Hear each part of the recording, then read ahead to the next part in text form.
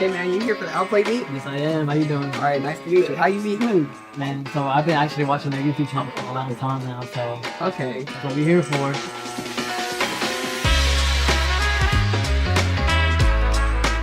You out here for the Outplay beat too? Yeah. Yeah. All right, mate. Thank you.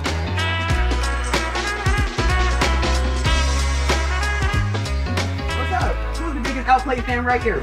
Yes. Hello, we're at the OP meetups. First of all, thank you so much for coming and supporting us.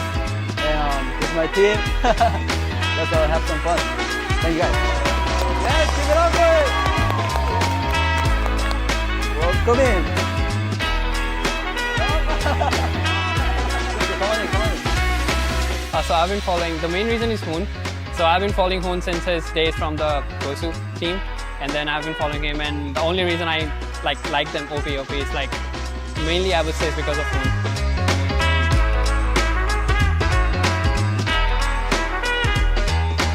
My favorite is probably Hoon because he's more active and it seems like he's on live more than the other players. Yeah, so I just watch him a lot before I go to bed. Hi. You flew from where? Sacramento. So you're here just for the meetup? Wow. Yeah, well, thanks for coming, and then we got a little gift for you for coming. Here you go, jersey. Thank you.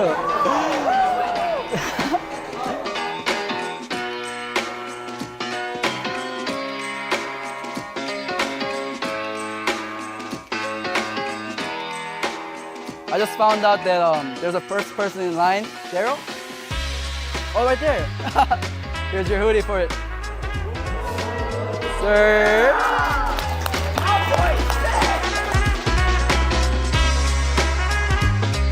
I think Outplay is going to win only because I'm biased. I have a shirt to give out, and then I want to do 1v1 with someone, and then winner takes it.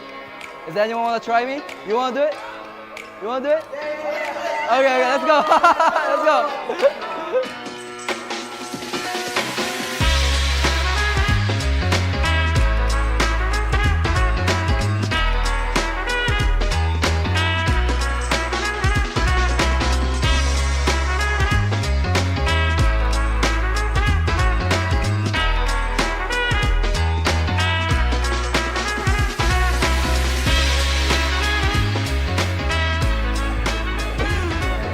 Booga booga Bill. Booga booga, hey, Bill. Good job.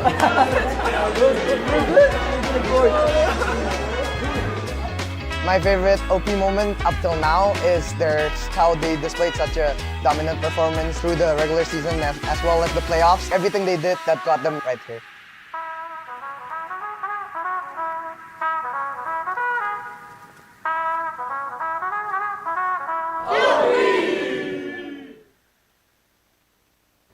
Greetings everyone! From June 5 to June 17, the MSC guest event will be available in the esports channel in-game. Just log into the game and cheer for your team. Once you've made a guess correctly, you will gain a lot of MSC coins as a rewards. You can use the MSC coins to redeem a brand new Atlas Rune Sentinel epic skin, a MSC exclusive avatar border, emotes, and past MPL skins like Jawhead, Space Explorer, and Claude Earth's Mightiest. Don't wait, join the event now. How are the matches, everyone? From the 5th to 10th of June, the MSC guest event will be in full swing in-game. Join the event and you can make your guesses on who will emerge the victorious as champion team. If your guess is correct, you will be handsomely rewarded with 1,000 MSC coins. You can exchange the coins for the brand new Epic Atlas skin, Rune Sentinel. A 2023 MSC exclusive avatar border, emotes, and past MPL skins like Jawhead, Space Explorer, and Claude Earth's Mightiest. More rewards are waiting for you. Don't hesitate. Don't hesitate. It's time to get them. That's right everyone! From June 17 to June 18, as long as you log into the game, you can claim MSC Banner of Morale and the corresponding MSC coin rewards. Use the coins you have to redeem brand new epic skin Atlas Rune Sentinel, a 2023 MSC exclusive avatar border, emotes, and past MPL skins like Jawhead Space Explorer and Claude Earth Mightiest. There will be other rich rewards waiting for you to claim. So what are you waiting for? Join the MSC Carnival and enjoy the event now. Join the MSC Carnival and enjoy the event now.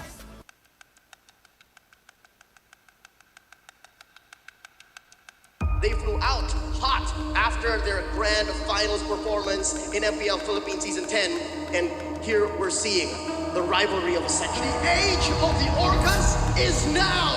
Echo are your M4 World Champions! Echo books their ticket to MST and the Grand Finals, a rematch against Blacklist International.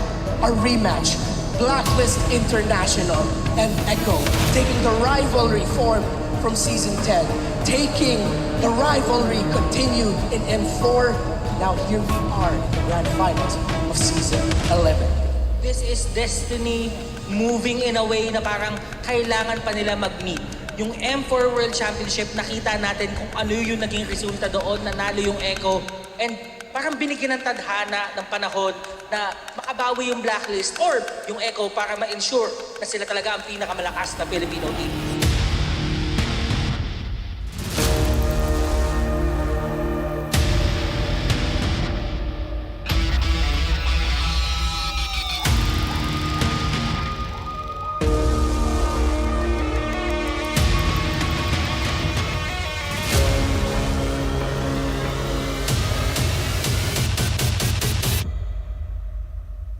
Pwede po kami yan sa last day ng playoffs po sa Grand Final.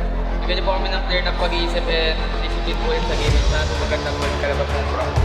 Blacklist International will now respect back the Franco and the Kalja. Hanap nila blue eh, no? Binibigay ko na Dragon ni Sanford for the third pick. After kasi ng Season 10 Grand Finals, marami ang nagsabi na kaya din nanalo ang Blacklist kasi parang naubusan ng Echo sa kanilang mga binaong strat. Ngayon parang ang dami. Parang malulunod siya tayo eh. Oo. It's going to be Hanik. Okay. Balir. Post 5. Hindi ganun kaganda ang ultimate ng isang Balir. So, masasabi natin medyo useless siya para sa Valentina. Hindi sila kumuha ng rumor na ganun kaganda yung ultimate. And at the same time, parang ma-force yung Valentina na real world manipulation lagi kukunin ko. Can Blacklist International do the reverse? Pero ngayon siya atay na pasobra dahil siya ni Edward dito, a beautiful switch onto the mid lane. Pero si Cortez hindi ata papayag na walang kapalit. Pero nabitin ng bahagya yung maaari niyang tawiran doon sa mga minions mula sa mid lane. Kaputod ba siya? Makikita ba siya ni Carl? Kaputod. King Wise. Walang retry. Natawan sila dito ng orange buff. Kaso nga lang siya ay may even sa tatlo.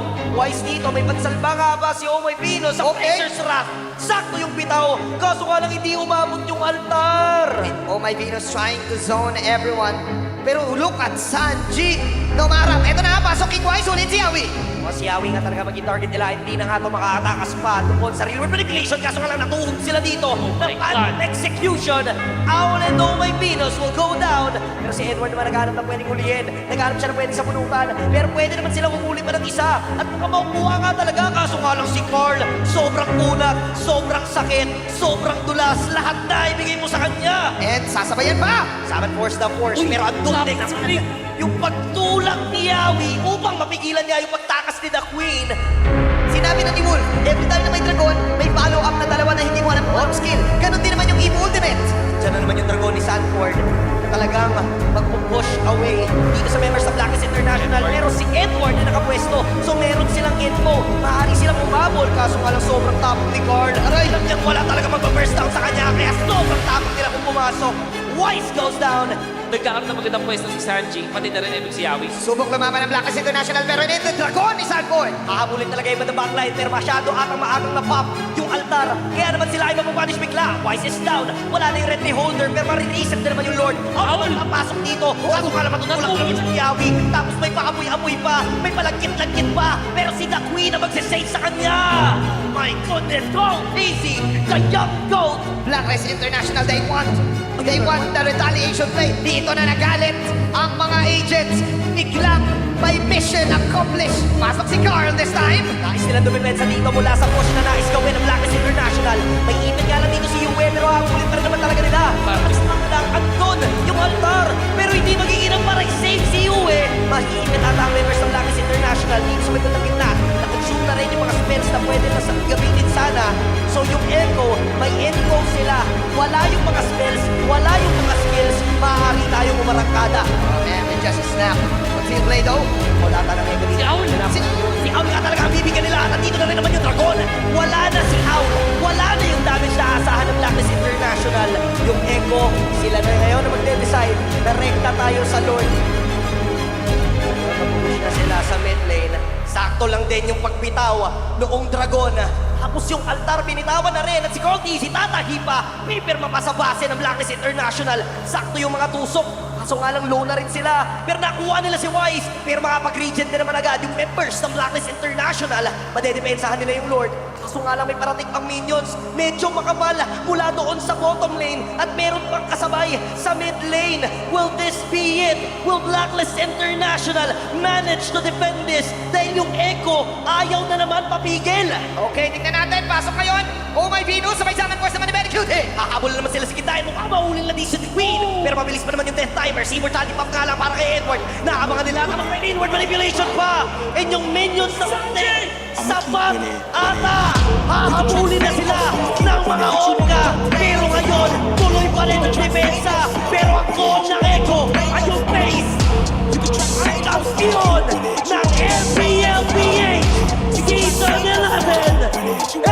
Echo! I came this far, nothing can stop me now.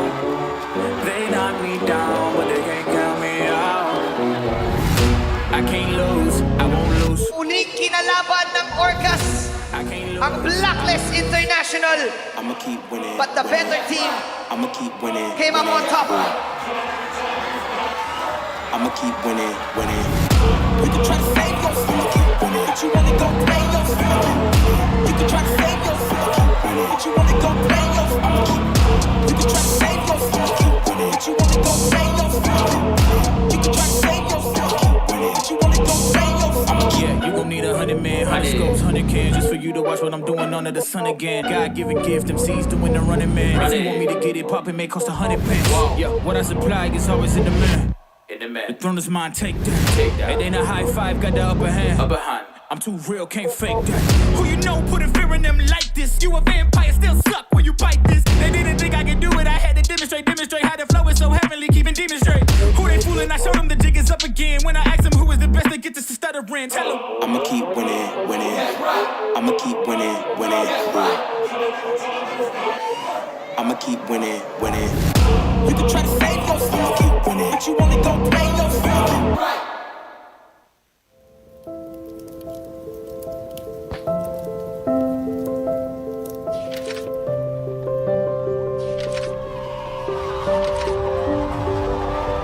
Selamat datang tuan-tuan dan puan-puan di kejuaraan dunia Mobile Legends Back M4. Big difference sebab dekat M4 nampak macam diorang ada identity crisis. They're not sure how they want to play the game. They're not sure who's going to be the carry, what kind of rotation that we're going to use. Contohnya macam Momo cover lebih daripada satu role, Ciku juga lebih daripada 2 role sekalipun di cover. Jadi ini membuatkan pasukan tu terlalu, boleh saya katakan sedikit berselaru, hilang identiti. Lapan digugurkan ketika ini. Sedih, ya. Kecewa, ya. Tapi apa lagi yang perlukan? Apa lagi yang kita kurang sebenarnya untuk membawa jalur gemilang ke Grand Final di peringkat yang lebih tinggi? But for this season, like you said, they're very focused. Chiku, you only play gold lane. Chiku, you only think about how we're going to win. And everyone else is going to provide the coverage for Chiku guys. So for this season, it's definitely different where they're very focused on their own style of play, which is the Langga playstyle, but now it's almost like the lawan balik kind of Langga, where you're trying to make the opponent fight you, and then you win the fight eventually. Bila player dengan coach Filipin masuk ni, dia lain sikit daripada kebiasaan kita orang buat lah. Selalu dia lebih kepada disiplin. At first, it's hard because of the language. There are those times that I cannot understand them and they cannot understand me. But me and Jim figured it out like, okay Jim, I will tell you the instructions, then you translate it to them. So that's what happened. That's why our work get easier because of it. Pemasukan coach BF saya rasa dia lebih ke arah disiplin lah. Sebab kita orang ni tak ada disiplin sangat. So bila dah ada dia ni, kita orang lebih ke arah disiplin. And ingatlah motif kita nak main dan tujuan kita main sebab apa.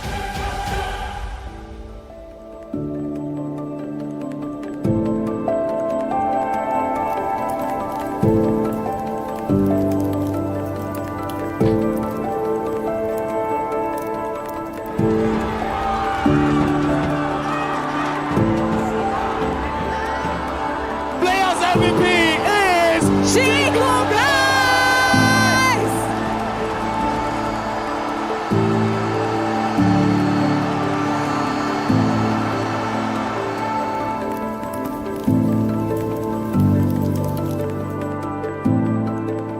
So I've known Chiku before he entered Toda. So I've known him for a while now, and I feel like he really did not change much. And yes, he is comfortable on camera, but he's more comfortable in stream. So maybe the viewers online are not as intimidating as the viewers in person. Perbezaannya yang you telah dapat di diri you sendiri? Perbezaan? Dulu saya single, sekarang saya dah kahwin.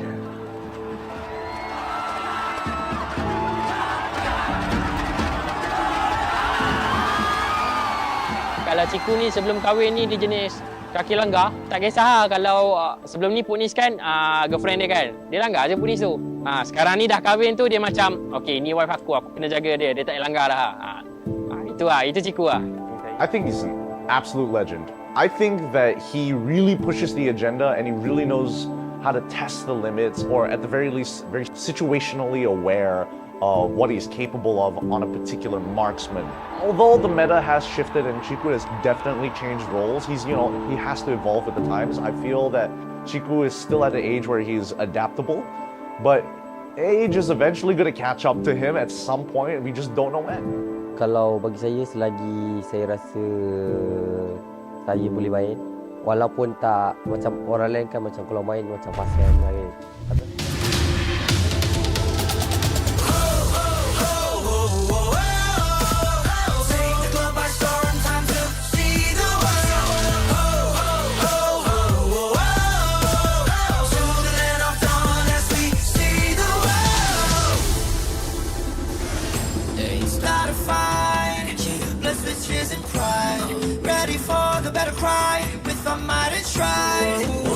The heavens, set the fire to the sky. Keep burning bright, kill the allies and enemies mesmerized. Strive for domination. Feel the pressure rising. The fight with your life and for your nation. With your devotion, emotion. Lay it on the line, the choice is yours.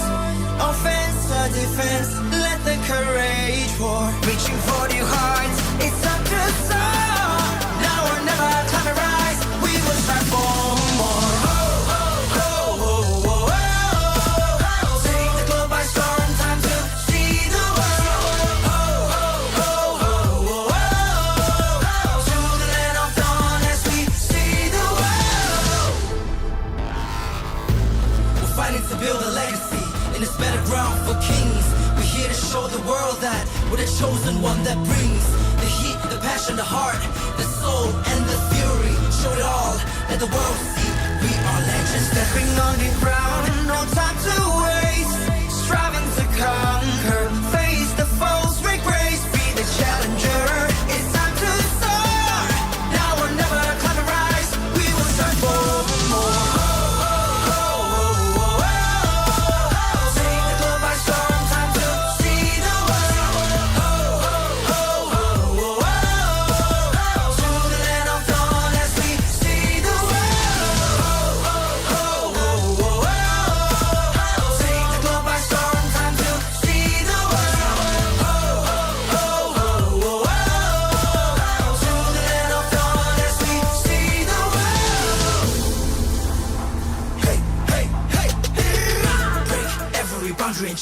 Ain't nothing can stop or restrain. We are a force to be reckoned with.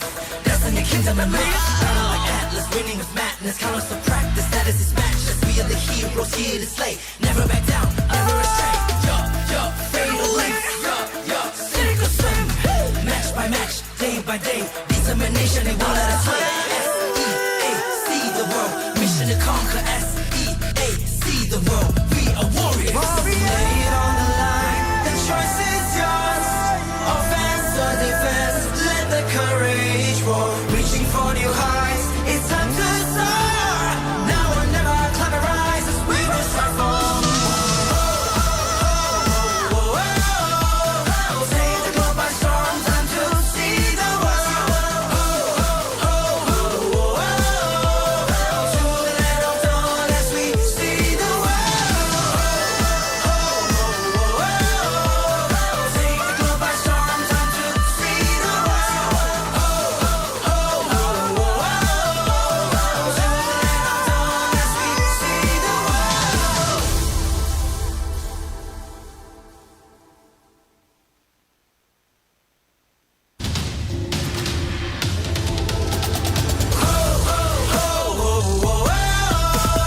Take the globe by storm, time to see the world. To the land of dawn as we see the world. It's not a fight, blessed with tears and pride. Ready for the battle cry, with our might and stride. War against the heavens, set the fire to the sky. Keep burning bright, kill the allies, and enemies mesmerized. Strive for domination. Feel the pressure rising. The fight with your life and for your nation. With your devotion, emotion.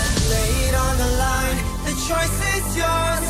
Offense or defense, let the courage roar. Reaching for new heights, it's time to soar.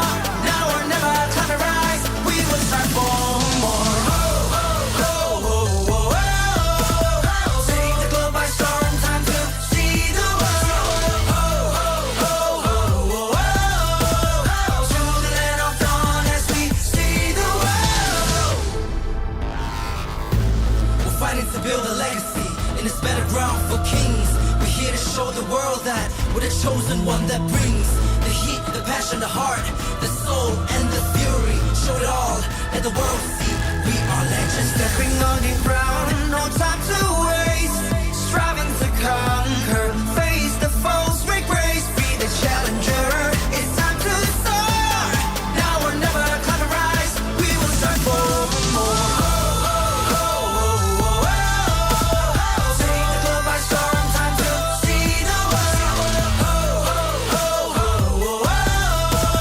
To the land of dawn as we see the world. Take the globe by storm, time to see the world. To the land of dawn as we see the world. Hey, hey, hey, hey. Break every boundary and chain. Ain't nothing can stop or restrain. We are a force to be reckoned with. Destiny, kingdom, and reign. Battle like Atlas, winning of madness. Countless of practice, that is his matchless. We are the heroes here to slay. Never back down, never astray. Fatal length, cynical swim. Match by match, day by day. Determination, they won't let us win. S-E-A-C the world, mission to conquer. S-E-A-C the world, we are warriors. Lay it on the line, the choice is yours. Offense or defense, let the courage roar. Reaching for new heights, it's time to soar. Now or never, climb and rise as we will strive for.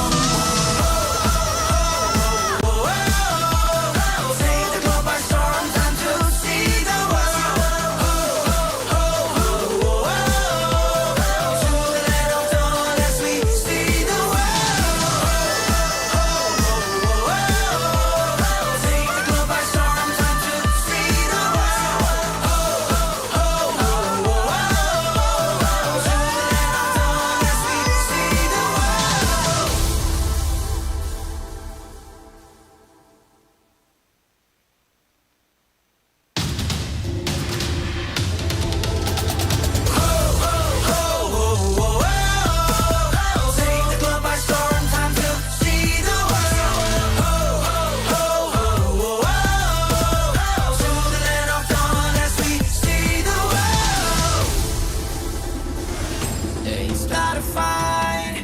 Blessed with tears and pride. Ready for the battle cry. With our might and stride. War against the heavens. Set the fire to the sky. Keep burning bright. Kill the allies. And enemies mesmerized. Strive for domination. Feel the pressure rising. Fight with your life and for your nation. With your devotion, emotion. Lay it on the line. The choice is yours. Offense or defense. Let the courage roar. Reaching for new heights. It's time to soar. Now or never, climb and rise. We will strive for more. Take the globe by storm. Time to see the world. To the land of dawn as we see the world. We're fighting to build a legacy in this battleground for kings. We're here to show the world that we're the chosen one that brings the heat, the passion, the heart, the soul, and the fury. Show it all, let the world see. We are legends stepping on the ground. No time to waste. Striving to conquer. Face the foes, break grace. Be the challenger. It's time to soar. Now or never, climb and rise. We will strive for more. Take the globe by storm. Time to see the world. To the land of dawn as we see the world. Take the globe by storm. Time to see the world. To the land of dawn as we see the world. Hey, hey, hey, hey. Break every boundary and chain. Ain't nothing can stop our restraint. We are a force to be reckoned with. Destiny, kingdom, and mass. Battle like Atlas, winning with madness. Count us to practice, that is his match. As we are the heroes here to slay. Never back down, never astray. Yo, fatal length. Yo, sink or swim. Match by match, day by day. Determination, they won't let us win. S-E-A, see the world. Mission to conquer. S-E-A, see the world. We are warriors. Lay it on the line. The choice is yours. Offense or defense. Let the courage roar. Reaching for new heights. It's time to soar. Now or never, climb and rise. We will start for take the globe by storm. Time to see the world. To the land of dawn as we see the world. Take the globe by storm. Time to see the world. To the land of dawn as we see the world.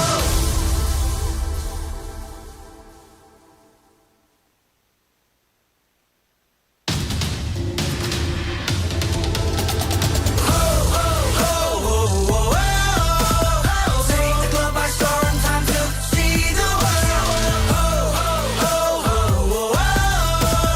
To the land of dawn as we see the world. It's not a fight. Blessed with tears and pride. Ready for the battle cry. With our might and stride. War against the heavens. Set the fire to the sky. Keep burning bright. Kill the allies. And enemies mesmerized. Strive for domination. Feel the pressure rising. Fight with your life and for your nation. With your devotion, emotion. Lay it on the line. The choice is yours. Offense or defense.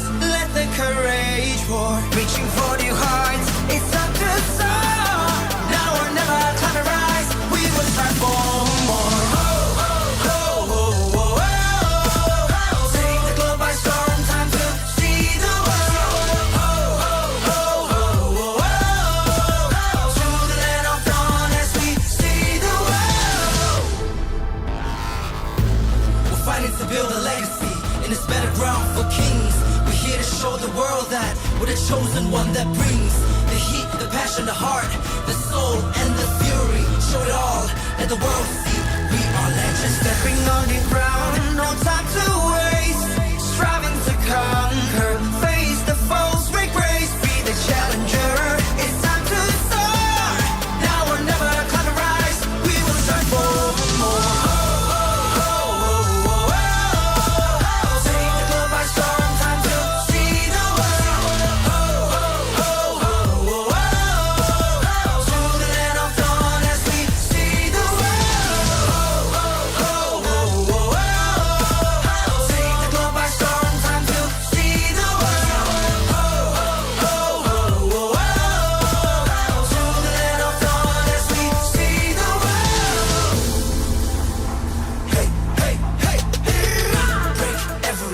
chain.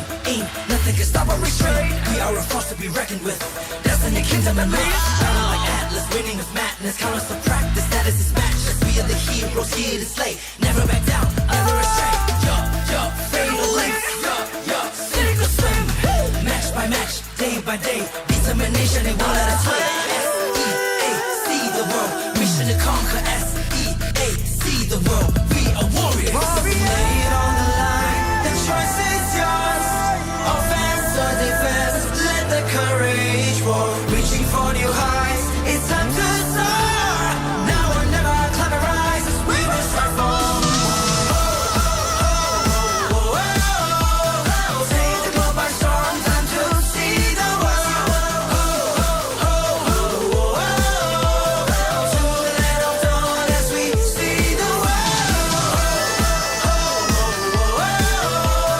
Take the globe by storm. Time to see the world. To the land of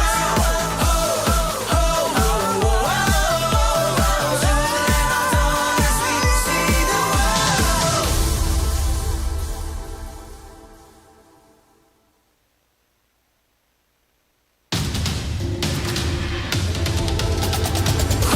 we see the world. Take the globe by storm, time to see the world. To the land of dawn as we see the world. It's not a fight, blessed with tears and pride. Ready for the battle cry, with our might and stride.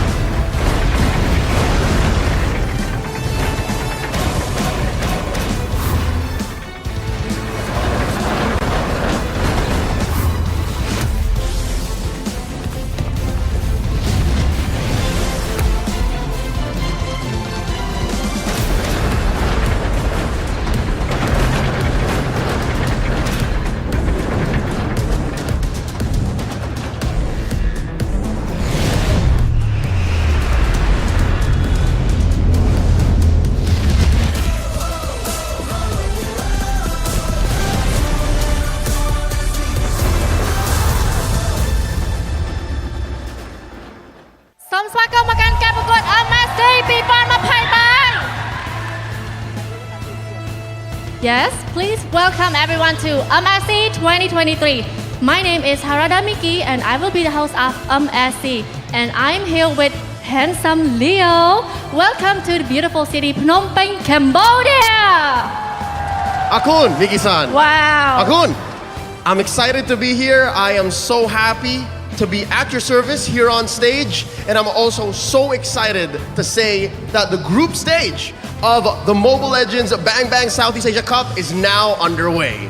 Yes, so wow, you can speak Cambodia very well, right? Just a little. Wow! The way you say Akon is really nice. Your pronunciation.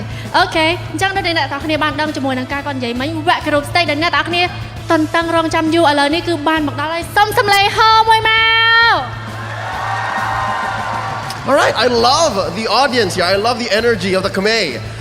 I am also excited and I'm loving the fact that the warriors of the sea region have once again gathered fighting for the ultimate throne to become the kings of sea. Which team will win it and become the new MSC champions? Wow ចឹងអ្នកទាំងគ្នាបានដឹងហើយថាការប្រកួត MSC របស់យើងលើកហ្នឹងគឺអត់ដូចរដងទេអ្នកទាំងគ្នាដែលមានជាមួយនឹង3 team ប្រហែលជាអ្នកទាំងគ្នាបានឃើញទេទស្សនាតាមការ live MPL របស់ពួកគាត់គឺការលេងរបស់ពួកគាត់ក៏ល្អដូចគ្នាហើយអ្វីដែលសំខាន់ពួកគាត់គឺមកពីប្រទេសអាមេរិកក៏ដូចជាទូគីនិងមីណាដូចគ្នាយើងក៏ចង់ដឹងថាតើពួកគាត់អាចនឹងធ្វើការដាក់សម្ពាធទៅលើក្រុមអាស៊ីរបស់យើងដែរឬទេអ្នកទាំងគ្នាអញ្ចឹងដោយអ្នកទាំងគ្នាបានដឹងហើយថាការប្រកួតរបស់យើងបើកឆាកគឺរៀងពិសេសដែរ How do you feel now? Yeah. Good, yeah. Okay, so Leo, do you want to see how passionate our Cambodia fan can be? Actually? Okay. Yes. Yes. But. You can say but, right? You know what it means, right? Yeah. Wow okay អញ្ចឹងឥឡូវនេះនៅពេលដែលខ្ញុំនិយាយថា MSC fighting អញ្ចឹងអ្នកនរគ្នាត្រូវតាស្រេចអូខេថាម៉េច MSC fighting អូខេ MSC fighting wow so I want to be a fan test maybe because Burning Flash will meet again while with ONIC team okay ចុះសុំសម្លេងហៅឲ្យ Burning Flash មួយមក Okay. wow that's really loud All right. how about ONIC team All right. Okay. Yeah. So now that we know who's here and who we're cheering for, I'd like to tell everybody about the new hashtag for MSC 2023, See the World. Yes. All right. Unlike the other MSCs prior, this year we have 3 new contenders from around the globe. Can the representatives from North America, Turkey, and MENA bring balance or chaos to Southeast Asia? yes ដោយដែលអ្នកនរគ្នាបានដឹងចឹងថាទូគីមីណាក៏ដូចជាអាមេរិកខាងជើងតើគាត់អាចនឹងដាក់សម្ពាធទៅលើប្រទេសអាស៊ីខាងអាស៊ីរបស់យើងដែរឬទេព្រោះដោយសារតែកន្លងមក MSC របស់យើងគឺមានតែផ្នែកខាងអាស៊ីប៉ុន្តែលើកហ្នឹងក៏មានជាមួយនឹងទូគីមីណាក៏ដូចជាអាមេរិកខាងជើងដូចគ្នា And now, before we begin and move on with our show, we would like to acknowledge some special guests we have in the arena to grace the opening match of MSC 2023. yes okay so អ្នកនរគ្នាក៏បានដឹងដូចគ្នាថាថ្ងៃហ្នឹងក៏យើងមានជាមួយនឹង special guest របស់យើង yes our special guest Let's all welcome His Excellency Loon Samedi, the Secretary General for Esports Federation of Cambodia. ចាសូមស្វាគមន៍អាដាមលោកលុនសាម៉ាឌីដែលជាអគ្គលេខាធិការកីឡាអេឡិចត្រូនិកសហព័ន្ធកម្ពុជាផងដែរ and Sophia Go head of Regional Esports Moontones Game wow she really had a lot of fans It truly is an honor for us to have you here. Thank you, Akun. wow you always say Akon in Cambodia can you say បងប្អូនហៅមួយមក Bong Bong Hui Mao. oh wow that's really like your pronunciation is good I'm loving Phnom Penh. I can stay here. I like it. wow okay so ឥឡូវចាំគាត់និយាយថាហៅមួយមកអ្នកនរគ្នាហៅ okay so I count 1 2 3 and then you will say ហៅមួយមក okay Okay. 1 2 3 Ho Mai Mao. What does that mean? it's really like make the audience cheer yeah wow it's really good oh my god okay so now it's time to pass to the caster so all right thank you to all our guests and fans it's time to pass the floor to the expert caster take it away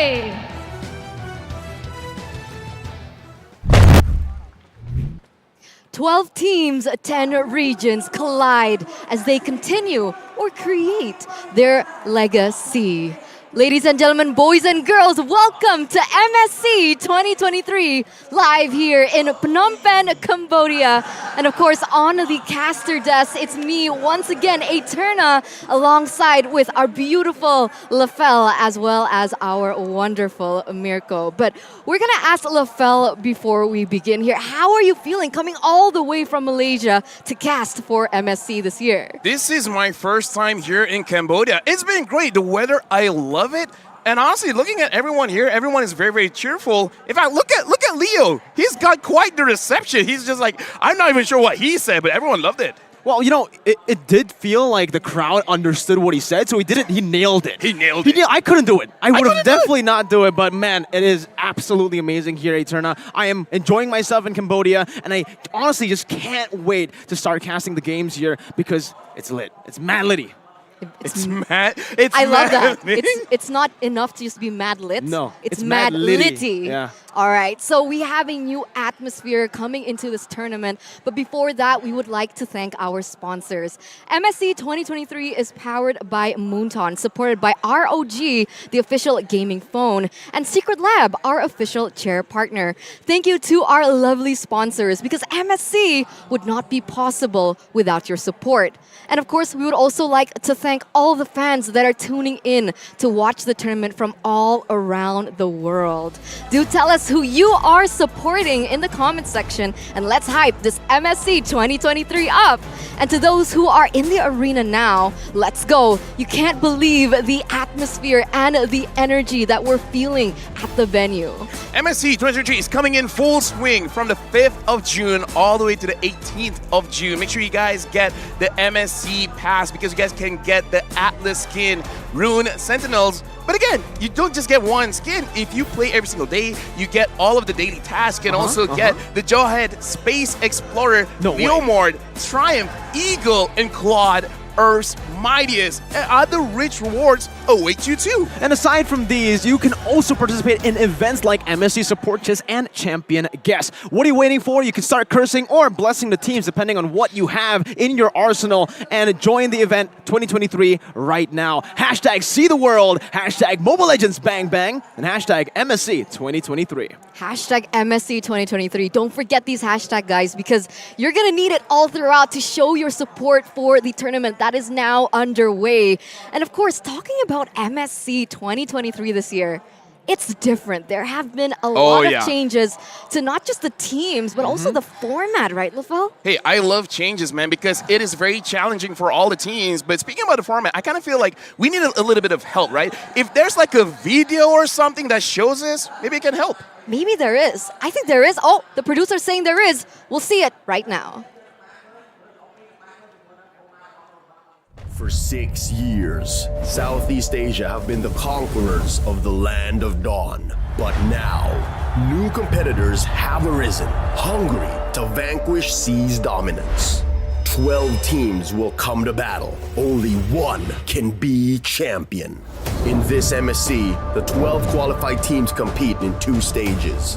First, the group stage, and then the knockout stage.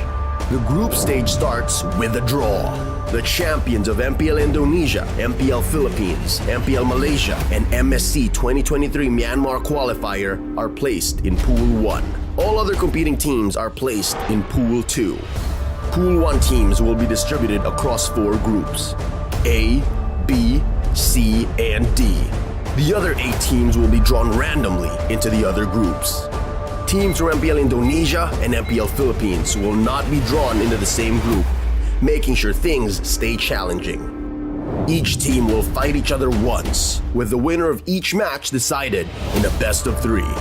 Only the top 2 teams of each group will advance to the knockout stages. As for the knockout stage format, it will be a single elimination bracket, with each team fighting in a best of 5 series. Teams from the same group won't be drawn into the same knockout matchup.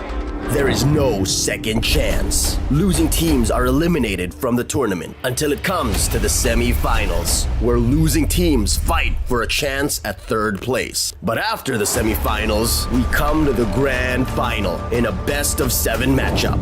The knockout stages will take place over 4 days, from June 15th to 18th. No matter which side you stand for, let your voices roar and carry your team as they fight for honor, glory, and victory. Witness history in the making as we see the world this MSC in Cambodia.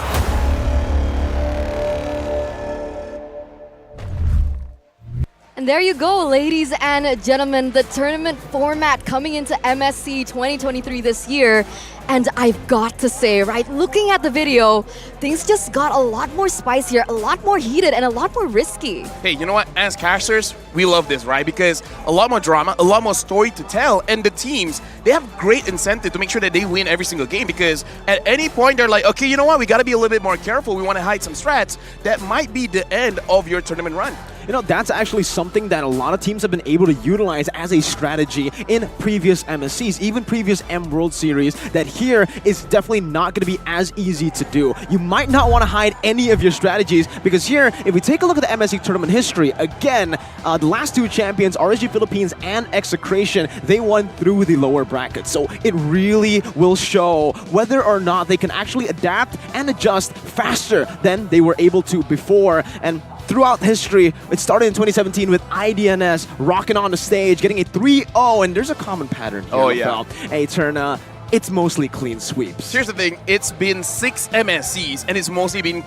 clean sweeps. I hope this time we've done enough changes where that doesn't happen. But speaking of changes, we got to talk about the changes in the patches. Yeah, we've got to talk about this, right? Because this next updated patch, that was just thrown at us on the 4th of June, right? So right before MSC started, what are the highlights and what can we expect in this next upcoming meta? Massive changes, big shakeups, especially in the drafting phase here with the addition of Novaria. It is available to play for all of the teams, and this will severely impact the prio levels in the draft. And also with the Hellcurt Global ban and the Grok ban, we've seen that many teams have been able to implement both these heroes into their own strategies, with Hellcurt's Dark Knight Falls and obviously with Grok's anti-CC. With the gold adjustment as well, a lot of people have been saying that, you know, ONIC might actually get a massive advantage from this, with Kyrie usually playing that funnel strat and obviously Minotaur. I think the only thing capping him from being a good tank was the Rage. It made him so predictable, and now with the Rage adjustment, Minotaur is an absolute menace. Right, and looking at that, right, keeping that in mind, we're going to see what exactly is the menace that we can expect through the group stage, right? We have Group A,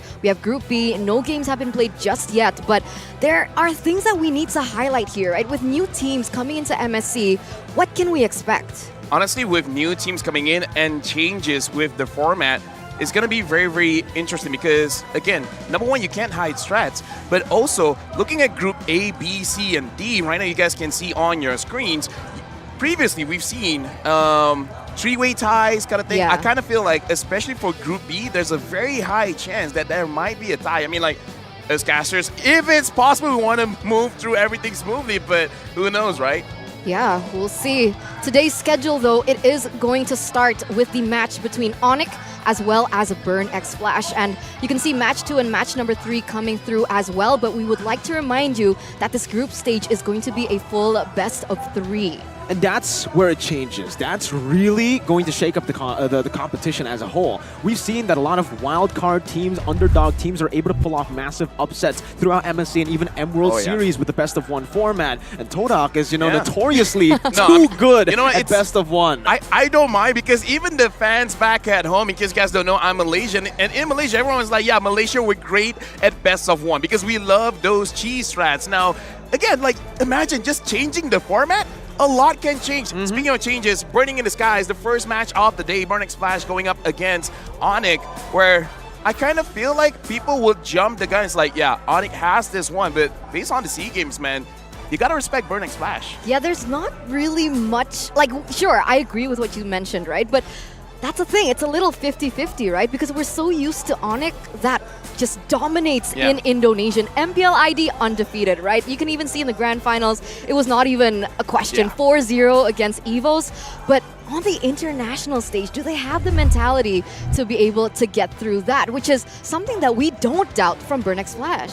Exactly, right? I mean, you've already said it. They were dominant. They were a dominant force in MPL Indonesia. So was Burn X Flash. But the thing is, where ONIC ID, they only changed, you know, their coaches. For Burn X Flash, they actually stuck with the same roster and only changed their gold laner. And a lot of people might say it's just a gold lane change, but it changes the entire dynamic of this team. Back when they had Hesa and Zico, Hesa really liked to go for those aggressive trades in lane, getting those victories and getting a winning lane for himself. Meanwhile, for Donut, he makes the team play around him, and he is a weak side gold laner most of the part until he gets that power spike mid to late to carry and transition, similar to actually CW. Very similar playstyles here. Yeah, right now we're looking at the gold laner internal ranking. In case anyone is curious, this is an internal vote between the production team as well as the talents, where this, as you guys can see on the screen, this is our opinion, but number 6 is Donut. I kind of want to feel like I want to know his thoughts on this ranking. And we'll take straight into the interview to hear exactly what he has to say about these rankings. Opponent's Manicuity, top 2 is Donut, me. Top 3 is CW. Top 4 is Siku. Yeah. And top 5 is I think Basic. Yeah. I think I can beat CW because I've got more good mechanics, and even though we have the same playing style, but I think I've got the more aggression against him in 1v1. I think CW's weaknesses are when 2 or 3 players ganks him, he doesn't know what to do, and yeah, that. All right, so now we have to talk about what he said in that interview, right? So he completely disagrees with our internal rankings and he puts himself really high, right? Numero dos.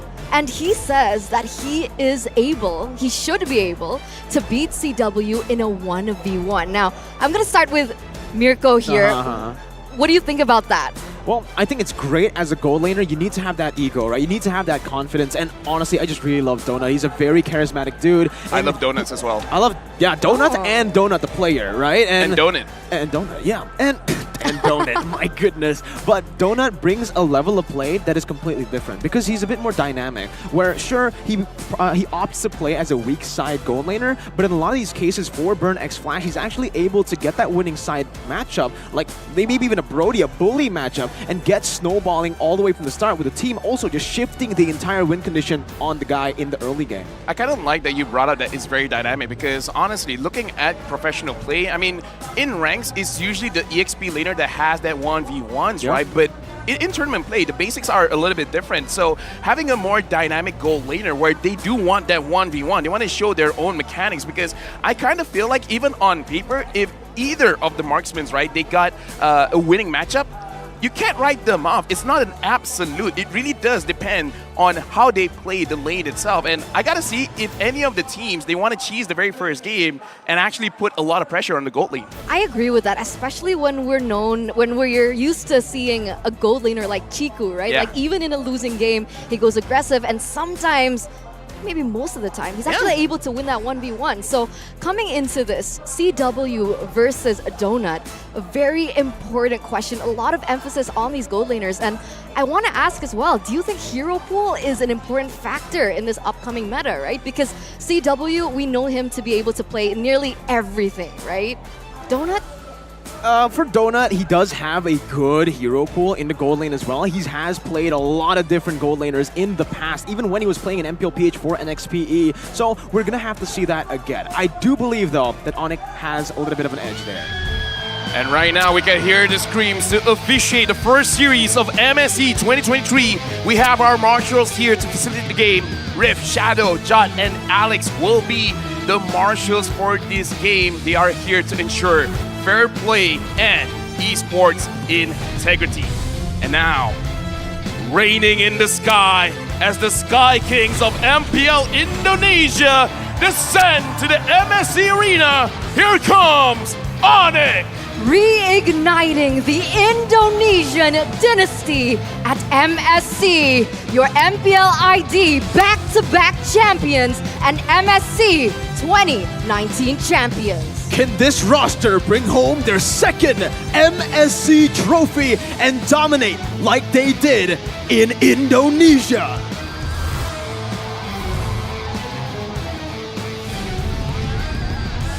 The hometown heroes that will bring honor to our host nation. Give it up for the champion of MPL Cambodia, Burn X Flash! Enraptured by the cheers of the home crowd, Burn X Flash are on a mission to make Cambodia proud. Burn X Flash proved its consistency by winning MPL KH back-to-back. 3 of their players showed up at SEA Games to defeat Team Indonesia. To guide the teams to victory, we have head coaches and their analysts, Coach Yep and Adi, Zimich and Sky Z for both teams, respectively. The battle of the PH coaches and Zimich first MSC. Looking at how both of these coaches or both of these teams' coaches play and approach the game, it is a very distinct ONIC compared to the last one we saw at M4, where Aldo was actually at the helms. Here, with Coach Adi and Yeb, you can expect a lot of these crazy picks to disappear. They want to go for what's consistent, they want to go for what's solid, especially in the group stages.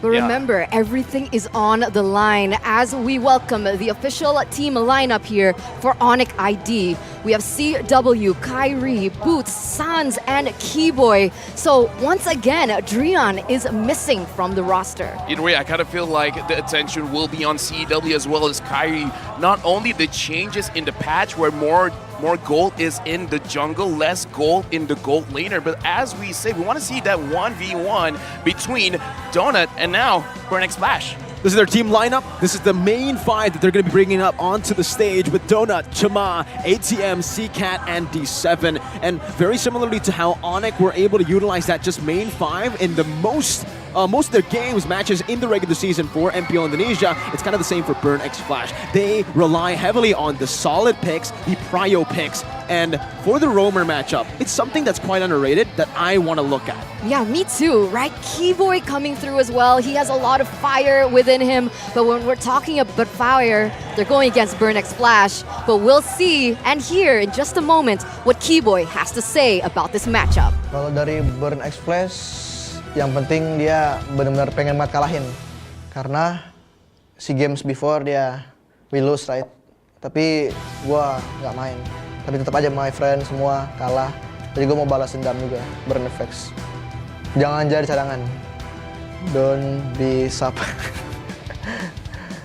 Because like nonton, right? Gua nonton and then lose. I cannot do it anything. If I play, I can. Yeah, something like that. All right, Keyboy, now you do I love have this a guy. say. All right, you're not going to be substituted like you were in the SEA Games. Let's see exactly what you can bring to the table against Fenix Splash. Honestly, looking at this game, it's something that we don't see, but we have to recognize the emotions, the motivation of all the players, because again, he has something to prove, and it kind of feels bad where you lost, but you didn't get to do anything. At least when you lose, when you play, you'll be like, I tried my best, it just didn't work out. And now let's look at the talent prediction. It's full Fenix Splash except for Eterna. Oh my god. Guys, sorry, Mirko, hang on a second, right? If ONIC loses this matchup... Actually, no. Here's the thing, right? My experience, minority always wins. That's what I'm worried about. That's the thing. That's you know, what I'm worried about. I think let's just talk about the elephant in the room, right? Everybody knows it, right? Is it going to be mere curse or mere bless? So what we and Lefel are doing is we both have a pretty distinct curse that we have on our own MPL. So we're trying to bring it to the world stage. We're going to see if the curse cancels each other out, or do we magnify the curse? Because we're like magnets. Magnets. Yeah. ONIC? Magnets, because magnets, they can either repel or attract. Right? There you go. That's what we're trying to... That's the experiment right now. Yeah. Okay, okay. We'll see. We'll see exactly how this matchup goes down. But we do have to mention that Fenix Splash has never played a game against ONIC. So this is going to be their first match. They're going to have to try and, feel each other out. They do have a best of 3. It's not like it's a best of 1 like we're usually accustomed to. So with this being a best of 3, do you think that it actually gives an advantage to a certain team? No, honestly it is. Because if it's a best of 1, you could get cheese, right? At least if it's a best of 3, for the first game, even if you do lose, you gotta have this mindset. It's like, okay, now we roughly know how they play. Because again, we talked about the possible cheese, right? Even if it's not in the draft, right? Usually, okay, you guys don't play towards the gold lane, but maybe in this game in particular, they would want to do that. So I kind of feel like for this, it's gonna be very heavy on the coaches, where they gotta look at the patterns, especially for game number 1. Because again, best of 3, I kind of feel like it's good. It doesn't matter if they never faced each other before in the tournament stage. Definitely, and if we look at the track record of both these teams in the group stages, both of them haven't really been able to do well. Fenix Splash has been notoriously bad at the group stage, especially with best of ones. And ONIC are no different. They might actually be worse in best of ones in a funny way. Falcon Todak, I think that's a nightmare match or nightmare for any ONIC fan right now. If we take a look at the flashback of MSC 2022, where they got grouped. But here's the thing, it's not how you start, it's how you finish. All right, we'll see exactly how they finish. That's finish, what all my friends tell me. Okay. Yeah, all my friends say it only matters how you finish. And I'm like, okay, I'll take your word for it. I'll finish strong. Let's see who finishes strong in this full best of 3 series. But I want to shift things a little bit, right? I want to talk about their play styles, right? Because You know, I feel like ONIC are a little bit more dynamic in terms of their playstyle. It really depends on how, of course, like you see on your screen right now, Coach Adi just drafts for their team. They're really good at counter drafting as well. But for Burnex Flash, their playstyle relies heavily on the drafts that they're given, right? When Burnex Flash gets their hands on something like the Atlas, that's when they play a lot more aggressive. I think for ONIC, right, you mentioned Adi, you mentioned also Yeb.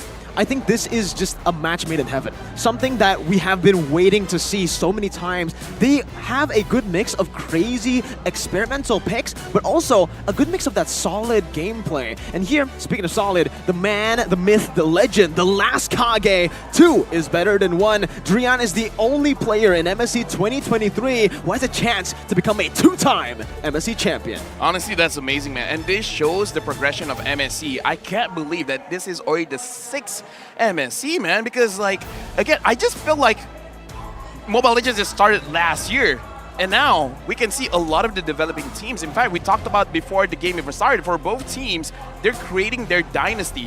What a great first game. I mean, we haven't seen the game just yet, but how else would you start MSC? It's epic. You can't start it with any other match. It's mythic.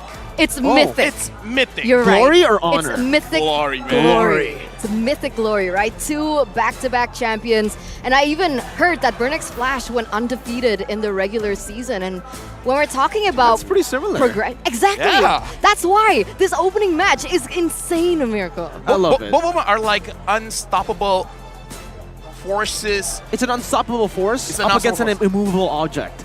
I kind of feel like both of them are unstoppable forces, right? One So of them the- has to stop. One of them has to stop. So they might not be unstoppable after the match. If you look at it here, though, the crowd, they're really feeling it, man. It is a almost fully packed stadium. It looked empty earlier, but the crowd is coming in. They're still on the way, man. They're still walking in from the front. I guess we have a big line outside. Yeah. Oh, yeah, we did.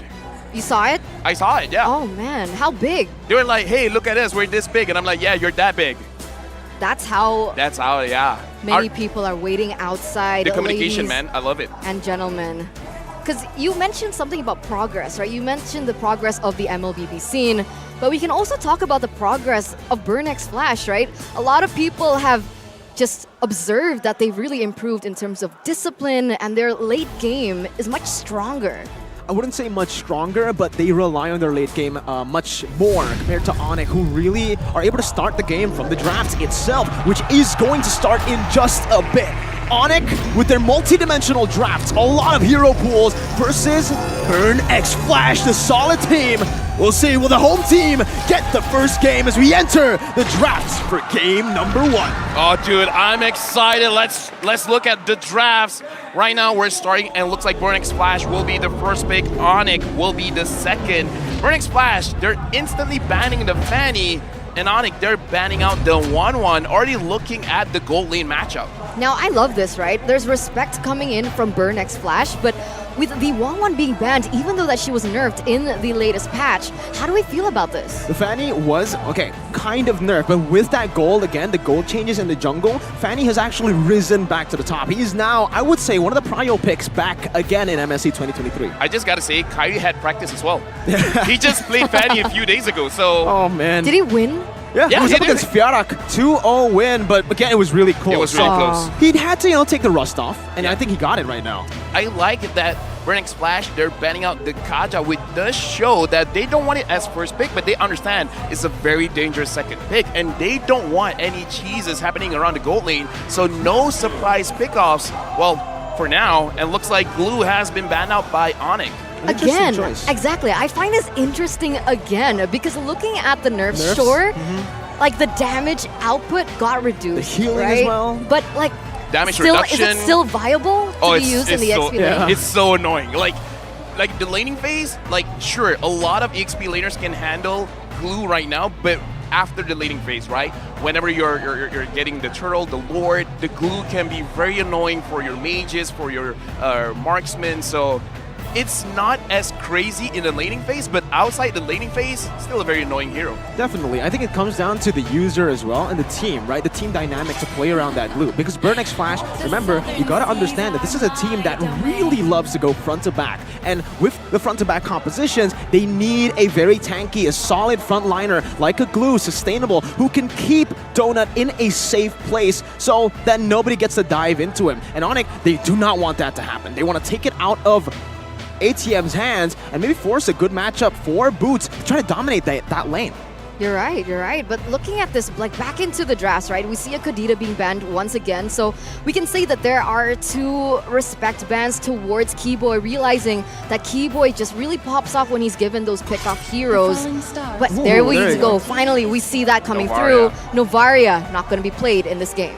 I kind of like it because there is a lot of conversation happening around Novaria, whether she's good, whether she's bad, should she be a mid laner, should she be a roamer, and honestly, that kind of shows how versatile the hero is. So I kind of feel like for this best of 3 for the group stages, it's better to play it safe. Like we said, don't take risk. Even in the group stages, and now Burn X Flash, they're gonna have the first pick. They ban out the Kadita, and they're gonna first pick the Fredrin. But again, the Fredrin is strong as a jungler, but there might be a cheese coming in, putting Fredrin in the EXP. Yeah, I agree. I think this is still flex, right? We don't really know which lane he is going to be placed in. And knowing ONIC, you don't really want to draft a predictable draft.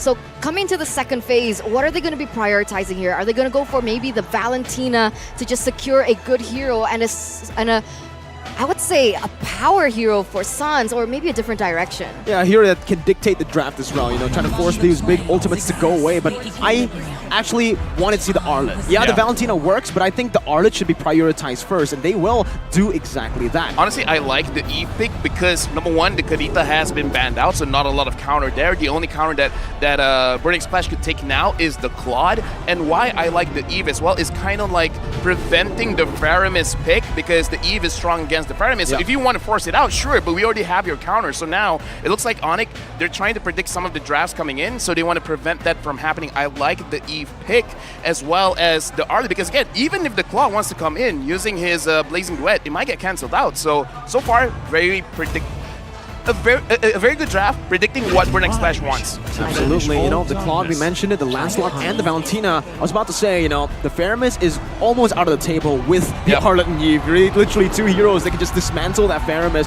but the Valentina would be the second best choice. Or actually, the first best choice at this point with the Lancelot as well. Now you know that the Fredrin is going to go to the XP lane. But that's my question. Is it good to pick up the Lancelot now? Because now the surprise factor is no longer there.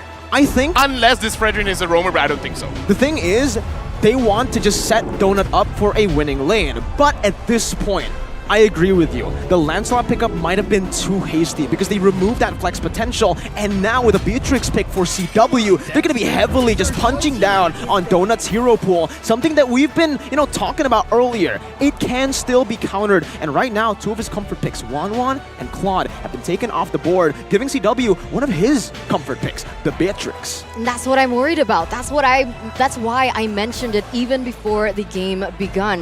With CW's versatility and his hero pool, he has a lot to work with, and I don't really know if we can say the same about Donut, right? So what exactly can they utilize in that gold lane to be able to win that lane against the Beatrix? The Claude has been taken away, perhaps maybe the Brody for that early game, but for Burn X Flash, which direction are they going for? Honestly, looking at the draft, they have a composition where they can dive if they want. So if they want to dive a little further, now that they're banning out the Bane, if they pick up something like a carry would be good. The only thing that's stopping them from really thinking about what kind of marksman they want is because ONIC, they're not really showing a lot of their hand. Because if you know the jungler, then you can roughly know, okay, if it's an assassin, pick up the Brody. If it's like a tanky kind of jungler, you pick up something like a carry. You may even pick up the Leslie, but now, because ONIC, they're not showing a lot, I think even they're not sure what they're going to pick up. Wait, I have a question here before you start here, Miracle. Can Arlet be placed in the jungle? We've seen it before in ID with Taz, actually flexing that around, but I don't think it's going to apply here for ONIC. And overall, I don't think Arlet does super well in the jungle. But what I'm trying to talk about right now, you actually mentioned the Leslie, which I think they're trying to force out. You can see with the fans here, they're leaving it up for grabs. Melissa, Leslie, whatever it is, I think ONIC know exactly what they want to do. I don't think they actually are I don't think they are hesitating here, because they are actually intentionally letting the Leslie go, letting the Melissa go, because both those heroes are going to do pretty bad against the Eve and Arlet. Not to mention the Leslie here is definitely going to be heavily targeted by ONIC if they pick it up. With a Hayabusa pick, maybe, with just an assassin in the jungle that Kyrie can fully utilize to bully and smash this gold lane. That's why I kind of feel like ONIC, they'll just last pick the jungler, because now Burning Splash, they're actually at a very tough spot where the marksman, you want to see what the jungler is going for. Especially when you're going up against Kyrie, you can't pick your marksmans early. They definitely can. They have to save it here, and with the pick or the ban coming in, they go for the Franco ban, which I personally am not a fan of here. They are going for the Bane and the Franco.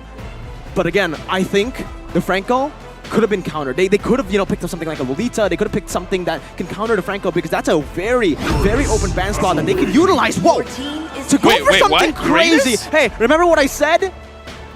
Adi and don't really like experimental picks, but hey, I guess they've changed a bit. Wow, we haven't seen the Uranus being picked up in so long. No, the thing is, Arlet and Uranus, which one is going where? That's why. Jungle? Arlet Rome? I don't know. Well, I guess your question turned out to be like true here. Eterna, the Arlet might go jungle. Don't assume it's going jungle.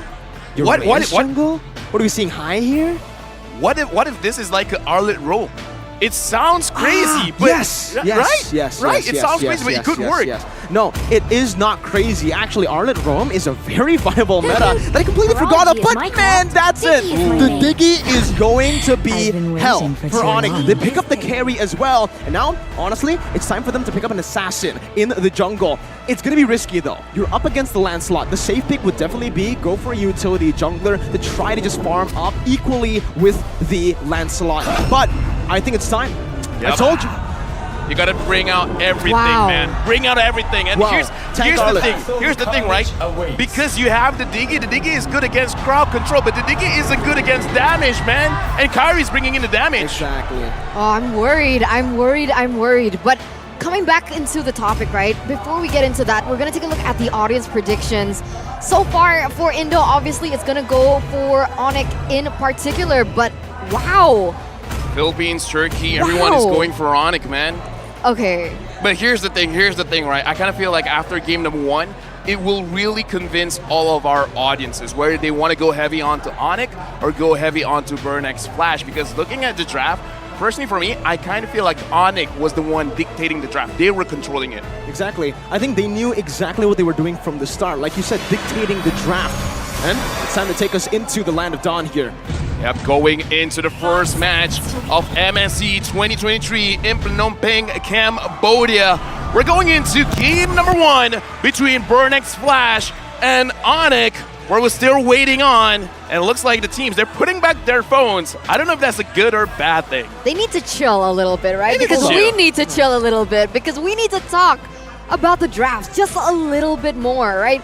How does this Uranus work into that composition? I think Uranus works in this composition to just provide the frontlining presence, right? Most of the time, we're seeing ONIC, they like to go and play with the aggressive XP laner. So this is a bit of a change of pace. I don't know if they've completely changed their strategy or it's something that they just want to try here. A cheese pick maybe that they want to utilize to try to read Burnex Flash. I want to talk about the Uranus, but first, the Marshal has put up 2 fingers, and this is a system we're bringing into the international stage where we have a system of we're looking at the Marshal's hand to dictate how long it's going to be, and it looks like when there's 2 fingers around 3 to 5 minutes, but it looks like for this troubleshooting it's going to be around 3 minutes. And now the Uranus, what I want to talk about is number 1, is actually pretty strong in the lane, especially if you have your backup coming in with you, invading the jungle as well. You guys can see the redemption code here. Welcome to MSC 2023. Make sure you guys redeem it for yourself. Another thing is, it's kind of instinctual where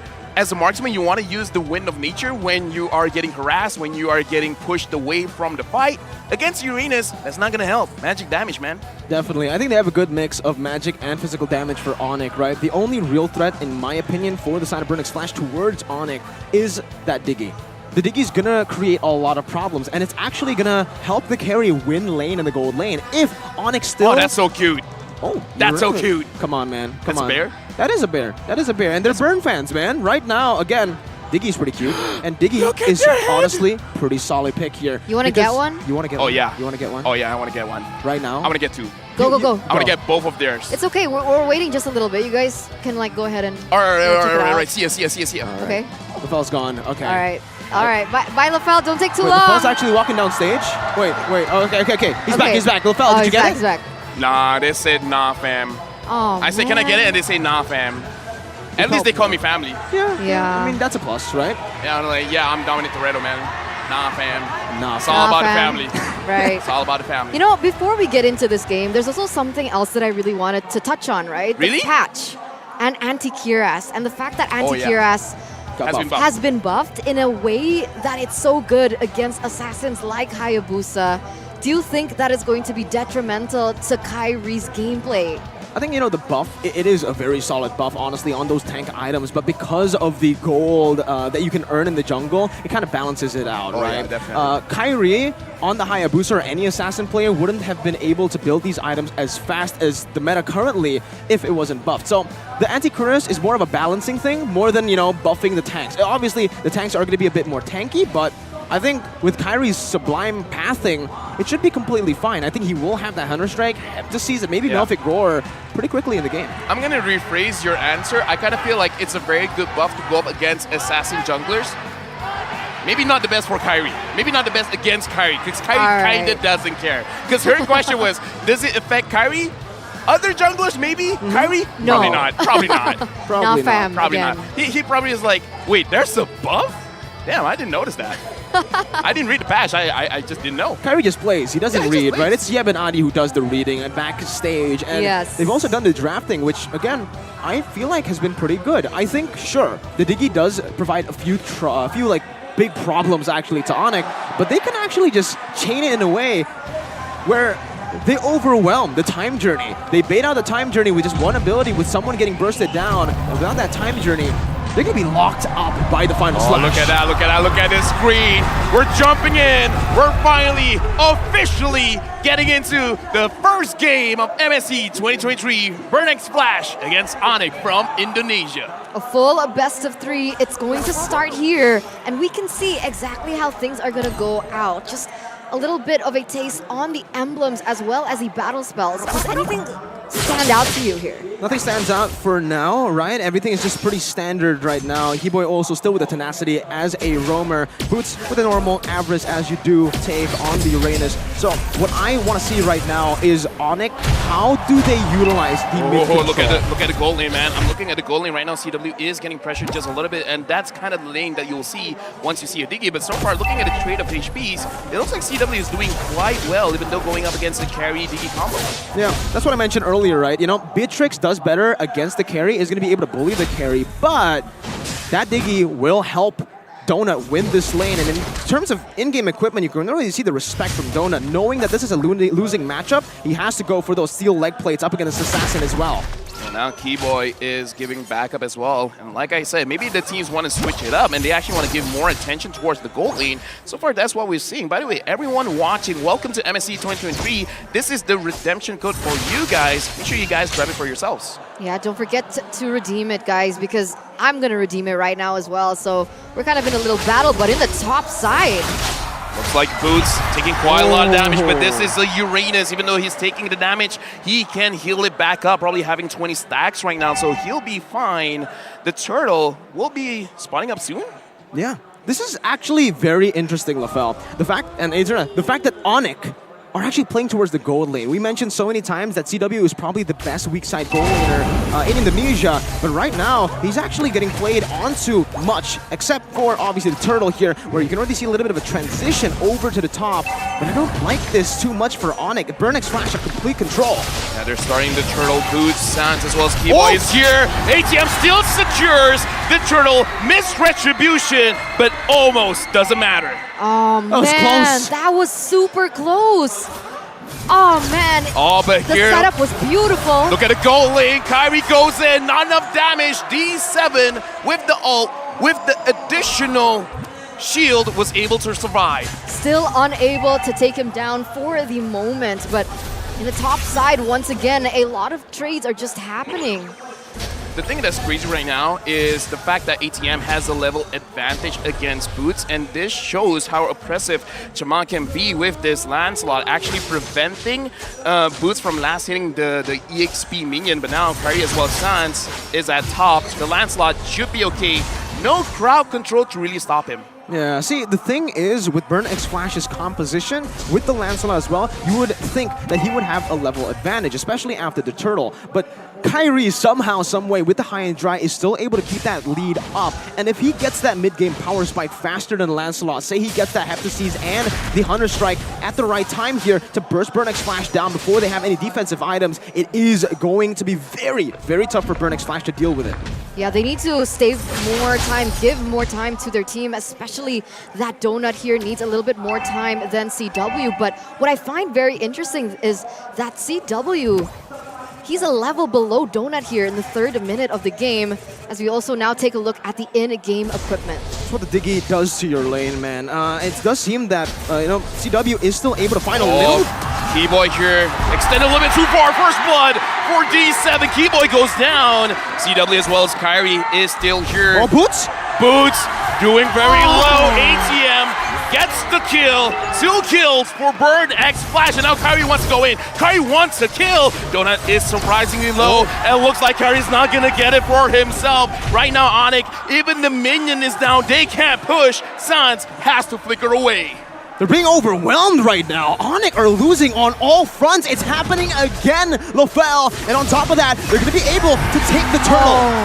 Right now, looking at this Keyboy 1v1ing Chama. Chama level 7, Keyboy level 5, but this is a roamer. Chama wants to take that fight. And right now, looking at the gold, even though they have 2 kills and 2 turtles, only 1,000 gold lead is not as big as I thought they would get. But I love how Burn X Flash is playing right now, right? Because usually they're very aggressive when they're given a roamer that can create those kinds of situations happen. But they're on a Diggy who is, quote-unquote, a little bit more passive than something as crazy as an Atlas. But even then, they're still able to make it work.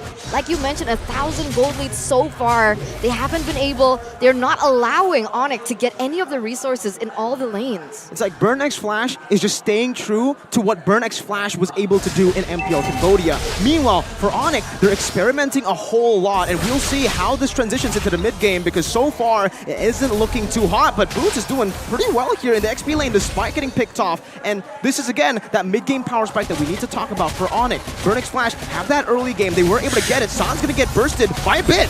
Yeah, right now he has to use his all in. D7 is so low. CW gets the kill. Donut tries to run away. Keyboy stuns him down. Kyrie uses a retribution, but Sans secures the kill. And right now, ONIC, now they have a small lead in terms of gold, and they managed to take down the turret. All right, things are going in a different direction now. Jima, though. Chama goes in. He wants Keyboy, and Keyboy moves around. He was able to dodge it and able to get away. Right now, ONIC and Burn X Flash, it looks like they're testing the waters, making sure that, okay, how much damage can you deal? How much damage can I deal?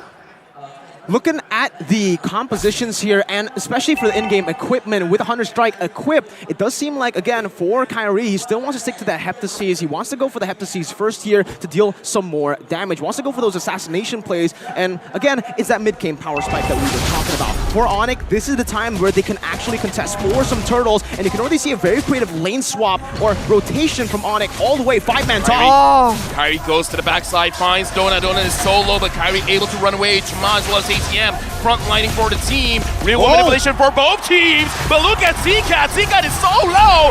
Chama gets the kill onto Boots, and right now Kyrie is looking at the turtle. Who wins? Chama gets the turtle, and now Kyrie tries to run away. He managed to get D7 off the back end, but Zcat gets the kill again. Zcat now is at the front. Keyboy double kill for Zcat, and now CW has been zoned away. The fight is over.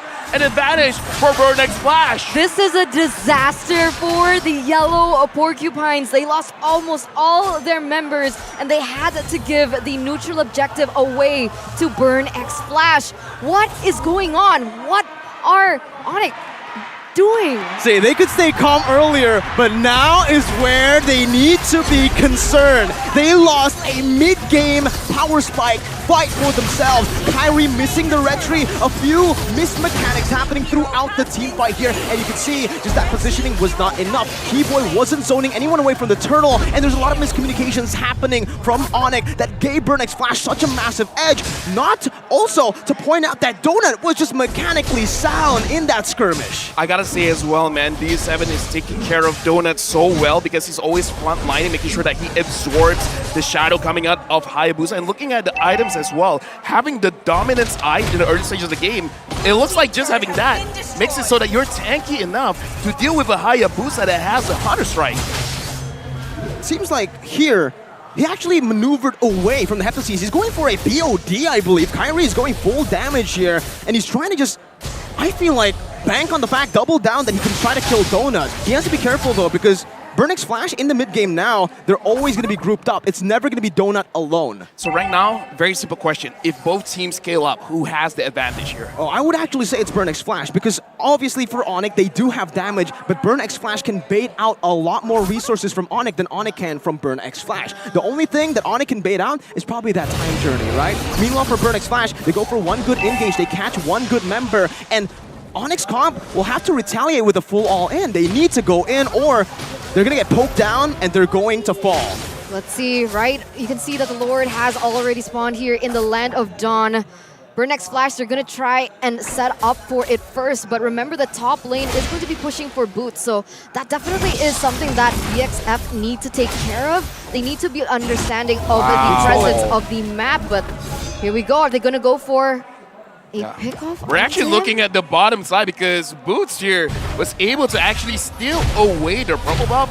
And now, again, this is where the arena starts to get online, where you can spam all your skills. Exactly. Real manipulation used by CCAT, but unable to take down CW. ONIC are still actually holding on to the gold lead despite losing that mid-game skirmish, and this just goes to show how efficient they are at farming. CW, Sans, and Kyrie, they're able to still withstand and actually have an equal level with a good shot from CW. Also, that poke will definitely help them in the fights to come. They need to target it properly though, because ATM and Chama can just soak in this damage and come back, sustain, and force a full-on team fight. And on top of that, right, we're talking about not just the way that they're able to be efficient in the jungle, but the fact that they have more map presence. Because of the Uranus, Boots is going to be able to move around the map a lot quicker, put some pressure on those side lanes, and actually prevent a setup coming in from Burnix Flash. And you can see, ATM getting targeted. Final slash has been used, but Keyboy is the one that's low. CW secures kill. Tremont gets Keyboy down. Sans is down as well. Boots is taking full damage from Donut. He has to run away. Kyrie goes in. Gets the shadow on one of the members of Burnix Flash. CCAT tries to get CW, but CW so far has been positioning well. Right now, the Lord has been started by Burnix Flash. Kyrie is looking at the team. Boots taking a lot of damage. He goes down. Mega kill for Chama, and CCAT gets CW. Killing spree. Kyrie wants the revenge, but look at CCAT. He's still alive. The members helping him out. Kyrie gets caught. Donut gets the kill. Burnix Flash secures the Lord. No way! No way did that just happen! What? All 5 members coming from ONIC, they go down. That was a brilliant team fight by Burnix Listen to the crowd. I'm getting D7 goosebumps. was insane mechanically there as well. Really good cover onto Donut. And do we have to mention CCAT? Burnix Flash and the Cambodian crowd are starting to erupt here in the Aeon Arena. And LaFell, back at it again. If we try to analyze what happened in that team fight, it was mostly just ONIC going in one by one, overcommitting, not using their flickers. And even for Kyrie, the most uncharacteristic I've ever seen from Kyrie, miscalculating the shadow kill to a point where his quad shadow disappeared right after the shadow kill is done. And that's an instant 4,000 I haven't seen that ever for this man. That's why. Nerves getting to him. What's going on with ONIC once again? But you can see here, the Lord is going to be marching in that mid side. Luckily, ONIC does still have the high ground, still going to be able to clear. But Keyboy, do they want to go for it? Keyboy final slashes, but Boots tries to pull everyone away. ATM front lining. for Burnex Flash, and he's able to run away. Keyboy, actually a pretty good engage, getting 2, but looks like the damage is still not enough for ONIC. Just now, the goal difference, not that different now. It's a 4K difference for Burnex Flash. And it's reflected here in the itemization. For the in-game equipment, you can already see Lancelot is going for that War Axe and Thunderbell, so a little bit more of an aggressive route here. And meanwhile, for Donut, this is exactly what you want to do up against an Assassin as well. You finish up the Corrosion side, go to the Golden Staff. Usually you would go for the DHS, but he opts to go for Wind of Nature I want to talk about Dreadnought as well. 2 Dreadnoughts, one on the Lancelot, one on the Fredrin, and a full-on anti-Cuirass on the Diggy. So we're talking about the itemization getting buffed. Looks like even Kyrie will get affected. That's it. That's what I was worried about, right? Because we saw the differences in damage from just even the Dreadnought only, and if you have the anti-Cuirass on top of it, it feels like that damage could be negated, especially now that ONIC is under. They're not leading here, so they're not ahead at the moment, and you can actually see the disparity in damage, and Kyrie can't really pull off what he's usually accustomed to. ONIC have been, honestly, it feels like they've been autopiloting. They've just been going for these 5v5s, and Burnex Flash are forcing it out of them. Meanwhile, ONIC, this composition should be built around split pushing. It should be built around the banana split that Coach Eb is notorious for. Right now, looking at the situation, I kind of feel like ONIC, they're understanding that they're probably autopiloting as well, so they're trying to figure out, like, okay, what do we do here? They're back on track. They're buying their time. They're like, okay, let's farm up for a little bit. What items do you guys want? Once we get it, then we'll figure something out. Maybe fight the next Lord. But I kind of feel like the question is, how are they going to engage? Because so far, the engages is coming in from Keyboy, but he's not really getting those key targets. And as long as Burnex Flash is positioning well, it's not going to happen, man. They're still opting to go for these big team fights, though. They're still trying to position in a way where they're grouped up. Boots hasn't really been able to be that threat in the side lane, but Keyboy goes in. Yep, they want ATM first, but ATM as the Fredrin can take a lot of damage right now. Chama has a lot of stacks on his War Axe, and it looks like Sans has been baited out. ATM goes down, CW, what a beautiful snipe. But now, ONIC, they don't have that big ult. Burnex Flash, do you want to go back in and try to contest this Lord? Oh, it looks like they're kind of, you know, just levitating here, hovering. Oh, Sans. Oh, Sans getting very, very low. D7 tries to catch him, but now Sans low, CW low. Kyrie is looking for a situation where he can go in. Chama tries to fight against Kyrie. Kyrie is super low. Unstoppable! Uncontested right now. Chama secures the Lord. And now C-Cat is looking at Keyboy. Do they want to force this fight? Looks like Burnex Flash, they want to go for the safer route and actually reset and push with the Lord. That was a risk that ONIC took that did not pay off for them in the end. Chima just... Did you see that decision making? I would say it wasn't a risk that ONIC took. They were very well in the right zone to go for that Lord. They had a one-man advantage. It was a risk that Burnex Flash took. They turned the tides around so well, and you can see it again here. Firstly, it started with C-Cat with that beautiful real-world information that we're not going to get to see here, but that made the opening, that created the chance for Chama to actually dive in, because CW was nowhere to be seen. Sans was super low, and they are capitalizing. Speaking of low, Boots is taking quite a lot of damage from Donut. CW almost gets taken out. No, Chama gets him, and now real mobilization by C-Cat. Sans is zoned out. The Lord marches in. The top tower is in danger. Keyboy goes in, gets taunted, and looks like he's able to use the final slash, but he is all alone. Keyboy gets to get out. Only Sans, Boots, and Kyrie is alive. But look at Burnex Flash. They're looking at game number 1. They want to secure this. The Lord has been taken down. Augie Shadow Kill not doing anything except clearing the minions. And now, with 1 minion left, Burnex Flash, you want to try to end this. Boots goes in. Chama is down. Shut down for Boots.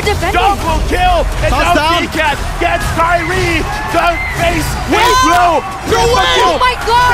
Maniac for Boots. Maniac in the first game of MSC 2023. Wait, this could be it, this could be it. They could go for one straight push. 20 seconds on the dead timers. That's the quickest one. That's ATM. ONIC are booking it. Can they do it? Can they do it? Dude, they're going for it. They have the minions. They have CW. I feel like they can do it. They can do it. Boots is just tanking. The minions are 5 going seconds. in. The minions are going in. ATM is up. No. The minions are here. The minions are here. ONIC, I don't think they can end this. Oh my God, what was a game. that? This is how you start MSC! And the beautiful. crowd are loving it! Beautiful, beautiful, beautiful. We'll take a look at the instant replay here in just a few seconds. But that was so close to the end for both of the teams. But we got to mention Boots here. Boots, not only was he dealing damage, acting as a front line, but he was actually, just main objective for him was taking the minion aggro so that it does not come into range, while also simultaneously building those stacks on these opponents, getting so much damage, and Maniac on Uranus. I don't think I've ever seen that. Dude, the Ionic Edge. But the thing is, I saw the interaction. We talked about this before the game starts. I saw Donut using the Wind of Nature. What can that do against the Uranus? And this is one of the reasons why you want to pick up the Uranus, just because of the magic damage.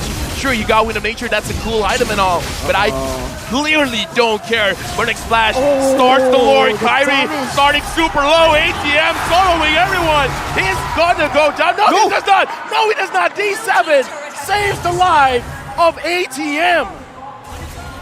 ONIC were able to hold on, but with this Lord coming in, it should be an evolved one this time around. I don't know if they can. I don't know either. I guess their only solution at this point is to try and go for a split maybe, but even that is difficult to attain. Taking a look at the in-game items here in the 18th minute of the game.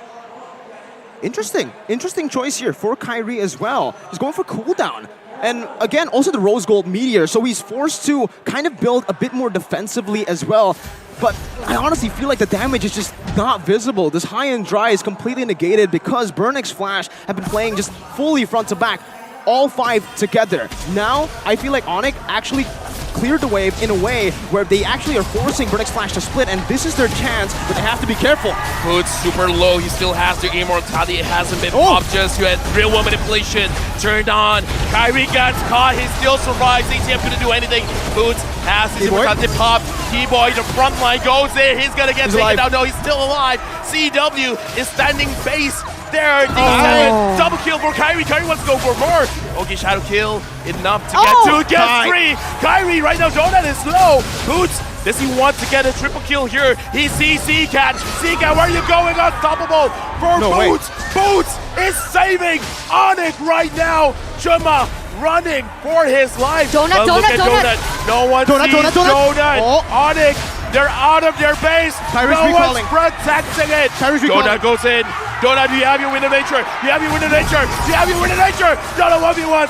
Game-Boy is there. They can't do anything. They end the game. Oh my god. Game goes to ONIC.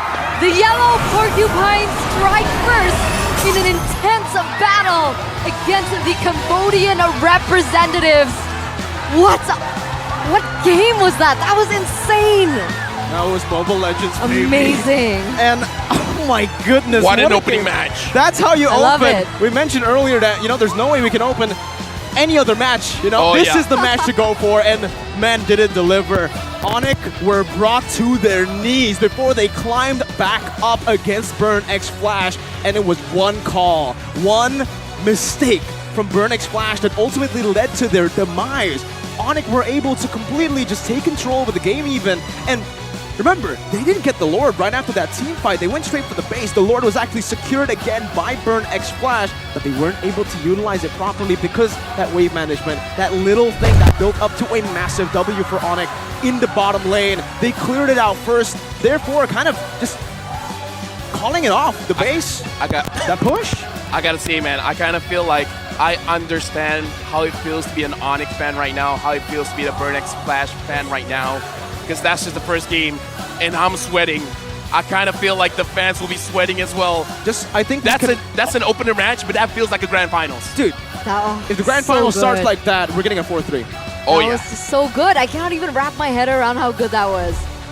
I can. I just love it. Oh, I love this kind of situation. People are like, obviously ONIC's gonna win. Sure, they won first game, but did you really think they would win like that? That was so close. That was way too close. And I gotta say, right, I've casted a lot of ONIC games, and I haven't seen ONIC being tested to that level of a limit. In Season 11, nobody could touch ONIC. They were always like full turrets, they were always dominating with a 10,000 gold lead, and to see ONIC struggle the way they did earlier, it shows you that it's not just ONIC choking. Okay, a lot of people will definitely say that, a lot of haters, but Burnix Flash has significantly improved from the last time we saw them. Not just Burnix Flash, but Cambodia. With the hometown advantage, the home ground advantage, you heard them, and the players certainly did too. Dude, just now, I would even say that's just like a coin flip. That It could have was. gone. It could have gone could have either gone way. either Burn way. played better for that game. If they did not catch Donut trying to split there, game over. Yeah, that was Game it. over. That would have been it. If they just got the minions in, if Boots was shoved back, they would have won. There was so many would have in that game. And again, Burn were the better team that game. This is why I love MSC, man. Man, that was just the first game. There's of no the full best of absolutes. 3. There's no absolutes. The fans are saying hi to camera. You guys can say hi to camera. It's all good. We love you guys.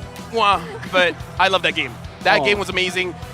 After this, we're going to analyze the game. Yes. Honestly, the items, I kind of feel like for Chima on the Lancelot, having that Thunderbelt as well as the War Axe really made a huge difference going up against Kairi's Hayabusa, especially the fights a lot, around the Lords, because we can see how much punctures that he used. So the stack not only on his passive, but also on the War Axe, it's insane, man. That Lancelot deal a lot of damage. Hi, guys. You can say hi to the camera. Yeah. Well, you know, let's talk about the MVP first, because I think, sure, you're going to be saying Burned were better, ONIC were better, but who was the star of the show? It was Boots. Maniac on the Uranus, a debut Uranus as well. We're going to take a look at the highlights to see exactly what happened in that game, starting from the 6th minute of the game, because this was actually where ONIC held that power spike. This should have been ONIC's team fight to win. Well, it ended up being ONIC's team fight to lose because of the miscoordination that was happening.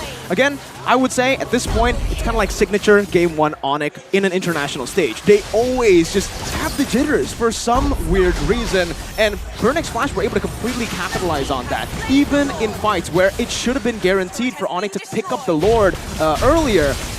Dude, You could see Sans and this could have been. CW. Look at how low. Boots, yeah. Look at how low that base is, man. You can see Boots. He did this before on the Bauman, I believe, up against EVOS Legends, but here in this matchup, he really did save the game. Not only dealing damage, like we mentioned, but the main objective for Boots was just keeping the minions at bay. And this final push, good read by Kairi, good call by the entire team, not to just send Kairi back because they know they have the win of nature. You've been yelling at it. You've been yelling like, oh, you have win of nature, you have win of nature. Donut heard you.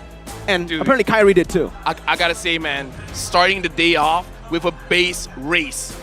A base race from south to north, west to east. Looking at the itemization right now, again, I want to talk about Chima because it's a more aggressive kind of build, and I kind of feel like he is okay for this more aggressive build just because ATM was winning his lane, he can help out a lot, and he was able to get a lot of stacks onto that on his own passive.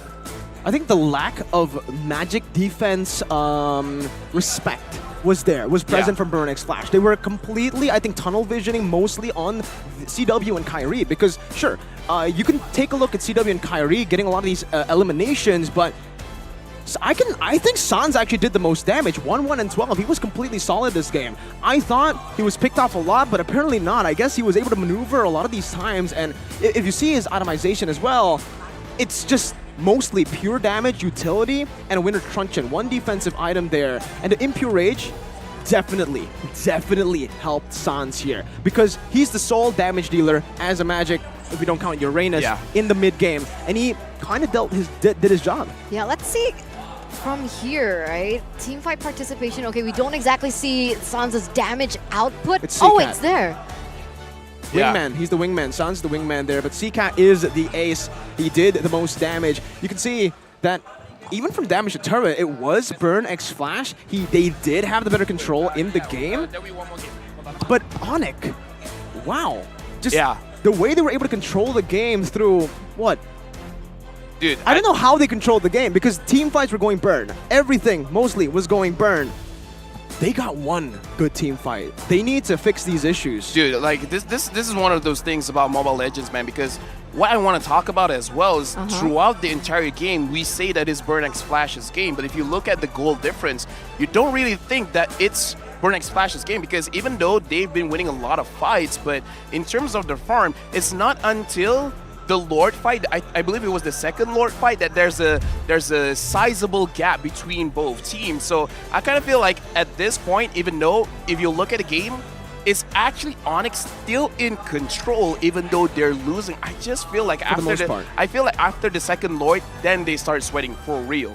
No, but we've been discussing a lot about like just everything on the board, right? But what I really wanted to highlight was the fact that even though ONIC was always losing those team fights, they don't stray away from their main goal, right? They still stick on objectives. You can see that Kyrie is still looking out for turrets as well. So they were, even though that they were really behind in those team fights, they were still able to level out that gold in the very end, which at the end, you know, that gave them everything. Yeah, so basically you can see the ONIC spark. The ONIC that we had in MPL Indonesia, it was visible there. Not entirely, they weren't fully there, but there were glimpses of the MPL ID ONIC because it seems like even when they were making these mistakes, like you mentioned, they were able to recover very well. Yeah. Losing turtle fights, getting picked off up top, bottom as well. But the pathing, the efficiency in farming as well from CW and Sans carried them through those low moments. But like you said, okay, sure, they can be consistent, they can recover, but if they continuously keep on losing these team fights, ultimately, Burning Flash were able to fully capitalize, getting, I believe, a 6,000 gold lead at one point. That's why you guys mentioned that ONIC had a really good draft, right? But I think, honestly, that it's good. Maybe it's good based on your calculations, but it's not ONIC. It's not ONIC. It's not I think ONIC. it's just not ONIC who played. It was a weird ONIC. Either way, the only thing I can say is it's when two teams are trying to build a dynasty, this is what happens. A lot of clashes. Just chaos. We're gonna take to Harada Mickey for an interview, I think. Welcome back, everyone. My name is Harada Miki, and now I will interview with Para team. Hi, ជំរាបសួរ ជំរាបសួរបង ចាសំណៃនាំខ្លួនម្នាក់ម្ដង ខ្ញុំមកឈ្មោះវិចិត្រសុខជា វិចិត្រសុខជា Golan. Okay. ខ្ញុំបាទឈ្មោះជុំពេរៈដៃឆាងហ្គល Okay, so his name is Vichit Sokchia, playing Golan, and your name is Pierre, right? Playing jungler.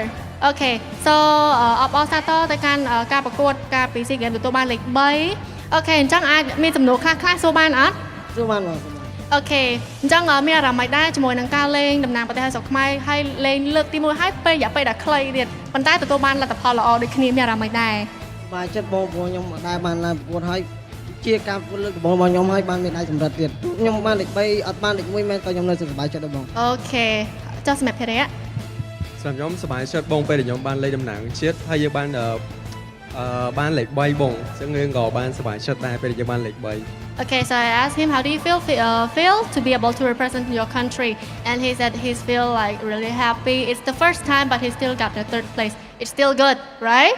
Okay. អញ្ចឹងឥឡូវខ្ញុំសុំសួរមួយសម្រាប់ការប្រកួត MSC គឺមាន idol របស់ពួកគាត់ច្រើនអញ្ចឹងសុំសួរចង់ដឹងថា idol របស់ពួកគាត់ Who is your MLBB idol? idol របស់ខ្ញុំ Yes. idol របស់ខ្ញុំបង ATM ATM Experiment Land of Burning Flash, right? Yes.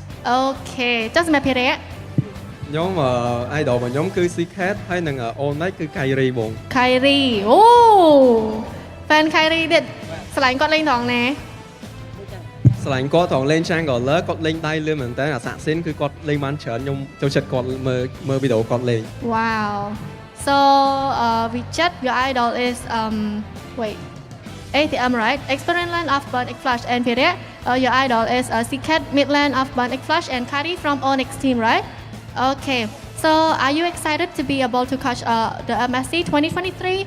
Anywhere to Burning Flash? មានពាក្យអីចង់ជូនពរទៅកាន់ Burning Flash ជាមួយនឹងការប្រកួត MSC 2023អត់ មានបងខ្ញុំជូនពរឲ្យប្រកួតលេងឲ្យត្រូវគ្នាហើយជូនពរឲ្យប្រកួតឈ្នះបាន2 game ជាប់គ្នាវិញបាន2 game ជាប់គ្នាវិញណា Okay ចុះសម្រាប់ភារៈ សម្រាប់ខ្ញុំគឺជូនពរគាត់ទោះបីគាត់ចាញ់មួយ game ហ្នឹងតែ game ក្រោយសង្ឃឹមថាគាត់លេងបានល្អជាង game ហ្នឹងទៀតបងកុំឲ្យប៉ះដូច game វិញ Okay, so both of them wish to Burning Flash will get the next game that will get to be a winner of the Onyx team. So មានអីចង់និយាយទៅកាន់ idol មិញ ATM ត្រូវទេចង់និយាយទៅ IM អត់អត់ទេបងអត់ទៅមានកុំឲ្យបាក់lênមកមិញអញ្ចឹង Okay, so wish Burning Flash have a good communicate. Thank you.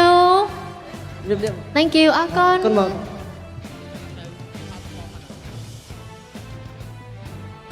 Okay ចឹងឥឡូវសូមចង់ឃើញលេង fan នេះបានអត់បានតើអាចជួយចឹង តែលេងដៃមួយចឹងសុំសួរថាពិបាកអត់ So you play only the left hand, right? ត្រូវទេ Yes, okay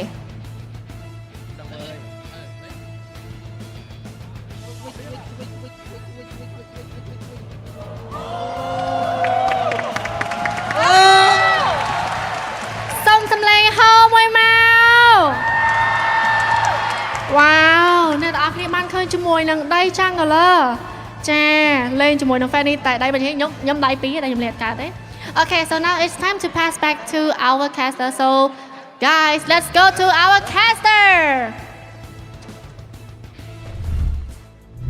Thank you, Harada Miki, for that interview. And what did you say before? Honestly, he has more talent in one pinky finger than I have in both hands. In my life. What?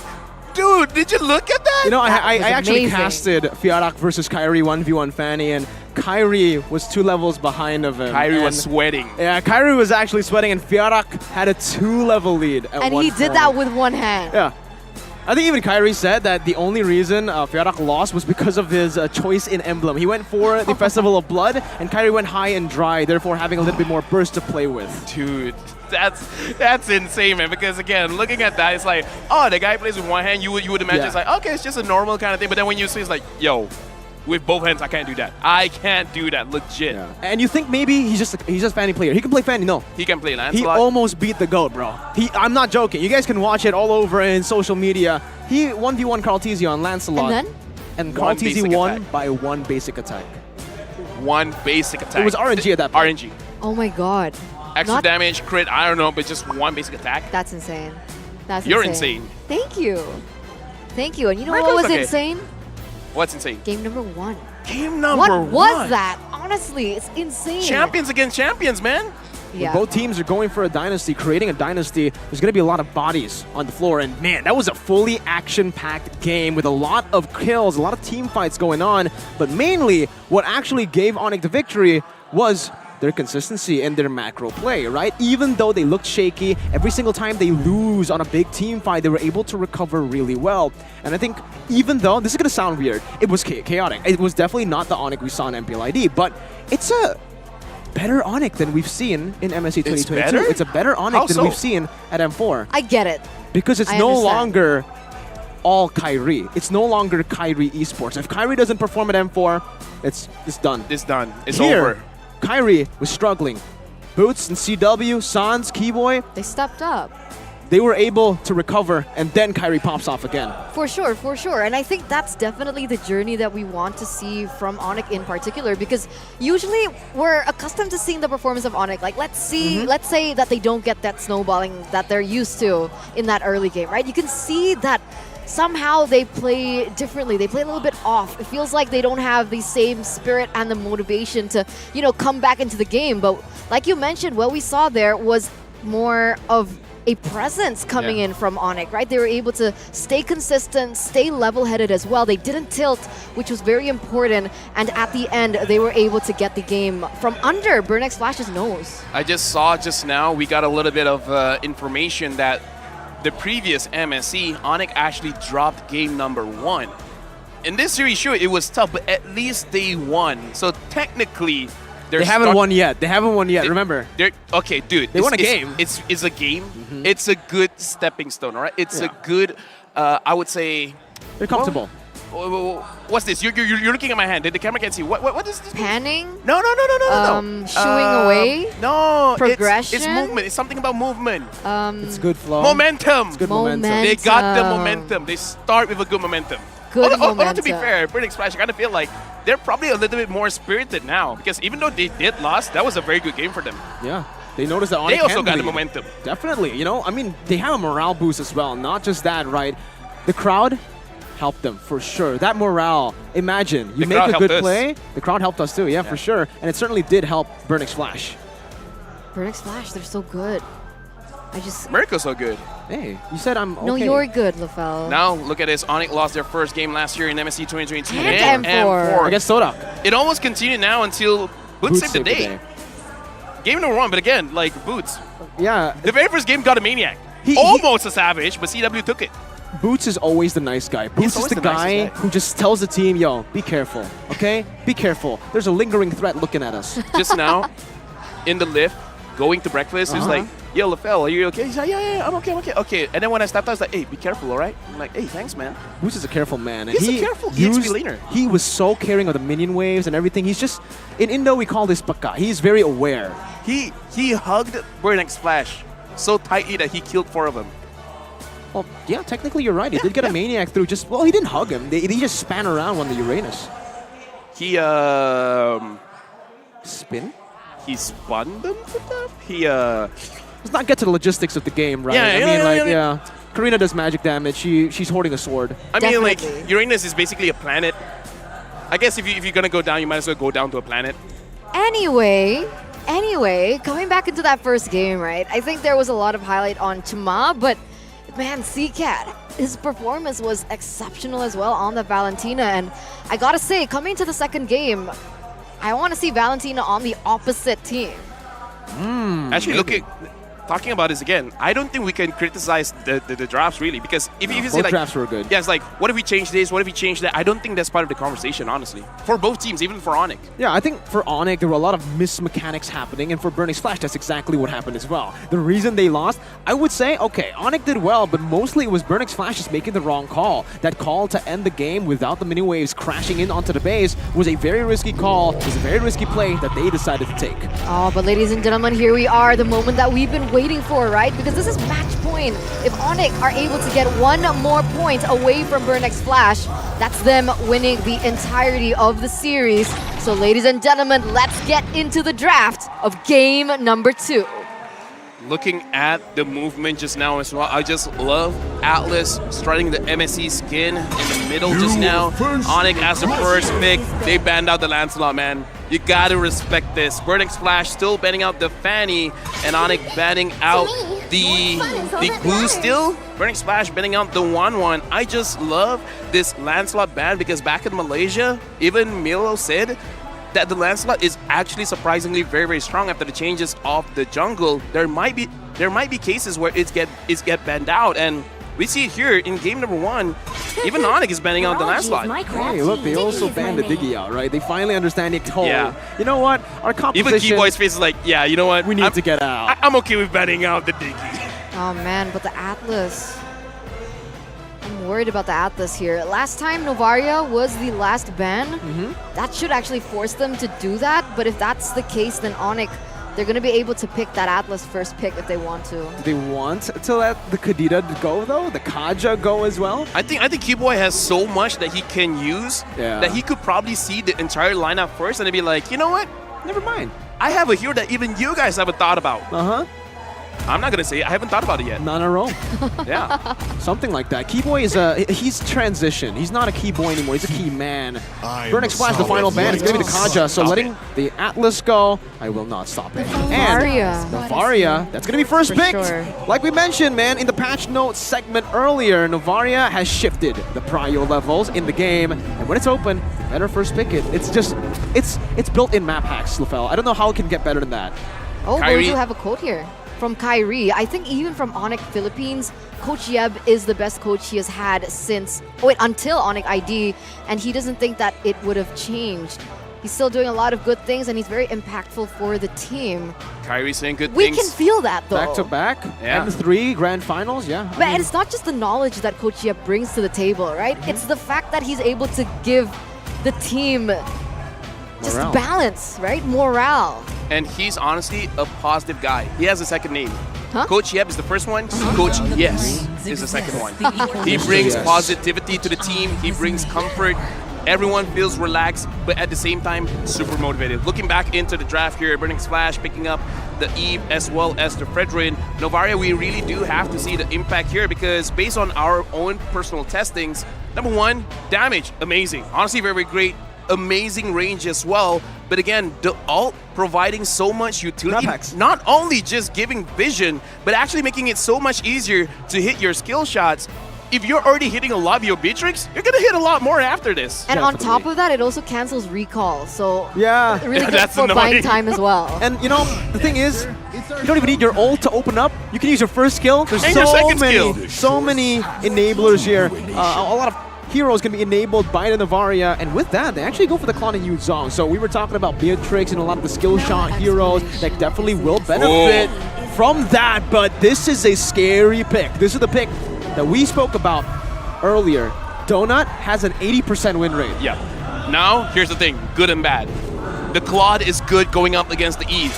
amazing. Yes. Leslie is good going up against the Claude. Yes. But this is a 5v5, not a 1v1. Because looking at the situation right now, the Yuzong, Yes. if the Yuzong can get on top of that Leslie and actually forcing the Leslie to hit the dragon, the black dragon form coming in from the Yuzong, there's a lot of interactions here happening. So Donut picking up the Leslie is actually very brave. We got to see if it really works out in this game. Yeah, I think they need a little bit more frontline, honestly, here. And ONIC, with that in mind, right, they're going to go straight for the Uranus ban.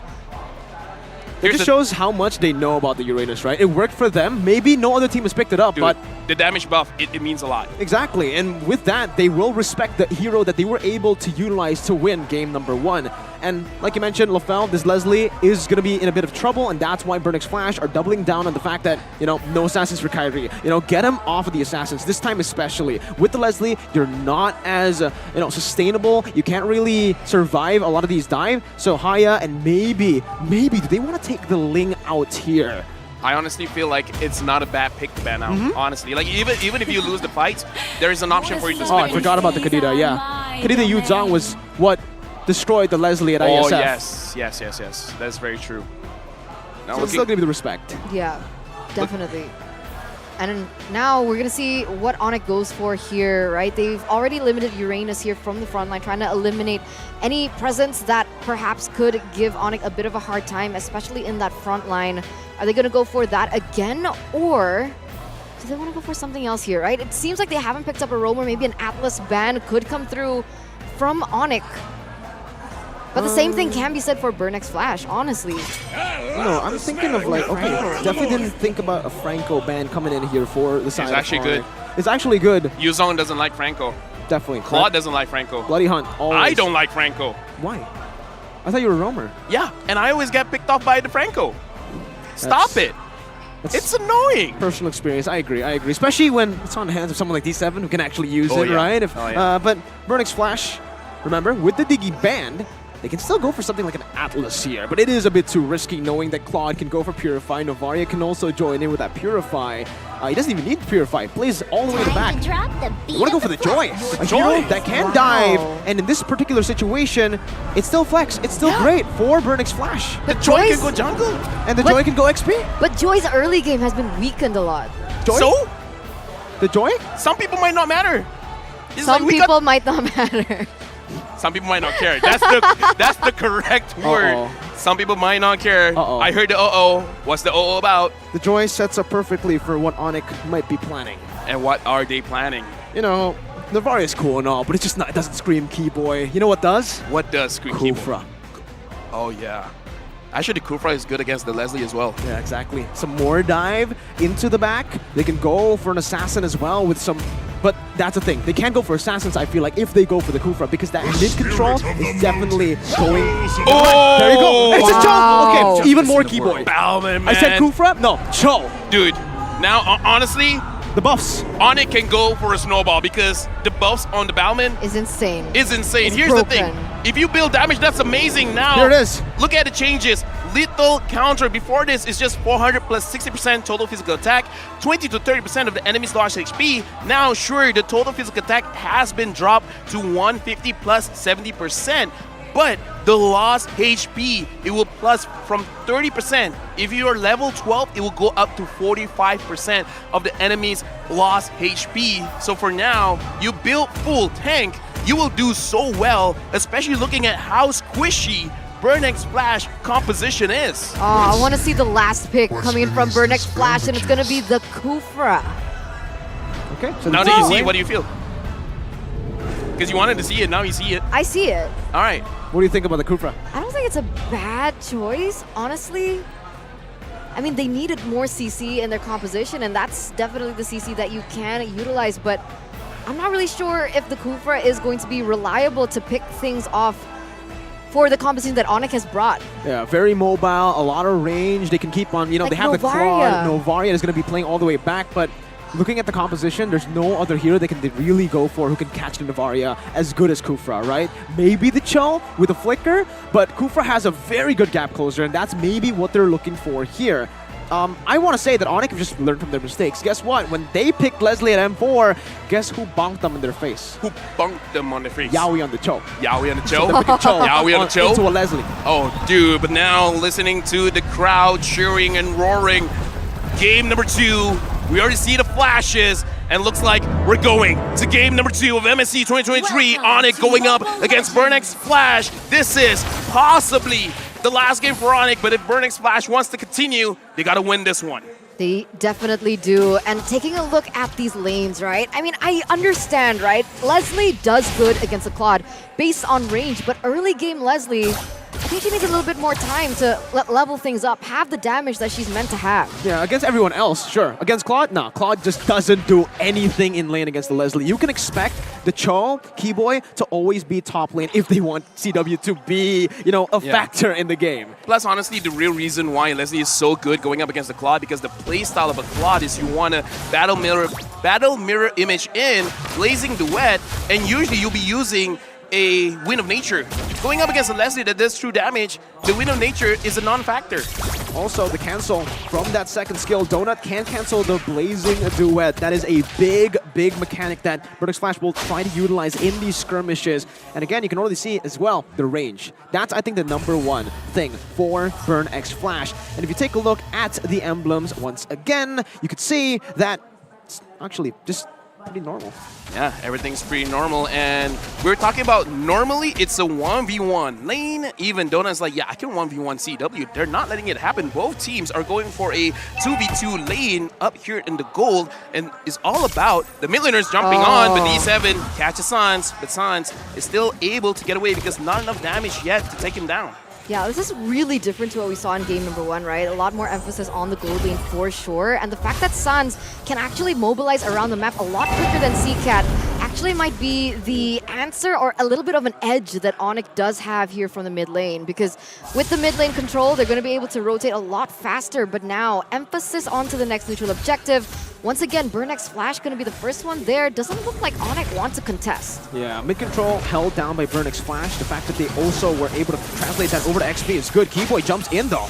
And right now, looking at Kyrie dropping really low, has to use the little counter, so now he really can't contest for the turtle. Boots finds ATM. ATM, even though he has the vengeance, able to run away. D7 gold lane, unable to catch Keyboy, but looking at the gold lane, looks like Donut is being harassed by Sans. First blood goes over to ONIC. I mean, we talked about it right before, right? Novaria has the range, has the damage, and has the mobility, right? So she's quite broken, honestly. We do understand why she was banned out in that first game. And here in the second game, man, Donut's not going to have a really good time if Sans is able to roam around like that. And it's still a different ONIC. Game #1, ONIC played towards CW. Game #2, ONIC are playing towards CW. What that shows is CW is feeling it, unlike M4, right? So he can actually carry the game. And this time on the Claude, he's actually performing really well against his counter. If Leslie falls off, if he's not able to survive in the laning phase, it's done. And they're doing it as well onto Chama. Chama gets kicked. Sans as well as Kyrie is there. Sans secures the last hit, and now Keyboy is feeling himself. He's like, yeah, I got the Cho, I got a playmaker. Donut and D7 are there. It looks like they want to deal a little bit of damage onto Keyboy. Donut there. Donut has to flicker away. That's a big battle spell used. For sure, for sure. But even then, oh, wait a minute. Kyrie, he's going to get taken low just a little bit, though. Yeah, looks like he's willing to sacrifice a little bit of HP to make sure that he secures that. Keyboy able to run away. Kyrie very, very low. But again, the backup from ONIC is very, very fast. And it's a good start because 1.4 thousand goal lead for ONIC. That was such a good dodge, right, by Keyboy earlier. But what I really wanted to highlight right now, right, 4 minutes in the game, we are going to see the in-game equipments in just a bit. But please highlight that Kyrie here on the Balmain, like we mentioned, is one level ahead of Chama. Also, just going for the Molten Essence, like we mentioned, there's no damage necessary for this Balmain. You can go just full utility. And on the other side, you can actually see, because they have such a good utility jungler at their disposal, they can actually just give Boots the option to go for full damage. He actually already has the hammer. He's building most probably towards, I don't know, maybe even in this position, Heptasis. He might just want to be the assassin that dives on Donut. Right now, ONIC starts the turtle. D7 tries to find an angle, unable. He guts Kyrie. Chama secures the turtle. Wait. Kyrie goes down. T-Cat secures that kill for himself, but Boots on the back line. Make sure he gets T-Cat to make sure that that's a good trade. But Chama gets Keyboy. A lot of fights going from the back and forth. CW is still clearing the lane. Boots, you're trying to run away. You're not running away from Chama. Double kill for the jungler for Fenix Flash. Wow, okay, now that's not good for ONIC, right? Because what initially was, 1,000, 2,000 gold lead has shrunk to only 400. And man, I feel like Chama is just, what do you call it when he's like the anchor? Do you call it an anchor or like the wild card? He's the wild card, honestly. When he performs, it's so difficult for ONIC to look for anything on the board. And look at that, the entire situation just gets flipped to the opposite end. I gotta say, honestly, for that scrimmage just now, a lot of props has to be given to D7 because he stopped Kyrie, and once he's stunned up, he can't use his retribution. So the retribution fight was very easy for Chama. D7 taking a bit of poke damage, but Donut took more damage than D7. An accurate shot coming in from Sans. And I think it was just a bit too greedy from ONIC, right? The reason they were able to win and get a lead early on was the fact that they were able to play around CW. Because Fenix Flash, their composition heavily emphasizes that turtle control. With the Yi, better mid control, and with obviously the Fredrin, they could just give the chance over. Wait, Keyboy. Looks like the kick doesn't actually connect to the right spot. Keyboy has to run away, but D7 is going to get punished quite a lot, but the flicker saves him. And now D7 looks like does he really want to go back in? Kyrie is blocking for Keyboy. Keyboy actually canceled his recall, but so far, as long as no one gets sacrificed for the side of ONIC, all is good. Oh, look at CW getting in that item as well. That's a little power spike for him. Should be able to work around it. And like you mentioned, a different gameplay for ONIC. And I agree with you, right? Because when ONIC were leading, they did not contest for the turtle. Instead, they went in for a gank onto Donut. There, they force it out. They lose, but there's a mid power spike coming in, especially for Kyrie here. We'll see what happens. D7 jumps in, but doesn't get Kyrie. Kyrie secures the turtle. Look at that. D7 is going to go down. Boots secures it. ATM got kicked in the wrong place, but Chama is still in the middle. Double kill for Boots. Boots again taking the team on his back. CW tries to chase after ATM, but ATM almost gets sniped down by Sans. Again, ONIC playing it just clinically in that position. Sans trying to look for him. Doesn't find him, goes for a shot anyways, and does not get anyone. But I would actually say in that team fight, Keyboy, he wasn't kicking to the wrong direction. He was actually utilizing that kick to zone ATM away as he has that vengeance, giving his team a bit more space to play with. And here, also, Eterna, you mentioned that DHS and Golden Staff. Now, this is a plus and a minus. If you go for the Leslie, yes, you know, the Claude will not have to go for Wind of Nature. Doesn't even need to go for Steel Leg Plates, but that does give him a bit more space to go for full damage, and then the rest of your team might suffer if you lose lane. That's why Fenix Flash really had to bank on Donut bullying CW. Keyboy. Keyboy gets a beautiful kick onto D7. D7 goes down. CW with the Blazing Wet goes after Donut. Donut is about to go down, but he has to go back. What a dangerous situation for CW, opting to make sure that he doesn't make a mistake. And Sans didn't hit the snipe onto Donut. Keyboy still wants it. No, he just wants to make sure that he doesn't recall early. Oh, he's being so aggressive. He's being Keyboy. They're stopping his recalls. He's being Keyboy, stopping recalls like you mentioned before. But like we mentioned, right, there is a mid-game power spike happening for ONIC. So even earlier on, if BXF put ONIC in a tough position, ONIC has that mid-game to count on, right? They have Kyrie on the Bellman. They also have CW that needs a little bit more time to get those items. But once they do, that's how much pressure that they have in the, you know, just team fights in general. This is Novaria's debut game in MSC, in fact, in the entire Mobile Legends ecosystem. And now we can definitely see that it's very impactful here. 3,000 gold lead for ONIC. Now that the Lord has spawned, we can definitely see it is a big priority for them to start things up. D7 charges in, but doesn't catch his Keyboy. CW, super low, gets taken down by Donut. That's a good start for Fenix Flash. ATM goes in. Kyrie gets pushed back into the fight by D7, and D7 secures the kill for himself. CW, again, the battle mirror image, I think was just misplaced there. He panicked a bit, and this is Fenix Flash with the capitalization. Similarly to game number 1, BXF will be able to contest for the First Lord. They have the utility for this retry. Oh my Who's god. jumping in? Yeah, right now, Black Dragon form. They find Donut, but Donut gets back inside turret range. Boots still secures the kill. ATM is super low. He has to go back. D7 front lining for CCAT. Oh. And look at his Sans from side, unable to get D7. Now Chama has to run away as well. That's a good fight by ONIC, but still the Lord goes to the hand of Burnix Flash. I mean, they were grasping for anything they could grasp on, right? Clearly, they weren't able to get control over the Lord, so the next best thing is they can do is try and prevent for BXF to have the most optimal push, which is how? Take away Donut, and that's exactly what they were able to achieve. However, if one of them were taken out, that could have ended a lot differently. Very risky play. Thing is, Burnix Flash, the Lord isn't what it looks like. They're not using the Lord in the conventional way. They're not just using the Lord to siege down turrets. It's a bonus. What the Lord is used for here for Burnix Flash is to give Donut more space. They need time, and they're doing it right now. And D7 gets caught and gets killed by Kyrie right now. It looks like what is really stopping ONIC from moving forward is D7. And Keyboy is just like, yeah, let me get him and you guys finish him off. D7 is role-playing as Boots in the first game. Be careful. Be careful. Be careful. You gotta be careful. And Donut is cosplaying himself in MPLKH because this is exactly what Burnix Flash like to do. They will lose early game. They will straight out just give everything over. Team fights, whatever. As long as Donut continues to scale at a steady pace, and right now, despite him being behind, despite him being ganked so much, he actually completed the BOD. So he has the Berserker's Fury, Endless Battle, and BOD. The trio items that you need, but that range. That's the thing. The Novaria he didn't go for Endless. He went straight for BOD, so that power spike is a bit delayed. He needs to get that Endless, yeah, he's already building towards it, so there you go. But here again, Keyboy already has the Twilight armor, so he can take a bit of damage from Donut. So I'm kind of thinking that Boots as well as Kyrie will be building towards the Twilight armor as well. So Donut, he really has to select his targets carefully to make sure that he really impacts in the game. And you guys were talking about how D7 is cosplaying Boots. Let's talk about Boots. 4-1-0, he's having a very good game on this Yuzong.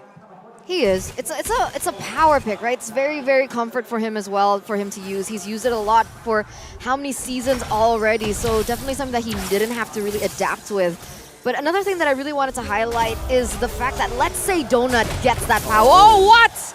ATM. All right, ATM's fine, ATM's fine. Getting chunked quite a bit there. Yeah, but let's say Donut gets to that power spike, right? The problem is Leslie is single target, right? So even if she does get that damage, she gets the crit, she gets the true damage as well, how much of an impact can she have if CW is already full item? Oh, it's still big. It's still It's still massive. big, yeah. Like, CW on his own gets countered by the Leslie, right? So, again, CW can't just go in randomly with the Blazing Duet. They need to target Donut. And the thing is, Burnix Flash's composition is already playing around Donut. The Joy and the Fredjit, most importantly, are there to just prolong the team fights, to give the Leslie more time, more space, to poke them down. Slowly but surely, that true damage builds up.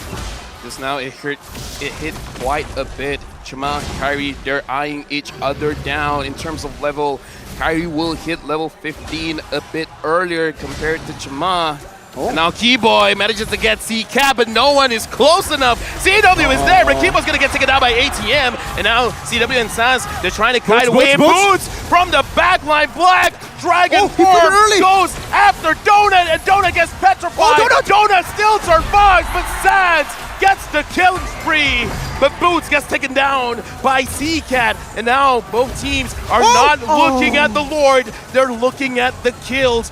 Both teams sacrificed quite a bit just now. Yeah, 2-for-1 trade, and that was nearly not worth it for ONIC if not for the range and the targeting that Sans has. And you've got to give him a bit of props, right? Novaria's second skill isn't as easy to target. Oh no. You know, it's quite difficult, but he still manages. And once again, more aggression as both of these teams emphasis on the next Lord. Look at CW, ATM doing quite a lot of damage, and now Keyboy finds one. Does he want to get a kick? But no, not yet. Kyrie as well as Chama are there. Kyrie secures it. Kyrie gets the Lord, but Zika with a real world manipulation. Right now, Keyboy gets pushed away, and Kyrie gets taken down by CCAT. Donut gets a kill onto Keyboy, even though ONIC gets the Lord. CW gets away with a slither of health.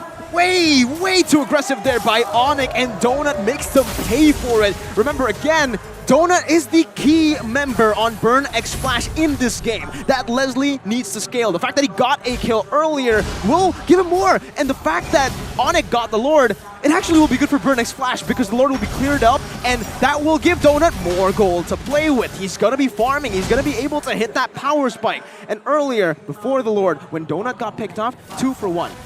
On paper, it's not worth it for ONIC, but it was worth it for ONIC. As long as Donut doesn't have game time, doesn't have the time to roam around, get gold, it should be better for ONIC. Ooh, that was close. Sublime reaction time from CW. That was, oh, wait a minute. Manipulation, Hughes, and right now CW is gonna get pushed away from the fight. ATM is making sure that he does not contribute, and Sans almost gets ATM. Quite an initiation, start off by Burn X Flash, but ONIC manages to get away.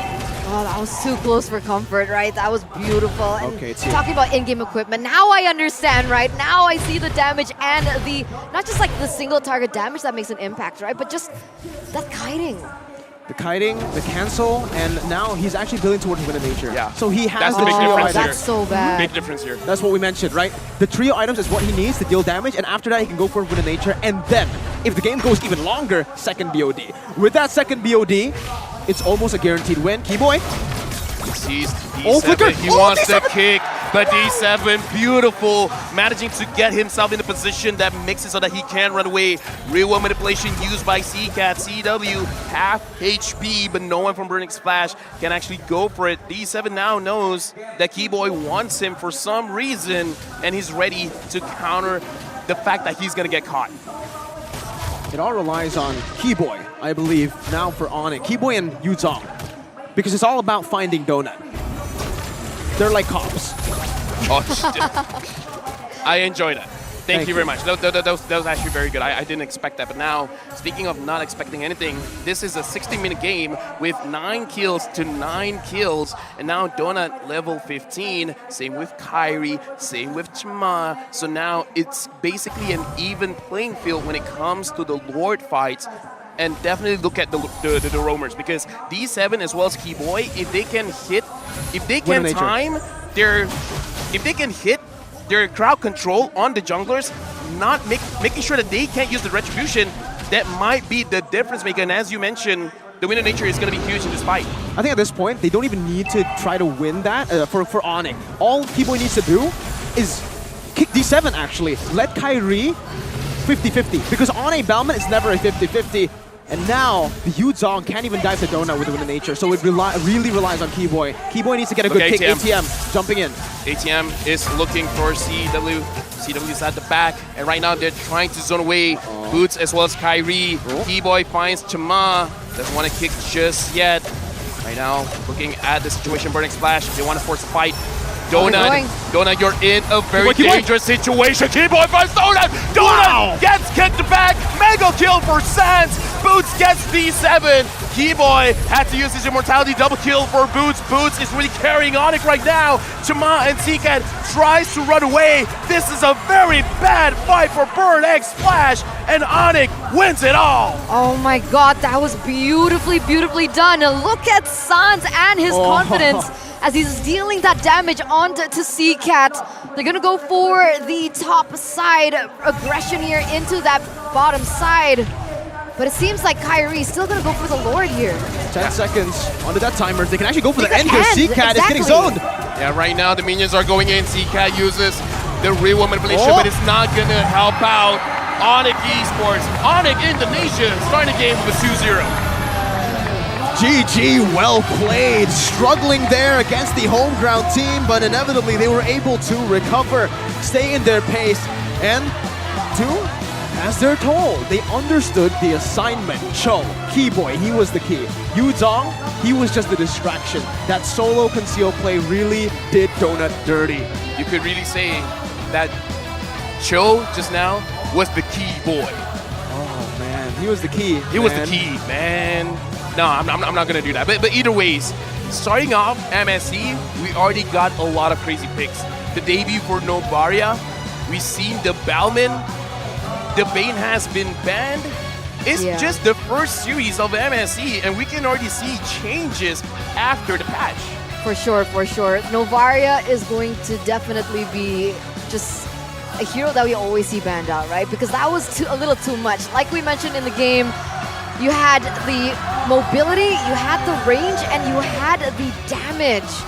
And this is actually a statement coming in from ONIC as well, right? A lot of people have doubted them. A lot of people have said that on the international stage, they choke. But this first match against Burnex Flash, a team that has the home advantage, it sets the tone for perhaps maybe the rest of the tournament. I would say it's a statement from both of the teams, right? Burnex Flash as well. Coming into this, a lot of people completely wrote them off. Oh yeah, definitely. Home ground advantage doesn't matter, a lot of people say, but it definitely did matter. They popped off when it mattered. Game number 1, I honestly feel like we saw Burnex Flash outclassing ONIC in game number 1. Agreed. It was one mistake that turned the tides around. And if Burnex Flash continues this pace of improvement, if they continue to adjust this way, I think you can actually expect them to be contenders, even in this group stage, because a lot of people, again, wrote them off. Outplay ONIC. Those were the predictions for most of the talents as to who will go through to the next stage. Honestly, looking at the crowd as well, Burnex Flash walking off, everyone still cheered. They were still proud of their team, and I kind of feel like that's actually a very good motivator because, again, you're going up against ONIC Indonesia, where we see how strong they were in their own region, and the fact that Burnex Flash could give that big of a challenge, I kind of feel like even the audience, they're like, okay, you know what? There's a very good chance we could go all the way. Man, I'm proud of them. Of Burn? Yeah. I'm super proud. I'm super stoked. I'm feeling Cambodian right now. Me too. I'm feeling very Khmer. Me too. We just need the flag. Jumrip Sir, such a day. But for the MVP, it's not going to be Cambodian. It's going to be an Indonesian player, and it's Key Boy, because he was the key boy. Cho.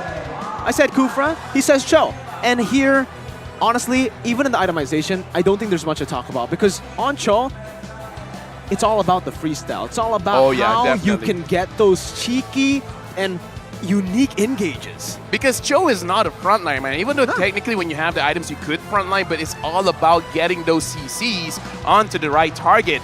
In the very final fight, I saw the positioning from Donut, and I'm like, Donut, you're in a very bad position. After the Novaria ult made sure that Donut was slowed, is GG. Well, let's take a look at the MVP highlights here for game number 2. What was Key Boy able to do the entire game? Well, here, not a good show of the MVP for this specific highlight moment, but throughout the game, he was always up in front, zoning and understanding every, I would say, limit on the heroes. Even ATM there, when he popped the Vengeance, that's when he decides to kick ATM away. And a few times, Key Boy as well, he notices that, you know what? If a few of my teammates die, if they are overextending, I will not follow them. I am the roamer, but I need to be the one looking for these spaces. In this particular situation, he was trying his best to just help Kyrie out of that position, maybe go for Donut, but this is where it really shined. That conceal backdoor play. Donut didn't have a chance there. I mean, what were you supposed to do as Donut? You have a Flicker, you have a Win of Nature, but you do not have anti-CC. Once you get kicked, once you get petrified, I think it's pretty much over. On top of that, you can't escape. Yeah. Leslie's main maybe strength in a lot of these team fights is her invisibility. The Novaria completely negates that. Honestly, the only thing that he could do was pray and hope for Keyboy and Boots both made a mistake. Yeah. But they didn't. They didn't choke at the end, and they got what they wanted. And now let's look at the items.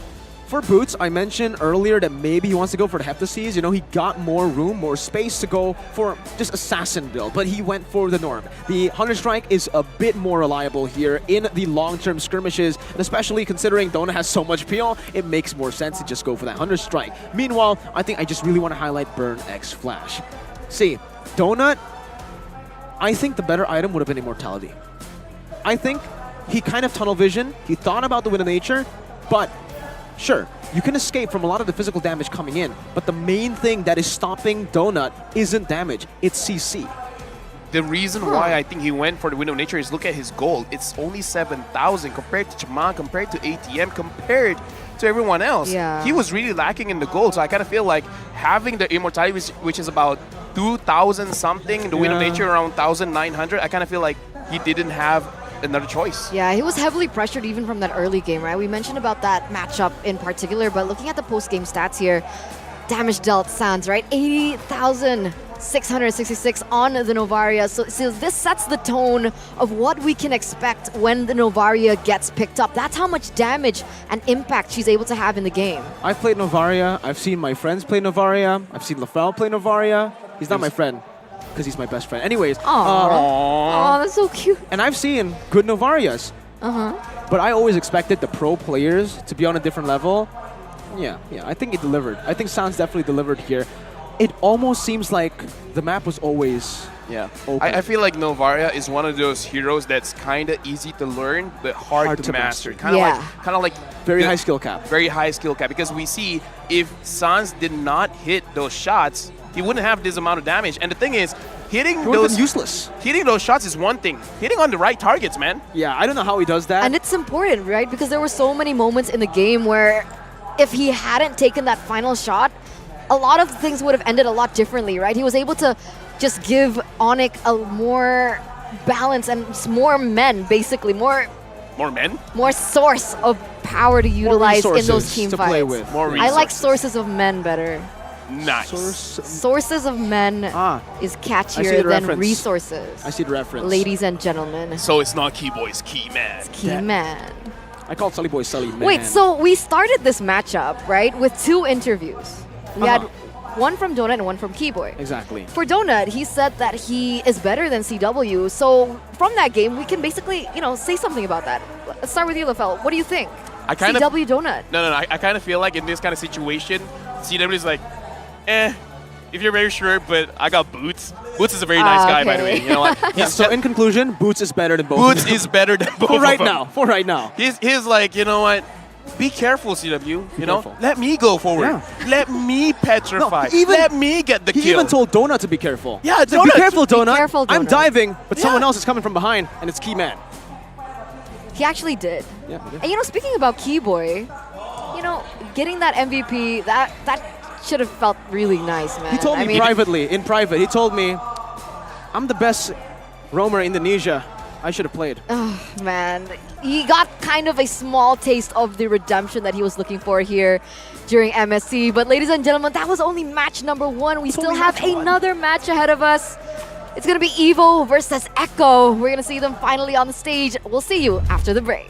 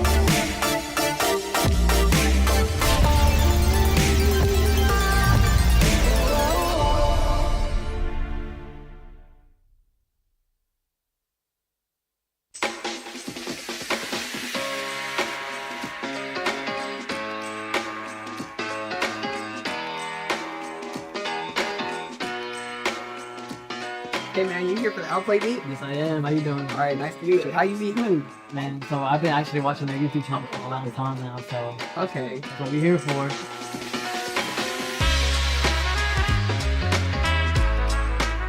You out here for the Outplay BFM? Yep. Yeah. All right, mate. Thank you.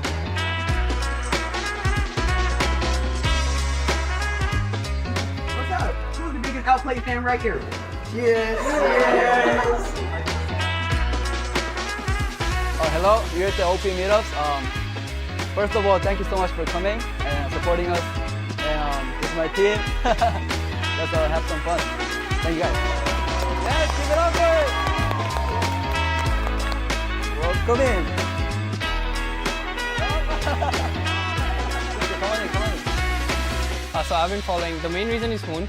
So I've been following Hoon since his days from the Gosu team. And then I've been following him, and the only reason I like them OP is like, mainly I would say because of Hoon.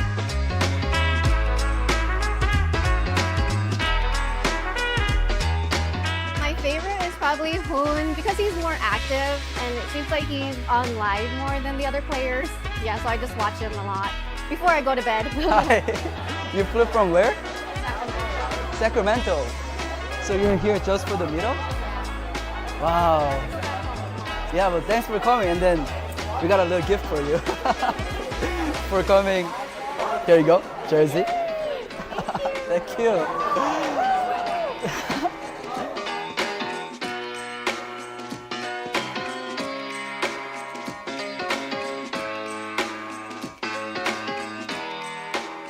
I just found out that there's a first person in line. Daryl? Oh, right there. Here's your hoodie for it. Sir.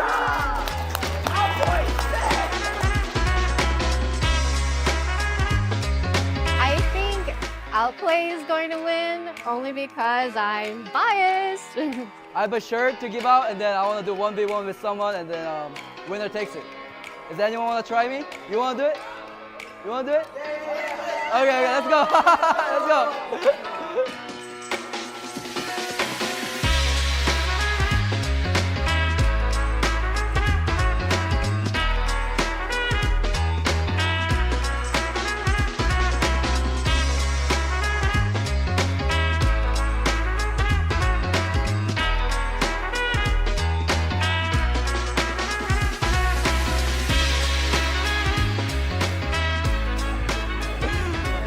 Booga booga Bill. Booga booga Bill. Hey, good job.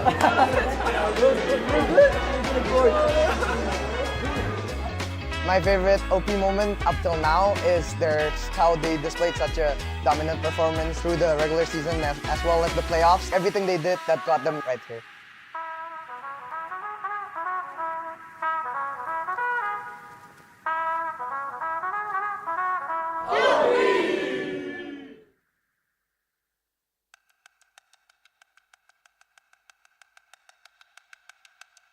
They flew out hot after their grand finals performance in MPL Philippines Season 10. And here we're seeing the rivalry of a century. The age of the Orcas is now. EVO are your M4 World Champions. EVO books their ticket to MSC and the grand finals. A rematch against Blacklist International. A rematch. Blacklist International and EVO taking the rivalry form from Season 10, taking the rivalry continued in M4. Now here we are in the grand finals of Season 11. This is destiny moving in a way na parang kailangan pa nila mag-meet.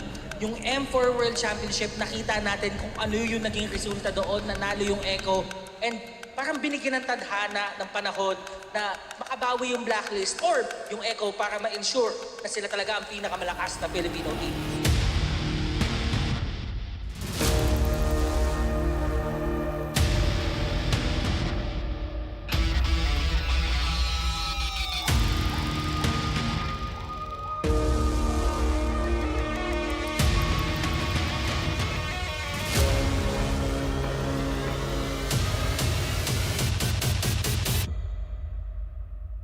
Medyo po kami ngayon sa last day ng playoffs po sa Grand Finals. Bigyan niyo po kami ng clear na pag-iisip and discipline po sa gaming natin. Magandang magkalaba po pro. Blacklist International will now respect back the Franco and the Kaja. Hanap nila dun eh, no? Binibigay, oo nga, Dragon ni Sanford for the third pick. After kasi ng Season 10 Grand Finals, marami ang nagsabi na kaya din nanalo ang Blacklist kasi parang naubusan ng ego sa kanilang mga binaong strat. Ngayon parang ang dami. Parang malulunod siya tayo eh. Oo. It's going to be Hanik. Okay. Balir. Post 5. Hindi ganun kaganda ang ultimate ng isang balir. So, masasabi natin medyo useless siya para sa Valentina. Hindi sila kumuha ng na ganun kaganda yung ultimate. And at the same time, parang ma-force yung Valentina na real world manipulation lagi kukunin ko. Can Blacklist International do the reverse? Pero ngayon siya atay na pasobra dahil napakulit siya ni Edward dito. A beautiful switch onto the mid lane. Pero si Cortez hindi ata papayag na walang kapalit. Pero nabitin ng bahagya yung maaari niyang tawiran doon sa mga minions mula sa mid lane. Kaputod ba siya? Makikita ba siya ni Carl? Kaputod. King Wise. Walang retry. Natawan sila dito ng orange buff. Kaso nga lang siya ay may ipin sa tatlo. Wise dito, may pansalba nga ba si Omoy Pino sa Blazer's Wrath. Sakto yung bitaw. Kaso nga lang hindi umabot yung altar. And Omoy Pino's trying to zone everyone.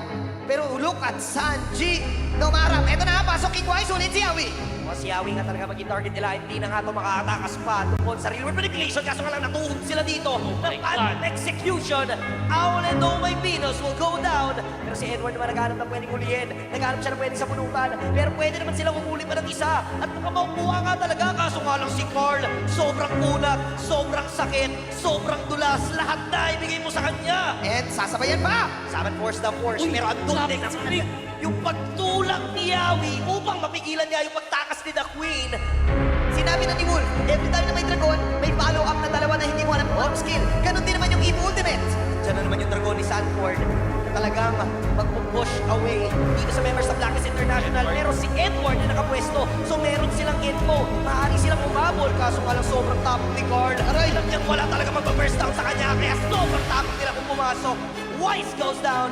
Nagkaroon na magandang pwesto si Sanji, pati na rin itong si Yawi. Subok lumaban ng Blacklist International pero hindi the dragon ni Sanford. Hahabulin talaga yung the backline pero masyado atang maagang na-pop yung altar. Kaya naman sila ay mapapunish bigla. Wise is down. Wala na yung red holder pero marireset na naman yung Lord. Awal papasok dito. Kaso nga lang matutulak lang si Yawi. Tapos may paamoy-amoy pa. May palagkit-lagkit pa. Pero si The Queen na magsisave sa kanya.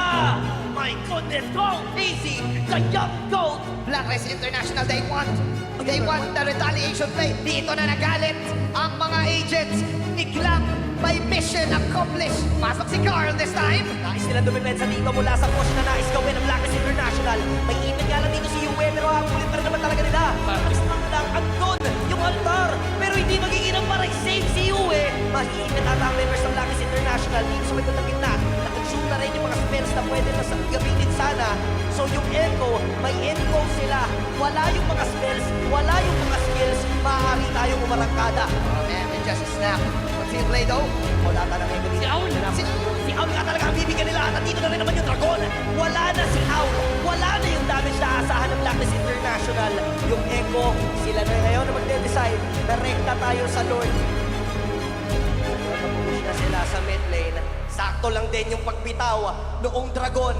Tapos yung altar binitawan na rin at si Cortez, si Tatahi pa. May pirma pa sa base ng Blacklist International. Sakto yung mga tusok. Kaso nga lang low na rin sila. Pero nakuha nila si Wise. Pero makapag-regent din naman agad yung members ng Blacklist International. Madedepensahan nila yung Lord. Kaso nga lang may parating pang minions. Medyo makapal mula doon sa bottom lane. At meron pang kasabay sa mid lane. Will this be it? Will Blacklist International manage to defend this? Dahil yung Echo ayaw na naman papigil. Okay, tingnan natin. Pasok ngayon. Oh my Venus, sabay sa amin course naman ni Very Cute. Hahabol naman sila sa kitain. Mukhang mahulin na din si Queen. Pero mabilis pa naman yung death timer. Si Immortality Pump nga lang para kay Edward. Naabangan nila naman may inward manipulation pa. And yung minions na sapat ata. Hahabulin na sila ng mga Onka. Pero ngayon, tuloy pa rin ang depensa. Pero ang goal ng Echo ay yung face.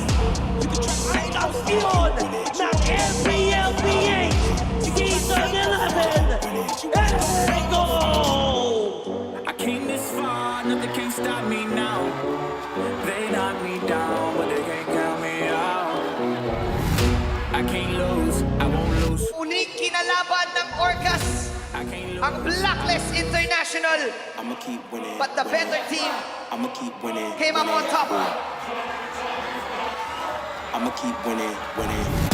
You can try to save yourself, I'ma keep winning. But you wanna go play yourself. You can try to save yourself, I'ma keep winning. But you wanna go play yourself, I'ma keep. You can try to save yourself, I'ma keep winning. But you wanna go play yourself.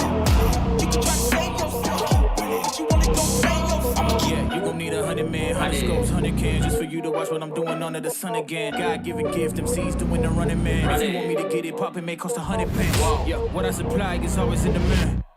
The throne is mine, take that. It ain't a high five, got the upper hand. I'm too real, can't fake that.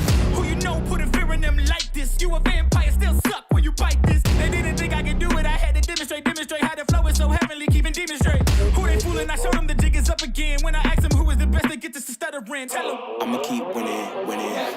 I'ma keep winning. I'ma keep winning. You can try to save yourself, I'ma keep winning. But you wanna go play yourself.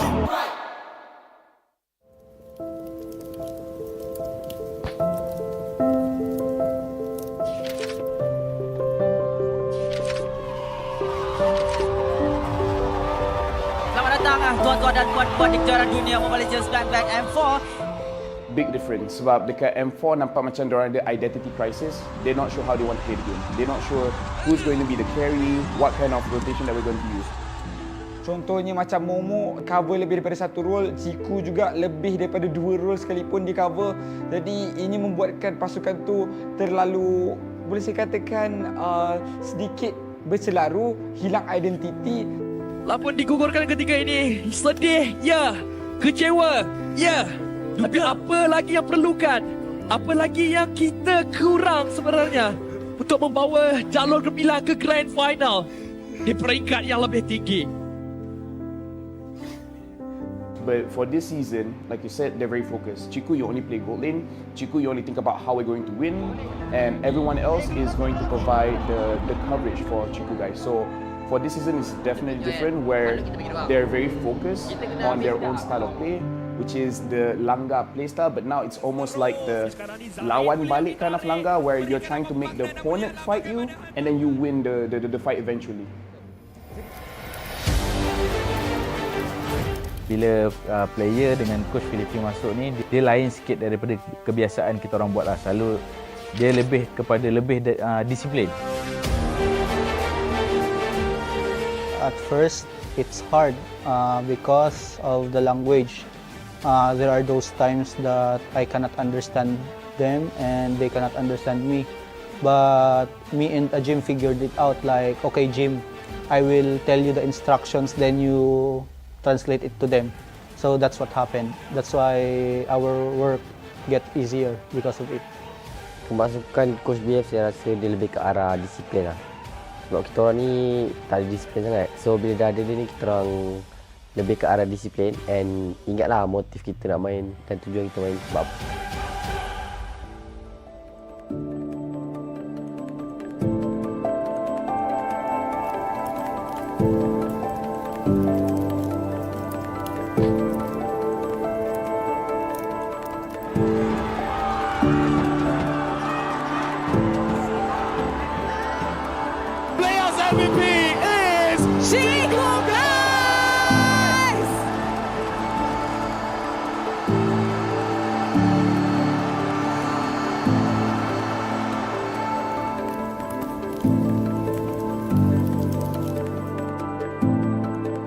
So I've known Chiku before he entered Dota. So I've known him for a while now, and I feel like he really did not change much. And yes, he is comfortable on camera, but he's more comfortable in stream. So maybe the viewers online are not as intimidating as the viewers in person. Perbezaannya yang you telah dapat di diri you sendiri? Perbezaan? Dulu saya single, sekarang saya dah kahwin.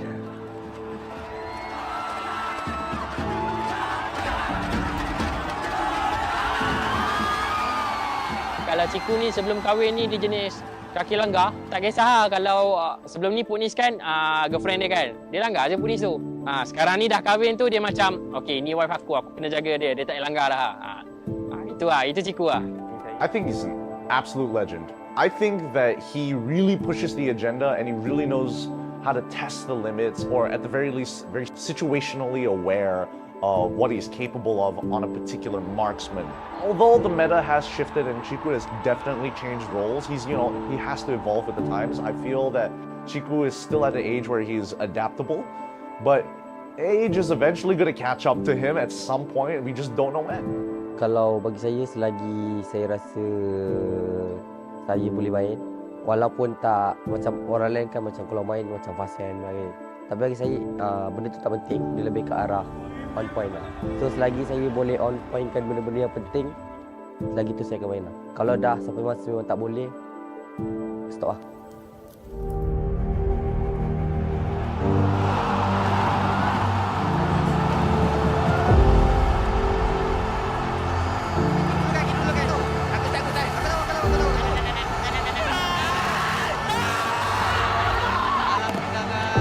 Pasukan Toda meneruskan dinasti mereka. 4 berbalas kosong, 3 kali juara MPL Malaysia.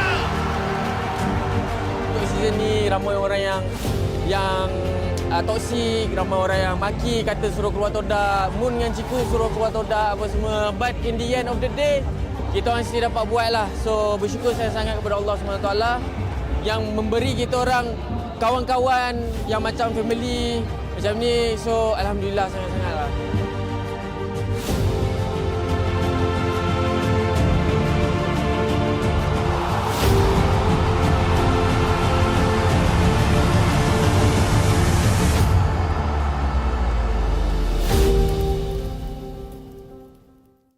Hey guys, Rose here from MPL Malaysia. It's Mirko from Indonesia. Morning, Mickey. Mabi Bedeh Kampuchea. Here from California. It's North America's favorite caster here. الله تعالى وبركاته. معكم منعاد من المغرب. أحباء المشاهدين معكم يكتب من العراق. I'm Diablo for IGSG. ก็ชื่อเอจิมาจากประเทศลาว Sekali Diri from Eco Philippines. I'm Yawi from Eco Philippines. I am Raime from Fenix Esports. I am from Myanmar. I'm Chma, one of the junglers in Cambodia. السلام عليكم ورحمة الله وبركاته. جمهور موبايل ليجند الكريم، منورين، أحلى عيلة وأحلى جمهور في الدنيا. And I just want to tell you guys all to get hype and to get excited for MSC 2023. All the underdogs are coming from across the world to go and compete against the pros, against the favorites.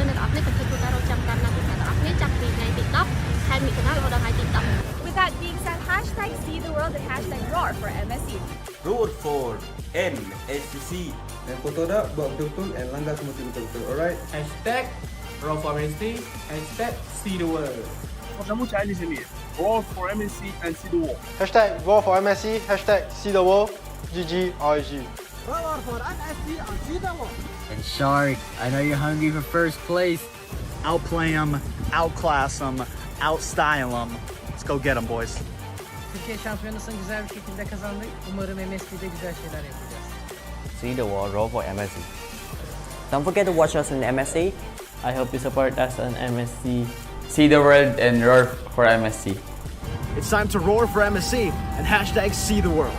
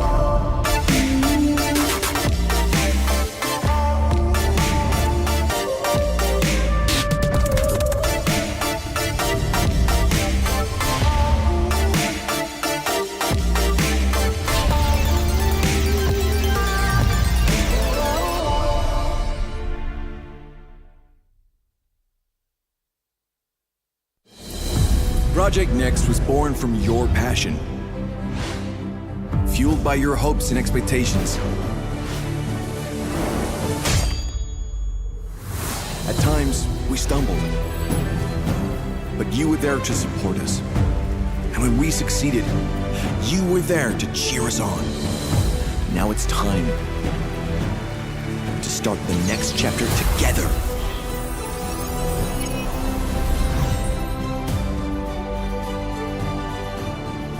Creating bigger and better experiences.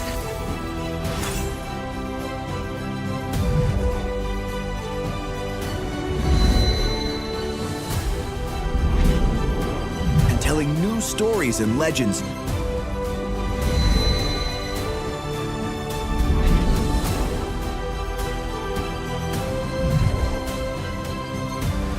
Let's treasure every moment together. Celebrate every accomplishment. Your love and dedication is what makes all this possible. Together, let's shape the future of Mobile Legends Bang Bang. Next for you.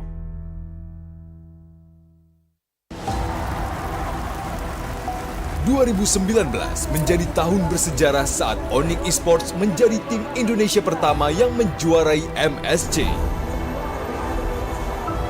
Tangguh, itulah satu kata yang tepat untuk menggambarkan ONIC Esports. Pada MPL Indonesia Season 11 babak playoff, ONIC tak terkalahkan satu game pun. Secara 2 tahun beruntun, MPL ini menjadi panggungnya ONIC Esports dengan mengalahkan Blacklist Internasional di 2021 dan Geekfam di 2022. Menemani ONIC Esports, EVOS Legends mendapatkan julukan The King of Comeback pada MPL Indonesia Season 11. Sang Harimau Biru telah menjadi tim Indonesia dan dunia pertama yang menjuarai M-Series. Mereka juga membawa nama Indonesia melambung tinggi di IESF 2022 dengan mengalahkan Filipina. Catatan sejarah telah diraih kedua tim Indonesia. Dan kini, ONIC Esports bersama EVOS Legends siap untuk bertarung untuk mengukir sejarah baru di panggung internasional MSC 2023. Berikan dukungan terbaik kalian untuk tim Indonesia.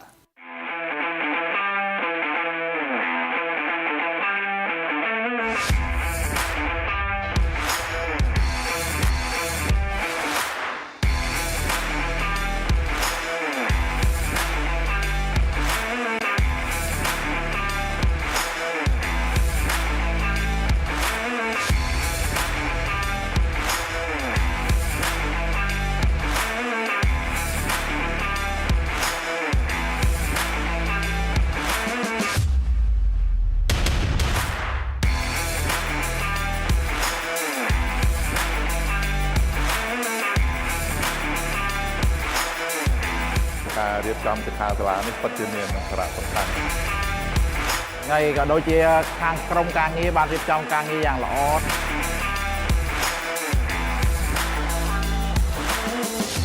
នៅពីមុនក៏ខ្ញុំអត់សូវច្បាស់ដែរតែដល់ពេលគាត់និយាយថាបើយើងចង់ខ្លាចជា personal player យើងត្រូវ set target មិនអីមិនមានអាជីពជាច្រើនដែលយើងអាចធ្វើការទាក់ទងជាមួយ e-sport ខ្ញុំចាក់អារម្មណ៍លើ content creator បងចូលចិត្តខាង create video ខាងកាត់តអញ្ចឹងបងលឺស្រីដែរតែលេង game អញ្ចឹងជាអាប៉ាម៉ាក់ក៏អត់សូវ support មកទេប៉ុន្តែបើយើងមានគោលដៅច្បាស់លាស់ហើយយើងប្រាប់អាប៉ាម៉ាក់យើងពួកគាត់នឹងអាចផ្ដល់កម្លាំងចិត្តឲ្យយើងអាចនឹងទៅមុខបានខ្ញុំបាន inspire ខ្លាំងទាក់ទងមួយចំណេះដឹងកីឡា electronic ខ្មែរយើងនឹងអភិវឌ្ឍច្រើនជាងហ្នឹងនឹងមានអ្នកជាច្រើនទៀតដែលគាត់បានស្គាល់ប្រទេសទៀតបង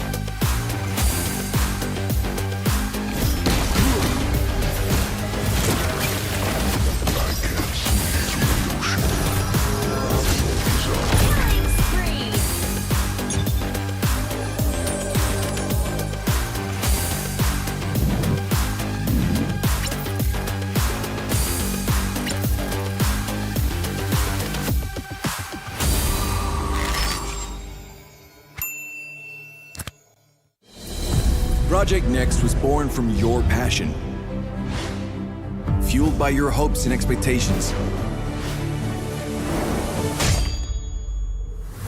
At times, we stumbled, but you were there to support us. And when we succeeded, you were there to cheer us on. Now it's time to start the next chapter together.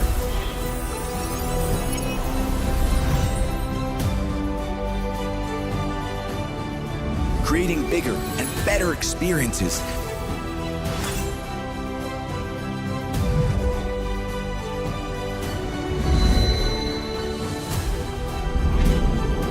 And telling new stories and legends.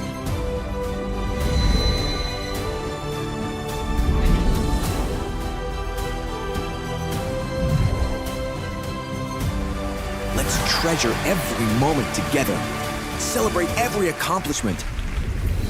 Your love and dedication is what makes all this possible. Together, let's shape the future of Mobile Legends Bang Bang. Next for you. For 6 years, Southeast Asia have been the conquerors of the Land of Dawn. But now, new competitors have arisen, hungry to vanquish C's dominance. 12 teams will come to battle. Only one can be champion. In this MSC, the 12 qualified teams compete in 2 stages. First, the group stage, and then the knockout stage.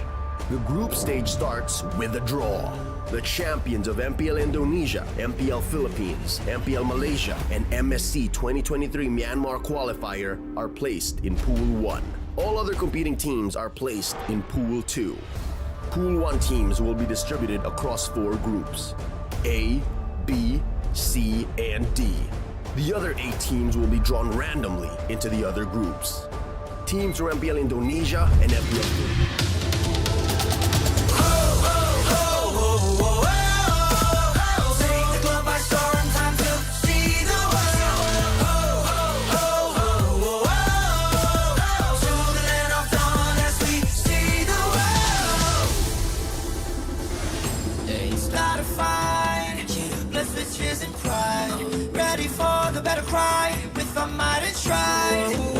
The heavens, set the fire to the sky. Keep burning bright, kill the allies, and enemies mesmerize. Strive for domination. Feel the pressure rising. Fight with your life and for your nation. With your devotion, emotion. Lay it on the line, the choice is yours. Offense or defense, let the courage roar. Reaching for new heights, it's up to soar. Now or never, climb and rise. We will strive for more. Take the globe by storm, time to see the world. To the land of dawn as we see the world. We're fighting to build a legacy in this better ground for kings. We're here to show the world that we're the chosen one that brings the heat, the passion, the heart, the soul, and the fury. Show it all, let the world see we are legends. Stepping on the ground, no time to waste. Striving to conquer, face the foes, break grace, be the challenger. It's time to soar. Now or never, climb and rise. We will strive for more.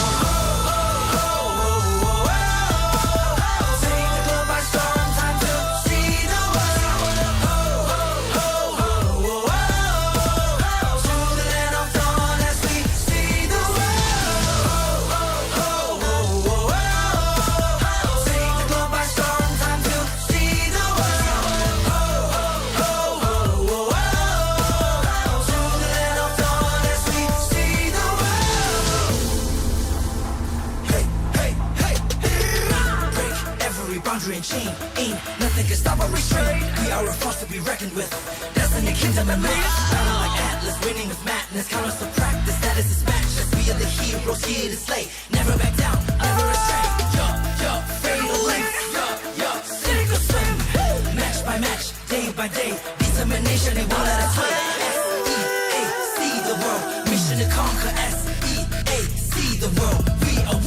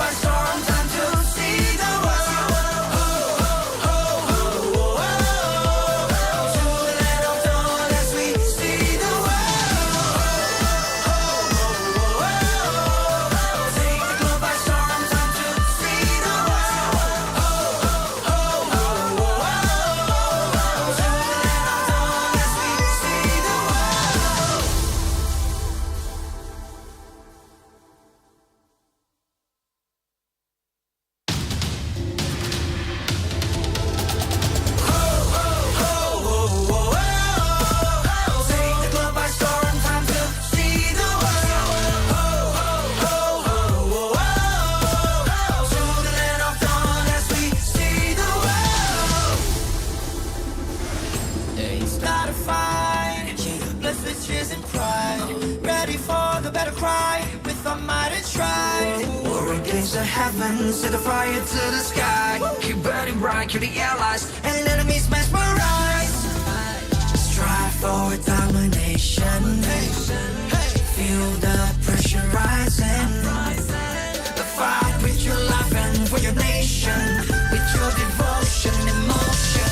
Lay it on the line. The choice is yours. Offense or defense. Let the courage war. Reaching for your heart. It's up to soar. Now or never. Time to rise. We will strive for more. Take the globe by storm. Time to see the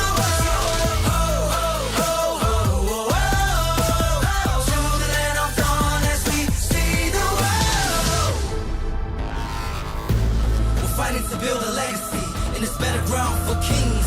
We're here to show the world that we're the chosen one that brings the heat, the passion, the heart, the soul, and the fury. Show it all, let the world see we are legends. Stepping on the ground, no time to waste. Striving to conquer, face the foes, break grace, be the challenger. It's time to soar.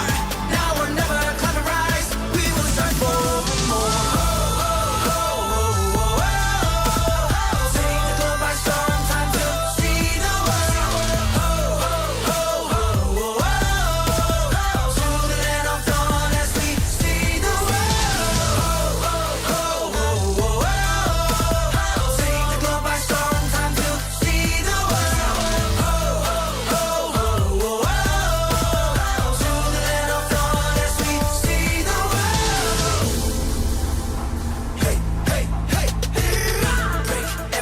And chain, ain't nothing can stop or restrain. We are a force to be reckoned with. Destiny, kingdom, and man. Shining like Atlas, winning with madness. Count us to practice, that is his match. We are the heroes here to slay. Never back down, never astray. Fatal length. Sink or swim. Match by match, day by day. Determination, they won't let us win. S-E-A-C the world. Mission to conquer. S-E-A-C the world. We are warriors. Lay it on the line. The choice is yours. Offense or defense. Let the courage roar. Reaching for new heights. It's time to soar. Now or never. Climb and rise. We will strive for more.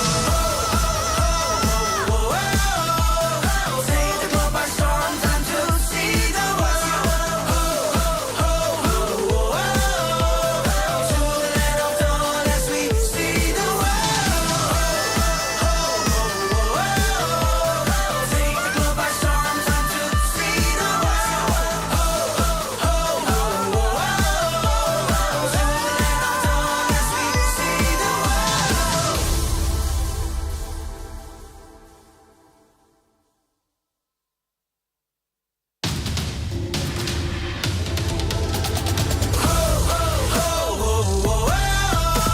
Take the globe by storm. Time to see the world. To the land of dawn as we see the world. Ain't start a fight. Blessed with tears and pride.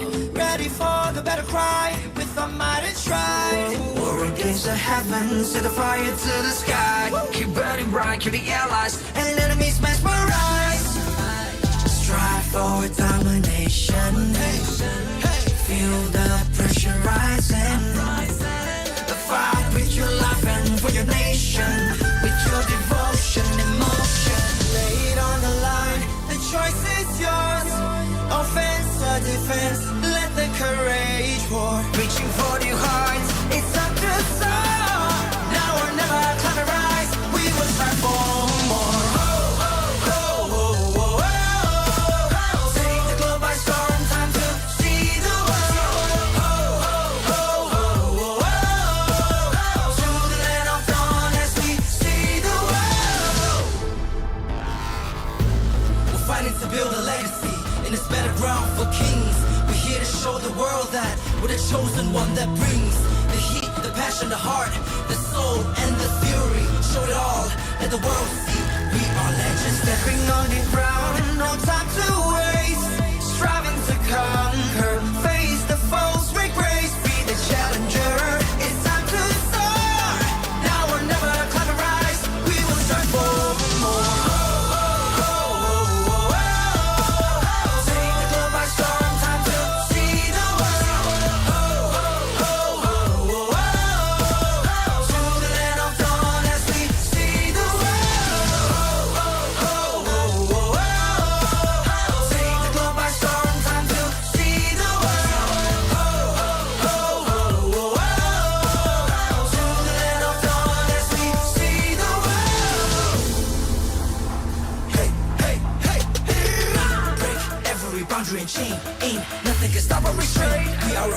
reckoned with. Destiny, kingdom, and might. Battle like Atlas, winning with madness. Countless of practice, that is his matchless. We are the heroes here to slay. Never back down, never astray. Fatal length. Sink or swim. Match by match.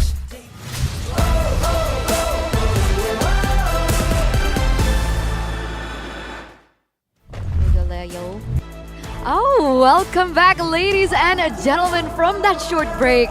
We had an intense match, number one, LaFell. Leo, I know you were back there watching. Were you sweating watching it? I actually wasn't. It's pretty cool here in Aeon Mall, but just the same, happy to be here. That was a close series. Even if it was a sweep, gotta give kudos to Burn X Flash. They gave ONIC a run for their money. Dude, it didn't feel like a sweep, man. Because all of the games, both games, we really see a lot of mechanical play coming in from Burn X Flash, and I kind of feel like, especially game number one, a lot of ONIC fans, they're looking as like, yo, what's going on? Definitely, definitely. I think Miracle was like sweating in that particular seat. But before we begin match number 2 of MSC 2023, we want to thank our sponsors. So thank you so much, Moonton, definitely, because MSC 2023 is powered by Moonton, supported by ROG, the official gaming phone, Secret Lab, our official chair partner. Thank you to our lovely sponsors, because MSC wouldn't be possible without your support. And of course, a special shout out to Secret Lab, our official gaming chair partner, where it becomes with built-in lumbar support system that you guys can adjust to your spine, an incredible magnetic memory foam head pillow, and brand new fabrics to enhance the perfect designs. Enjoy the same performance advantage trusted by the world's biggest esports tournaments at secretlab.co. Real quick, let me tell everybody about the new MSC Pass. It's available from the 5th of June all the way till the 18th, till the end, when we crown a new champion. You can grab it for only 719 diamonds, down from 899 diamonds. Purchase the pass and you can get Atlas, Rune, Sentinel, and 3,500 MSC coins immediately. On top of that, you can also enjoy a bonus of double task rewards. MSC Return Skin, Jawhead Space Explorer, Claude's Earth's Mightiest, and other rich rewards await you when you redeem them too. Aside from that, you can complete all MSC pass tasks and make all guesses correctly. You can redeem Atlas, Rune, Sentinel in MSC Event Shop for free. Yep, get ready to enjoy the fight and explore the MSC Pass. Hashtag Mobile Legends Bang Bang, hashtag See the World, hashtag MSC 2023. And I gotta say, the very first day, I instantly bought it because, again, roamer main, I gotta get the Atlas skin, man. Oh man, you haven't roamed for me yet. Oh, I haven't? You haven't. Oh, maybe after this? Yeah, maybe after, definitely.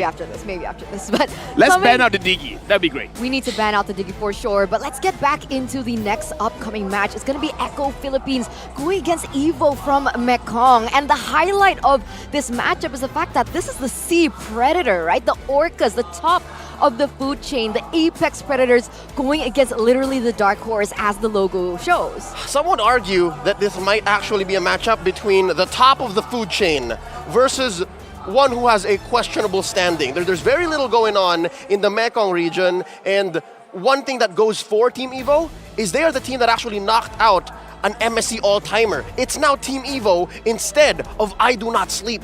Here's the thing, man. As an analyst for quite a while, I don't believe in absolutes. I look at the numbers, and sometimes the numbers don't matter.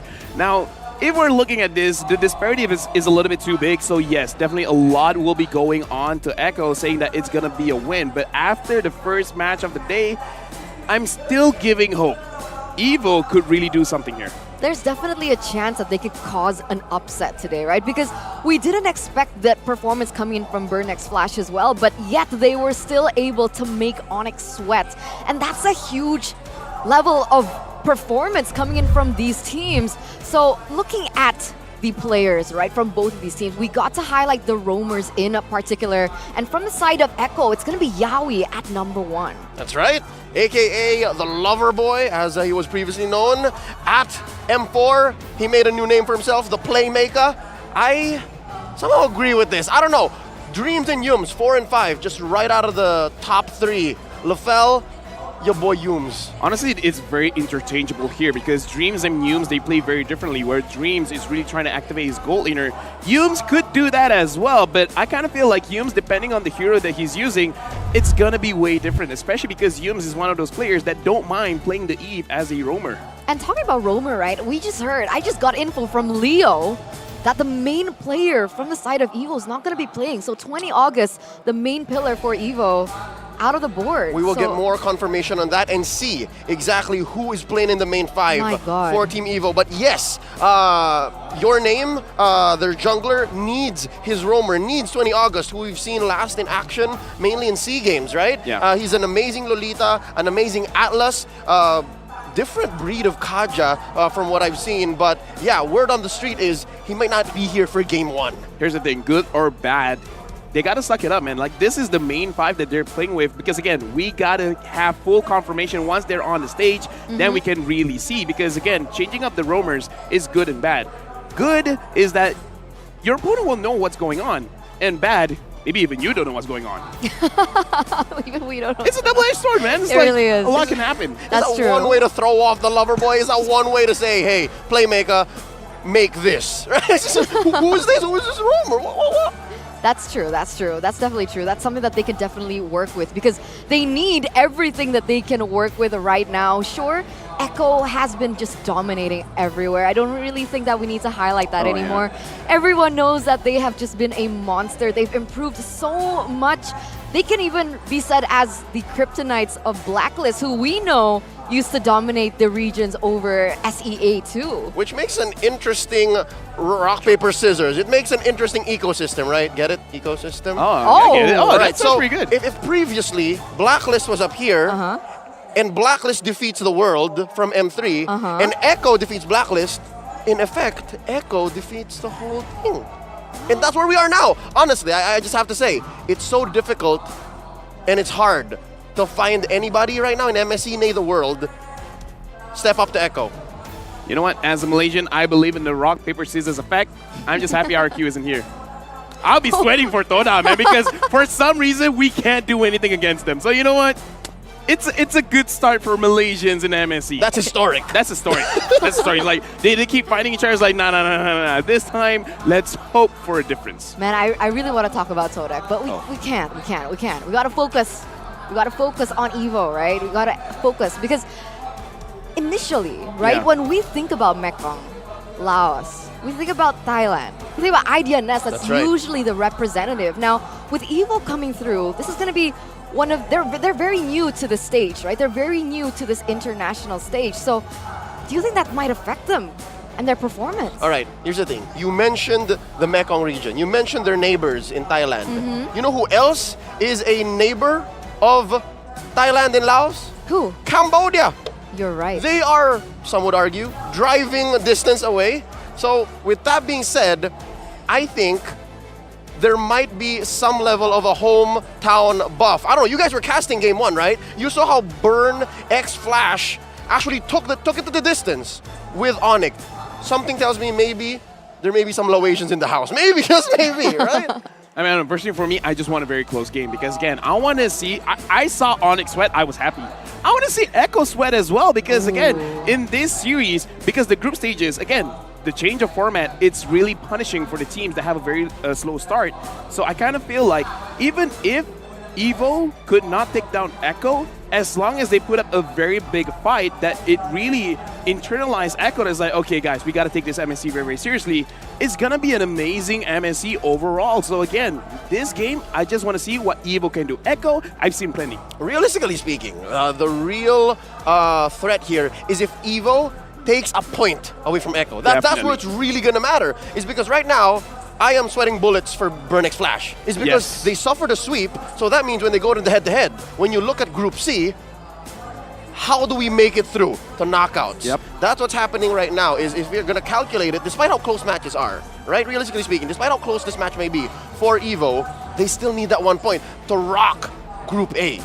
That's what I wanted to touch on, right? Group A. How are we feeling about this, right? Because people say that this is quite a predictable group in a way, right? They're in the same group as FIMP as well as Echo and of course EVO, right? So I mean, you know, point blank, you'd say, okay, Echo, and then perhaps like Fimp, and then you'd put EVO. All right. But like... Fimp, Fireflux Impunity, yes. our representatives from Turkey, is also quite gimped, right? They don't have their mid laner. They don't have Rosa. All right. The market mid true, laner. That's true. From previously known as Incendio. Incendio Supremacy, right? Rosa's out living life. Rosa had to take prior commitments, school, life things, so get your priorities straight, definitely. Education's important. Yes. But I'm sure Fireflux Impunity took the risk, and again, just to take that into consideration, even they're not so clear. Even they're not at their fullest. All right, so still a question mark, right, LaFell? Yeah, honestly, for me, players, it kind of doesn't matter too much. It's about the team. That's what we want to see. And on that note, I think we're going to welcome both of these teams on stage here. Let's go. There are no games if there are no players.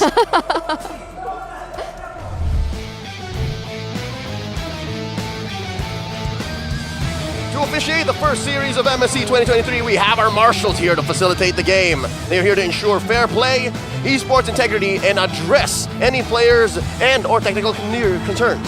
Definitely. But we are now going to welcome our first team here. First up, we have the reigning M4 World Champions in Echo! As we see them marching onto the MSC stage, loud and proud. They have proved that they are still on form by claiming MPLPH Season 11. All 5 players of Echo were named in the team of the season selection. They aim to complete the Grand Slam by winning MSC 2023.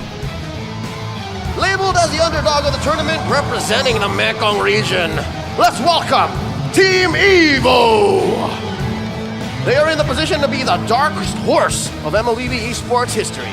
They only need to defeat the world champs, not once, but twice in this best of 3 series. Honestly, looking at this roster, they have everything to prove to everyone, not just in the Southeast Asia region, but throughout the world. A lot is on their shoulders, but I believe they can do it. Here we have their coaches on stage. It's Coach Tic Tac and Coach Trevor going up against Coach Flashoni and Bumblebee. Man, it all starts from the drafts. We cannot stress that enough. All that execution in game, it starts with the masterminds. Yeah, and honestly, looking at the lineups, the coaches is going to be very, I would say stressed but calm at the same time, because again, looking at the roster, you're kind of thinking like, should I be really thinking about what the opponent is going to bring, or I'm just going to focus on myself? Speaking of which, this is the lineup for Echo: Betty Cutie, Carl TZ, Sanford, Sanji, as well as Yaoi. I would say this is the terrifying 5. Yeah, you can't really pinpoint to one particular player because like you mentioned earlier, right? All 5 players were the first team last season. Yep, they are the best of the best, mechanically speaking. And as LaFell said too, right? What's not scary is the individual player, but when they come together, and I think that's what makes Echo so lethal. Yeah, they make music when they're together. It's certainly a sight to see. But right now, we're also going to take a look at the official team lineup here for EVO. So it's based on your name, Opera, Abby, as well as your name. Confirmed! Numnim! Where is 20 August? Okay, here's the thing, right? Because looking at this lineup, it's very sketchy. But the thing is, this is the top 5 that is representing Mekong. So, of course, they're going to bring a lot to the table because looking as a team, again, we got to emphasize that because I've talked to a lot of professional players that it's no longer the Mobile Legends Bang Bang where one player could really counter everyone. Not one player can 1v9 truly. Right. So we got to look. Yes, the roamer has changed, but perhaps as long as they work well together, it should be fine. Yeah, but this changes all of my notes, ladies and gentlemen. All right, I've made so many notes for EVO centralizing on their roamer, right? On 20 August, how he plays, the way that the team plays according, how the play styles change from that early, mid to that late game. Eterna, but it's changed. No cap has about 3 pages worth of 20 August notes. Exactly. Oh, wow. Talk about one-sided. Talent prediction from all everyone. the talents, even from Cambodia as well, all for Echo here. Can you blame them though? Even our balls from Ice Frogs, Mengli, and OP on the other desk over there. Yeah, it's hard. It's difficult to wager against our world champions. It's a steep climb, man. But again, this is why we love the drama, because yeah, a lot of people are looking at Echo. They're gonna win, but wouldn't it be great? Again, I don't want to be biased or anything, but wouldn't it be great to see EVO taking a game? There's nothing wrong with wanting to shake up the MLBB world. Definitely. I think we all just want to see that, especially with how different MSC is. Something to note before the draft begins, there are former players amongst both coaching staffs.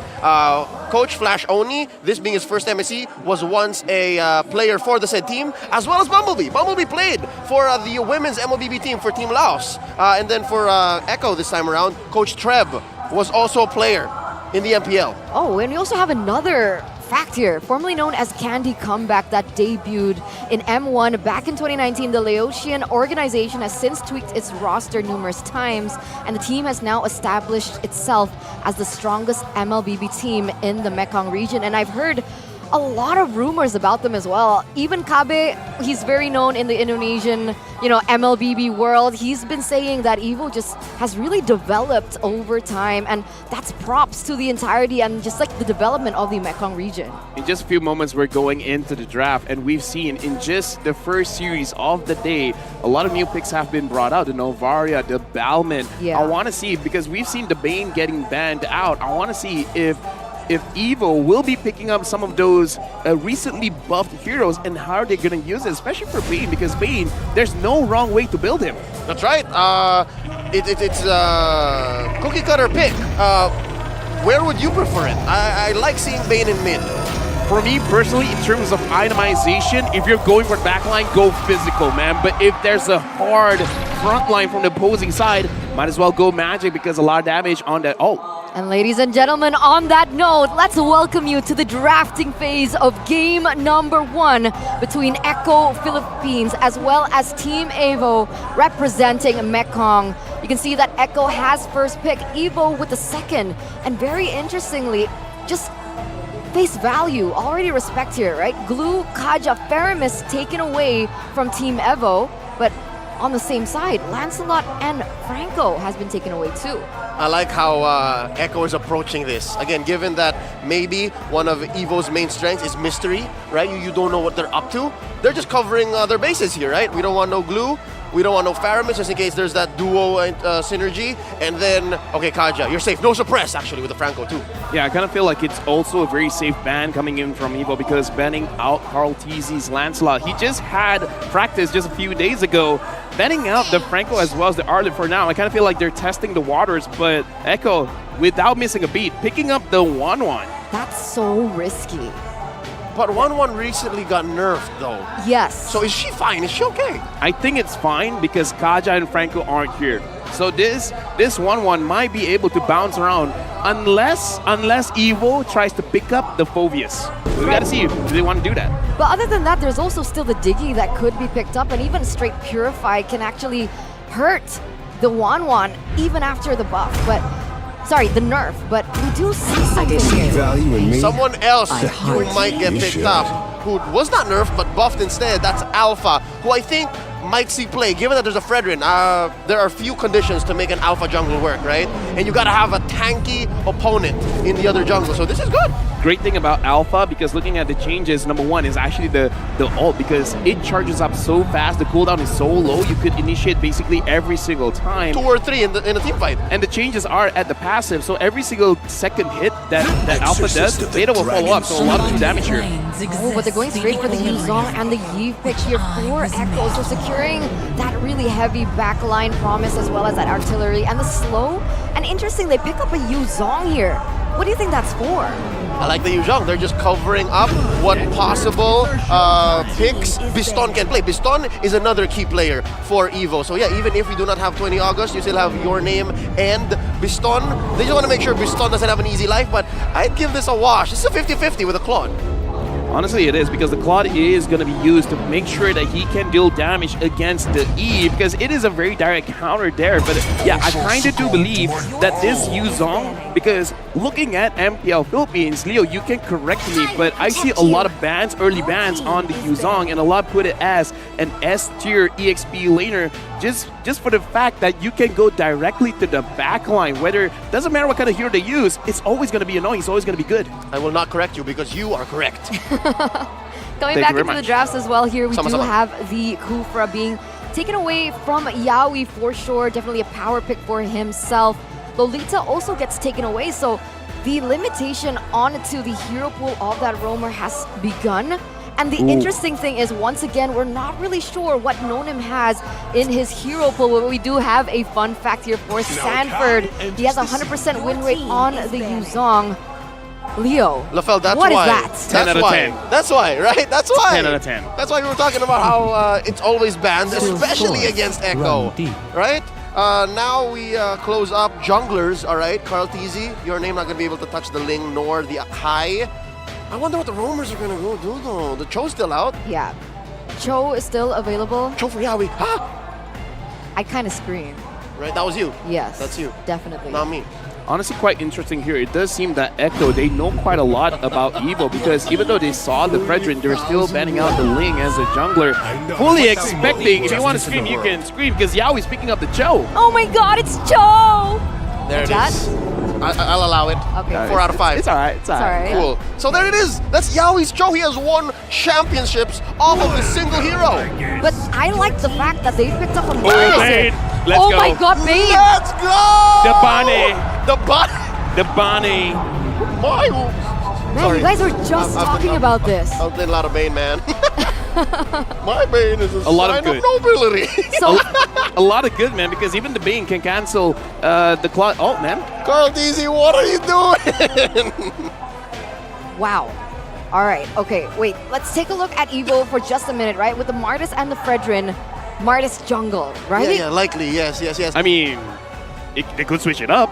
It could be Martis EXP. No absolutes. No absolutes. I like that he's anti-CC going against Carl Teasy and Yawi though, right? So, yeah, you can come through. Just yeah, I would definitely prefer the Martis. We'll see the last pick here coming in for Team EVO. They're taking their dear sweet time. Everyone is shaking, and it's going to be the Diggy. That is a valuable Diggy. That's money right there. You're stopping the ult on the Bane. You're stopping 1-1 with the stun, right? The trigger, the Cho, the Yuzong. Dude, a lot is going on. Honestly, looking at the draft, I see Diggy coming out of the screen, coming back in. Looking at the audience prediction, also seems pretty one-sided here. Yeah, talents, audience prediction as well. It's tough to say that this outcome could be different, but let's take a look at not the history and, you know, the accolades of both of these teams, right? Let's take a look at the drafts. Let's live in the now. Let's live in the now, exactly. I like how Team EVO is actually sticking to the fundamentals. They have their bases covered. And again, we talked about how the Diggy is so valuable. But in practice, right? Echo's playing with fire, man. Like, Echo is so hot. That draft is so hot. I like Bane, so I like the draft coming in from Echo. Here we go. Game number 1. I hope the Dark Horse are ready, but also I hope the Apex Predators came to play. And I hope that the audience are ready as well. Ladies and gentlemen, welcome to game number 1 between the Filipino representative and, of course, the representative from the Mekong region. And, you know, coming to this game, right, we got to take a look at the battle spells as well as the emblems. Does anything stand out to you here? Definitely, because Carl Teasy here is using the jungle emblem. And here's the thing, people might be like, yeah, he's a jungler. Of course he's going to go for that. But usually Bane, he will choose either the magic or the assassin emblem, really showing what he wants to go for. And Bane really clears the jungle super fast that he had to get nerfed before coming into the MSC, and because he's using the jungle emblem, he could really go either way. Physical, magic, even defense, it's really up to him. Or could he even be a hybrid Oh yeah, build, definitely. right? Like we see that a lot from Wise, right? We saw that from Wise as well, but this is gonna be the goats. Oh, wait a minute. Oh, down bottom. You see how also a Bane has great range? There's a deadly catch. Oh, that's a show of strength. It's mostly just about zoning them out because, again, they just want to make sure that EVO, they don't have a comfortable laning phase to make sure that Echo, they can move around the map a little bit more comfortable. And again, Carl Teasy, we got to see if he's very aggressive with his ults. Honestly, I kind of feel like he's going for the damage on the bounce. He might go for a physical kind of build. Definitely a possibility here. Looking back into the lane matchups, right? It seems like the Diggy has been really babysitting the Claude, right? Giving some damage, harassing the 1-1 in that early game, but face value 1-1 versus the Claude. Who is supposed to win that matchup? Honestly, looking at the situation, it is supposed to be the 1-1 because actually it's more about kind of a dead lead. The Claude doesn't want to fight. 1-1 wants to fight. As long as Claude survives, it's okay. Here we go. Sanford, the Apex Predator himself, starts to fight. Your name at less than half health. Turtle gets reset. Look at the back line. Oper versus Carl Teasy. First blood draw by the Playmaker. Down goes Your Name. Carl Teasy, though, taken out. Can Echo find revenge? Oper gets away with it and kept down. Sanji gets the kill. Turtle still standing. There's a pull by EVO. Okay, 2-for-1 trade there, still in favor for EVO, honestly, but Echo did and was able to manage to reset that turtle, right? So nobody gets that just yet. Things are going to go back to square one. Yeah, I guess we didn't mention as well, but yes, it is going to be the Fredrin jungle and the Martis is going on the EXP, and both frontliners were punished, but now Agi stole that RWM. I wonder if that was the right timing, though. They may have pulled the trigger too soon. Yeah, right now we can also see that the turtle has been pulled over to Echo's side. Oh, watch out! Deadly catch! Carl Teasy with the retry. In comes Oper. Maybe too late. And now another fight. There was a kick onto Agi. He gets away. Oh, I think that was beautifully played, right? Really, really calculated there from the side of Echo as well. EVO tried their best, but in that moment, in a 5v5, with how much utility that Carl Teasy has with his ultimate, it's a little bit too difficult maybe for them to go for a front end game. Carl Teasy here, jungling very cleanly, and so far, Your Name staying to his side of the map. Down bottom, there's some action, 3v2. Yaoi gets caught with the reverse time. Doesn't want to cross the threshold. He understands Benny's not ready yet. Yeah, again, looking at how they're rotating, they just want to make sure that EVO, they're not in their comfort zone. I kind of feel like this is more about putting pressure mentally than actually physically getting those kills. All right, but Corrosion already built there by Benny QT. Looking at the items here as well, we can definitely see a very big impact here because looking at the Claude has actually, never mind, the Claude actually has a gold advantage here. And looking at the Bane, looks like it is going to be, at least for now, focusing on the defense. Oh, up top. Doesn't mean much here. Oper versus Sanford. You see Sanford with the Shah Essence. Heals up, down bottom. There's a kick on the Noom Nim. Gets a few hits in. Sanji with the Void Crystal keeping him down with the RWM. Fails to pop the little owl baby man, and he gets away. All right. 4 minutes in, you can see, like you mentioned there, a lot of aggression here coming in from Echo as well. And I find this interesting, right? Oh, wait a minute. Oh, Benny wants to take to the skies. Doesn't get to it. Piston takes him down. Point blank. Blazing Duet. I gotta say, I guess that's just a miscalculation there because I think he thought that he could take a little bit more in terms of the turret shots and then he could rise up. And a kick here from Yaoi. Could they find one on Agi? He's still alive, but only for a second more. Sanji gets a kill. And looks like it's not finished because here Carl Teasy might get caught. Carl gets put down. Oh, he gets away. Healed with the ale. Deadly catch. Down goes Your Name. Another kill for Sanji. And now they're just free to get the neutral objectives. And this is why I love Echo and how they play, right? The way they're able to just chain those events, going in for the kills, getting over those pickoffs from the side of EVO, and then going ahead and getting the neutral objectives, securing that for themselves, and of course, a healthy gold lead. Right now, I kind of don't like the movement coming in from EVO because it looks like even they're not entirely sure what they're really going for because they're kind of like moving by seeing what Echo is doing. They're not being proactive, they're being reactive.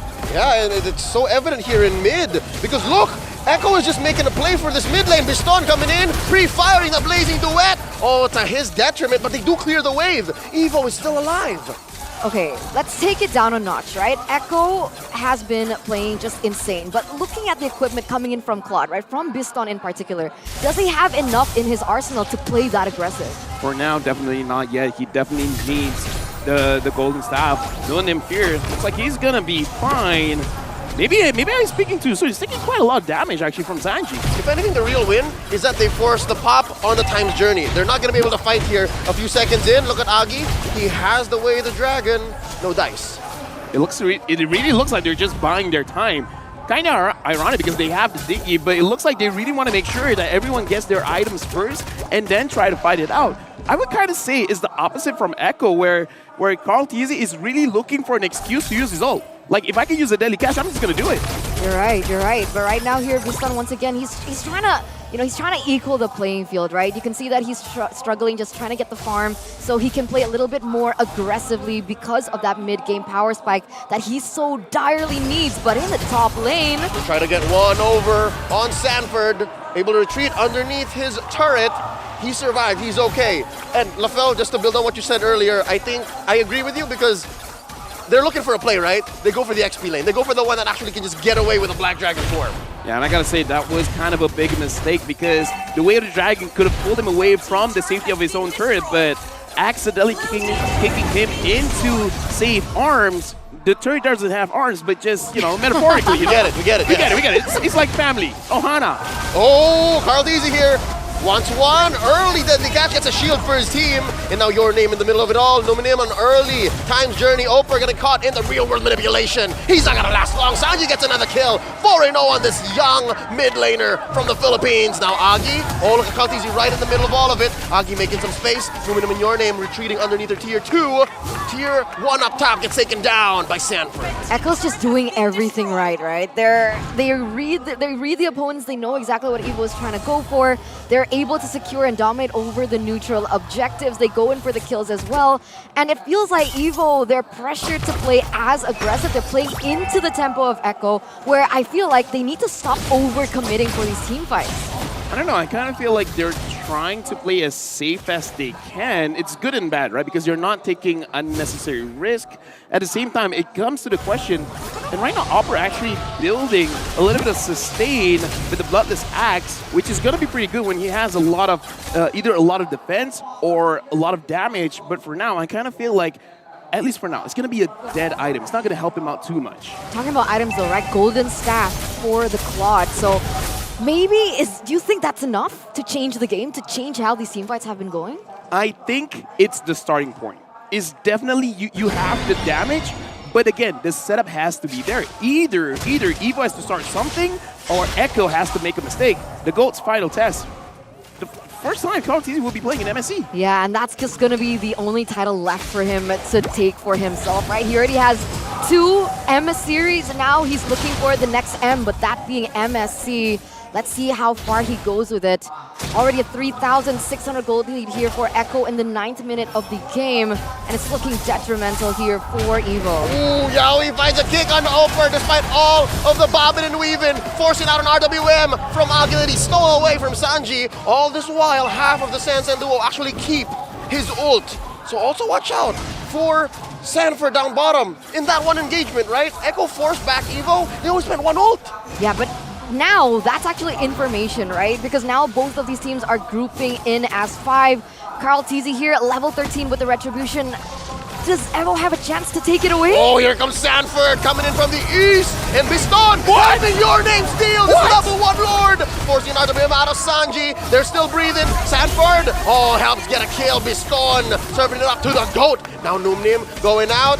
Oh, Carl Tizzy pushing them away with an Ale Blast. Oh, I gotta say, with all that's been done, Biston for a Lord, I take this trade. Honestly, that is a very good trade because, again, it's better than losing everything, right? At least you got the Lord, and now we can definitely see EVO. Okay, we see some action, we see some productivity, we see some proactive action coming in, and it is because the itemization, just like Eterna has asked just now, having the Golden Staff with the Demon Hunter Sword, it's kind of enough, but again, if they scale a little bit more, and if Biston can actually go in a little bit safer after this, there is hope. There's a breathing space for EVO. There's definitely hope, right? Because even in that previous Lord fight, all odds were stacked against EVO, right? Your name is how many levels behind Carl Tizzy, and he still managed to get that under the nose of Carl Tizzy. So that's incredible.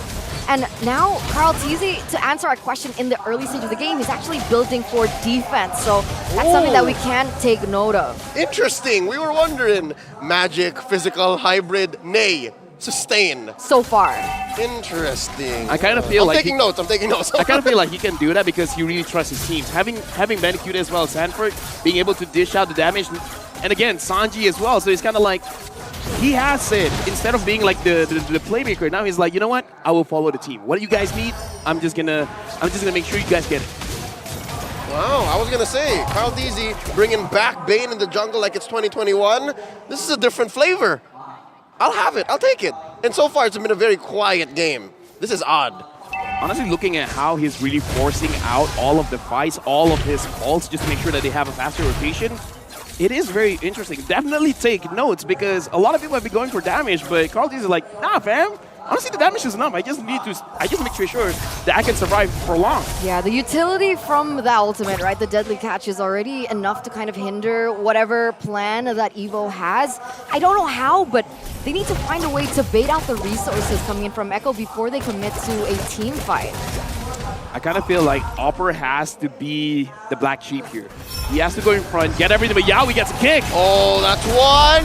Agi is the first to fall. That is such an important role. You can't have your mid laner being out of a big 5v5. And now, Echo might just force the issue here. RWM pinning Numinum. Yawi. Oh, wow, that's unfortunate timing. They could have really forced that mid push. Yeah, kind of, but, well, it seems like this is the result that we're going to take for now. 2,600 gold lead. It has shrunk from earlier, but right now, once again, both of these teams with the Lord on the way already, 3 seconds left. Seems like Echo has already begun to kind of set up for it. Beaston here trying to clear in that bottom lane, but that's information as well for Echo to maybe pull the trigger here right now. Oh, they're gonna rush this Lord unless EVO will oblige. There's a kick by Yawi, finds your name. Fredrin here at less than half health. Now a 5th, now an 8th, and down he goes. Carl Deasy gets the kill. That's no retry for EVO. Luminum goes down, pop by Benny Cutie. Oper trying to get one, doesn't get it. 2K for Big K, and that's already 3 out. 2 members left. They won't even think about it. Echo making a straight play for the Lord, unless EVO, what's this? You want to push in mid? I kind of feel like they got to find something else, because Echo, I don't know whether it is intentional or not, but they're actually making sure that they stagger the respawn time coming in from the team, because Agi was about to spawn. That's when they tried to force a fight. Get someone and make sure that not all 5 members are alive at the very same time. Make sure that, okay, one's down, then we get 2, and then once they are about to get up, we're going to kill them as well. Oh, man. All right, okay, Biston's fine. Biston's okay. Close call. Yeah, you were talking about that, right? They need to find something else. They need to trade back, and I think that's what Biston is trying to do, right? Claude has a little bit more mobility than maybe the other members of the team. I would argue that Martis should be the one to do that, but taking a look at the instant replay right now, let's see what happened. The instant replay, honestly, they just feel like, okay, you know what? Right now, even they're not really doing anything, so we might as well just engage and try our luck, because I kind of feel like for them themselves, they're like, we just have enough damage. Yeah, we just catch someone. Anyone. Anyone. And how perfect is it that his first target was the one with the retribution. Now an RWM by Sanji finally locks in that tier 1 in mid. Agi answers back. Oh, EVO here, still alive, still up, keeping much of what they want to protect. They have 1 more turret out of their base, but Echo has a Luminous Lord. I would argue that EVO should be able to have the high ground to defend it, but compared to Echo... Your name gets kicked out of the way, he survives! But Lord does trample through. Look at Sanford. Oh, deep behind enemy territory. Oper walks out. Biston takes quite a bit of damage from Sanford. He did pop his petrify. Down goes Agi. Sanji coming in. Didn't have to spend his retry, rather his flicker. Probably he spent his retry though, trying to slow him down. Another push in mid by Benny Cutie. This is looking dire. Yeah, right now we gotta look at Biston, because he cannot deal out the damage safely. Every single time he goes to the front, he's gonna take quite a lot of damage. And now real manipulation. Whoa, we were talking about Biston. Down he goes. Oper as well. They're slowly falling. Your name gets taken down by Benny Cutie. It's a wipeout. Echo takes game 1. A triple kill for the 1-1. That was insane gameplay coming in from Echo. That was clean cut, straight to the book. I don't really know what to say about that game. Honestly, in this game, Echo, they took the game in control. They say this is Mobile Legends Bang Bang. I got a car. I'm in the driver's seat. You can sit anywhere you want. Shotgun, sit in the back. Either way, you're coming with us on the ride that we're steering the wheel. That's basically calling the shots. It's like, all right, we're the world champions. We just won our MPL. Here's how we do it. Actually, you know what? I have to admit, in the first maybe 5-6 minutes, I wasn't sure where they were going, right? And maybe even EVO wasn't sure where they were going. But as soon as Echo got it figured out, we'll see. When we break down the items, I can't believe Easy built Sustain. It's interesting. It's gonna make more right? sense, Because, though. I mean, but what LaFell mentioned earlier, I think that makes sense as well, right? He's counting on the damage coming from all the other members.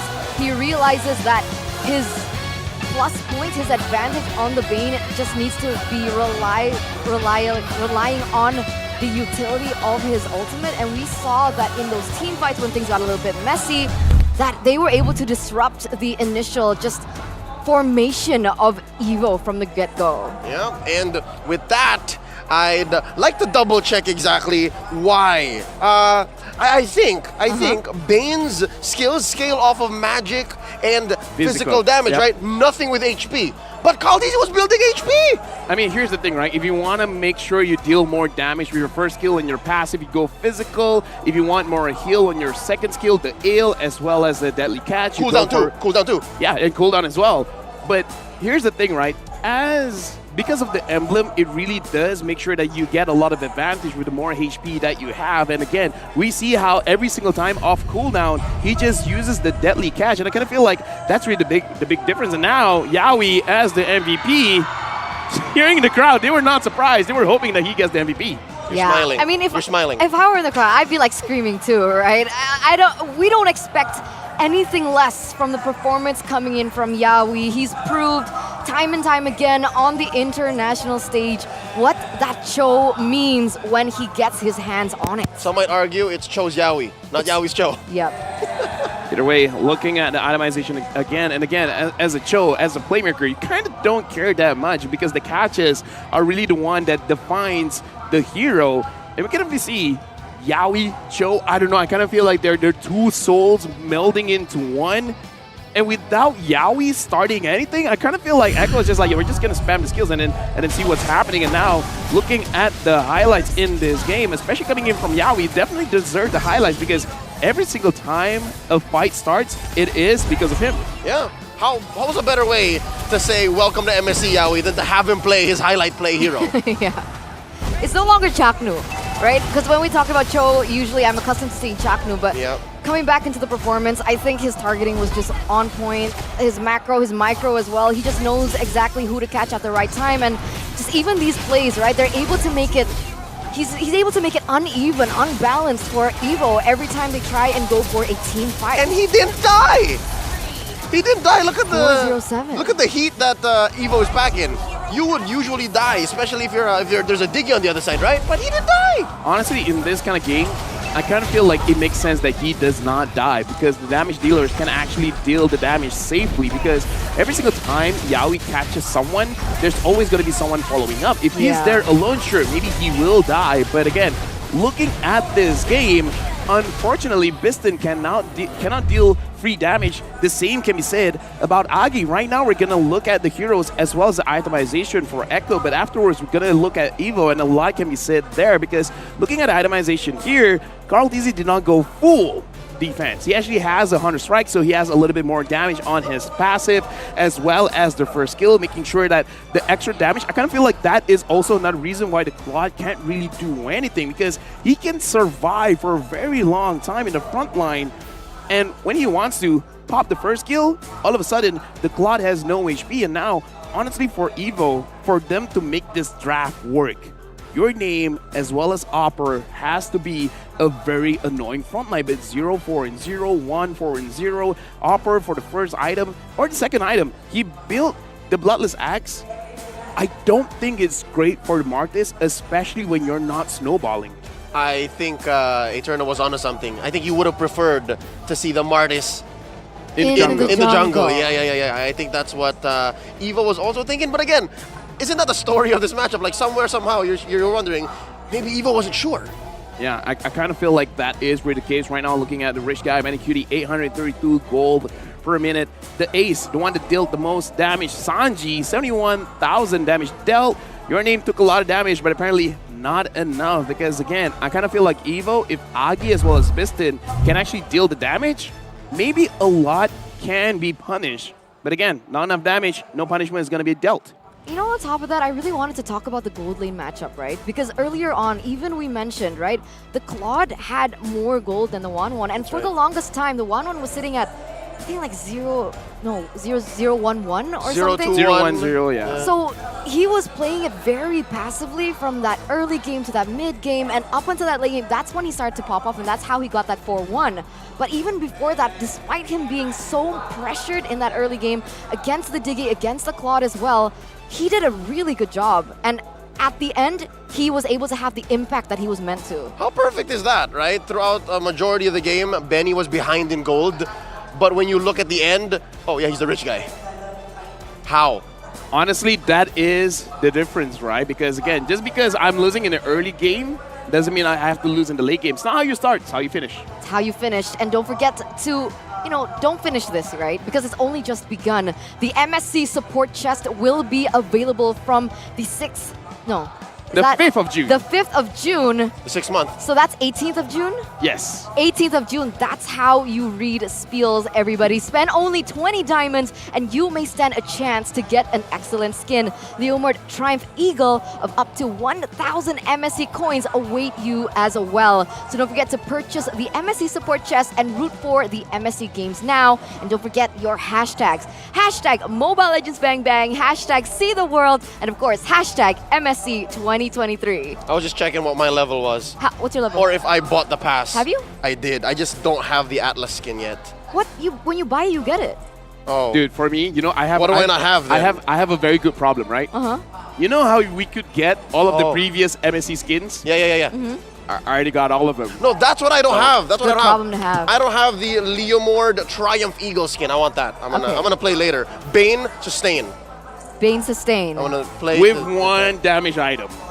Hunter Strike. Hunter Strike, yes. Oh, he had Hunter Strike. Yeah, he had Hunter Strike. I love it. It's perfect. I think it's like second or third item. Can you consider that hybrid? Is that considered hybrid, or do you need like more damage items to be considered I think it's hybrid? enough to consider hybrid, honestly. Okay, yeah. so that's a build that you go for. Honestly, the Hunter Strike, mostly because of the extra movement speed, because the deadly catch itself is very slow. So you gotta find some speed somewhere. Movement speed and cooldown. Penetration. You get the best of both worlds. Usually because if you go full damage, you only really enhance Crab Claw Cannon. If you only get magic, you only enhance Ale. With this build that Carl TZ showed us here, opening up for MSC, you get the best of both worlds. You're sustainable enough so that Ale's cooldown doesn't matter, but you still have kind of cooldown because defense items have cooldown built in, plus Thunder Strike, giving you that penetration, that physical damage, plus the cooldown.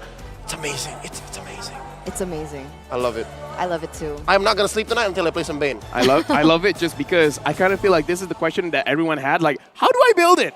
Full mage, full damage, full defense, and now it's like, build a bit of defense, and then up to you. And even roles, right? You guys even talked about roles. Oh, yeah. You mentioned that you like it in mid I said better. mid, but Sanji's like, no. Carl, you do it. But I feel like Sanji's just so good at these high ground mages. Is this identical to what you usually see in MPLPH? Oh, for sure. And we all saw it, even in Jakarta, even in M4. That was a thing already. So I'm loving it. Echo really did not have to, I'd say, stretch out too much. This is how they play. And now we're really wondering, what can we expect from EVO? Like, exactly. How do they evolve? I was going to say, Ban Bane. What's the next step? Play a simpler composition. All right. Because I kind of feel like for that draft to work, a lot has to go right? The constellation has to line up perfectly. The horoscope has to say, yeah, this draft is great. I kind of feel like they just gotta simple it down just a little bit. Because again, Claude is an amazing hero. You know, a lot of mechanics is involved, but again, you gotta make sure a lot of skills have been used first, and then you can safely go in. Because in that game, the Claude can't safely go in. So maybe having something a little bit more simpler, especially for the gold laner, might be the difference maker. And in terms of banning, I kind of prefer banning Yaoi's hero, but the thing is, Yaoi probably doesn't care. Also, he has a lot to use. Wait, going back to that point about the gold laners, right? I also want to add a fun fact, right? Biston has a really large hero pool, right? He plays almost all the marksmen except for APCs, but that's what I mean, right? He has a lot to work with. He has a lot to, you know, maybe stave off maybe that marksman for later on, prioritize something different. Exactly. Is that not the point, right? Why would you rush it and why would you overcomplicate it when your marksman can actually pick up the slack? When they can actually say, I don't mind being last pick. let me, but yes, just to recap, Claude came in first phase. Because Second of the pick. Eve. Because That's of right. the Eve, yeah. They were like, oh, we need an answer to the Eve. Yeah. But, yeah, I don't blame the Claude pick, but yeah. No, I kind of feel like it was a bait.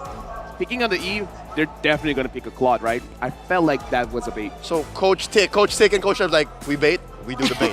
Yeah, I kind of feel like if they were a little bit more patient, maybe a better option could come up. Because again, we saw even in the first series of the day, early picking the Leslie to counter the Claude, it makes sense. But then you get countered again. Are you saying it's the same bait 2 series in a row? Exactly. Like it's the gold lane gambit. It's like, there's an obvious counter. The GLG. Do you want to take it? Oh, I love it. I wonder if a coach, Flash Oni, and Bumblebee are kicking themselves right now. It's like, we fell for the GLG. We shouldn't have. We saw it in game 1. We saw it in series 1. Okay, but to argue for them, what would you have replaced the Claude with? I can't say for sure. I don't want to be a smarty pants and say I would have done this, but I think my honest opinion and suggestion would be let Biston draft in the second phase. Yeah, I agree. You can both protect him and you can still play around him. And that's what I find very interesting, right? Because I'm not really sure if there's a shift in the roaming position, and that's why they drafted it the way that they did. But true as well. Usually, Team EVO, when they play first 3 picks, definitely the roamer gets secured. So it's for 20 August. And then the gold lane is usually second phase. But we see a swap, right? Diggy last pick. Very interesting. This is a very concrete and immediate showing of the effects of 20 August not being here. Yeah, so again, we gotta give out hope because they're playing with the best that they can. Either ways, again, we've talked about the draft. We've seen that, okay, because in the absence of player, they changed the pattern a little bit. So far, it's not working out for them. Early picking the marksman, I would really have to say you gotta have a lot of trust in your gold laner for that to happen because again, in any kind of situation, because not every single player of a team should be having 5 aces. Echo seems to be the sole exception here, but usually you have like two ace up your sleeve, right? And you kind of want to save it for the later stages of the draft to make sure that they don't lose in terms of the draft, right? Because you don't want to pick up a Claude and then all of a sudden get countered by something else. You don't want to pick up the Leslie early and then get countered by something else. No, you're right. But GLG, so what do dynamics. they work with? What do they work around for EVO? It's like this ongoing question that I've been thinking throughout the entirety, even in that game. Pick a solid front line that you're very comfortable with using. I agree because, again, Oper on the Martis maybe wasn't because he was an in and out kind of guy, plus a Diggy. Forget about it. That's not a front liner. So yeah, they were lacking, for the lack of a better term, peel. They didn't have any peel. Yep, agreed. Maybe you could asterisk say your name on the Fredrin, but he's already too busy fending off Cartesi and retreating on point. So yeah, exactly. Because we don't know the players intimately. Maybe these are their best heroes. Maybe they're not. I'm just thinking that one of the problems in the previous game, number one, they weren't exactly sure when is their power spike because we don't see them really moving towards a certain goal. It looks like they're just responding to what Echo is trying to do. And then because they don't have any front line, it's not safe for Agi. It's not safe for Biston. That's why I say just draft a very good front line and then figure the rest out later. I agree, and also just the same, maybe go back as simple as ban the Cho or steal the Cho and ban the Bane, which I stand corrected. Upon checking further, his Ale, second skill, scales to his lost HP. So by stacking up all of those HP items, Cartesi has been healing more than he should have, rather than by building full magic. So yes, by building HP and defensive items, you're healing more on the Ale. We do have a comment here, though, from their mid laner. I hope that Team EVO's participation in MSC 2023 could propel the growth of MLBB Esports in Laos, even if it is just by a bit. I mean, everyone hopes that, right? And looking at the progression over the years, we already see a development. And us casters, everyone in the MLBB community, you guys as fans as well, we're stoked to see what they have in store for us in the future as well. And, you know, looking at that comment, right, from their mid laner, Agi is usually on heroes that have really fast clear. I do understand Valentina does have fast clear, but he's usually on something like the Lilia, right?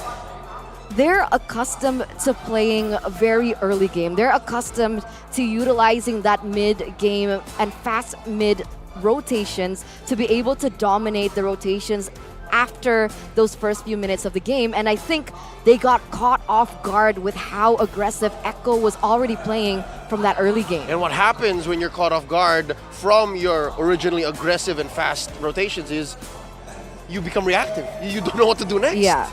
Yeah, and that's kind of why the Lilia pick would be actually pretty good, because it can help out their damage dealers. But again, it's kind of not good going up against Sanji, because Sanji is pretty good with a high ground hero, and using the Lilia going up against an Eve or Farsa, it's not great because the damage is just way too much that the Lilia can handle. You're playing into Sanji's strength. Exactly. I can argue differently though. I mean, in the early stage of the game, Lilia is the best mage hero for clear. So if they can utilize that first few minutes, that's something that they have an edge over, right? Because high ground heroes like the Eve, like the Farsa, they rely heavily on that level 4. So pre-4th minute, I would say, that's when Agi can show his strength and utilize that. So you outrun, you increase the tempo. Yes, you outspeed your opponent's eventual strength. So I don't know, can EVO do that here? Can they win the early game so hard that Sanji can't catch up? I think they tried to do that with Benny Cutie, right? Because Benny Cutie was doing nothing in the early to mid. But then eventually he's like, yeah, we're honestly, here. if they can do that and they pressure Carl TZ, maybe something can happen, right? Because if you slow down the jungler, you slow down the mid laner, then not a lot of rotations going on, then you're just hoping for your side laners to do very well in a 1v1 or a 2v2. So I can see the logic there, picking up the Lilia and then forcing in. But again, it's a very big gamble. It's theoretical, right? It's theoretical. When they execute it in game, definitely there's so many other factors. So coming into the drafting phase here for the second game, you guys mentioned a Bane ban, a Cho ban, but what do they want to leave open, right? First of all, Lancelot, Franco, Arlet, there's just so much that they need to consider here as we welcome you to the drafting phase of game number 2 between Echo and Team EVO. Right now, Echo is the first pick and immediately banning out the Glue, banning out the Kaja, banning out the Eve, and then EVO, not changing much, but this time they're banning out the Wanwan as well as the Lancelot. So now in terms of early pick, the Novaria was open, it didn't get picked up. I do want to see if Sanji is actually fancying a little bit of a Novaria. Oh, yeah, no. Novaria was completely snubbed in game 1. Exactly, yeah. I completely forgot. Okay, thinking about Sanji's main strengths, something tells me, yeah, maybe he is packing a Novaria. It's just, it needs the right time, it needs the right space. But yeah, no, Echo just reverts to an old flame, an old classic here. Carl DZ's Fredrin. All right. So no Cho ban, no Bane ban. Nothing too fancy. The Arlet has been left open this time around. That's exactly what's changed. And with Echo picking up something like the Fredrin, I don't know. It feels a little bit, dramatic by Echo. Like, let's teach you how to play the Fredrin. Just a little bit, just a little bit of that. Like a statement. I get it. But yeah, right now, they're picking up the Arlet, but now what else do they want? And they're gonna pick up the Valentina. Actually, a very good pick here would actually be the Fredrin, especially because the Eve has been banned out. But looks like they just want to play it safe. Pick up the Valentina and start dictating the draft by seeing what Echo will pull out of their pockets. What they're allowed to. What they're allowed to play, yeah. I wonder if the Novaria was gonna come out, maybe it can come out now. Because again, if you steal Astral Echo, get it? Astral Echo. Yeah, it is. I wonder if that's worth it for an IMU. If you can even find Novaria. It's a good ult, don't get me wrong. But yeah, if your composition doesn't really need it, then it's kind of like whatever, No, this doesn't say anything. We don't know. Yeah, we can play a Kadira. But the more frightening thing is Sanford on this Yuzong. 100% still. Again. Yes, I think so. 10 out of 10, 11 out of 11. Now in MSC. It's going to be 12 out of 12? Wait, I have a question. Who usually plays the Kadira in Echo? Yaoi or Sanji. Yaoi, so they can both play it. That's right, yeah. So even if jungle and still XP... flex. Yeah, even if jungle and XP are honest here, you still don't know what the mid is going to look like. Wow. That got a little bit more confusing for EVO as well, but they're going to close the first phase here with the Akai pickup. That guy is honestly pretty good here just because, number one, you can help out because we don't know whether this Akai is going into the jungle or the roam position. Right. It can help you out by securing those neutral objectives like the turtle as well as the Lord. Wait. And they're thinking, this isn't Sanji, this is Yawi. But do you see this? 20 August is back. Oh, wait, what? Oh, wait, yo, Wait, I didn't notice it. Oh, my God. Hello. We were so focused on the heroes, we didn't look at the names. That's right. All right. So he's back in the roster. What does this mean for Team EVO, right? Because the goal once leader again, hasn't been picked up. Yeah. That's the change. So That is a are we change. back to the EVO that we know and expected to come over, So is right? Akai See, gonna focus be on a the front line. roamer? Okay, focus on the front line, man. Okay, Diggy. Oh, there's a Novari. All right, they read into it. They know that the mid isn't as clear and as honest as it could be. But this Big Knight right here, this should say something. This should show us. I don't know, but with the Diggy being banned out here from Echo, do you think that that's enough, right? They see that they need the Yuzong and the Kadita to be, just can land all their shots, or do you think something else might be brewing? Are they going to be picking up something else that's crazy? Like maybe... Honestly, I think Benikiti was just annoyed. Ah. He's just like, get this Diggy out of my lane. Okay. I can win the 1v1. Stop. I wanted Just- the wombo combo. though. Exactly. Oh, all right. Well, look at this. EVO answers back. They want to solve the Yuzhong. They want to solve the Fredrin. Pick up the carry. Now we're going to find out. Where is that Kadita going? I kind of feel like based on the bans, they're trying to force this Karita to go mid. They're trying to force it. I kind of want it to go mid. Oh. To be honest, I want to see the wombo combo strat coming in from Echo. I mean, just double down with something even crazier. Atlas? But No, it's Atlas so is hard good here. against the Akai, honestly. Yeah. Well, you got what you wanted. Oh, Yo! You got what you wanted. This Echo draft looks very M4. This is Lolita will be okay here. Nothing new. They dusted off All Reliable. All of those are signature picks. Is this a bad thing? Benikiti obtained 5 legendaries during Oh, MPL man. Philippines Season 11 with Beatrix. See, it's not just very M4, it's very MPLPH Season 11. If it ain't broken, take it again. That's right. If it ain't broken, keep using it. Yeah. All right, last pick here coming in from EVO. It's a thing. It's not a good thing, not a bad thing. It's a thing. It's a thing. It's a thing. Okay, we're gonna expect this thing here in the second game, but what else are they gonna secure here? Akai in the jungle position, so that leaves the roamer. With the I don't Diggy know. being banned out, what's their best goal? Only they know. Hermes. All right.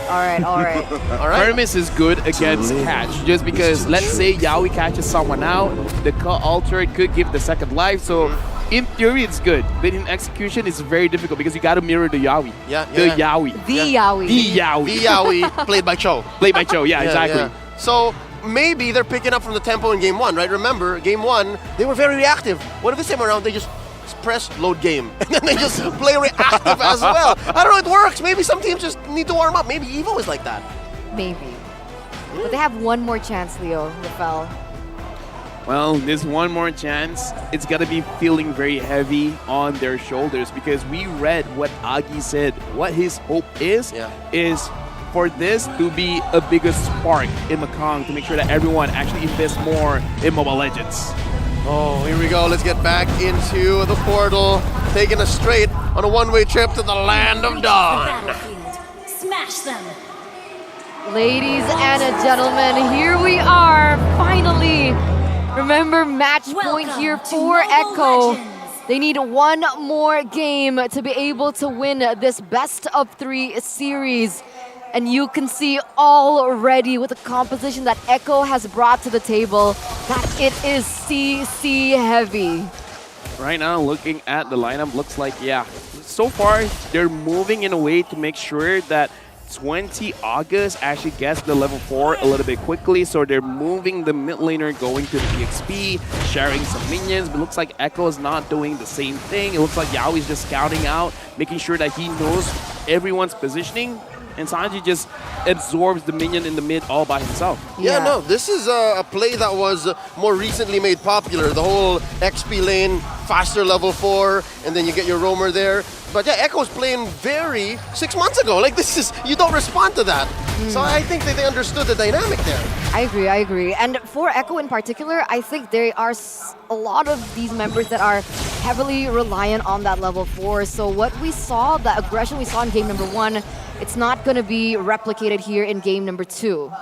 Biston really respecting the damage that could be outputted, so he built the Still Lake plates a little bit earlier. Now Carl Teasy is down here. Very Cutie scouts out Biston. Biston, you're in trouble. Oh, finds him out.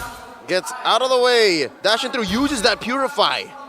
Oh, but that's already an advantage here from the Beatrix, right? He's not going to get the Grobak, is what we call it in Indonesia. The last minion. The cannon minion. There you go. The Grobak? The Grobak. I'm taking notes. Yes. So that gives the Beatrix a little bit of an edge there in that 1v1 situation. But Sanford... Oh, they mean business. They want this turtle. Sanford goes for the back line. Pushing your name away. Oper just deep behind enemy territory. He goes down. Kartizi gets the kill. Turtle still standing. First blood drawn already. Agi very low as well. Sanji just keeping him at bay. Yaoi goes in deep. Kartizi secures the turtle. We can definitely see both EXP laners kind of going for the same thing, where both EXP laners are looking for the junglers. The only difference is Upper goes in, but he's 1v2ing. Instead of Sanford, it's just 1v1ing. So it's a situation where they have the same idea executed differently, and we can definitely see one is taking a more safer route while the other is really trying to outplay hard, trying to 1v2. But with that in mind, Echo still holds that gold lead, right? 1,100 for 4. Seems like Evo catching up just a little bit, but 1v1. Forced the flicker there here. Too much damage. What is the Arlet and the Yuzong matchup like? I would honestly say it is a very skill-based matchup, but now Yaoi gets a good kick in. Oh, there it is.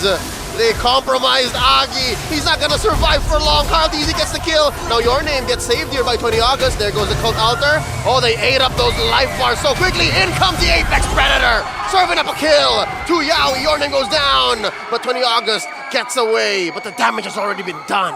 Again, this is why what I said. The Fireman is good against a catch composition, but you gotta mirror him all the way through. The moment you're away from your own teammates, the moment you're away from Yaoi, you will see something like that. You're just going to be a little bit too late. And the fact that you're just a little bit too late feels bad. Isn't that the same as almost is never enough, right? You could say, I got so close. Oh. But that doesn't count up top. Oh, we were just talking about what that matchup might be like. But that changes when a rogue Kadira just comes through from down bottom. Man, Sanji on the Kadira has just been insane, right? 102 already, the KDA, the impact that he's had, the ways that they are able to follow up and just work and build on one another. That's one of the reasons why I wanted to see that Wombo combo coming in from Echo, and we see it being played to perfection here. Even in just the first 4 minutes of the game, already at a 3,000 gold lead, guys. And now looking at the top side, Sanford is controlling, I would say, 2/3 of the map. Just because, again, but here in the mid, Yaoi catches Agi, but Yaoi, he might be making a mistake.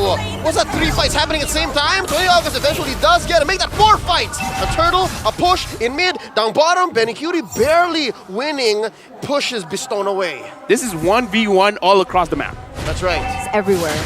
All at the same time. Okay, right now here in the top side, you can see that Sanji and Sanford going to look for something, but I gotta say, that was a little bit of a caster curse. I just mentioned Echo. I said that they were really calculated, and Yaoi dies. You know Sorry, what? Yaoi. Not gonna lie, sometimes even I feel that maybe I should have kept my mouth shut. But now, but looking you're at paid to keep your mouth open and talking. You know what? Money is great, so we're gonna continue. Even right now, we definitely see that 20 August, he's kind of like more focused on the bottom side of the map.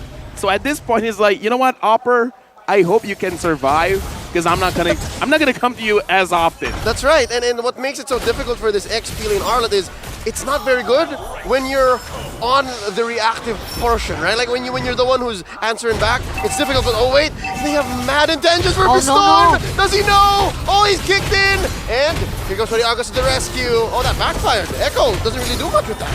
Oh. Do they Yaoi, continue? oh my god! There's a taunt, I called easy. He's in the middle of 4 members here, and there's a wow. pull! Oh, they got the goat down!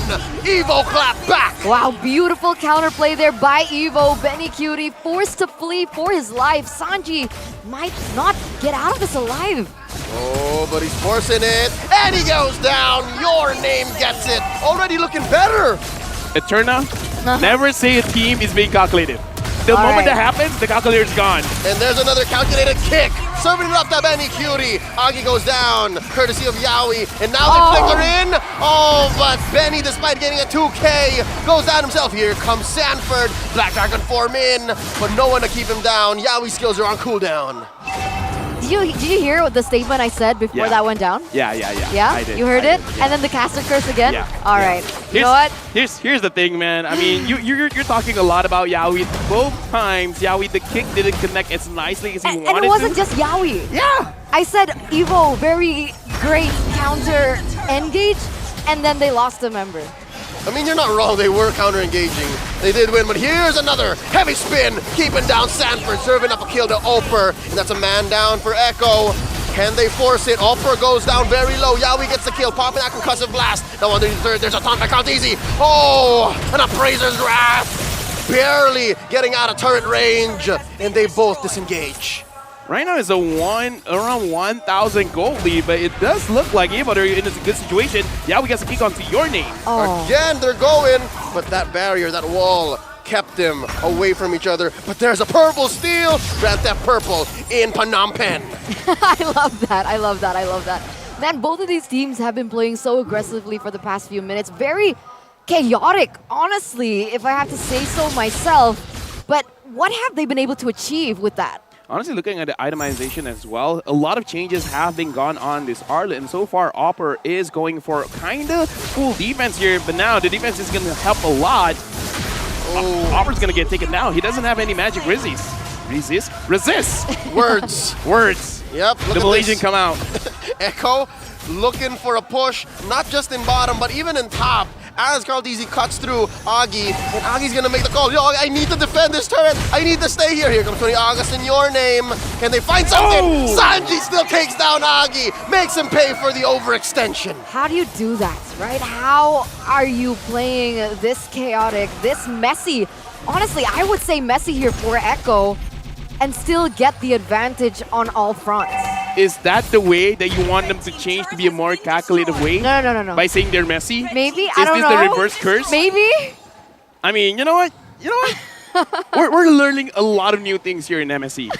Okay. Harnessing your power. Yes. Oh, but I love that last engagement in mid, right? You see how Agi was thinking twice about staying and defending, but Sanji, he was actually baiting him as well. And this is one of Sanji's best traits. And this was made clear to me when I had a conversation with Outplays Hoon. Hoon is a big fan of Sanji, and now we're seeing more of that here now. As Echo starts up what we call Lord's Dance.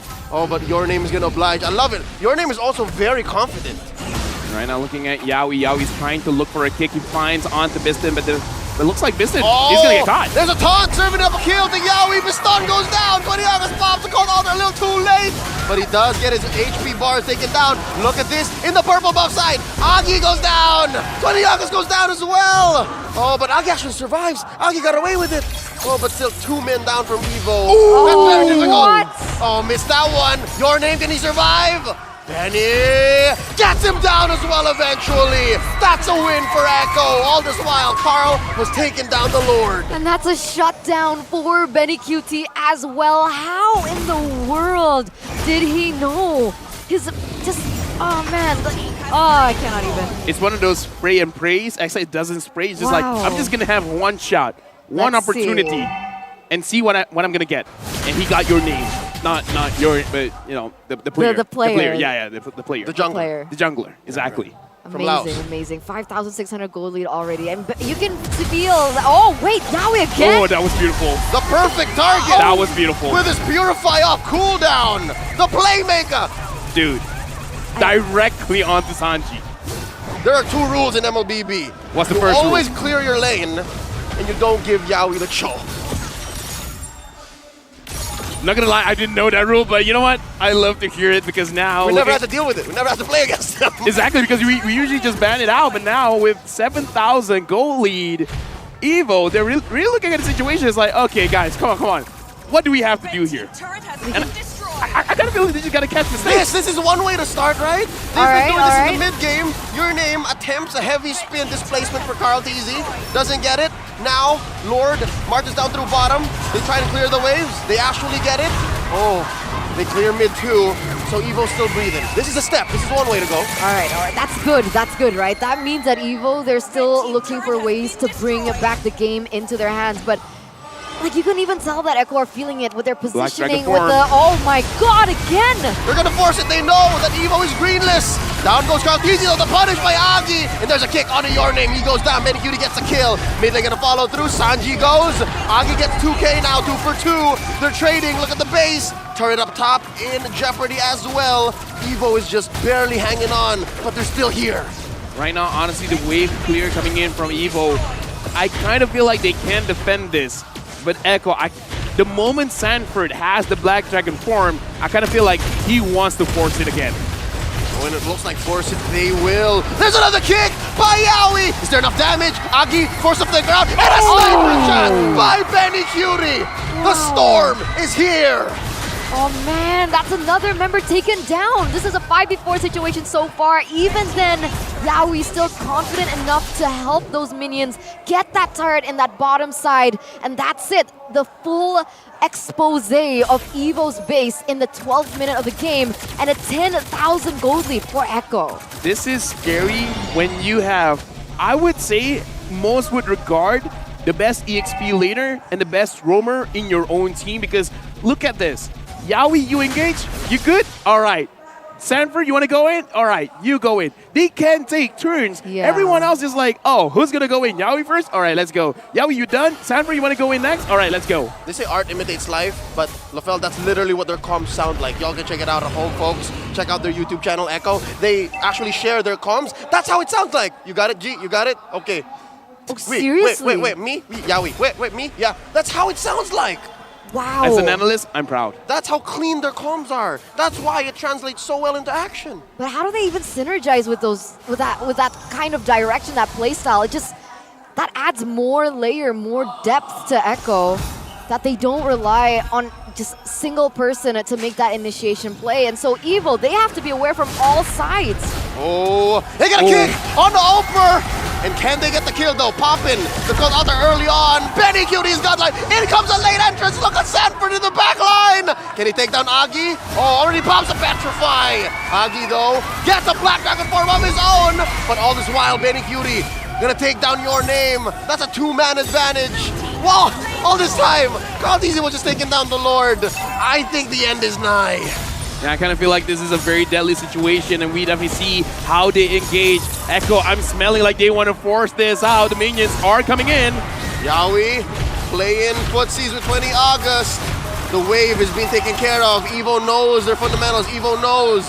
But then there's this Luminous Lord marching through mid. Yeah, and crazily enough, even with the dominance coming in from Echo right now, they're still playing discipline, right? They're waiting for the Lord. They want it to hit on all 3 lanes. And this might just be it for EVO. Here we go. A Black Dragon form by Sanford coming in from the west. Looking for a kick. Sanford very low. And there you go. The knockup and the takedown. Oper goes down. It's a 5-man push. Your Name goes down as well. Just 3 defenders left. Down goes Agi. Medicutie gets 2K. And that's all she wrote. Echo gets the sweep. The Apex Predators strike again here at MSC 2023. Clean 2 games in a row, 2-0. And that just shows the dominance and the promise, once again, from the tournament favorites. Very, very clean. As a wise man once said, when you don't have Dragon, don't go in. Oh, it's Wise. Literally, Wise said that. Yeah. See what I did there? I love it. Pretty cool, right? But yeah, honestly, very, very clean. It's like, yo, you got the Black Dragon form, let's go in.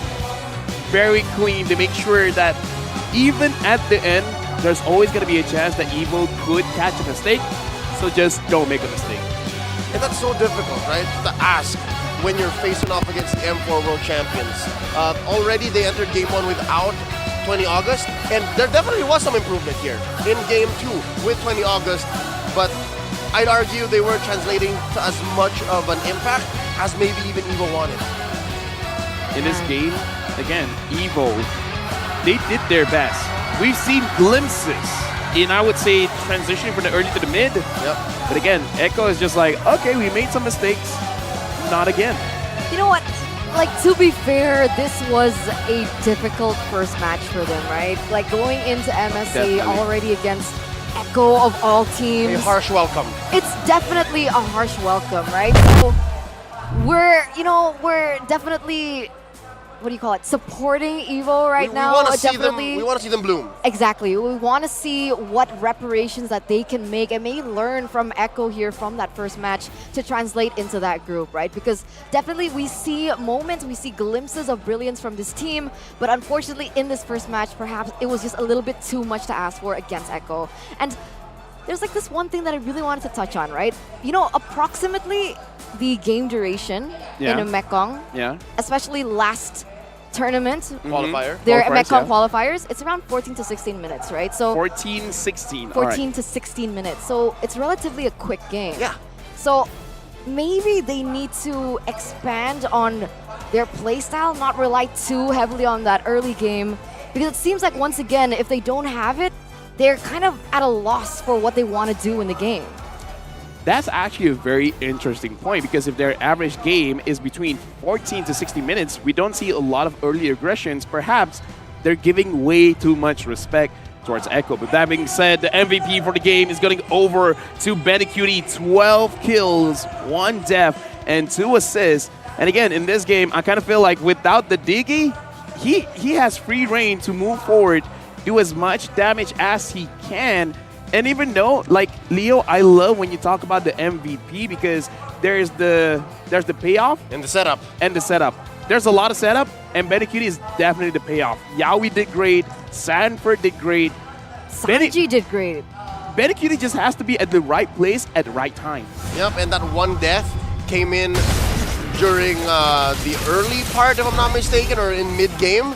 But yeah, eventually, that one, he traded. So if he went down, taking someone down. Yeah, so still worth it. Definitely, it's no understatement to say that the storm has come to Phnom Penh. Looking at this game, it does feel like EVO, looking at the situations, they're trying to bait out some aggression coming in from Echo. But then once Echo starts to have a feel about how they're gonna fight back, how are they gonna respond, then they're like, okay, we roughly understand what's gonna happen. So Benecutie, keep this much distance. Sanji, keep this much distance. Carl Kesey, you don't want to fight, it's fine. You see the Lord, you go for the Lord.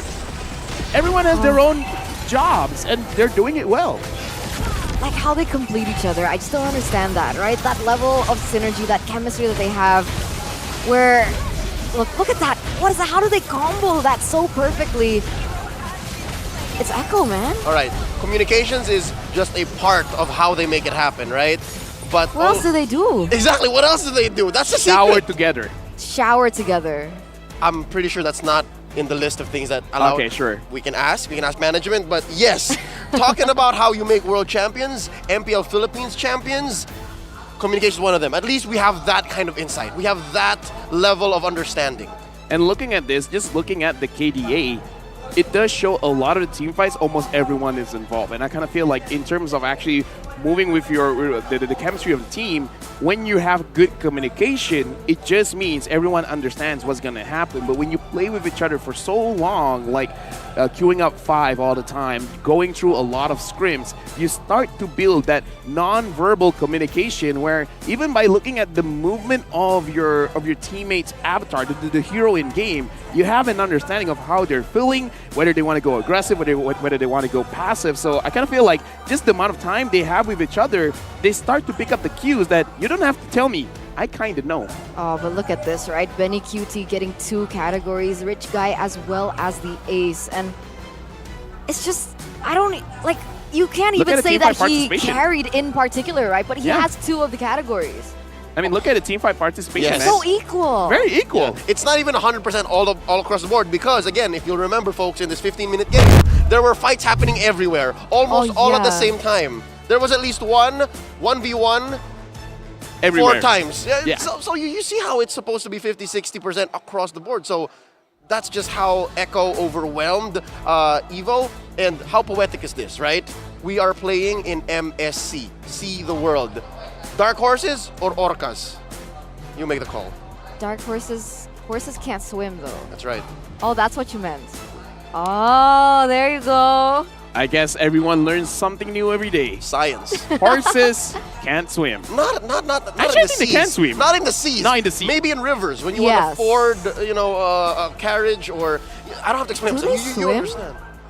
Yeah. I mean, like, they have very strong, very long legs. So maybe even if they don't swim, as long as they have a... Stay afloat. Yeah, they can stay afloat. But what if there's an orca then in they the won't be doing vicinity? anything, yeah. There you go. See, Yeah. that's what happened here. Figuratively speaking. Mobile Legends Bang Bang analyst here on the MSC desk table. Sorry, I'm still thinking if I've ever seen a horse swim before. I've seen videos of it. Really? Yeah. Can you show it to me after the cast? I can show you before the cast. Like now? Oh wait, no, I can't do that, can I? No, I don't think you can. But ladies and gentlemen, that was match number 2. Stay tuned because you still have one more match ahead of you, and it's gonna be a banger, right? It's Indonesia, I think. EVOS? Yes, EVOS. Indonesia versus Myanmar. Myanmar? Yes. Oh my god, finally we get to see the other bird representative fly. Let's see how they do in the next match. Ladies and gentlemen, it's gonna be me, Eterna, signing out for today as well as the full. Yeah, and again, we just want to say MSC 2023 is powered by Moonton, supported by ROG, the official gaming phone, and Secret Lab, our official chair partner. Remember to cash the last match of the day, which you have talked about. Yeah, it's with him though.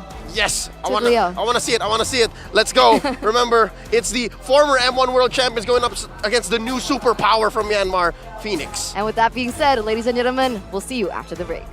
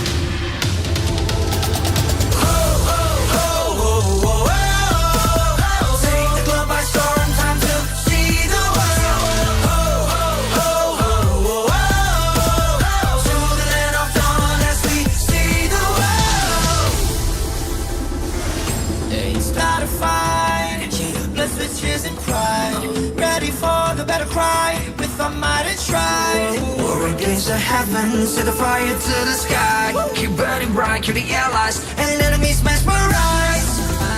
Strive for domination. Feel the pressure rising. The fight with your life and for your nation, with your devotion, emotion. Lay it on the line, the choice is yours. Offense or defense, let the courage roar. Reaching for new heights, it's time to soar. Now or never, climb and rise, we will strive for more. Take the globe by storm, time to see the world. To the land of dawn as we see the world. We're fighting to build a legacy in this battleground for kings. We're here to show the world that we're the chosen one that brings the heat, the passion, the heart, the soul, and the fury. Show it all, let the world see we are legends. Stepping on the ground, no time to waste. Striving to conquer, face the foes with grace. Be the challenger, it's time to soar. Now or never, climb and rise, we will strive for more.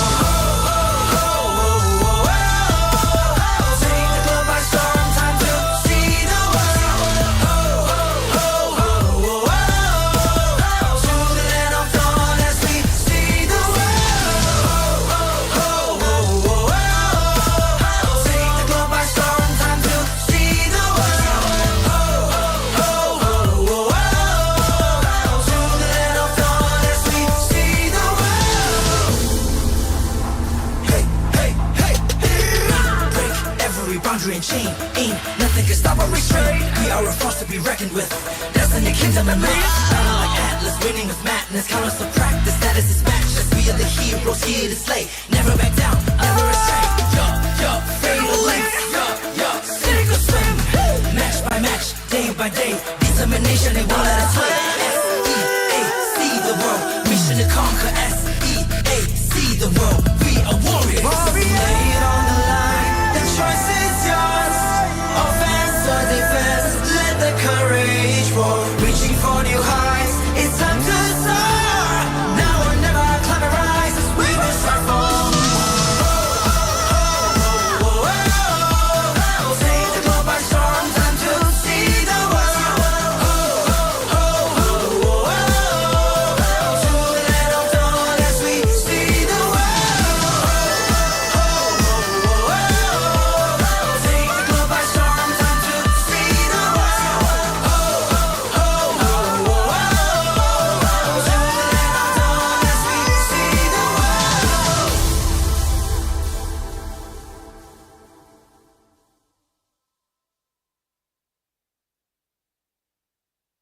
For 6 years, Southeast Asia have been the conquerors of the land of dawn. But now, new competitors have arisen, hungry to vanquish C's dominance. 12 teams will come to battle. Only one can be champion. In this MSC, the 12 qualified teams compete in 2 stages. First, the group stage, and then the knockout stage. The group stage starts with a draw.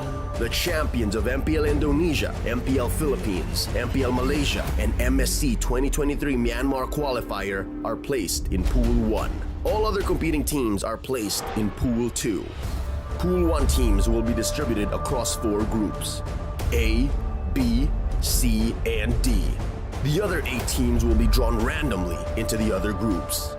Teams from MPL Indonesia and MPL Philippines will not be drawn into the same group, making sure things stay challenging.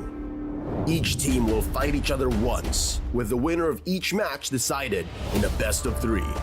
Only the top 2 teams of each group will advance to the knockout stages. As for the knockout stage format, it will be a single elimination bracket, with each team fighting in a best of 5 series. Teams from the same group won't be drawn into the same knockout matchup.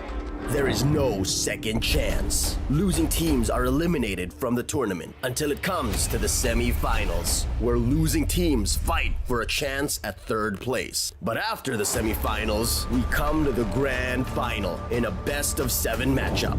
The knockout stages will take place over 4 days, from June 15th to 18th. No matter which side you stand for, let your voices roar and carry your team as they fight for honor, glory, and victory.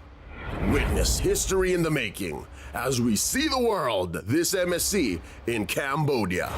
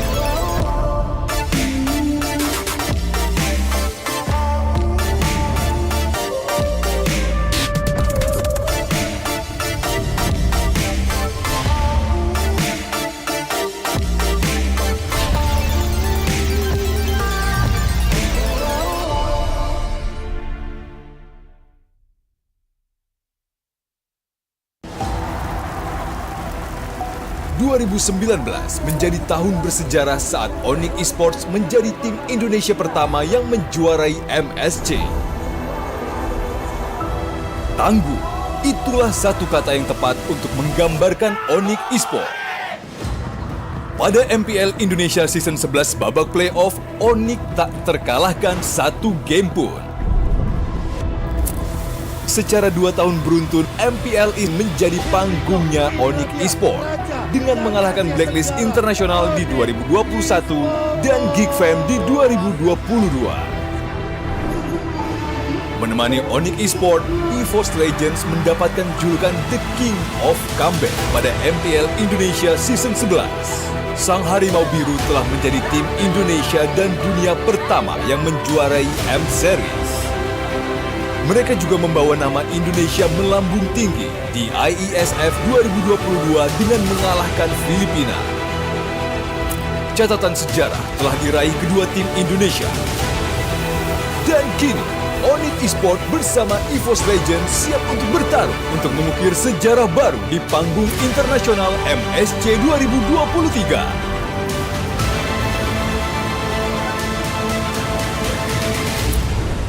Berikan dukungan terbaik kalian untuk tim Indonesia.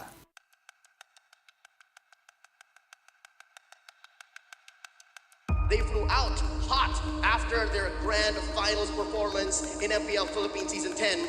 And here we're seeing the rivalry of a century. The age of the Orcas is now.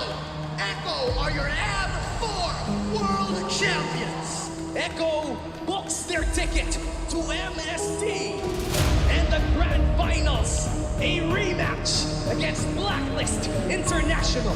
A rematch, Blacklist International and Echo taking the rivalry form from Season 10, taking the rivalry continued in M4. Now here we are, the grand finals of Season 11. This is destiny moving in a way na parang kailangan pa nila mag-meet. Yung M4 World Championship, nakita natin kung ano yung naging resulta doon, nanalo yung Echo, and parang binigyan ng tadhana ng panahon na makabawi yung Blacklist or yung Echo para ma-ensure na sila talaga ang pinakamalakas na Filipino team.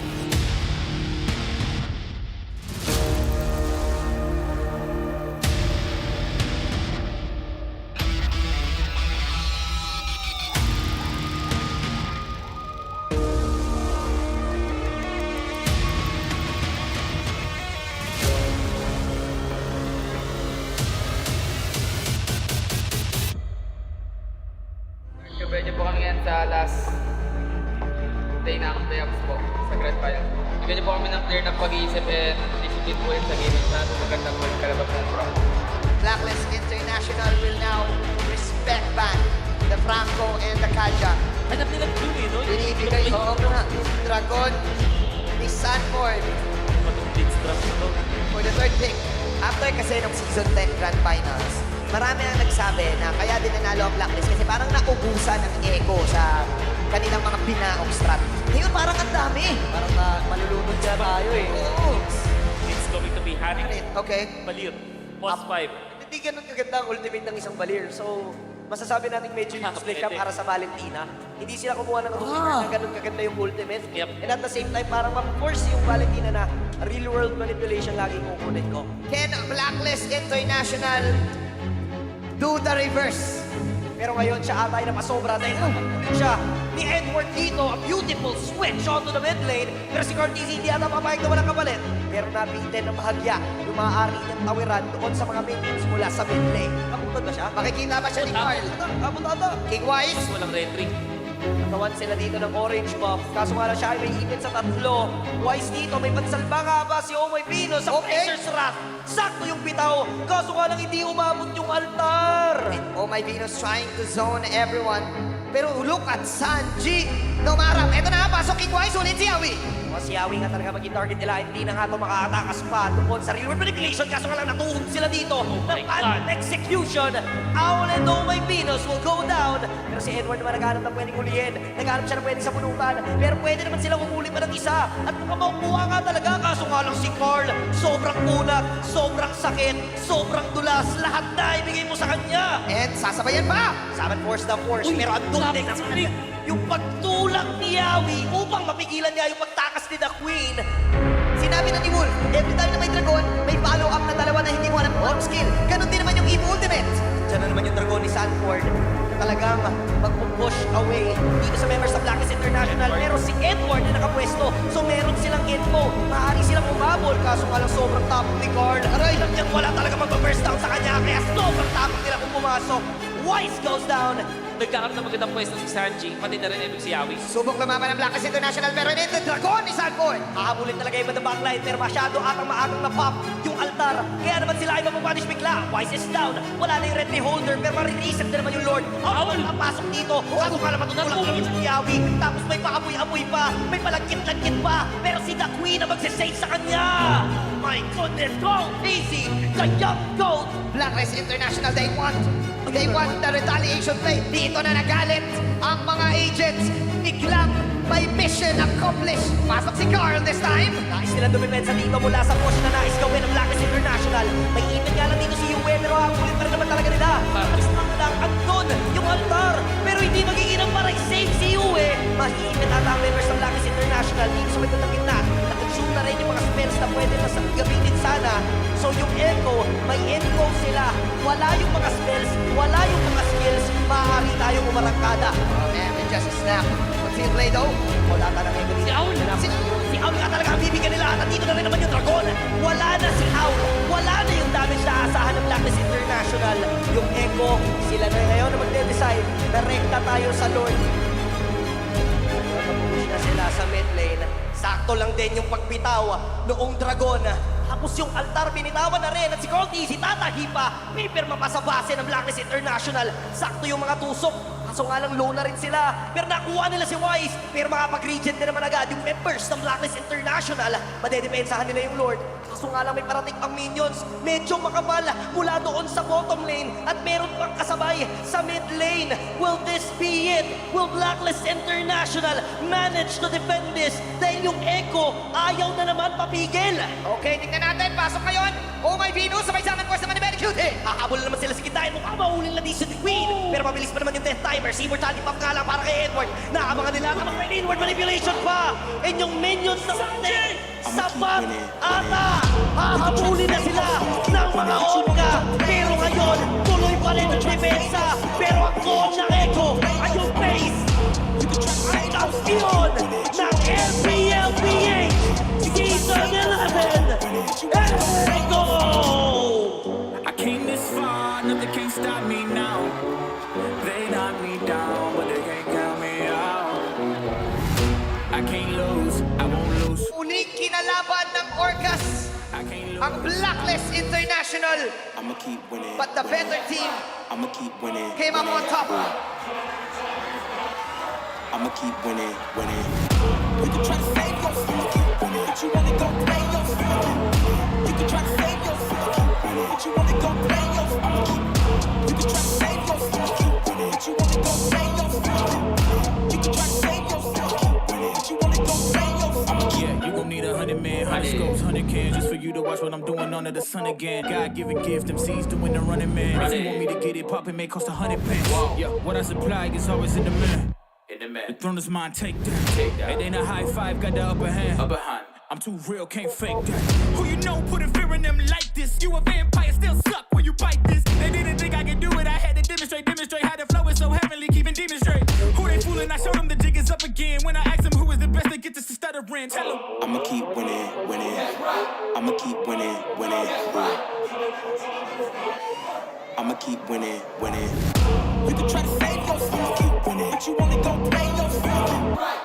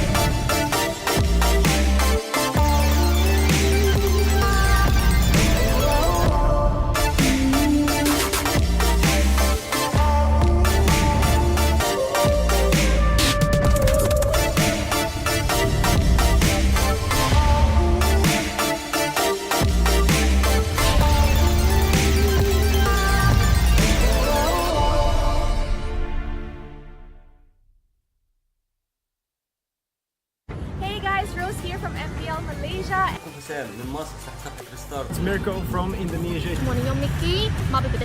Here from California. It's North America's favorite caster here. الله تعالى وبركاته. معكم العائد من المغرب. أحباء المشاهدين معكم يفتح من العراق. I'm Diablo for IGSG. เขาชื่อเอจิมาจากประเทศลาว Sky TV from Eco Philippines. I'm Yawi from Eco Philippines. I am Raime from Fenix Esports. I am from Myanmar. I'm Chma, one of the junglers in Cambodia. السلام عليكم ورحمة الله وبركاته جمهور موبايل ليجند الكريم منورين أحلى عيلة وأحلى جمهور في الدنيا. And I just want to tell you guys all to get hype and to get excited for MSC 2023. All the underdogs are coming from across the world to go and compete against the pros, against the favorites.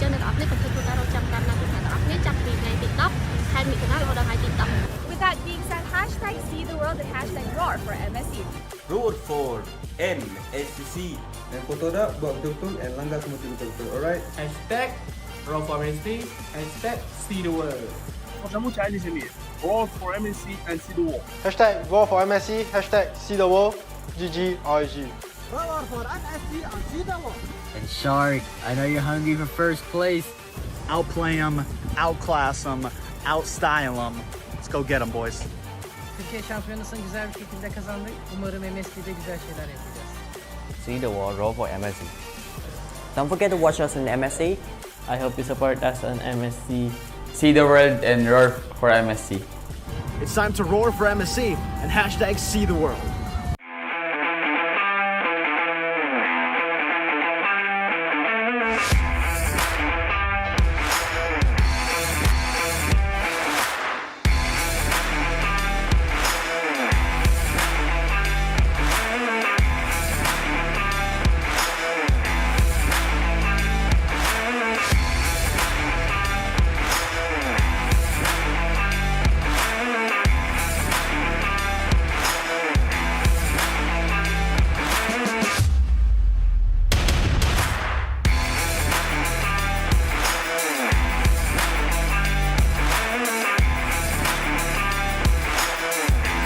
Các រៀបចំសិក្ខាសាលានេះពិតជាមានសារៈសំខាន់ ហើយក៏ដូចជាខាងក្រុមការងារបានរៀបចំការងារយ៉ាងល្អ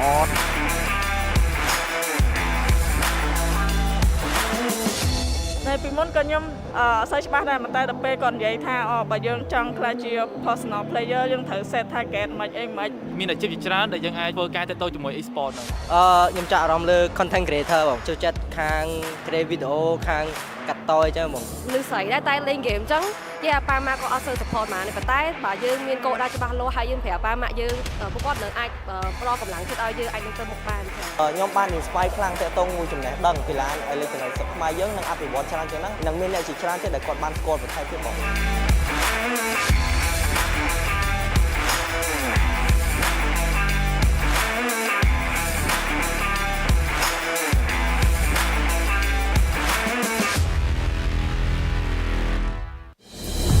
Project Next was born from your passion, fueled by your hopes and expectations. At times, we stumbled, but you were there to support us. And when we succeeded, you were there to cheer us on. Now it's time to start the next chapter together.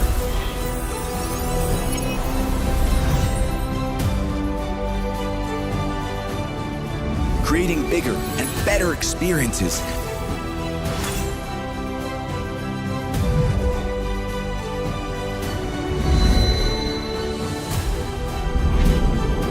And telling new stories and legends.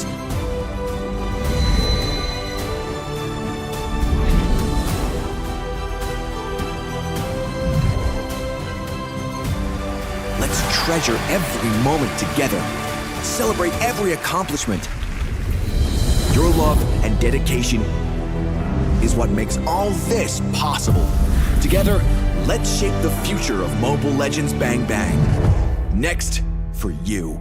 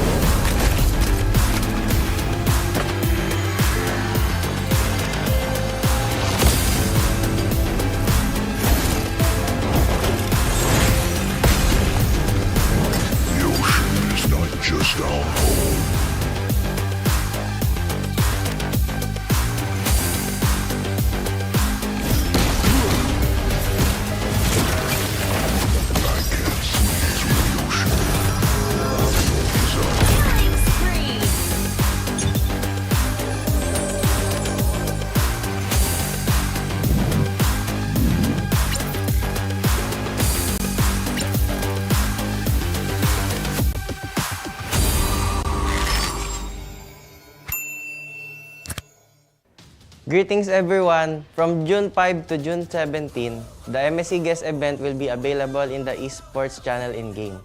Just log into the game and cheer for your team. Once you've made a guess correctly, you will gain a lot of MSC coins as a rewards. You can use the MSC coins to redeem a brand new Atlas Rune Sentinel epic skin, a MSC exclusive avatar border, emotes, and past MPL skins like Jawhead, Space Explorer, and Claude Earth's Mightiest.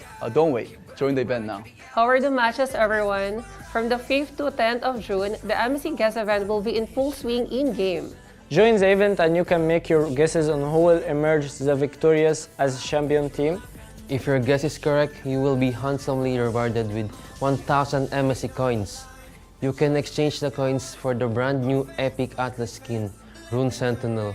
A 2023 MSC exclusive avatar border, emotes, and past MPL skins like Jawhead, Space Explorer, and Claude Earth's Mightiest. More rewards are waiting for you. Don't hesitate. Don't hesitate. It's time to get them. That's right everyone! From June 17 to June 18, as long as you log into the game, you can claim MSC Banner of Morale and the corresponding MSC coin rewards. Use the coins you have to redeem brand new epic skin Atlas Rune Sentinel, a 2023 MSC exclusive avatar border, emotes, and past MPL skins like Jawhead, Space Explorer, and Claude Earth Mightiest. There will be other rich rewards waiting for you to claim. So what are you waiting for? Join the MSC Carnival and enjoy the event now. Join the MSC Carnival and enjoy the event now.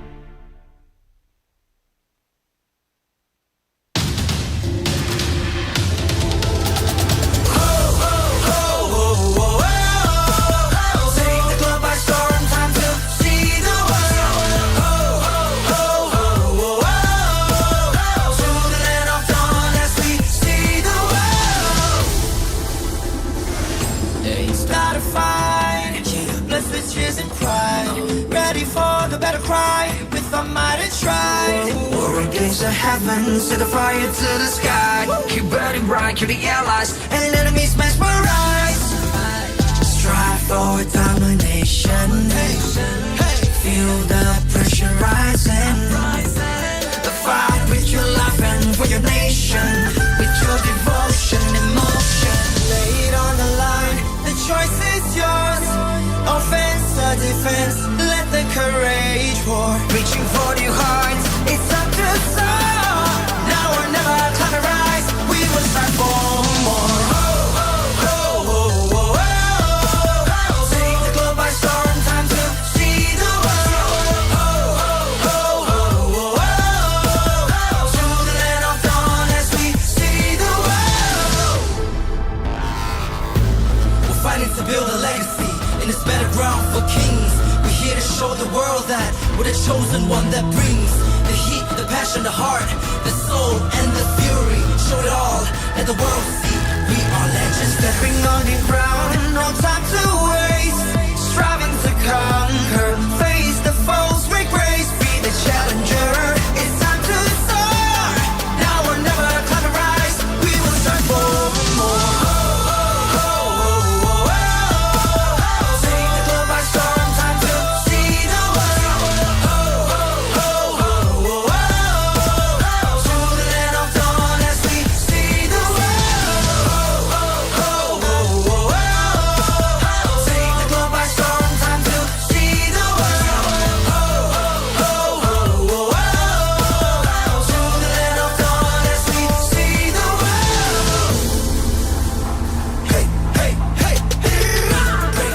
every boundary and chain. Ain't nothing can stop our restraint. We are a force to be reckoned with. Destiny, kingdom, and might. Battle like Atlas, winning with madness. Count us to practice, status is matchless. We are the heroes here to slay. Never back down, never restrain. Fatal lengths. Sink or swim. Match by match, day by day. Determination, they won't let us win. S-E-A-C the world. Mission to conquer. S-E-A-C the world. We are warriors. Lay it on the line. The choice is yours. Offense or defense. Let the courage roar. Reaching for new heights. It's time to soar. Now or never, climb and rise. We will strive for.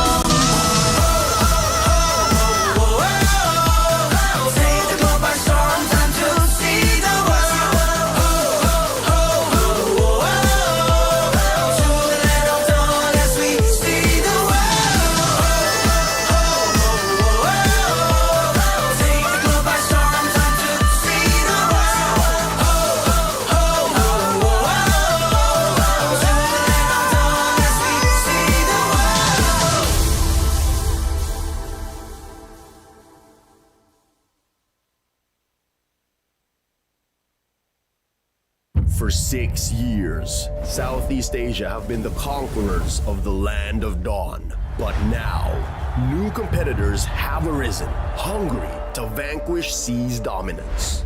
12 teams will come to battle. Only one can be champion. In this MSC, the 12 qualified teams compete in 2 stages. First, the group stage, and then the knockout stage. The group stage starts with a draw. The champions of MPL Indonesia, MPL Philippines, MPL Malaysia, and MSC 2023 Myanmar qualifier are placed in Pool 1. All other competing teams are placed in Pool 2. Pool 1 teams will be distributed across 4 groups: A, B, C, and D. The other 8 teams will be drawn randomly into the other groups. Teams from MPL Indonesia and MPL Philippines will not be drawn into the same group, making sure things stay challenging. Each team will fight each other once, with the winner of each match decided in a best of 3. Only the top 2 teams of each group will advance to the knockout stages. As for the knockout stage format, it will be a single elimination bracket, with each team fighting in a best of 5 series. Teams from the same group won't be drawn into the same knockout matchup. There is no second chance. Losing teams are eliminated from the tournament until it comes to the semi-finals, where losing teams fight for a chance at 3rd place. But after the semi-finals, we come to the grand final in a best of 7 matchup. The knockout stages will take place over 4 days, from June 15th to 18th. No matter which side you stand for, let your voices roar and carry your team as they fight for honor, glory, and victory. Witness history in the making as we see the world this MSC in Cambodia.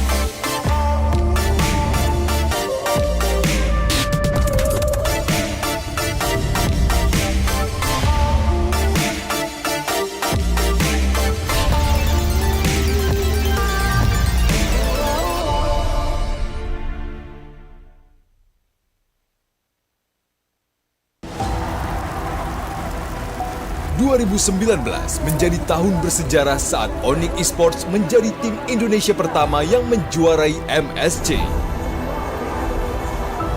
Tangguh, itulah satu kata yang tepat untuk menggambarkan ONIC Esports. Pada MPL Indonesia Season 11 babak playoff, ONIC tak terkalahkan satu game pun. Secara 2 tahun beruntun, MPL ini menjadi panggungnya ONIC Esports dengan mengalahkan Blacklist Internasional di 2021 dan Geek Fam di 2022. Menemani ONIC Esports, EVOS Legends mendapatkan julukan The King of Comeback pada MPL Indonesia Season 11. Sang Harimau Biru telah menjadi tim Indonesia dan dunia pertama yang menjuarai M-Series. Mereka juga membawa nama Indonesia melambung tinggi di IESF 2022 dengan mengalahkan Filipina. Catatan sejarah telah diraih kedua tim Indonesia. Dan kini, ONIC Esports bersama EVOS Legends siap untuk bertarung untuk mengukir sejarah baru di panggung internasional MSC 2023.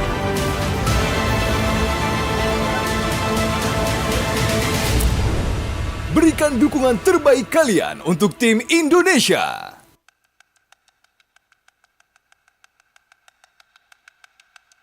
They flew out hot after their grand finals performance in MPL Philippines Season 10. And here we're seeing the rivalry of a century. The age of the Orcas is now. Echo are your M4 World Champions. Echo books their ticket to MSC. And the grand finals, a rematch against Blacklist International. A rematch, Blacklist International and Echo taking the rivalry form from Season 10, taking the rivalry continued in M4.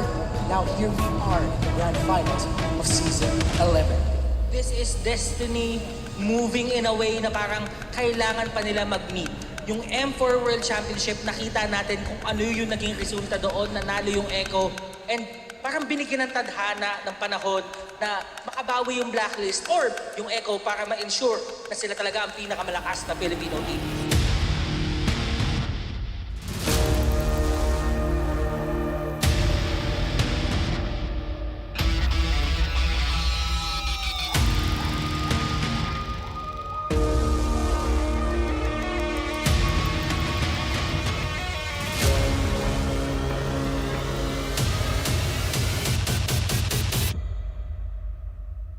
Medyo po kami yan sa last day ng playoffs po sa Grand Final. Bigyan niyo po kami ng clear na pag-iisip and discipline po rin sa game na maganda po yung kalabas ng pro. Blacklist International will now respect back the Franco and the Kaja. Hanap nila blue eh, no? Binibigay ko nga Dragon ni Sanford for the third pick. After kasi ng Season 10 Grand Finals, marami ang nagsabi na kaya din nanalo ang Blacklist kasi parang naubusan ng Echo sa kanilang mga binaong strat. Ngayon parang ang dami. Parang malulunod siya tayo eh. Oo. It's going to be Hanik. Okay. Balir. Post 5. Hindi ganun kaganda ang ultimate ng isang Balir. So, masasabi natin medyo useless siya para sa Valentina. Hindi sila kumuha ng rumor na ganun kaganda yung ultimate. And at the same time, parang ma-force yung Valentina na real-world manipulation laging kukunin ko. Can Blacklist International do the reverse? Pero ngayon siya atay na pasobra dahil siya ni Edward dito, a beautiful switch onto the mid lane. Pero si Cortez hindi ata papayag na walang kapalit.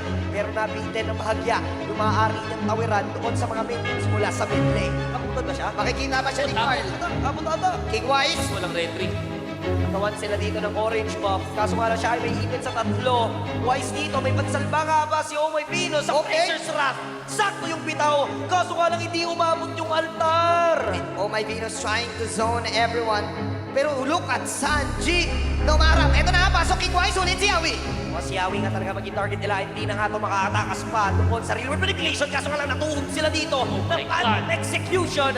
Owl and Omoy Pinos will go down. Pero si Edward naman naghanap ng pwedeng hulihin. Naghanap siya ng pwede sa punutan. Pero pwede naman silang umuli pa ng isa. At mukhang makukuha nga talaga. Kaso nga lang si Carl. Sobrang kunat. Sobrang sakit. Sobrang dulas. Lahat na ibigay mo sa kanya. And sasabayan pa. Saban force the force. Pero ang dunding.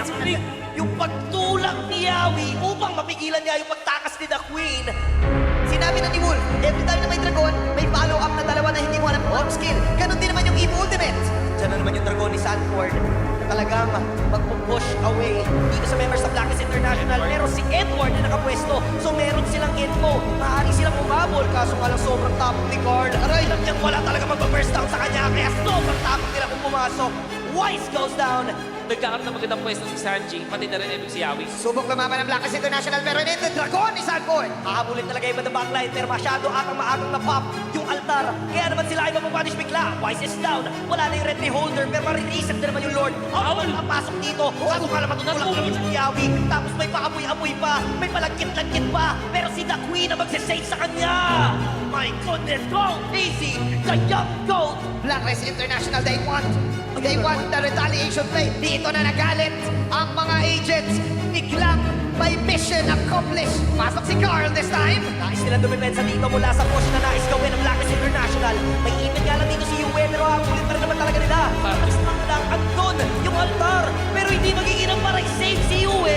Mahiipit ata ang members ng Blacklist International. Dito sa magandang gitna. Nag-consume na rin yung mga spells na pwede na gamitin sana. So yung Echo, may Echo sila.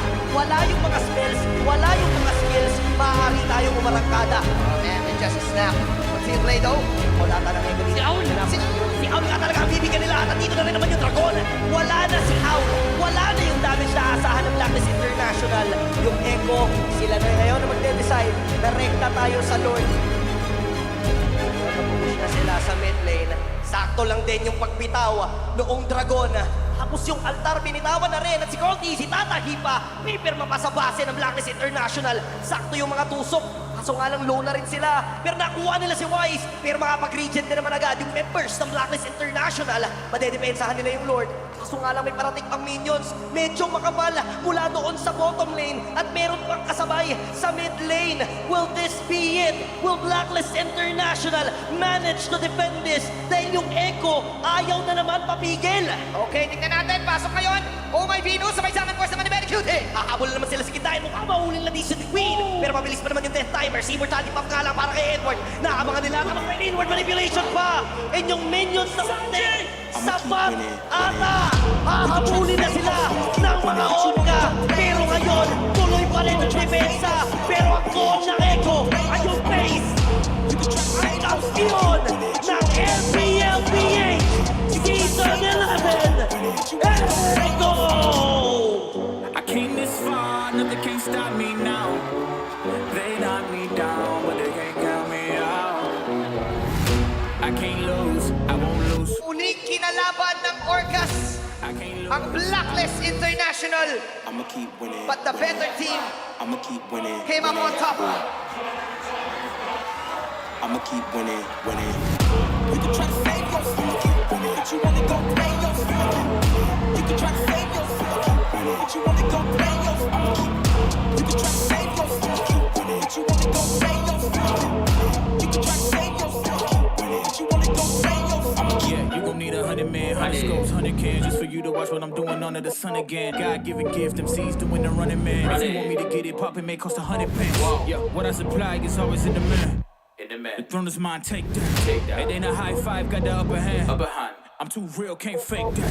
Who you know putting fear in them like this? You a vampire, still suck when you bite this. They didn't think I could do it, I had to demonstrate how the flow is so heavenly, keeping demons straight. Who they fooling? I showed them the jig is up again. When I asked them who is the best, they get this to stuttering. Tell them I'ma keep winning, winning.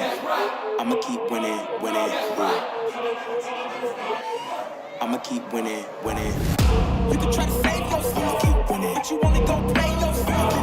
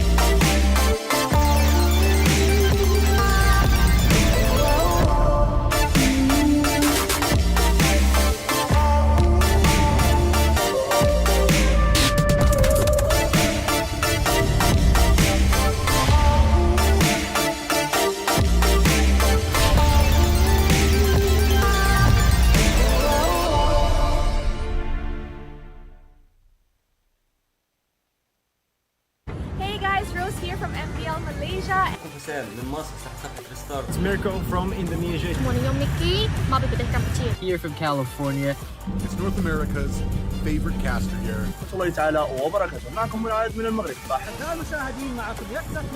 I'm Diablo for IGSG. ค่อยชื่อเอจิมาจากประเทศลาว Scarlini from Eco Philippines I'm Yawi from Eco Philippines. I am Raime from Fenix Esports. I am from Myanmar. I'm Chma, one of the junglers in Cambodia. السلام عليكم ورحمة الله وبركاته جمهور موبايل ليجند الكريم منورين أحلى عيلة وأحلى جمهور في الدنيا. And I just want to tell you guys all to get hype and to get excited for MSC 2023. All the underdogs are coming from across the world to go and compete against the pros, against the favorites.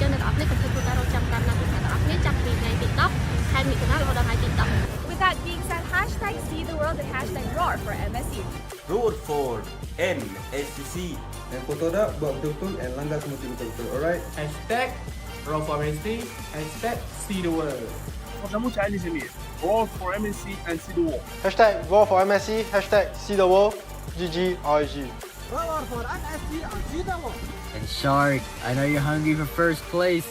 Outplay them, outclass them, outstyle them. Let's go get them, boys.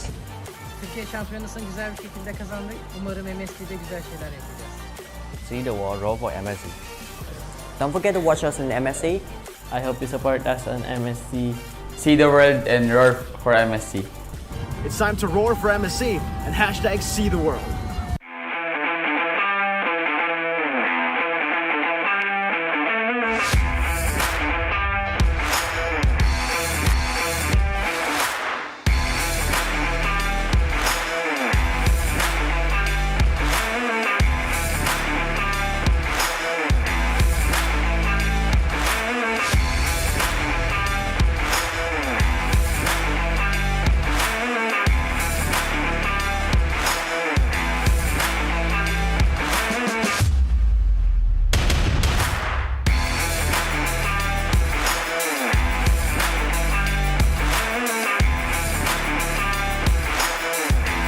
Các រៀបចំសិក្ខាសាលានេះពិតជាមានសារៈសំខាន់ ហើយក៏ដូចជាខាងក្រុមការងារបានរៀបចំការងារយ៉ាងល្អ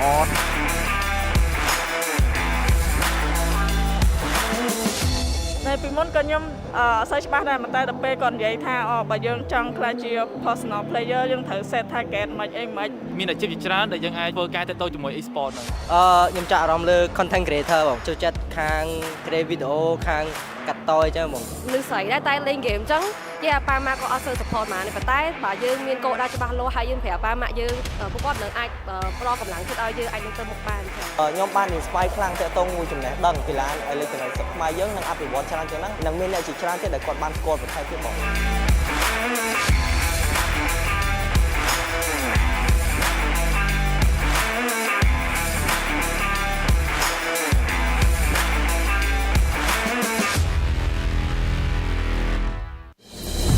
Project Next was born from your passion, fueled by your hopes and expectations.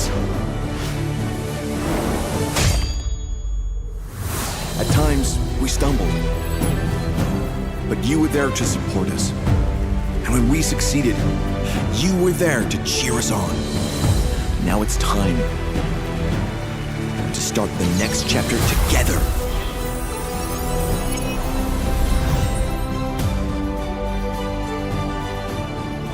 Creating bigger and better experiences.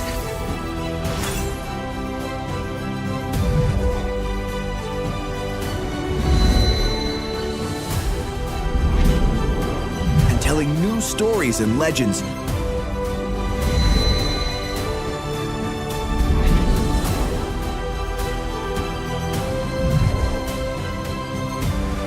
Let's treasure every moment together. Celebrate every accomplishment. Your love and dedication is what makes all this possible. Together, let's shape the future of Mobile Legends Bang Bang. Next for you.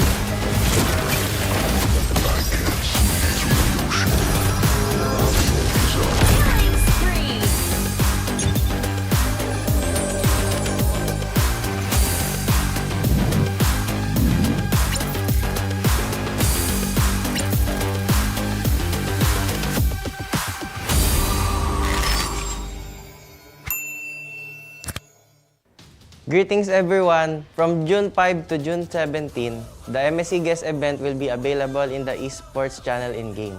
Just log into the game and cheer for your team. Once you've made a guess correctly, you will gain a lot of MSC coins as a rewards. You can use the MSC coins to redeem a brand new Atlas Rune Sentinel epic skin, a MSC exclusive avatar border, emotes, and past MPL skins like Jawhead, Space Explorer, and Claude Earth's Mightiest. Don't wait, join the event now. How are the matches, everyone? From the 5th to 10th of June, the MSC guest event will be in full swing in-game. Join the event and you can make your guesses on who will emerge the victorious as champion team. If your guess is correct, you will be handsomely rewarded with 1,000 MSC coins. You can exchange the coins for the brand new epic Atlas skin, Rune Sentinel. A 2023 MSC exclusive avatar border, emotes, and past MPL skins like Jawhead, Space Explorer, and Claude Earth's Mightiest. More rewards are waiting for you. Don't hesitate. Don't hesitate. It's time to get them. That's right everyone! From June 17 to June 18, as long as you log into the game, you can claim MSC Banner of Morale and the corresponding MSC coin rewards. Use the coins you have to redeem brand new epic skin Atlas Rune Sentinel, a 2023 MSC exclusive avatar border, emotes, and past MPL skins like Jawhead, Space Explorer, and Claude Earth Mightiest. There will be other rich rewards waiting for you to claim. So what are you waiting for? Join the MSC Carnival and enjoy the event now. Join the MSC Carnival and enjoy the event now.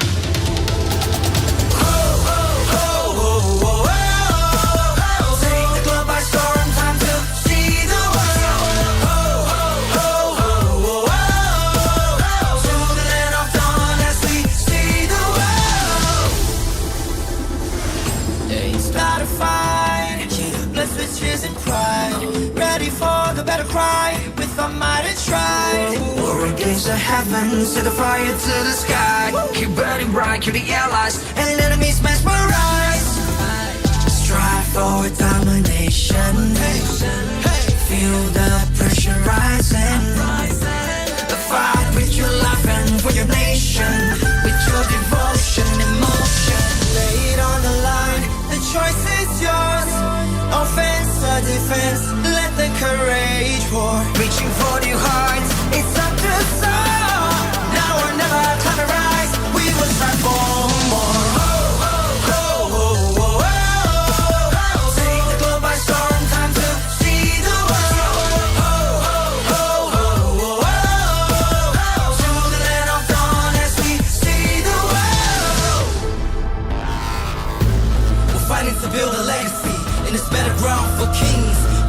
Show the world that we're the chosen one that brings the heat, the passion, the heart, the soul, and the fury. Show it all, let the world see we are legends. Stepping on the ground, no time to waste. Striving to conquer, face the foes, break grace, be the challenger. It's time to soar. Now or never, climb and rise. We will strive for more. Take the globe by storm, time to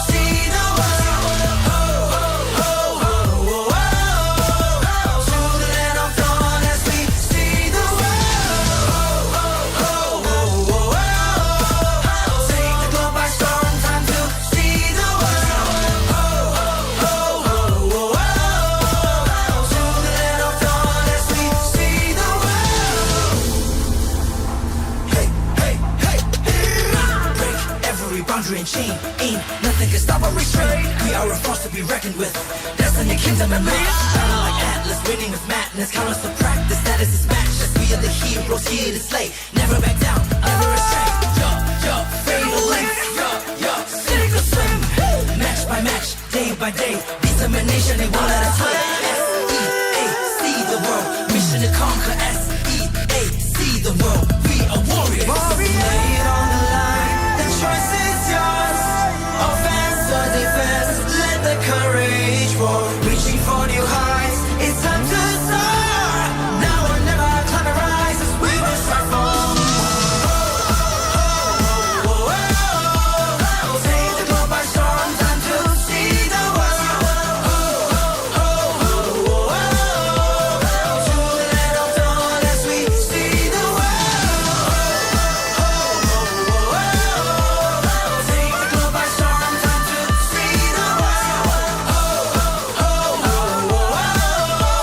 To the land of dawn as we see the world.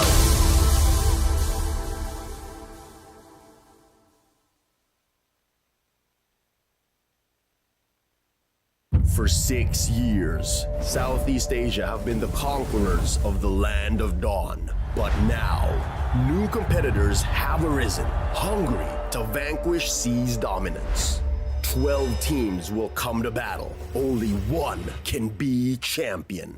In this MSC, the 12 qualified teams compete in 2 stages. First, the group stage, and then the knockout stage. The group stage starts with a draw. The champions of MPL Indonesia, MPL Philippines, MPL Malaysia, and MSC 2023 Myanmar qualifier are placed in Pool 1. All other competing teams are placed in Pool 2. Pool 1 teams will be distributed across 4 groups: A, B, C, and D. The other 8 teams will be drawn randomly into the other groups. Teams from MPL Indonesia and MPL Philippines will not be drawn into the same group, making sure things stay challenging. Each team will fight each other once, with the winner of each match decided in a best of 3. Only the top 2 teams of each group will advance to the knockout stages. As for the knockout stage format, it will be a single elimination bracket, with each team fighting in a best of 5 series. Teams from the same group won't be drawn into the same knockout matchup. There is no second chance. Losing teams are eliminated from the tournament until it comes to the semi-finals, where losing teams fight for a chance at 3rd place. But after the semi-finals, we come to the grand final in a best of 7 matchup. The knockout stages will take place over 4 days, from June 15th to 18th. No matter which side you stand for, let your voices roar and carry your team as they fight for honor, glory, and victory. Witness history in the making as we see the world this MSC in Cambodia.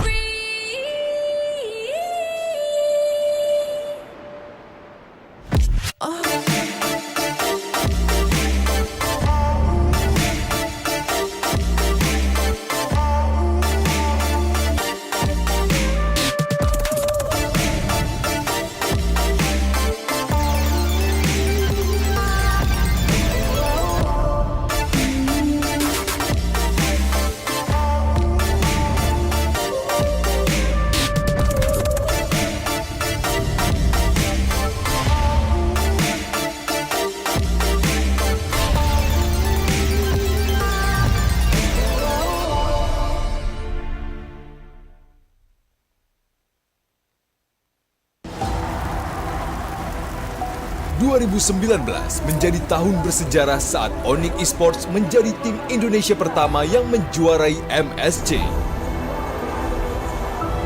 Tangguh, itulah satu kata yang tepat untuk menggambarkan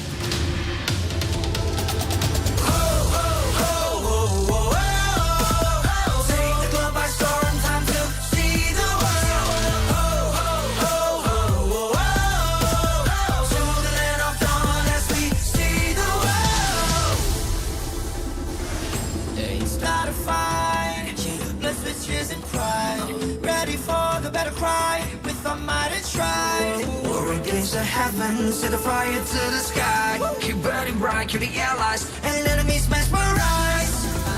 Strive for domination. Feel the pressure rising.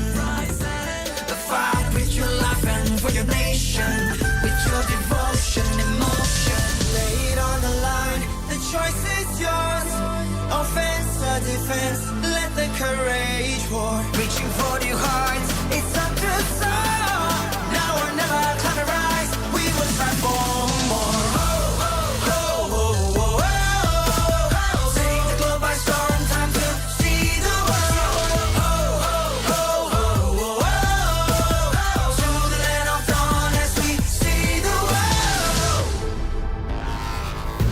We're fighting to build a legacy in this battleground for kings.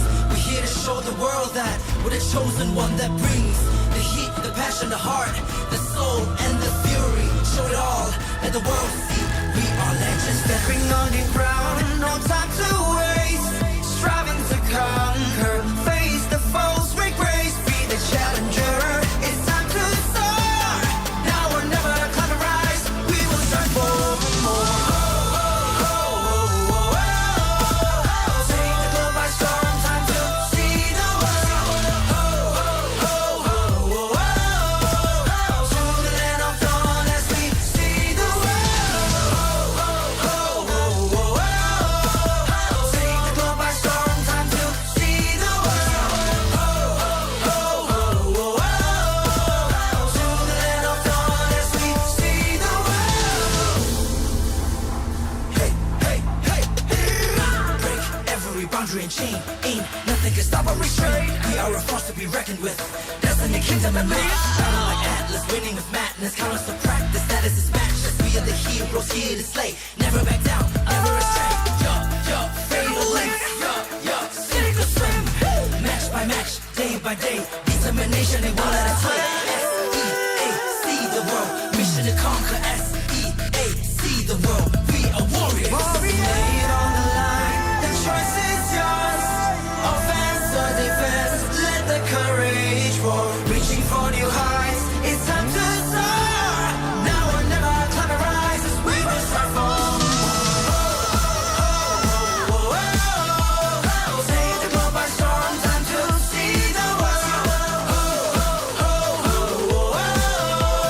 To the land of dawn as we see the world. Take the globe by storm. Time to see the world. To the land of dawn as we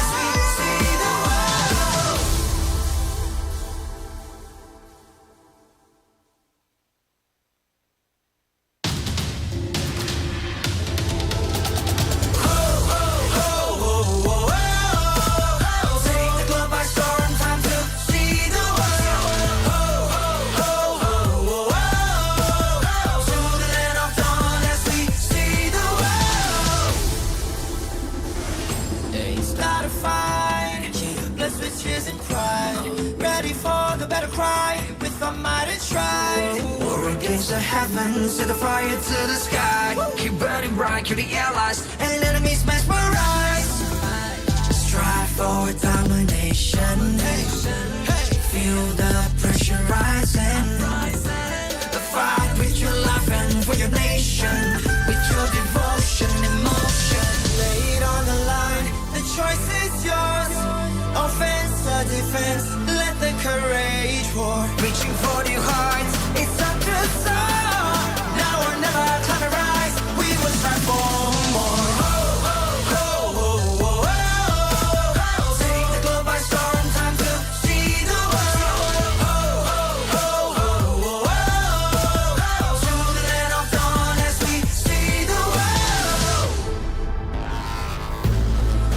build a legacy in this battleground for kings. We're here to show the world that we're the chosen one that brings the heat, the passion, the heart, the soul, and the fury. Show it all, let the world see we are legends. Stepping on the ground, no time to waste. Striving to conquer, face the foes with grace. Be the challenger, it's time to soar. Now or never, climb and rise. We will strive for more. Take the globe by storm, time to see the world. To the land of dawn as we see the world. Take the globe by storm, time to see the world. To the land of dawn as we see the world. Hey, hey, hey, hey. Break every boundary and chain. Ain't nothing can stop or restrain. We are a force to be reckoned with. Destiny, kingdom, and might. Battle like Atlas, winning with madness. Count us to practice, status is matchless. We are the heroes here to slay. Never back down, never astray. Fatal length. Sink or swim. Match by match, day by day. Determination, they won't let us win. S-E-A-C the world. Mission to conquer. S-E-A-C the world. We are warriors. Lay it on the line. The choice is yours. Offense or defense. Let the courage roar. Reaching for new heights. It's time to soar. Now or never, climb and rise. We will strive for more. Take the globe by storm. Time to see the world. To the land of dawn as we see the world. Take the globe by storm. Time to see the world. To the land of dawn as we see the world.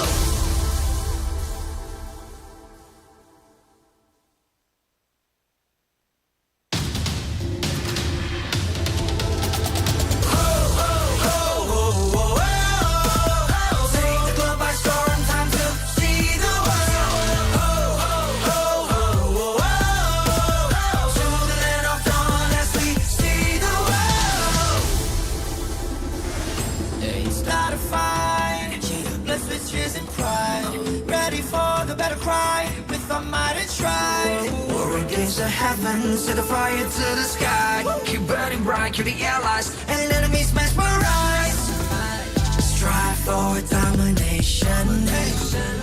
Feel the pressure rising. Fight with your life and for your nation. With your devotion, emotion. Lay it on the line. The choice is yours. Offense or defense. Let the courage roar. Reaching for new heights. It's time to soar. Now or never, climb and rise. We will strive for more. Take the globe by storm. Time to see the world. To the land of dawn as we see the world. We're fighting to build a legacy in this battleground for kings. We're here to show the world that we're the chosen one that brings the heat, the passion, the heart, the soul, and the fury. Show it all, let the world see we are legends. Stepping on the ground, no time to waste. Striving to conquer, face the foes with grace. Be the challenger, it's time to soar. Now or never, climb and rise. We will strive for more. Take the globe by storm, time to see the world. To the land of dawn as we see the world. Take the globe by storm, time to see the world. To the land of dawn as we see the world. Hey, hey, hey, hey. Break every boundary and chain. Ain't nothing can stop or restrain. We are a force to be reckoned with. Destiny, kingdom, and might. Battle like Atlas, winning with madness. Count us to practice, status is matchless. We are the heroes here to slay. Never back down, never astray. Fatal length. Sink or swim. Match by match, day by day.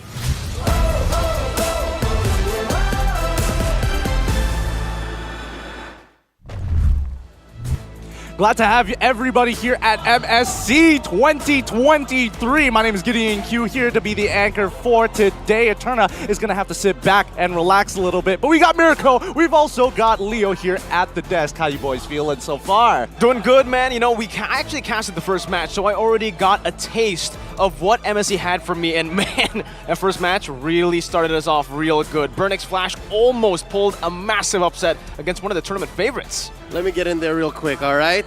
I understand that we started off on the wrong foot, or in my case, on the wrong seat.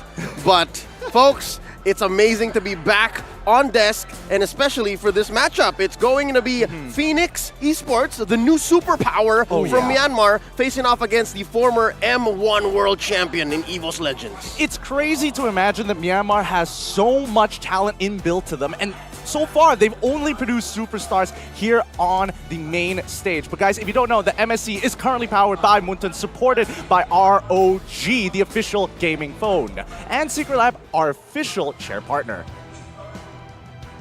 If you don't already know, the brand new ROG Phone 7 packs the game-winning power of the latest Snapdragon 8 Gen 2 Qualcomm chipset with ray tracing acceleration to give you the ultimate performance. The two-tone ROG Phone 7 doesn't compromise, and neither should you. You can grab it in Phantom Black or in Storm White, coming out soon. I don't know, it felt for a moment there that the ROG was already pumping through my veins, and I was ready for that kind of energy that they have, especially here with the crowd. You're so close to it too. I'm so close to it as well. Thank you so much, ROG, for making all of this happen. Now, we got to get down to business. I don't know how you guys are feeling, but Fenix kind of being the hot superstars, and definitely a team that everybody's kind of got their eyes upon, especially since we aren't going to be seeing the other representatives that we have been, come to love to a certain degree. Falcon, not going to be here today at MSC, but Fenix, oh boy. I don't know. I'm sweating, and I'm very excited for them. It's super unfortunate to see Falcon lose outright, but in the Myanmar qualifiers, we really did get to see how good Fenix truly are. Now, maybe it's a bit unfortunate too, but Fenix are very inconsistent. They are really good at times. On the right day, they can actually go and become contenders in the whole tournament and actually become one of the favorites, but on a bad day, they will lose to mid-table teams, and this is something that we're going to see as well. Up against EVOS Legends, who are notoriously inconsistent in MPL ID, the Crouching Tigers will be facing off against the Hidden Phoenixes. Crazy enough, I do think, a lot of team stakes, and especially for EVOS Legends, it's surprising to see the fans actually backing away from this team who managed to go so far in their local league. Unfortunately, unable to get that championship, but still, I mean, they have won tournaments before. If there is something that we can say about EVOS Legends is that they put on a show, right? Talk about how far they went, how deep they went into their recently concluded MPL ID Season 11 Grand Finals. Unfortunately, it was a sweep, but watch the games before that. That series alone doesn't give them justice, but watch the series prior and the series before that where EVOS played. They went all the way, and I hope that tonight we go all the way with both EVOS and Fenix. I mean, this would be the best opportunity to do so. Let's take a look at it, man. This is Myanmar MLBB's best kept secret. Long road ahead of them, and more importantly, they have won through their qualifiers. They have been runner-ups at IESF World Esports Championships 2023 Myanmar qualifiers, and not to mention the qualifiers for IESF Road to Bali. Honestly, looking at them, I actually got the chance to watch their match in the IESF during the qualifiers up against the Seabold team, which was Blacklist International at the time. And at the time, Blacklist it was just losing was a no-no for them. This team showed them what it was like to lose for the first time in a long time. And it's in their unpredictable nature, the way they play the game and the way they tackle the game is just so unique, even with their 7 active members in the roster. Is that an interesting relationship that we have? Now that we mentioned the best kept secret from Myanmar, MLBB Esports, you have to compare to Blacklist, which is, luckily enough, here in MSC. They're playing here today. Let's look at the internal power rankings itself and see where they stand. It looks like they're not making it. They're not making it all the way into that top 5. EVOS Legends actually taking that top 5, but currently they're just below Outplay, just above Fireflux Impunity. And I don't know about you guys, the fact that they are Myanmar's best kept MLBB secret, I feel like maybe this might not be entirely correct. They're in my top 4. Woohoo, top 4? There must be some stakeholders and maybe talents from other regions that may think otherwise, but after seeing them play and following them for the better part of the past 2 years, they have had a close rivalry with Falcon, right? They've always been second banana, but here today, now that they have reclaimed that spot, again, now being the sole representative, I think they deserve more than just 7, man. What about you, Mirko? Yeah, honestly, I agree. I feel like Fenix Esports, the reason they're at 7 is because not a lot of people have actually seen them play, right? You've seen them in the Myanmar qualifiers, but you haven't seen them in the international stage. You've even seen them in ISF qualifier, an international stage, but it was online. Now, stepping up on the stage is completely different, and we've seen what happens to teams who crumble under the pressure. ONIC and MSC and M4. Oh wow! You just have to let that out. Mirko, I thought those tournaments didn't exist. I didn't forget C about games those. that didn't exist. Oh right. All right. With that being said, MSC has been going on so far, so good, but the entertainment only continues as we bring out our teams. To officiate the first series of MSC 2023, we have our marshals here to facilitate the game. They are here to ensure fair play, esports integrity, and address to any player or technical needs. First, welcoming up onto the stage, hailing from Myanmar, the players couldn't contain their excitements to show the world their true strengths. Let's go, Fenix Esports! Can Fenix Esports replicate what Falcon did in MSC 2022, or maybe even more than that? Former M1 world champions and winners of ISF Bali 2022, we have the fearsome White Tigers from Indonesia, EVOS Legends! In ISF Bali 2022, they were the champions. They showed that they have the formula to win it all. Will that formula come into play here in their first series at MSC? It's gonna be a tough call here, boys and girls. Oh, I don't know about it. There's so much to keep in mind, but let's bring out the brains behind the brawn. To kick things off, it's going to be Hetwindo as well as Nyat coming in as coach and analyst. Head Marshal Kun gonna keep it off and ready to get this bout going. For EVOS Legends, they have Coach Age and his analyst Taxstump. Now, for the most part of Season 11, it was actually them mixing it up. It wasn't just Age at the head coach position, it was Taxstump at first, then they rotated their lineup. When Age stepped in, it felt like they just found that stability, and that's what Age is looking for right here to bring this EVOS Legends roster that was in SEA Games and unfortunately did not have the outcome that a lot of people expected. Now, out of this 7-man roster, we got to talk about the first 5 that we're going to see here today. Benny, Fayan, Royal Milk, Mo, and as well as J3X. Leo, talk me through this here. This is a 7-man lineup, so what kind of play style are we expecting from these 5? This is the Mok and Jex variety. I have seen both starters. Simple and PX7 starting off, Mok and Jex starting off. Actually, you know what? I like how they're switching this up. I like how even their opponents, even EVOS Legends right now, being the, I'd say, more established team in the realm of MLB Esports, has to consider which one is it. And now that it's the Mox and Jex variety, I'd like to think mages are going to run roughshod.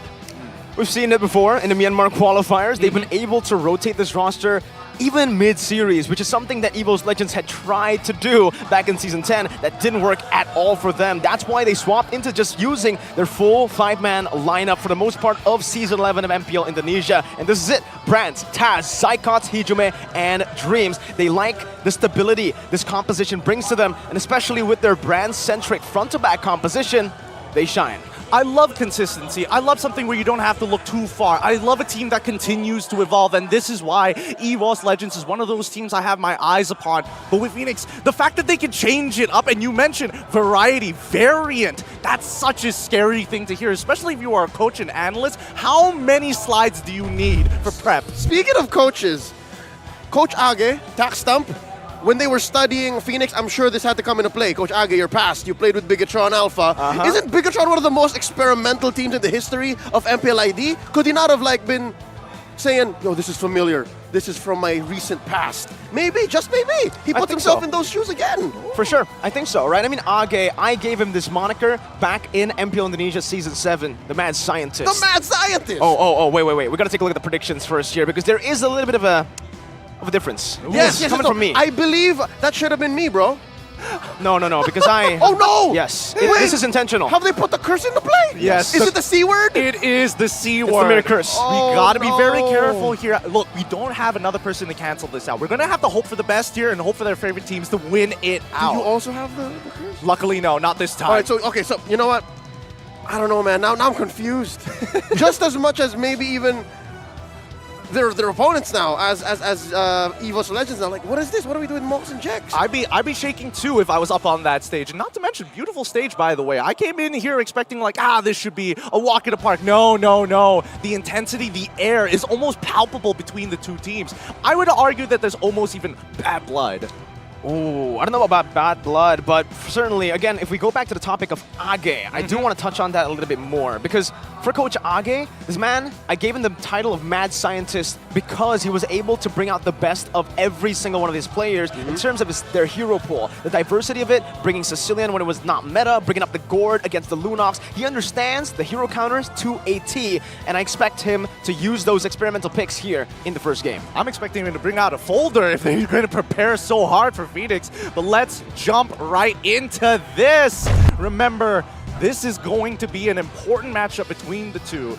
Don't forget that the ROG Challenge segment is going to be happening. The Asus Republic of Gamers, or the ROG, is the official gaming phone partner of MSC 2023. The ROG Phone 7 comes with the Aero Active Cooler 7 that provides you with a portable 2.1 sound system, and alongside the spectacular 165Hz AMOLED display that you can play your games like you have never experienced before. So make sure you check out the new ROG 7, and, well, I mean, looking at how these players are warming up, it feels like it's like cutting the time down by half. Feiyan was pretty mean without the ROG Phone 7, and now here at MSC, you saw he was just like... Super fast, man. I couldn't even see the fingers on screen because the 165Hz captures it too fast. We don't have enough frames to keep up with this. Definitely not, man. You know who has enough frames? Who?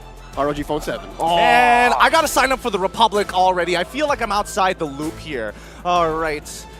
Hopefully we get excited for this upcoming draft. Man, I am nervous for this draft. I'm legitimately sweating. I am soaking my headset. I think looking at the drafts we've seen today, right? The first two matches, it's been pretty standard. There's not a lot of flex picks coming out except for just the normal things that we see in MPL. Fredrin, the only thing new being Navaria. Well, here's the thing, right? I am not a big fan of the Fredrin opener. I don't know about you guys here. That's a personal flavor of mine. Okay, you don't like the Fredrin opener? How about some Alice, though? Yeah, this young man from Myanmar, Feiyan, he's a Burmese prodigy. I have heard rumors about him wreaking havoc in Filipino server RGs. Ooh, right? Really? This was that's the best server in the world. This is a little whisper. Hey, you're not wrong. This is a little whisper from a good friend of ours, Midnight. He said, "Hey, yo, Feiyan, that's Feiyan. I've seen him in the RG ladder. He's pretty mean." No, wait. I remember you telling me about this player, right? What's the moniker you gave him? The title that you gave this 19-year-old All here. right, it might be weird, but I'm sure a lot of fans would agree when I say he's like a baby Wise. I mean, you saw some of the picks there. We saw an Alice there, and that's not exactly very popular. Only very few players and teams make it work. I think so. I mean, I've seen a fair share of Alice games in MPL Indonesia as well. Usually it's with Ken, and Feiyan, you're right. The utility jungler role just fits him perfectly, and that's something in Fenix's arsenal that they can utilize here in the draft. Getting into it for game number 1. All right, everybody, the draft is going to begin in our best of 3. Fenix versus EVOS Legends. Let's jump right into it. Now looking back at what's happened so far in MSC, blue side is still strong side. I can definitely say blue side is strong side, despite that last pick for red side being so clearly a way to save or to cover up for what you're missing. Just to be able to get that first pick trade, you swing hard, and then you close up strong with the 2 on the last phase. I still think that matters. here's the thing. I feel like a lot of the draft is with the relationship to the mid lane. You know, artillery mages are always going to be key for a lot of these compositions unless you're playing Valentina, and I think a lot of teams are comfortable dealing with Farmis in particular. Unfortunately, with Hellcurt not being able to be picked up, that kind of changes it and forces the blue side to be a lot stronger in terms of win percentage. Don't forget the Grok as well. There's Grok also as well. auto ban here. In addition, the Navaria that has actually, you know, changed a lot of the prio lists here at MSC. It's also going to be taking up a whole ban slot that was usually used for one of the, again, prio heroes that we usually see. For EVOs, the prio heroes differs, right? Well, it really depends, because earlier in Season 11, when the Claude was absolutely busted, that's always first pick for them. Since it's been nerfed, since a lot of the counters have been, you know, given a lot of buffs, the Claude has really just slimmed down, and for brands, he's really struggling to find a place in the meta. I feel like the overall Claude is going to be generally the Swiss Army knife, right? But you're hoping for a little bit more explosive power coming in from Brand specifically because the team plays around him. Now, if we look into the bans, the Novaria, the Valentina, the Arla, for the side of Fenix, already gone. Joy and as well as Wan being targeted with the final ban going into EVOS Legends. I sniff an early Eve. I feel like Fenix is gonna snipe that Eve and then protect that mid lane. Again, that's the lane, or at least the artery that they, I don't know, play around the most given their rotating roster. So they don't have to worry about Royal Mink. They don't have to worry about Benny. They don't have to worry about Feiyan. Let's see if that's gonna happen. All right, let's find out here because I was really concerned about that clue until EVOS Legends finally panned it out. First pick's going over to Fenix and it's gonna be Eve. Who called it? Stand up, my brother. I'm actually standing up. Yep. Show of dominance. Be proud, man. You just called the first pick.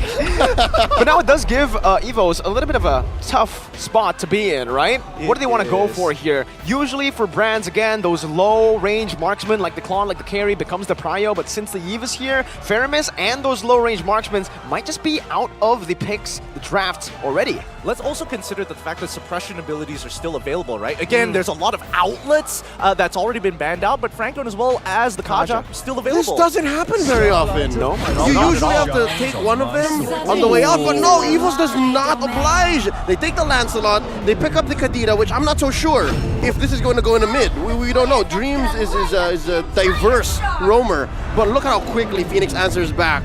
You call Claude an answer, a catch-all? How about the Beatrix? Beatrix does it all. I mean, it's obvious that Fenix is trying to build a composition designed around team fighting, but it has a lot of attributes specced into sieging, right? If Beatrix is able to get unlocked from her lane, you're expecting tier 1 towers to be falling before 6 minutes. All they need now is just a solid frontliner or an initiator, right? Looking at, again, Mok playing in this game, Jax and Mok, they usually go for something like a double mage combination in the mid lane. This time, they will just pick up the Fredrin. Again, a pretty good flex pick. You don't like it as a first pick, but this third pick here, last in the first phase. How about now? Yeah, it makes a lot more sense because this way it's more of a flex pick rather than, yes, this is my dedicated jungler. I'm trying to bait out as many people as possible to believe that it's a jungler and not the EXP lane. I actually agree with you, but what this does is it allows brands to maybe pick up the carry. Ooh. Might do it here. Yep. And again, run the 50-50 against Benny. Just has to play off of confidence, play off of experience. He's the better known player. That's a very, very good point here. However, I will say that when we're looking over in terms of flexibility coming in from EVO, they're going full ISF this time. Yeah, they really are. All right, brands, sit back. Psychots, you answer this. Yeah, I think it's a really good response though, right? I mean, looking at the Beatrix really struggles up against the Yu Zhong. We've seen it multiple times, I think even at ISF. You know, Oheb was still trying to utilize that Beatrix, and in the end, this Yu Zhong Kadira. Remember, it's not just Yu Zhong. You can use your Purify, but double Petri, so much CC, and a lot of dive will kind of just place this backline in an awkward spot. Yeah, you tactical reposition out of there. Yeah, I don't think you have much of a choice, right? And I think even for EVOS Legends, they recognize that, okay, now we have to get rid of annoying heroes that stop us from going hard into that backline. We can open up the map safely and still provide that threat. There we go. Yep. So the Kaja and as well as the Carry, both have been taken out here. These teams have done a lot of research on each other. Yep, just as much as we are fans of them, they are also, I believe, fans of each other. I believe this is one of the best ways to show respect. It's just, I know what you're up to. Let me take that away. Absolutely, absolutely. I love it so far. The drafting has been great. I'm just surprised that it's on the priority of EVOS to get rid of the Kaja. It feels that they want this... It feels like they do want to make sure that this Kadita is still flexible until that very last ban. Definitely, right? Similarly to how Fenix still have a flex pick to play with into the last phase, with the Fredrin, they want to have the same amount of flexibility, and they go for the Diggy ban, which is definitely a very, very good hero to go up against this full, heavy composition that relies on that CC initiation. So with the Franco ban here, say goodbye to all the suppression heroes, no more for suppression, no more cancel for the real world manipulation. Interesting how these two teams are mirroring each other, right? Number one, suppression for suppression. Another is specialty for specialty. We foresaw the brands pick up on the carry. Yes. We foresaw the maybe double mage in mid, Diggy plus Eve for Mok and Jex, right? So this is amazing. Age and Kalama are on each other. Like, no. It's not that easy. I love the word specialty here. It really gives the identities of both of these teams away, especially with the composition that they're designing, right? Next pick going over to EVOS Legends, where hopefully we're going to be able to get a read of where this Kadita is going to go. And it looks like Quad Swiss Army Knife has been locked in. Yeah, I mean, I was thinking maybe like something like a Melissa, the carry earlier, but with the carry ban and with honestly just so much flexibility still placed onto the hands of Fenix with the Fredrin pick, they can certainly just pick up something like a Lapu that will disrupt the Melissa heavily. So with the Quad, it is the safest pick up against the RWM, and it doesn't, they still go for it. Edith, wow, Edith and Lapu. This might not necessarily be easy for this Claw, but Brands, one of my favorite players personally from a very long time ago. My motivation since the day I joined esports was to win MPL Indonesia, and I'm still working hard towards that goal. Now that I'm playing in MSC, I hope that I can achieve that too. Now that is a word of a true competitor. Words of true competitors. I've been a fan of Brands since he was playing in the jungle. So now I love him now. He's basically the foundation of EVOS Legends, who's making a go for another title. Let's see how they wrap up their draft. What's missing? Something from my Roamer boy, or mid? Something from my boy Dreams, yeah? We don't know. Yeah. Depends where he Not sure. Well, it is going to be the Lolita pickup here, which honestly is pretty good up against the Edith and the Beatrix. I can see how it works here, but the Eve, the Fredrin, especially the Lapu, is still going to have a lot to say towards that back line. Honestly, looking at it, I'm okay with it. I'm okay with the fans. I haven't seen much Edith roam, man. Like it's just sitting, it's just settling in. Like, whoa, that is a roam Edith. Yep. I mean, I do feel like there is a couple of uses for Edith, and especially in very niche situations that Fenix is trying to force upon EVOS Legends. But at least with the Lolita, this kind of rounds out their comp even more, right? We have ways to just hard dive into the backline as a unit of 5. We have ways to disengage, but let's look at the audience predictions here. Okay. Well, still waiting for the audience predictions to show up there. It creeped up a little bit, but then it hid. You know, maybe it was a series prior. Yeah. We'll see what people think of Fenix and EVOS in just a bit. But I'd like to say, on paper, I think EVOS won the draft. Yep. That is a cleaner go. Execution is so much simpler, but Fenix has the potential to again just overshoot and somehow land in a place where even EVOS isn't sure what happened. I just love the fact that we both looked at Miracle when we said EVOS won that draft, hoping to get a reaction from it. It's clean, I like it. It's clean, it's brawn. Let's get into our final best of 3 today. It's gonna be Fenix on blue side versus EVOS Legends on the red side. Looking at it so far, early on, again, this is one of the reasons I actually agree with you. Mid control. Mid control is the #1 prio, I would say, for EVOS Legends because of how they play. That brand-centric playstyle. You can expect EVOS Legends to play around that gold lane already, even from the first minute on, but they're actually going for a cheeky little invade here. Oh, they get the knock-up on. That's going to be the goal picked up by Hijume. A good steal on the invade, getting Feiyan, you know, not as much XP and space to play with. Now, should be a contestant of Lethal Wanderers. Royal Milk actually loses out of that trade, and Taz wins out the retry battle here. Feiyan will choose to save it for later. It's interesting to see, right? We didn't get to see Dreams immediately move on to the EXP, try to rush that level 2 to make something happen. Instead, they want to maintain this control. They want to save, we want to fight for every single one of these POIs on the map as long as it's in the river. Yep, it's man-to-man defense, essentially, what's happening. So again, from the draft to the early game, you see that Fenix and EVOS respect each other. Looking at how things have started, oh, Brands is just settling in. Oh, wait! Oh, Phantom Execution up top! You thought they are going to play for the gold lane, but EVOS, they've evolved. This builds on the fact that Brands built up them pants. He got steel leg plate. So even if they rotate towards him, he'd be fine. But all the more, the beacon, the threat levels are much higher now in the XP lane. Oh no, this is going to be an amazing ramp up for Brand from the early to mid. The question is, when is he going to unlock him, right? When is Psychots going to be able to move out of that lane comfortably? Now that multiple angles have been achieved, and level 4 as well, Psychots, this could be really big. He could snowball off of this if he gets another kill.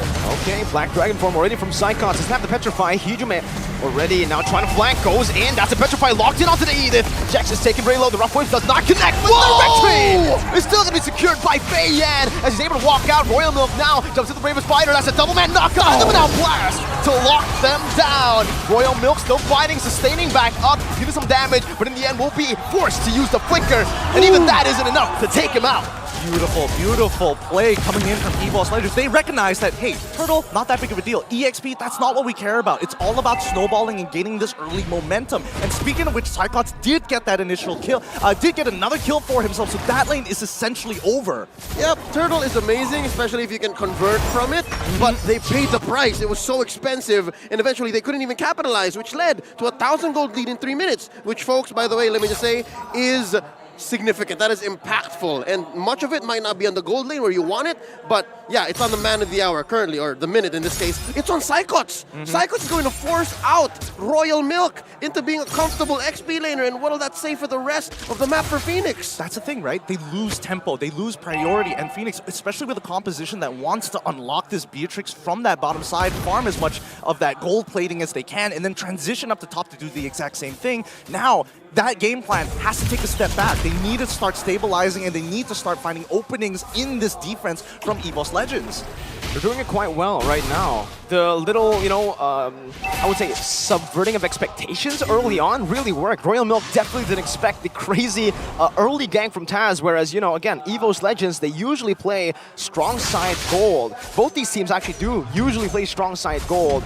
Royal Milk, 0-2 down already. This is significantly going to impact Fenix and how they actually tackle the next few neutral objectives. And here's what's difficult. Royal Milk is known as one of their anchors. He's one of the 3 that don't rotate out in their 7-man lineup.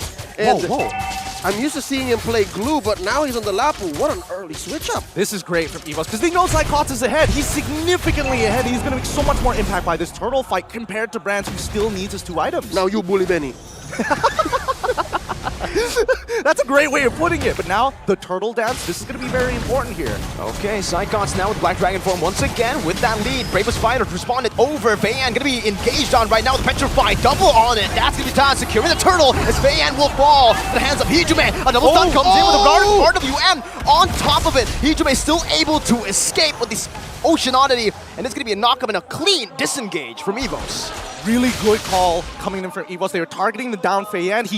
They still remembered, okay, Feiyan technically stole away the Turtle the very first time. We're not going to let him do it a second time. Luckily, they didn't even trade kills back to Fenix. We keep talking about the XP laner. We keep talking about the gold laner, right? Those side lanes. But we forgot. Hijume! Hijume is lethal! Especially against that Eve, especially against Mok. This is a miserable matchup, and that's why you're seeing Mok here. Yes, no deaths. But this is a matchup that you wouldn't want 9 times out of 10. Going up against Akadira as an Eve is miserable, and that's what's explaining this, yes, relatively early Ice Queen Wand, given that Mok is rocking Bargain Hunter, but looking at Hijume, looking at how that's affecting Psychots on the Yuzhong. Dude, he's almost building up to the next core item after the Hunter Strike. He now has free reign. If Benny doesn't build up to maybe more pants or maybe an early wind chant, it's dangerous. This is going to be more bully. Oh, and they answer back with the switch again. And even if Benny does go for an early win chant, it's not really going to be effective for him because he's not going to be able to reach that mid-game power spike that you so desperately need on the Beatrix. Yeah, you're just delaying what your composition wants to do. You want to siege down, you want to start hitting turrets as soon as possible, but they don't have that momentum anymore. Now the question is, what do they do to slow this down? Because I feel like this is where Edith starts to get hurt a lot, because if we're talking about comparing both roamer styles and more importantly the heroes overall, Lolita just has way more in her arsenal in comparison to Jax on this Edith. And that's exactly why... Oh, wait! Wow. Full engage. Jax still able to disengage with the onward. Perfectly timed to catch Hijume off. And Fenix, just like that, they've gotten an advantage right before the final Jax turtle. hurt that. Jax hurt me. He did. And again, I think this is building up on the concept of subversion of expectations. We were expecting that Fenix had a better box. No, they just had to surprise EVOS, and now third turtle up. Oh, still gonna be Taz who takes it away. Clean escape as well. The boy genius from Indonesia. Beautiful play coming in for Taz. Able to dodge literally two abilities at once with Thorn Rose, but now Benny finally activating the game plan that Fenix has been looking to do for so long, but it's still one step behind EVOS, right? They've already cracked down on the bottom tier 1. Topside tier 1 is taken away by trade, and now the switch-ups are coming in. I love it. We really haven't talked about Taz much in this 7-minute bout. He's an amazing workhorse. Like, you don't even have to really look at him much, and he's doing work. Despite it being a winning situation or a losing situation, hell, this could be what? 13-1 in favor of Fenix, and Taz will still be doing his job. So this is just par for the course. Honestly, I love the fact that we came up with the term subverting expectations so early on, because that is a legitimate theme here from both of these, from both representatives. Speaking of subversion, look at Lancelot on Taz. You don't usually build War Axe so soon, unless maybe it's because of the buff to the item, but usually you want to build maybe 1 or 2 more tank items and then War Axe. But I think Taz understands, you gotta build up the tempo. I want to kill dudes, man. Well, Thunderbelt. In the game. There you go, Thunderbelt. He's speeding up. He's speeding up. This is all about tempo, right? Now, EVOS, they want to make sure that Fenix can't really do much about the situation. Oh, this might be an engagement here. Hello? No. There's no reason to fight, right? 40 more seconds until the Lord actually spawns. So, good decision from both sides not to get into an early bout. It's already a very different EVOS Legends to the one that I am used to seeing, right? Brands is completely weak side now. They literally haven't rotated to Brands at all. He's so quiet! He has been so quiet. And for Fenix, they've actually been forced to respond and play towards Royal Milk, which they are definitely not comfortable doing. Okay, so here's the thing. I have seen my own fair share of Fenix games. They've been in the same situation before. Like, they have lost the early game, they've lost the mid game, and somehow come back. But do note, a lot of those games, Feiyan wasn't a scaling hero. Feiyan wasn't an Alice.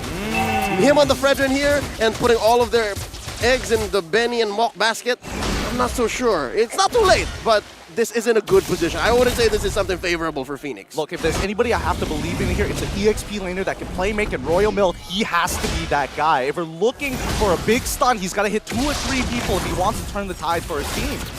Well, Brand so far is still free farming in the bottom lane, finally rotating up top. Royal Milk and Mock now trying to just clear out that mid wave as the Breath of Ocean will be used up. Yujumi now with a Petrify as well. Royal Milk going to be bursted down before the Turtle or the Lord even gets low. Jax with the onward now only on to Dreams at the full burst. 3 ultimates committed instantly. Jax still doing some damage with the Primal Wrath. Now he's going to be blazing wet throughout the mid wave, but he's going to have to take a lot of damage in return from the Nibiru's Passion. Brand still trying to go for the basic attacks. Mock going to force him out of it. Battle Mirror Image used up now. It's going to be Taz who's going to be gunned down. He's still able to escape side cuts. Jumps in the midst. Now he's 1v4. Jumps in with a Furious Dive once again. The retreat should be collected, and yes, it does by Feiyan. EVOS Legends, they're still trying to walk their prey down, but the Fenix have flown out.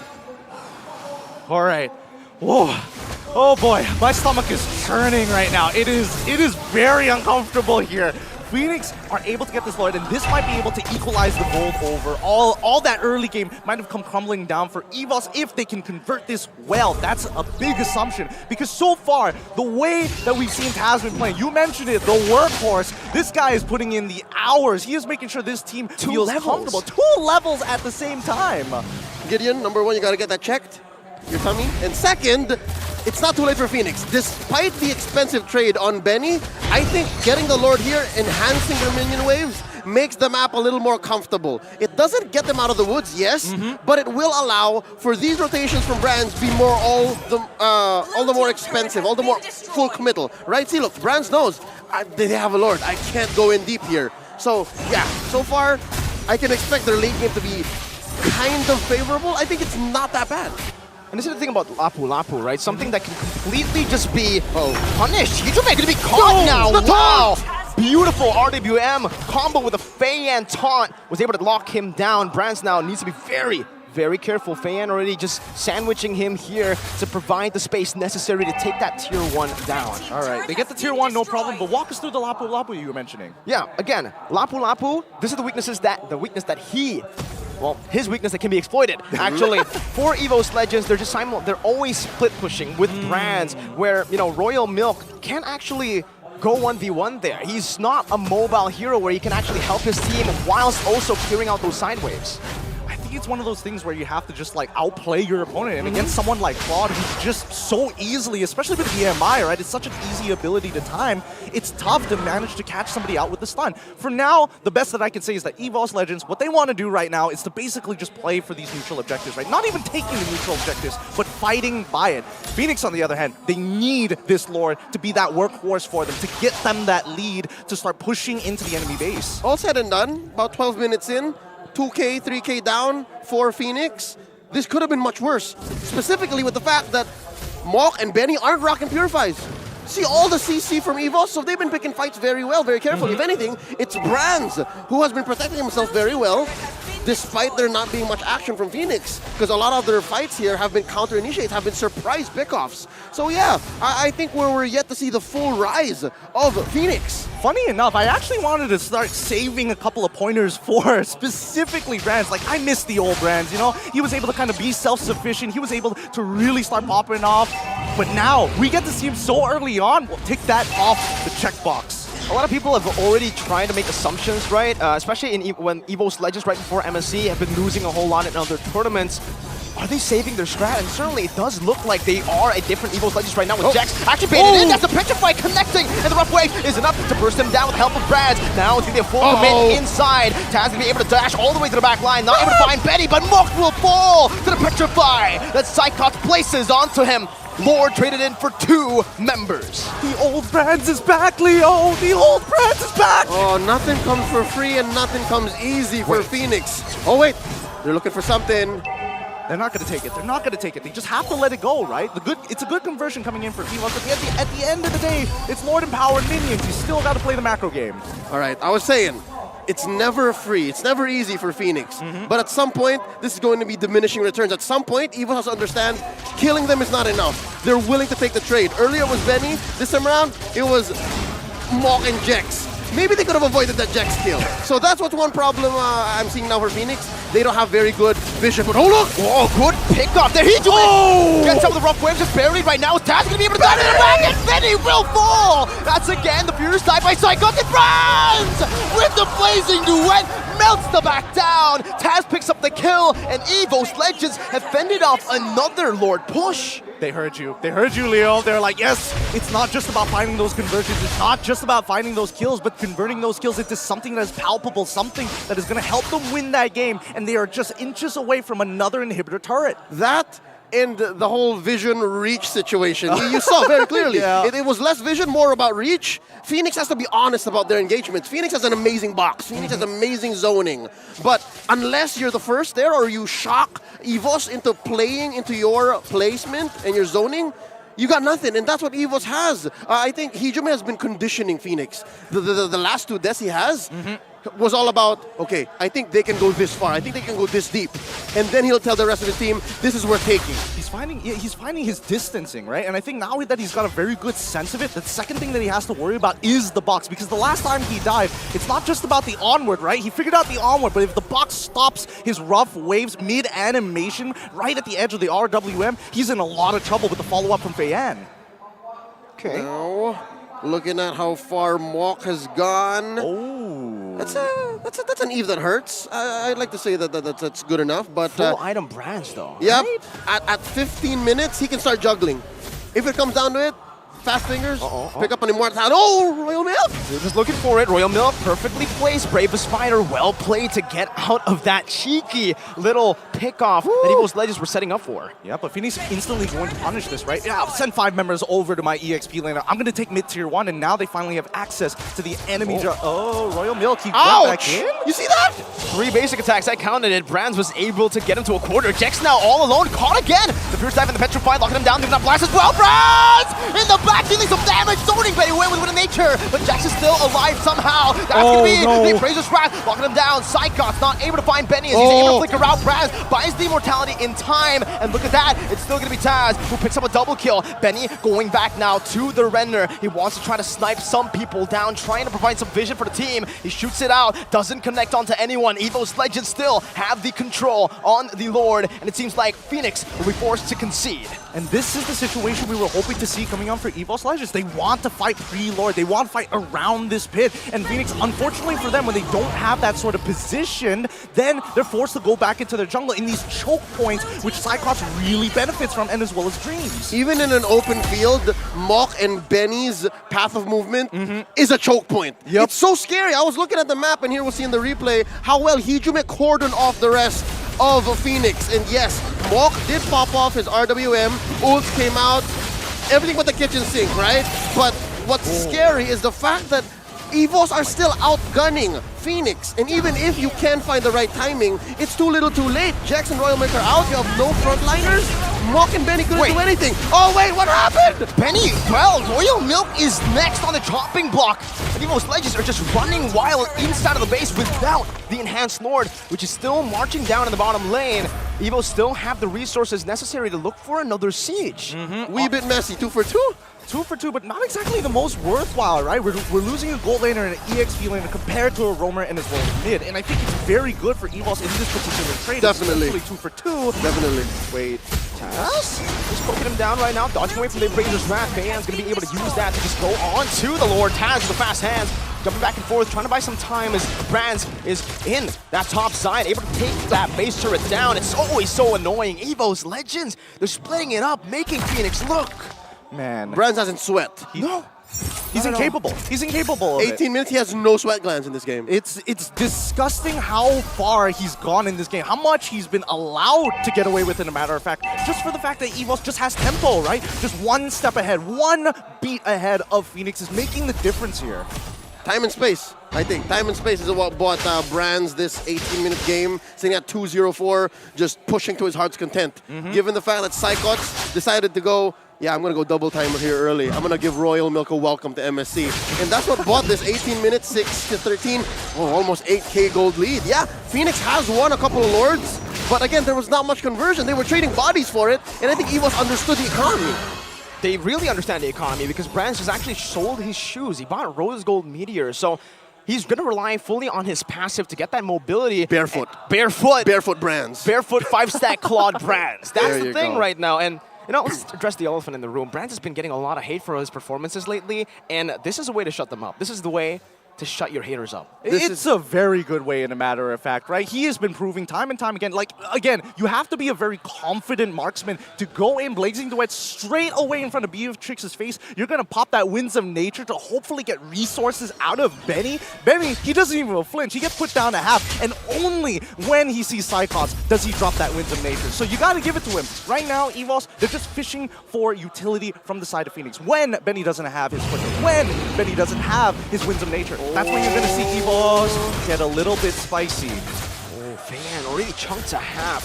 So, oh my god, that damage! What? What is that damage, Brands? Oh, just takes him out. He's still waiting there. He's looking for a Jex. Oh, Jex finds the onward. And Earth Shatter could purify out. Looked very, very scary. But now with no purifying, that is a valuable piece of information that Fenix will definitely use right now as they push the pace into that Lord pit. Then later they cleared out. Psychon's already positioned himself to go for a flank.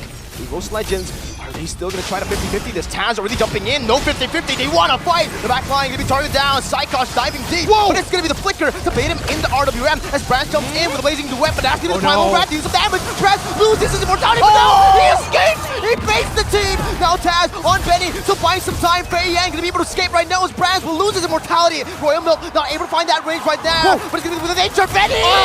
He's still able to cut away! Taz falls! That's a shutdown for Benny! He's looking for more! Dreams will fall as well, but he has the immortality here to buy a bit more time.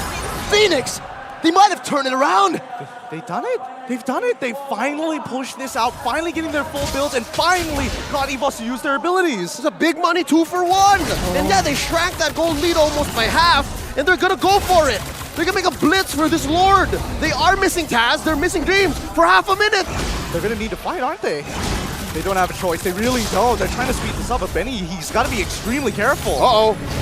me though. Benny doesn't have the flicker, able to dodge away right now. Good positioning by Benny. Jax is gonna lose his slide, but that's gonna be the suppressed by the winner Truncheon. Feiyan with the retreat. Will he be able to do it? He doesn't do it! Jax! Oh my god! It's not Feiyan! He falls and Jax becomes the hero for Fenix. The Jax of all trades, the master of none, but only his fate.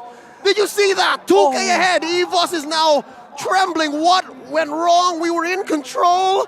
They went for a 2-for-1. We killed the Fredrin, but Fenix still got the Lord. Let's look at the instant replay one more time here. This long, drawn-out fight forced out every single one of the cooldowns from both sides, and Benny, the fact that he was able to outplay, the fact that he gets to live, the free without the cutie. Oh, it's a different Benny.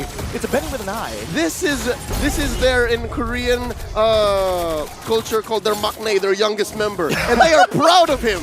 They are proud of him. Welcome to the family. He's a prodigy. I love it. Now he's showing himself. Now he's introducing himself to the greater MLBB community. It's hot. He is hot stuff, though. Benny name, I can't wait to go on to ranked game to see everybody calling themselves some variation of Benny.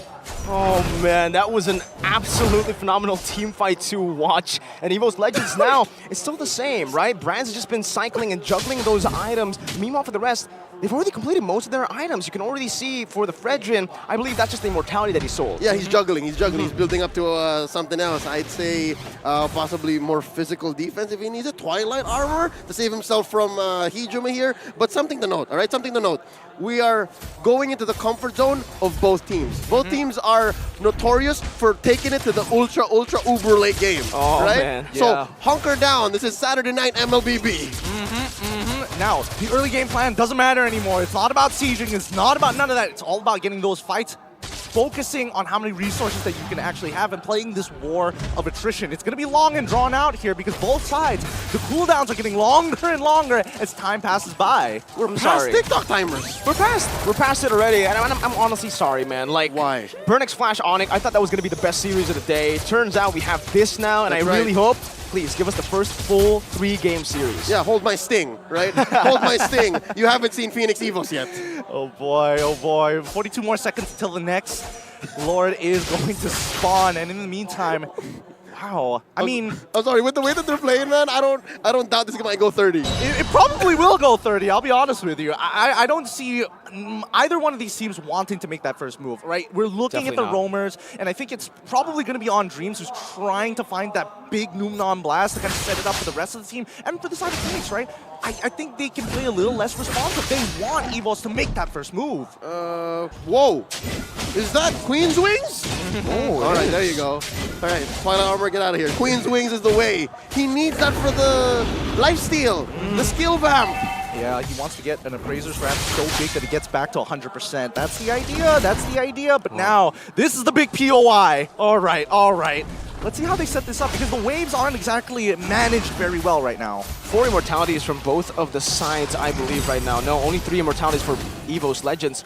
Brands, again, that's the damage that you need to respect. He's already able to dish out so much damage onto Royal Milk, forcing the regeneration. What that's going to do is it's going to reset the information on Royal Milk. He's clearing the wave now, but I'd give the advantage to EVOS. EVOS has a positional advantage. I'm not so sure if Fenix knows that Dreams and Hijuma are here.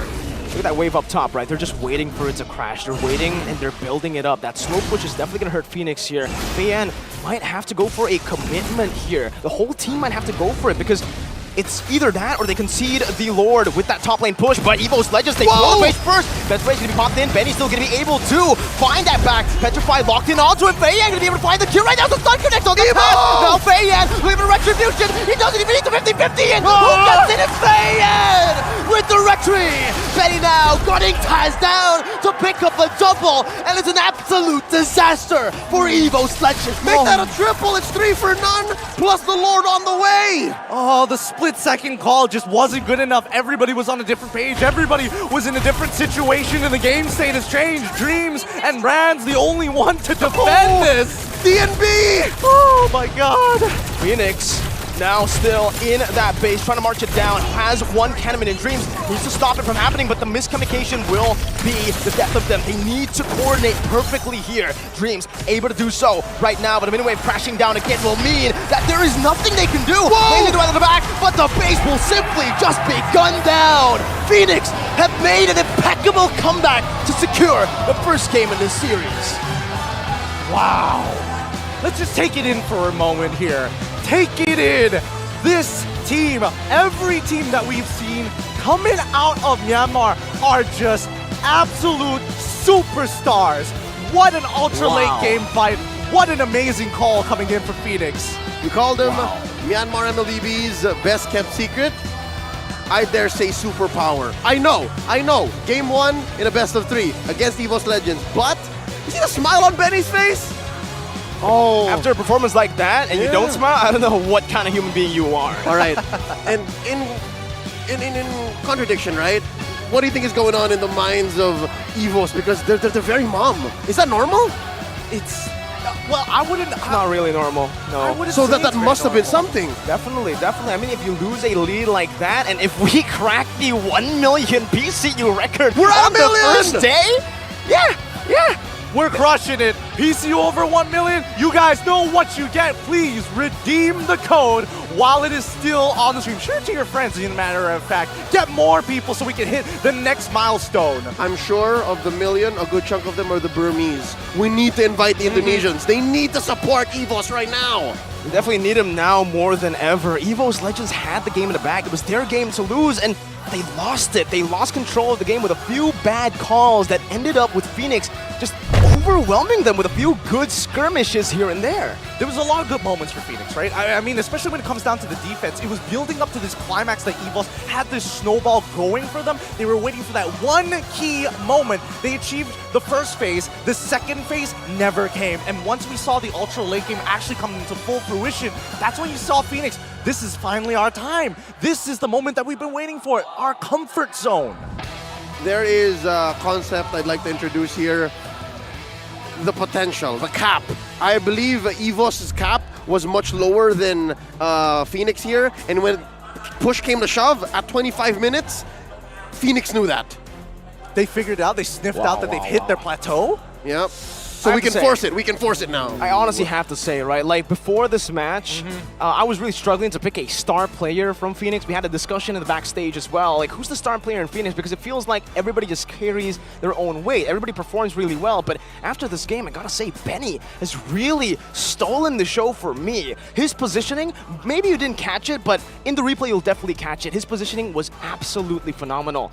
Maybe it's the name, but also the playstyle that is actually very similar to Benny Cutie. Literally, he plays in the back, wait for these engage tools, and then he maneuvers over to the team fight to actually help out, and he ends up winning the team fight for the team. Okay.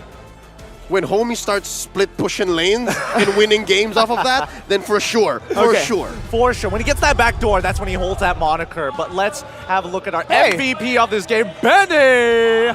He really did steal a show from me, man. I mean, his positioning, there's not much you can do on a Beatrix, usually up against a Kadira and a Yuza. The fact that he was able to wait for so long while stealing damage, he wasn't staying idly by.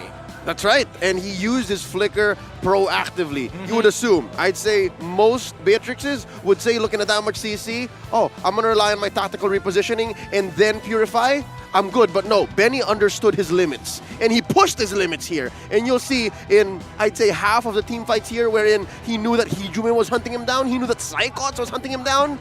He knew exactly how to get out of there. He just knows. Yeah. He just knows. Benny knows. Benny knows. He does two things: kill people and know things. That's what he did, and it's amazing. Again, we'll see here in the highlights exactly how Benny was such a role player. And here's the thing, he was on from minute 1. Royal Milk had to claw himself back into a contributing position for Fenix. But Benny, all this while, Mok, you are my threat magnet. You pull away Hijume. Maybe I Psychot if you can. I'll take care of the rest. Just give me the space and I will make magic happen. I mean, just look at these small moments that we saw. The fact that they were able to turn this around, this was almost a game-winning moment for EVOS. If it wasn't for the fact that Benny was making sure that he was literally untouched throughout that entire fight. Okay, young homie was threading the needle. You see how he would still roll forward to make sure they get the kill? That's dangerous, but not for Benny. He knows what he's doing. You know what? I take it back. I don't think he plays like Benny. He kind of reminds me of a spectacular individual who also got the spotlight, stole the show in another MSC. It reminds me of Kelra. The way he's spacing, the way he's playing this Beatrix, very similar to when Kelra won with Execration. Honestly, the way that I'm looking at it, it feels like Fenix has taken all the greats, honestly, even the Hall of Famers, might I say, from the Philippines and put it into this team. The 7-man roster is kind of cracking all of these different playstyles and figuring out just the core essence of it. So where are we now currently? We got Baby Wise and Feiyan. We have the gold standard, Belra. the Filipino Savage, and Kelra with Benny. Who else might pop through, right? Looking at the builds, again, folks, we usually do not get this far in the games. This is not the average game time. But for these two specifically, Fenix and EVOS, 26 is just but a walk in the park. This is like a day in the life of EVOS or Fenix, right? Like, this is just how they go. So yeah, expect for them to juggle items and to pick the right items for the right situations. Oh man, if we're talking about right items, right situations, right? And that's when we start looking at the Queen's Wings. How effective is this item going to be? Because it's all dependent on a person who is confident in making that play. Because most people would honestly take a step back and be like, you know what, Twilight Armor is the safe way to go. It kind of does everything you need to, just doesn't have that spell ban. It's pretty smart. I mean, again, it's very situational, right? The item, and he noticed that towards the late game, he is less and less getting targeted down. So the Queen's Wings actually does give him a bit more value than the Twilight Armor. There's a clapback. Exactly. Oh, it bumps up your damage once you hit a threshold. Now looking at EVOS's build here, they hit their climax. They hit their peak in item and firepower much, much sooner. So you can expect that they were forced to juggle suddenly when Fenix presented a threat. What was Taz building there? Towards the end, he had a Legion Sword. Yeah, he did have a Legion Sword. I think he just had it and said, you know what, I'm going to go back to normal Lancelot, like old school Lancelot. Wow. I need to take out Benny somehow, right? Yes, I think that's what exactly what's going on in his mind, is because Psychots, Hijume, thanks for the early to mid, but right now we just need to take down the boy wonder from Myanmar. Like, it's got to go down. But just the same, you'll see how it's split, 50-50. Rich Guy and Ace goes to EVOS, while Guardian and Wingman go over to Fenix. Yeah, speaking of Jex, he was dying a lot, but he was putting in work. He was. Honestly, it's surprising. Yeah, that's the crazy part. The fact is that Edith has, again, a couple of animations. Just you need to know your frame data here because you're able to cancel people out, especially with the onward. It is a knockup, which is a very powerful mechanic that not a lot of people don't really understand, right? Stuns, some ultimates still go through, but a knockup completely cancels out so many abilities in the game. So watch out. Tis but called the suplex. And again, I don't see Edith roam very often, so true. Jex made me a believer. Yeah, and honestly, it's a really intelligent way they took. The way they actually played around Edith is very interesting because the reason me and maybe you guys as well don't really like the Edith as a roamer is because it's pretty easy to read, right? The Onward, the Earth Shatter, not really a reliable source of CC. Yep. But in this particular situation, he's never the initiator. He's always waiting in the back. He's always waiting for that follow-up. He is the follow-up, and in that messy team fight, he is always going to be able to find the targets that he wants to target. Actually, that's what we did see during the mid-game, right? Both sides having a read of each other. Again, the spacing, trying to bait each other out, the conditioning even between both the roamers. Edith lives in the chaos. Exactly, and that's the beautiful part, because when you find that capitalization, especially once you go out of that mech and start dealing some real damage, that's when you start to realize, like, okay, maybe we need to take a step back. Maybe we can't exactly expose people. Well put.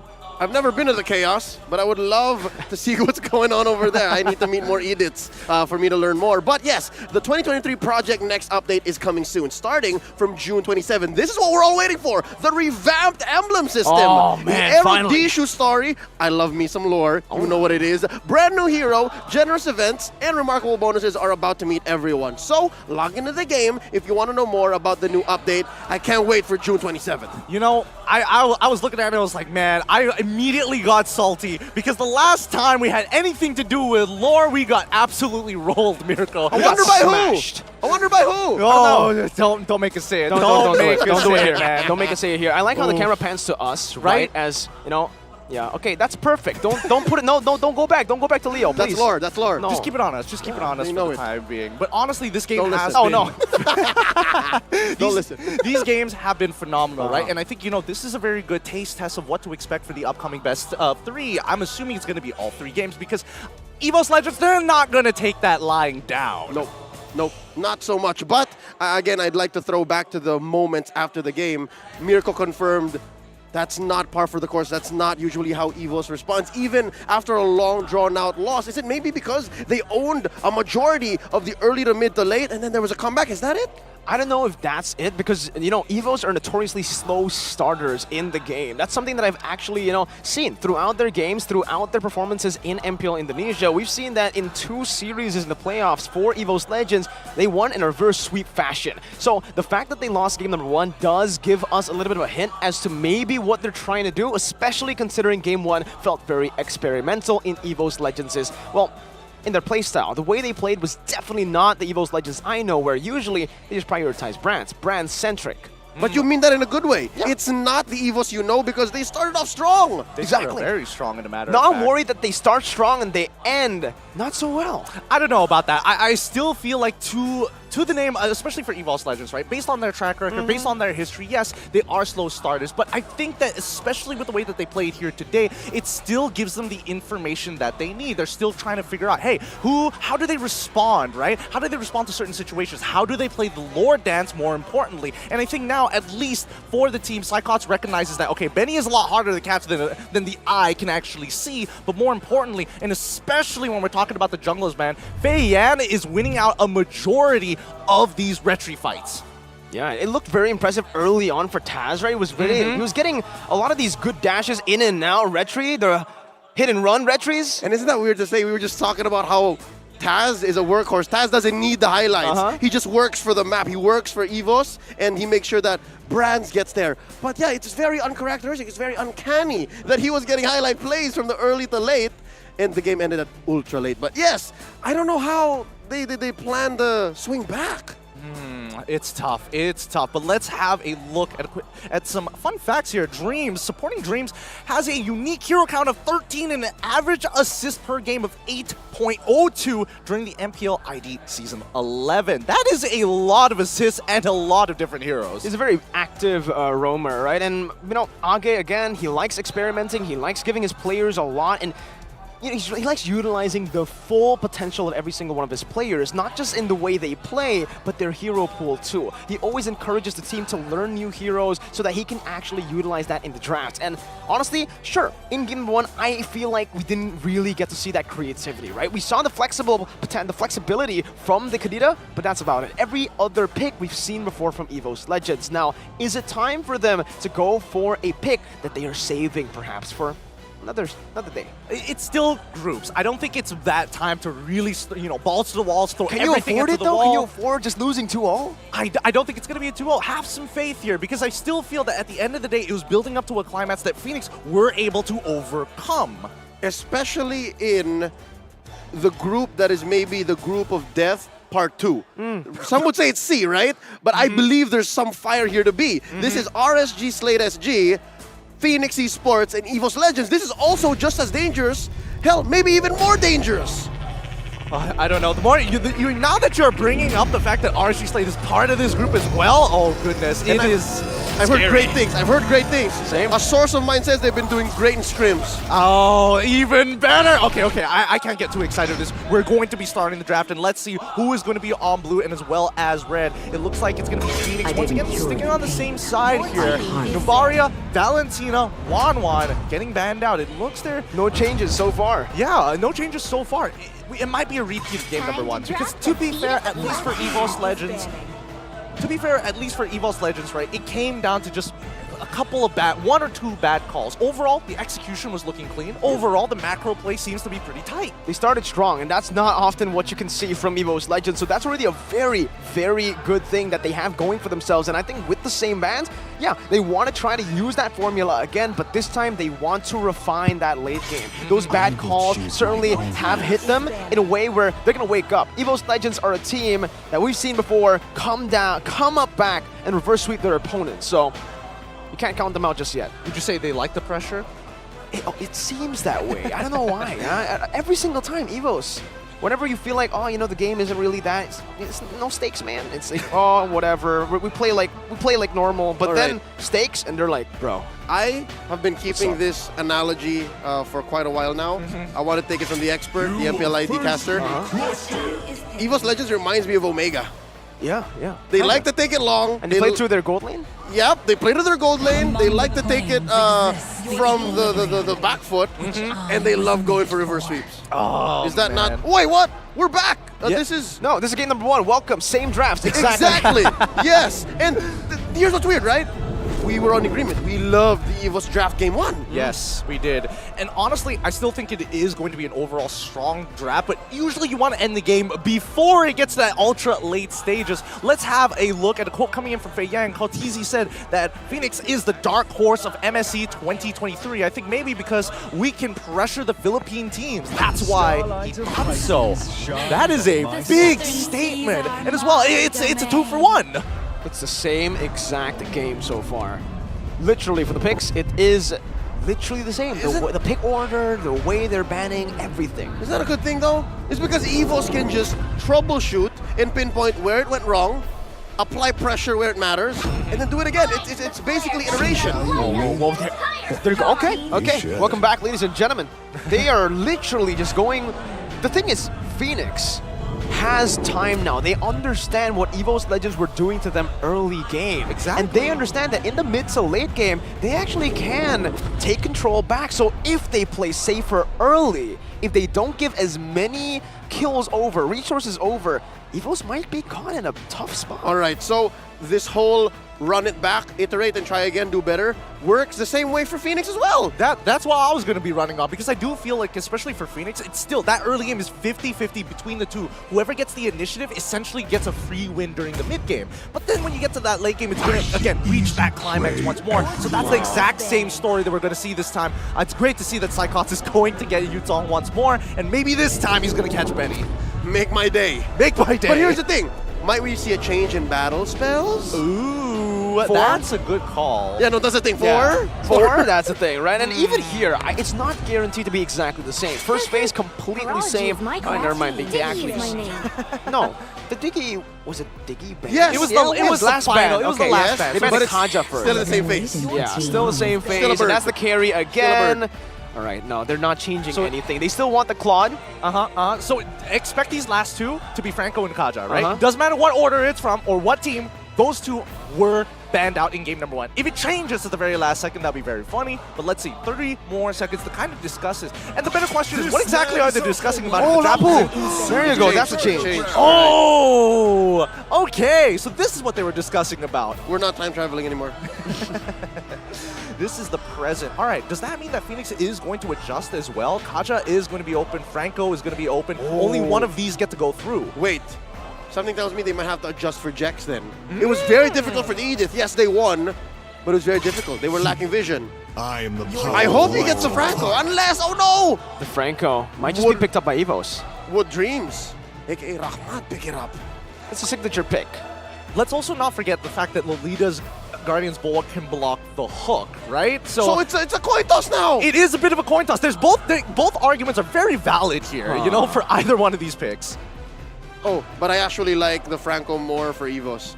It's more confirmed. It's easier. There's not much they're blocking. There's not much they're blocking with the Bulwark too. Exactly. So it's either, do they want to get the Franco to make sure they can shut down this Yi, but they've already got the Kadita at the same time. So it's a bit of a toss-up unless they go one step further. They go one step further. We see the Claude once more by putting this Kadita into the roam position and getting another mid laner for themselves. I'd like to think that's not an option. I really like Hijome and the Kadita. I do, though. Right? I agree with you on that one. Yeah. So here, does Jex pick up the Franco? It looks like he should, right? The Franco certainly does work, right? I mean, again, we mentioned many times that in game number 1's draft, the Franco was a good answer to the Claude, the Yuzong, and even the Lancelot. 3 dive heroes, and heck, even the Kadita technically. But it was banned. But it was banned. Yeah, so they do it. I'm the priestess of primal. Oh wait, no, what? They love Edith. They love Edith. Wait. Oh, they paired it up with the Mincetar. This is so smart. What if Mincetar roam? And then Edith, no, you know what, never mind, don't, if it ain't broke, use it. Yeah. Jax was able to get 100% KP on the Edith. You blindsided me on that one. No, but I He totally subverted your agree. expectations. Again, that's the theme of this entire series so far, right? But I think this Midstar is such a genius pick. There's so many dashes on the side of EVOS. Everyone has a dash. Even if they do lock into Lolita, This they went still have under a the dash. radar for us. About a month ago, Mincetar was revamped. How are we not so hot on him? Maybe more than a month ago, but you know what I'm talking about. Yeah, I do still feel that Midstar is very situational, but this is one of those situations where they're getting so much value. Do we see an adjustment? Yes, we do. Akai, just to make sure that they can disengage from the King's Calling. Ruin that box. Solid choice. Smash it. Smash Cut it. right through. Spin through it. Spin to win. Heavily. Ideally. Oh boy, this is going to be... Wow, there's so many interactions to keep in mind from both sides. So much counterplay, in a matter of fact. This is a very interesting game because I am still trying to think about how the dynamic's going to play, right? In these team fights, I believe, honestly, Beatrix is going to have a bit of a better time here. Even though, sure, they have an Akai, they can disengage, and that just gives Beatrix much more room to play in these team fights, using the Renner as well to poke them down before they can even do anything. Well, I will say that we did lose a little bit of dive potential from the side of EVOS Legends, right? Yes. Again, the disengage is very heavily dependent. It's instant impact. It's not about setup anymore. It's about how much can we actually respond to the defense coming in from the Fenix lineup. So it's all about when they use their abilities, not how, when. Yep, I'm not even questioning if Benny doesn't pick up a Purify. I expect them to go Flicker and still play the same way. They understand their box and they're not afraid to use it. And how about here we go again, right? Like, yeah, the battle spells didn't change much. Benny is still rocking that Flicker. Still 4 flickers. They don't care about Purifies. Gotta play for the greed. Gotta play for the greed. This is how we do in Myanmar. We just flicker in, bro. We just flicker in and gotta show them what we're made of. Let's get right into it. See, there you go. This is the EVOS I know. Yeah, wait, I don't know. I don't see Dreams on the bottom side of the map. He's just chilling. He's just chilling for now. Brands, he's gonna have that. Wait, they also get Hijime here. Fenix actually made the move to the top side. Huh. Wait, it seems like... No, they understand that. That's a lot of movement down bottom. This allows for the XP lane to breathe much easier compared to game 1.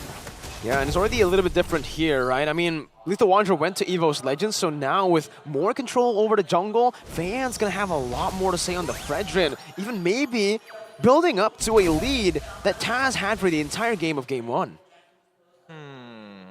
Interesting. So now we're trying to figure out a way for either one of these teams to start getting that early lead, right? We're looking for that first POI, that first turtle to actually spawn, because that's when we're going to see those level 4s being hit. And hopefully Hijime, yeah, he should be okay. All right, thank God he's all right. It's about 30 seconds from now, and yeah, no, Fan is just used to, as a Fredrin, bullying Akais, but it's the wrong kind of Akai. It's a roaming Akai. Yeah, no, they're playing for the XP lane, as you can see. But something to note, I'm not so used to seeing XP lane Mincitars. There are roam Mincitars from MPLSG, a little bit in MY. But gold lane Mincitars, what happened in the Philippines. So this is something new. I'm excited to see what Royal Milk can do. No, I've actually played with a few XP Mincitars, and it's actually pretty good because your damage is very underrated, and a lot of people don't actually take into account that damage with the King's Calling, and especially with the built-in stun in the second skill. Black Dragon form now by Psychon, so really an onward as well for Dreams. He still have the heavy spin right now with the Petrify locked in. Feiyan will still be able to dash out, and Hijime, who picks up the turtle. That's the heavy spin, locking him down. Breath of the Ocean as well. Jax is trying to run them down, but it's now just a 1-for-0, making it 2-for-0, as EVOs also claim the turtle. Look at the trigger control. Royal Milk could have flickered in, confirmed the killer too. But he knows maybe he doesn't have the damage just yet, and Fenix just takes the L. Exactly. See, now they're adjusting to each other, right? This is, again, when you are playing composition after game number 1 going for so long, you're trying to stop yourself from remembering a couple of behaviors that have been conditioned by your opponents. You got to reset once again. Royal Milk definitely had an opportunity, and he could have preemptively dropped the King's Calling. But again, when we look at EVOS, and especially when we're looking at Psychots, once he's in that Black Dragon form, the damage technically is already done. You don't know when he's going to stop. So yeah, even as winners, even Fenix know that they had to reset too. Not only losers have to reset in a series. So that's definitely something that you can say, despite for them being young on the global scale, the Burmese Fenix Esports has quite the medal. I just wanted to confirm something. Miracle, when you were talking about the EXP Mincetar, this is Golden Staff build, am I correct? Or corrosion type Golden Staff? Or like hybrid fighters? Hybrid. So you do go for the corrosion side, but you don't go for full damage. You still need that tankiness in you, that sustainability, especially towards the late game when you're up against these marksmen who outrange you. But in this case, yeah, same. I don't think they want to go full damage, even though Brands is pretty easily caught by the King's Calling, because that heavy spin does answer the King's Calling. All right, so that's great. That's great that we have some confirmation on that one, because again, I've seen many different variations of the Mincetar, especially during the Snapdragon series for sure, but come back into this one, right? No team has found that momentum just yet. Not a very big conversion coming in from EVOS, unfortunately. And now, next POI going to be fought for. Dreams is going to get on out of here. 10 more seconds until the turtle spawns. XP advantage for EVOS across the board. So again, that allows for them to clear much faster, rotate much faster, and make it to these major objectives sooner. Yeah, you see Payan is on board, but wait, oh! Oh, wow, Jex is able to escape with the flicker there. Now Retro Battle, it's going to be one out by Taz this time. With a level advantage, Payan was not able to secure it, but now the King's Calling comes through. Brands is still able to escape from it with the battle mirror image. Dreams steps out, and EVOS Legends have been clean into these neutral objectives. Yeah, very clean indeed. At least they're moving together. They have the same objective. When they disengage, they completely disengage. I'm slowing down. Hopefully they don't die right as I finish my words. But yes, they're finally out of there. That and EVOS not only walked away with a major objective, but they burned a lot of battle spells and ults from Fenix. So they got away with it. They got clean. No one died. They didn't trade for anybody. DHS already here on Brands, and looking at where Benny is currently, still nothing. So this is the phase wherein as a Beatrix you just hunker down. You're hoping for the best, right? You're hoping that you can start sieging down as soon as possible. But again, this is the same movement that we saw from last game, right? EVOS quickly turning it around, knowing that the turtle's going to spawn on the bottom side. They want to make sure that Cyclops has the most impact, because right now, Brands, he's basically just farming gold. And so far, I think, yeah, we are on the course for that XP lane Mincetar. He's building up to the corrosion side, and then he has a pair of pants. Yep. It's just the way you word it, right? It sounds really funny for Mincetar especially here, but again, Royal pants then. Royal pants. There you go. Benny already hit his power spike technically. That's the BOD, and they're utilizing it instantly right now. Hijime jumping in with a Petrify. Dex unable to cancel it. Bok will fall. It's great. Wait, Hijume's still alive for a bit. Benny gets the kill. 1 for 1. I think it's worth it for Benny right now, but Taz will have something to say about it now. Snipe out, heavy spin. Now walking Jex down, bringing it back. Cyclops going to jump in with a Furious Dive, and that should just be Jex falling.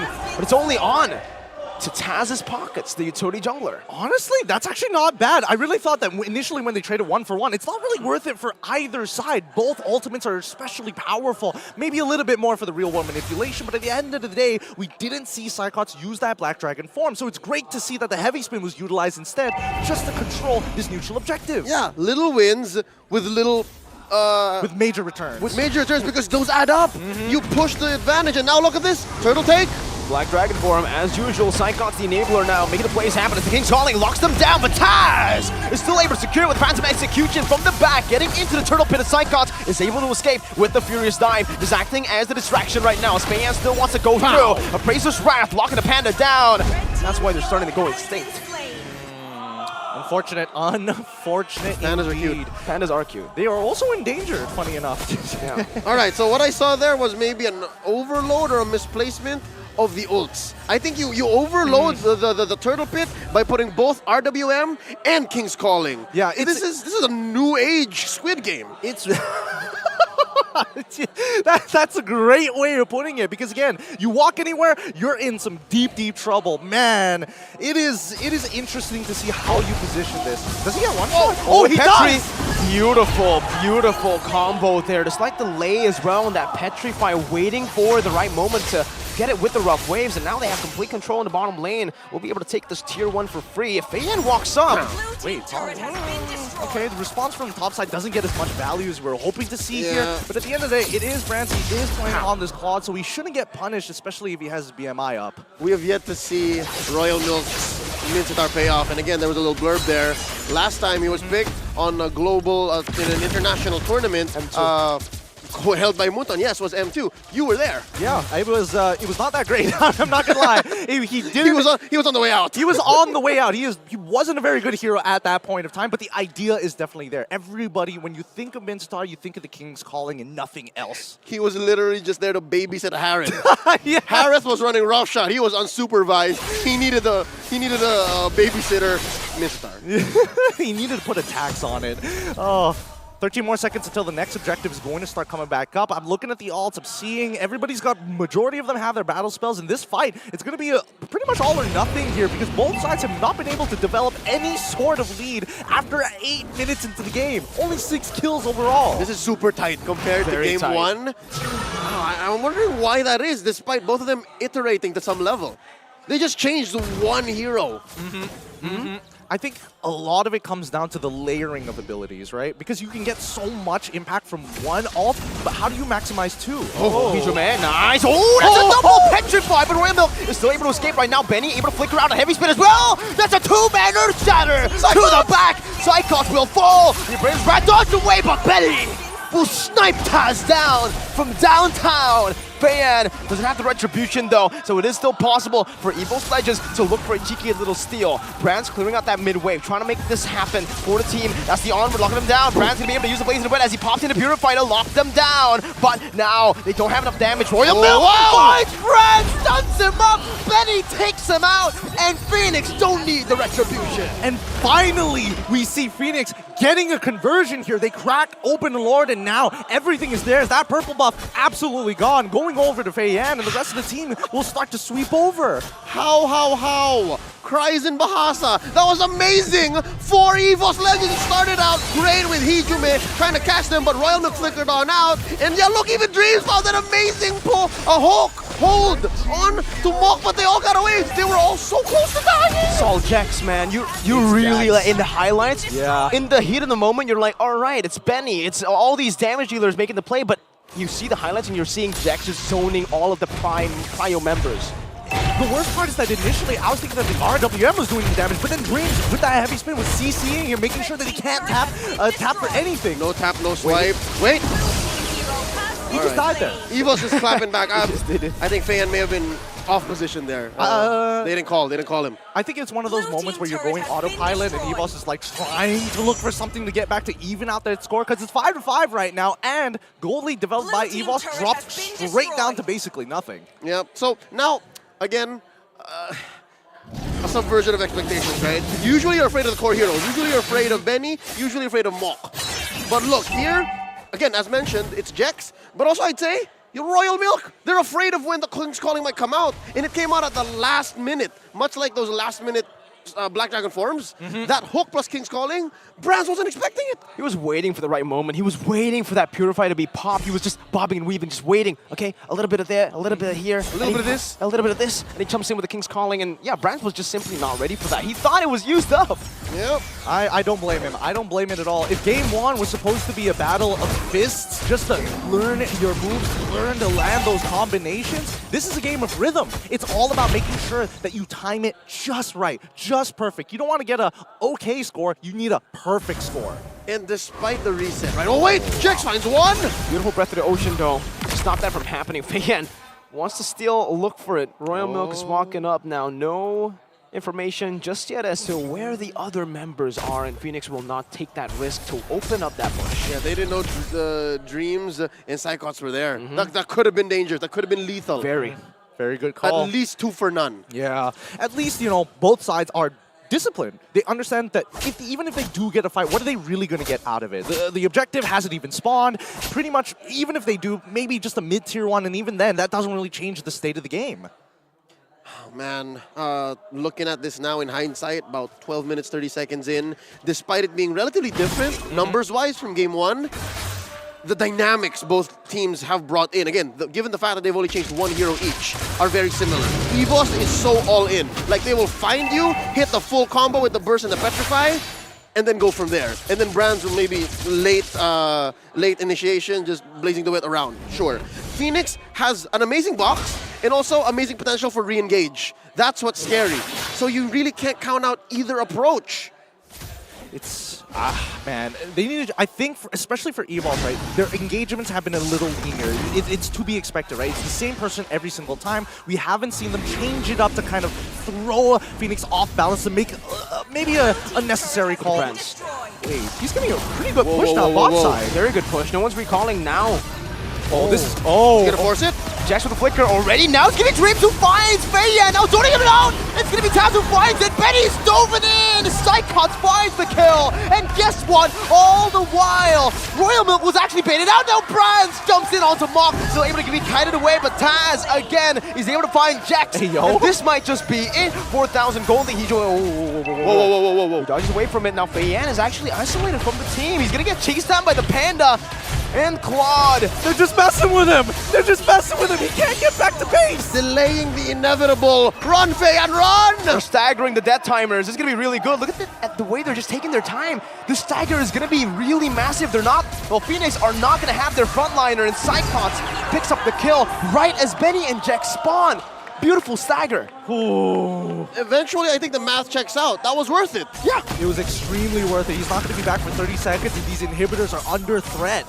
All right, so in the wake of this defense, I'd like to say, wait, Dreams! Oh, he finds Mock there! Royal Milk jumps in with the King's Calling. Mock is gonna fall. Taz jumps back and forth. He gets the kill. He does not die. Dreams buys the immortality in the back line. H2Man is able to find the rough way. Psychots! Benny has been slain. Psychots is running wild in the back. And Jax will certainly fall. The Primal Wrath does not help him. And EVOS Legends, they crawl back and they equalize in game number 2.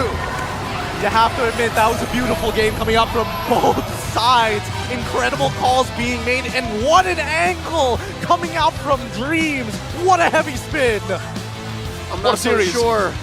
My Bahasa Indonesia might be rusty, but that was Sedap Gila for EVOS Legends. That last team fight into the eventual split push threat by Brands, and then the eventual splitting of the whole team fight. Fenix did not know what to do. Fenix could not respond. There was just too much EVOS Legends was presenting. And from out of nowhere, too. That stagger, man. That stagger really did Fenix dirty. It did. It cost them too much. It wasn't worth it in the end. And the worst part is that H2Man was looking real tantalizing there. He was like, I'm 15% HP. You can absolutely kill me. Catch me if you can. Oh, dancing around. What a game. What a game. We're finally, hey, actually, we got your wish. We're going all the way to a game 3, right at the very end. This is what we wanted. What the people wanted. 3-game series. We're going all the way, folks, for the first day of MSC. We cracked the 1 million PCU already in day number 1. I'm looking forward to crack 2 million maybe in day number 1. It's provocative. It gets the people talking. It does. It does. The best of Myanmar versus EVOS Legends. Oh, I can't wait for this, because now here's a couple of things that I'm expecting to see out of Fenix. Number one, eventually it's either they're going to sit on the same side or switch sides, and in most cases when a team loses, that's when you need to start shaking things up, right? So we might actually finally see a different draft coming out from Fenix this time around if they hop on over to the red. This does switch up how blue and red interact on the win rate, right? So far since game 1, blue has been winning a lot. But now, EVOS Legends proves, hey, we've got something too. And off of the back of a iteration approach, they changed just one hero, and then I guess they cleaned up their engagements. They were more decisive. They were more sure of how to do it. And again, especially in that moment when we were calling the shot, Brands was down bottom. No one's recalling. EVOS is sure. EVOS knows. I did feel that Fenix in that very particular moment, right, was expecting like the conditioning from game number 1. This was pretty much the exact same thing that happened last time. Like Brands went down to the bottom side, got that initial push, and then eventually joined the team for the full 5v5. And I think that's when Fenix were like, yeah, this is happening all over again, right? This is history repeating itself. But no, he kept on pushing a little further, and finally they started to feel uncomfortable. Finally, the morale started to go down, realizing that this could be honestly a potential backdoor. It's the same weakness that they tried to exploit in game number 1 with the Lapu, but it's even more easily punished here with a Minsathar, right? If Lapu isn't mobile, man, Minsathar's gonna have a hard time doing anything if he has to go back and forth, and we saw that in the last few minutes of the game with Royal Milk forced to clear out that bottom lane. But aside from that, I honestly feel like EVOS Legends really fixed these small, minor mistakes that they were making early game in game number 1 that actually gave the space necessary for Fenix to mount up a comeback, because they were just taking neutral objectives, backing up, using their mobility so well. And that lane swap, we gotta talk about that lane swap. Psychots always where the neutral objective spawns. If anything, the whole Lapu-Lapu Mincelar situation was exacerbated because of the fact that Psychots did not have to change his hero, so he knew exactly what Royal Milk was capable of. And now with a less mobile hero, his one dash is his ult. The one time that Mincelar jumps out is when he has to press the ult. So that made Psychots' late Black Dragon form engagements all the more efficient, all the more effective. And yeah, he picked up the huge. This is Festival of Blood, Petrify, Hunter Strike, and your gamut of defensive items. This is how you play a Yu Zhong. Yep, and you know, half the time, especially maximizing the duration of Black Dragon form, as soon as you see the King's Calling, well, I still got a couple of seconds to work with to position myself outside of it so I can utilize my full kit and really punish my opponents. But that's the thing, right? This is space denial, and if we're talking about space denial, at least for the side of EVOS Legends, they don't really care about it, right? It's all about working around the clock, looking for different angles to hit your opponents and to make sure that this isn't a traditional front-to-front, because if it was a traditional front-to-front, Benny would have gotten out with so much more. It's the scissors to Phoenix's paper. Exactly. I don't know how, but Phoenix got away with playing paper in game 1 and won. But now, all the more, they understood, hey, maybe it wasn't the Lolita. Maybe we needed someone to cut right through that box. Phoenix loves their box. Ladies and gentlemen, we know that they are now strong. They know their macro, they know their micro, and they play a certain way, but we didn't know how much they love their box. So here, EVOS Legends, Coach Age and the gang said, you know what? Cut that box up. Dreams, you're playing the Akai. Let's get deep in it. And I think, you know, looking at the highlights overall, this is, you know, the perfect example of it, right? Dreams is just looking for a way to kind of disengage the rest of the teams, but it's all about the timing. Whoever uses or presses their ultimate first, you need to find that follow-up. And Psychots, he manages to catch out Benny more times than he probably should have, especially since he's standing right next to Mox. It's almost like, you know, in game number 1, Benny was almost untouchable, and in game number 2, Psychots made the necessary minor adjustments to be able to catch up. He waited on a lot of these abilities, even the basic attack after second skill, so they can gap close after the flicker. I mean, that, and he still had Hijume on him, plus Dreams. They just overloaded the young Burmese prodigy. He's thinking about both the Akai, the Kadita, and the Yu Zhong. There was nothing left, and yeah, because of that, it ended in a snap. What was that? Under 15? Under 15. It didn't go double the distance, unfortunately, right? And I think that's where Phoenix really wanted to start, you know, catching back up. But there were good moments, right? They equalized the score. It was like, what, 5-5 for at least 4 minutes straight until we got to that very last fight. Yep, looking at the item build here, nothing much out of the ordinary. You see here that Jex is building up to have good coverage. He has that tough boots to protect himself from the massive amount of CCs, the flickers, of course, something that might be specific to Myanmar. Now you see here EVOS. Again, Taz builds first. I'm not sure. I think, yes, he built the War Axe first. Yeah. Thunderbelt and then Guardian Helmet. And he even has a Fury Hammer next, right? Like, he wants to go for some more damage in that late game. He means business. He means business. He's like, all right, we added Dreams just in case. I will also kill Benny. Just having that extra insurance policy is always great, right? I mean, as a jungler, you start things off, get that Molten Essence, eventually start building to whatever you need to. And I think War Axe is such a cost-efficient item compared to something like a Hunter Strike or even Endless Battle. It just takes too much gold. And looking at the post-game stats, you'll see this time around, it's EVOS who has that good split, right? Phoenix, they were very Mox-centric, but yes, despite him surviving a lot of heavy spins he shouldn't have, EVOS had a clearer go at it. EVOS understood that we're gonna get these kills, whether it's off of, again, very clearly, Psychots and Hijume. They knew that they were just really gunning for Benny. They were gunning for Mok even, and they got their quarry. They understood, and they are now sitting at match point. Like, both of them match point. Game 3. It's back to a best of 1. It's back to a best of 1, and I don't know what's going to happen here, right? When do you call it quits on, like, how long can we really elevate this draft? How long can we just do the fine-tunings, right? The minor adjustments like we saw in game number 2. Well, again, EVOs are slow starters, so the fact that they started so well in game number 1 shows you how promising this new iteration of EVOS Legends, the refining that they were able to do during the downtime of, you know, the tournament. EVOS Legends have come a long way from, you know, obviously all the games where Brand's got a lot of that hate, a lot of the moments where he was actually just doing his own thing in these team fights.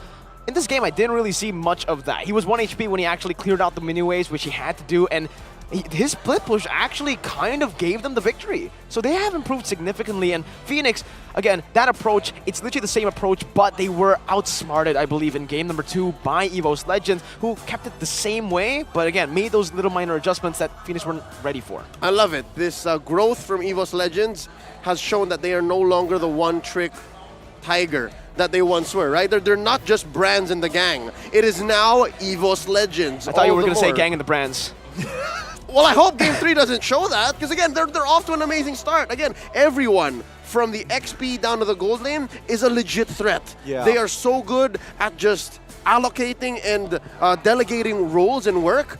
I believe now it's up to Fenix. Dare I say, what if they bring in the other two? What if and really change it up? I mean, EVOs are slow starters, so you give him a new team and then to it start resets. with. It resets. Oh, interesting choice. Interesting choice. They might actually try to do that here. Remember though, they might not want to reveal all their strats. 1-1 is already not bad for both of these teams. PAX7 and Simple are waiting, man. They're warmed up. They're like, oh, we see it. Oh, Psychots and Hijime want to dive. Waiting for the call. Yep, coach. Bring us in, coach. Let's go. In Burmese.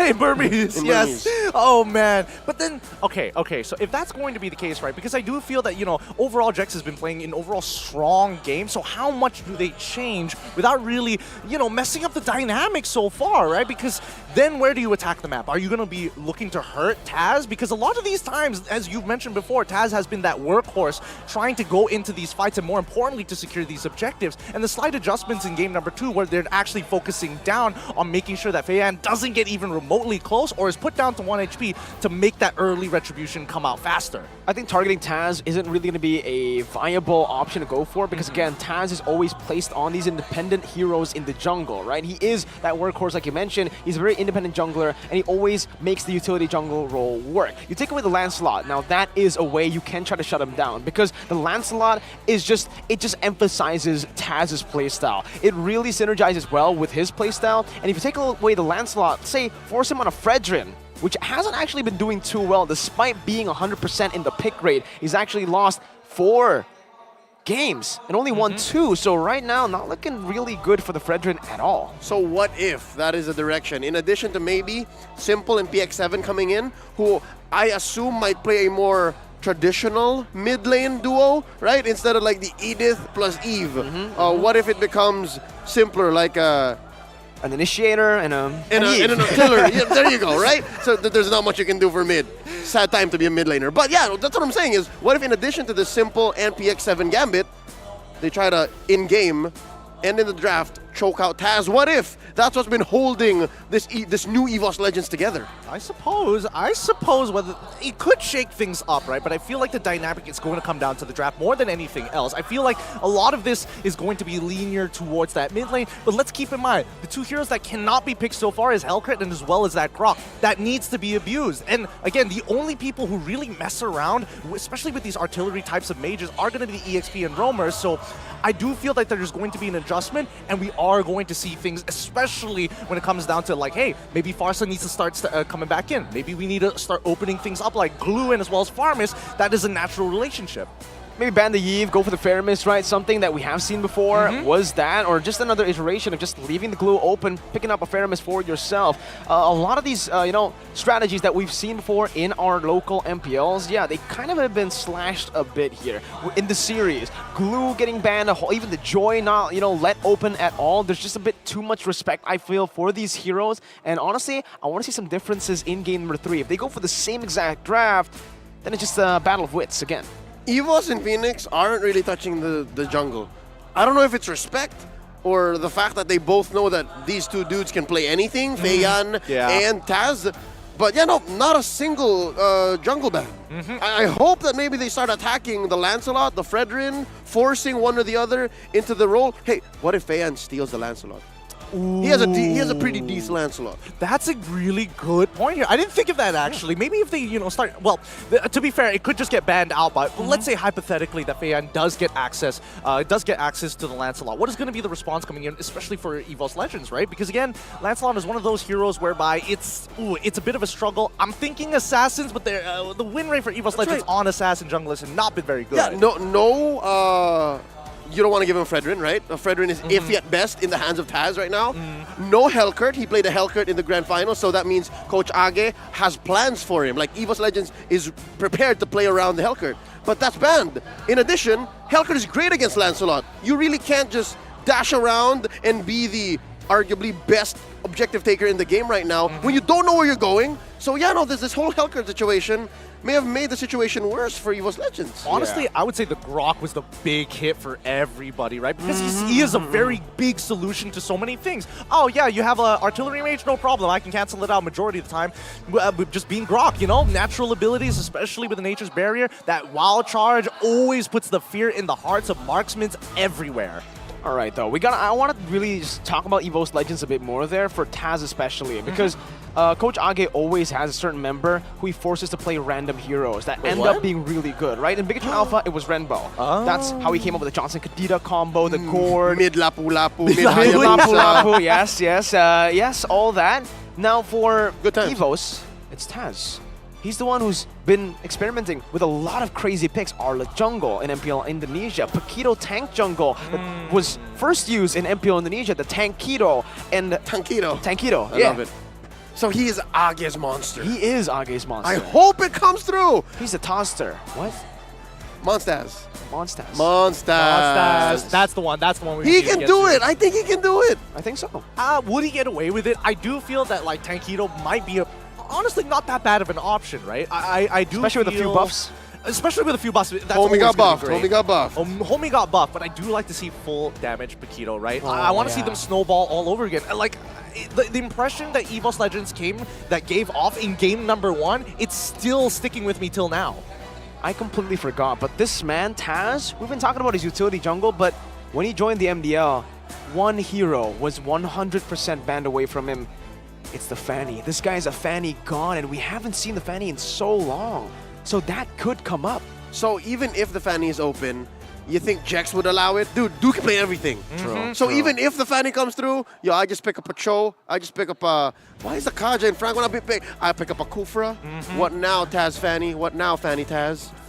Even so, I mean, even the Minzatar could be given to him as well, right? Why not in these situations? That's true, a Roamer Minzatar. It's just not, it's so annoying to deal with, right? There's so many things that a Roamer could do to really mess up a jungler's day, and that always comes into question in these matches. I'm excited to see what the adjustments are going to be, and especially, I think if this is going to be the case, it's Phoenix who decides which side that they're going to be on. If we see them on red side, wow, we might see a complete turnaround. I'd like to see that, but also I think this confirms it's not simple in PX7. Yeah. Because Jax is still sitting there. Oh, man. No trade, so it's not active here in the first day of group stage. Maybe they might cycle through later on in the next few matches that they have. And when and if they make it through the knockouts. That's the thing. That's the thing, right? It's 1-1 right now, which is already a pretty good score. Remember, it's like 2-0, I believe you get 3 points, and in 1-1 you get 2 points, and if you go 0-1, you don't get points. You get points. Imagine how RSG Slater are doing now. Diablo and the gang, right? They're looking at each other. Guys, if we just go 2-1 each and every single time, we might be able to make it out, no problem. If better, just 1 win. Coach Cool just saying, "Hey, watch this." Right? These guys are crazy. They're strong. Yeah, they are. But it's time for the drafting phase. Enough of us. Let's see what these teams are going to execute. What tools are they going to put into the hands of their warriors as we jump right into the draft of Game 3. Current score 1-1. Phoenix versus EVOS Legends. Something to note, their side choice, again, what's it going to be? Has been heavy, and if it's up to Phoenix, then... It's trade. Oh, no, it's the same. They stay blue. It's going to be the same thing all over again, isn't it? Looks like, so far in the bans. Same bans, exactly the same, no changes at all. These teams are ready to go. They are banning these things out fast. They're just going boom, boom, boom, each and every one. Phoenix, they want to get the show on the road. They're still hot and ready to take on EVOS Legends. EVOS Legends slowing it down, making sure that they have momentum, resetting to make sure. Let's keep in mind, the conditioning is still there from game number 1 for the side of Phoenix, and they needed to reset in game number 2 if they wanted to win that out. Of course, they close up the banning phase with the same 3 heroes per side. Same. Literally. So it's gonna be the E first. Oh, they steal it away. There you go. They S it away. They steal it away. Stand tall, stand proud, Leo. He's standing up right now, by the way. I don't know why I had the shortcut steal, but yes. But yes, the Lancelot finally going into the hands of Feiyan, and now EVOS Legends looking to respond. It'd be so funny if both teams just switched compositions. Eve Hijume is something that it is his comfort pick. He's amazing on the Eve, but I think he knows. But with that knowledge, does he pick up the Eve and say, you know what, I can outplay the Khadira? It's not favorable, but I know how to do it. I think he does. Hijume is known for playing this Eve. His Eve was literally, one of the standout picks for him. It's his signature, and they will go for it with a Kaja as well. I love it. I love the fact that at least for EVOS, they're not going to be like, we're not going to take your entire composition. We got to make sure that we do have insurance policies in place, and this time it's going to be in that Kaja. Kaja, super important here because, again, if Feiyan is able to get on top of that turtle plate, he's got a very good chance to beat Taz in that retry battle. It truly is a 50-50, but with a single Divine Judgment, he can turn that 50 to 100%. If Phoenix don't pick a gold laner here that can do well against carry or just pick up the carry, it's going to be carry next. Nope. We were all hopeful. We were all looking there. It's like, did he get it? Did he get it? But it's going to be Beatrix once more. I do think it is still a little risky, but I do like seeing the Khadira getting into the hands of Fenix. All right, so with that, we are going to limit test Hijume. He's been playing around Khadiras as an Eve in MPLID. I wonder if he's ready for a Burmese Khadira. Oh, we'll see, man. Again, though, Eve Kaja. You need someone to help that Kaja burst down some members, and honestly, the best choice would still be that carry. The carry against the Beatrix isn't that bad. If you go for the Purify as well, up against the Khadira, you can survive. So I still see this as a viable choice that EVOS Legends can go for. And if they want to go for the carry, it has to happen now because it will 100% get banned out in the second phase. Also something to note, there is an absence of dragons that are big and black. That's a good point. I love how you finish your line and instantly Lapu gets locked right in. The timing could not be more perfect. And then they're going to ban the Yuzhong. I was hoping for the timing to actually work out there, but well, let's see. Let's see whether this is actually going to be the case. Considering it.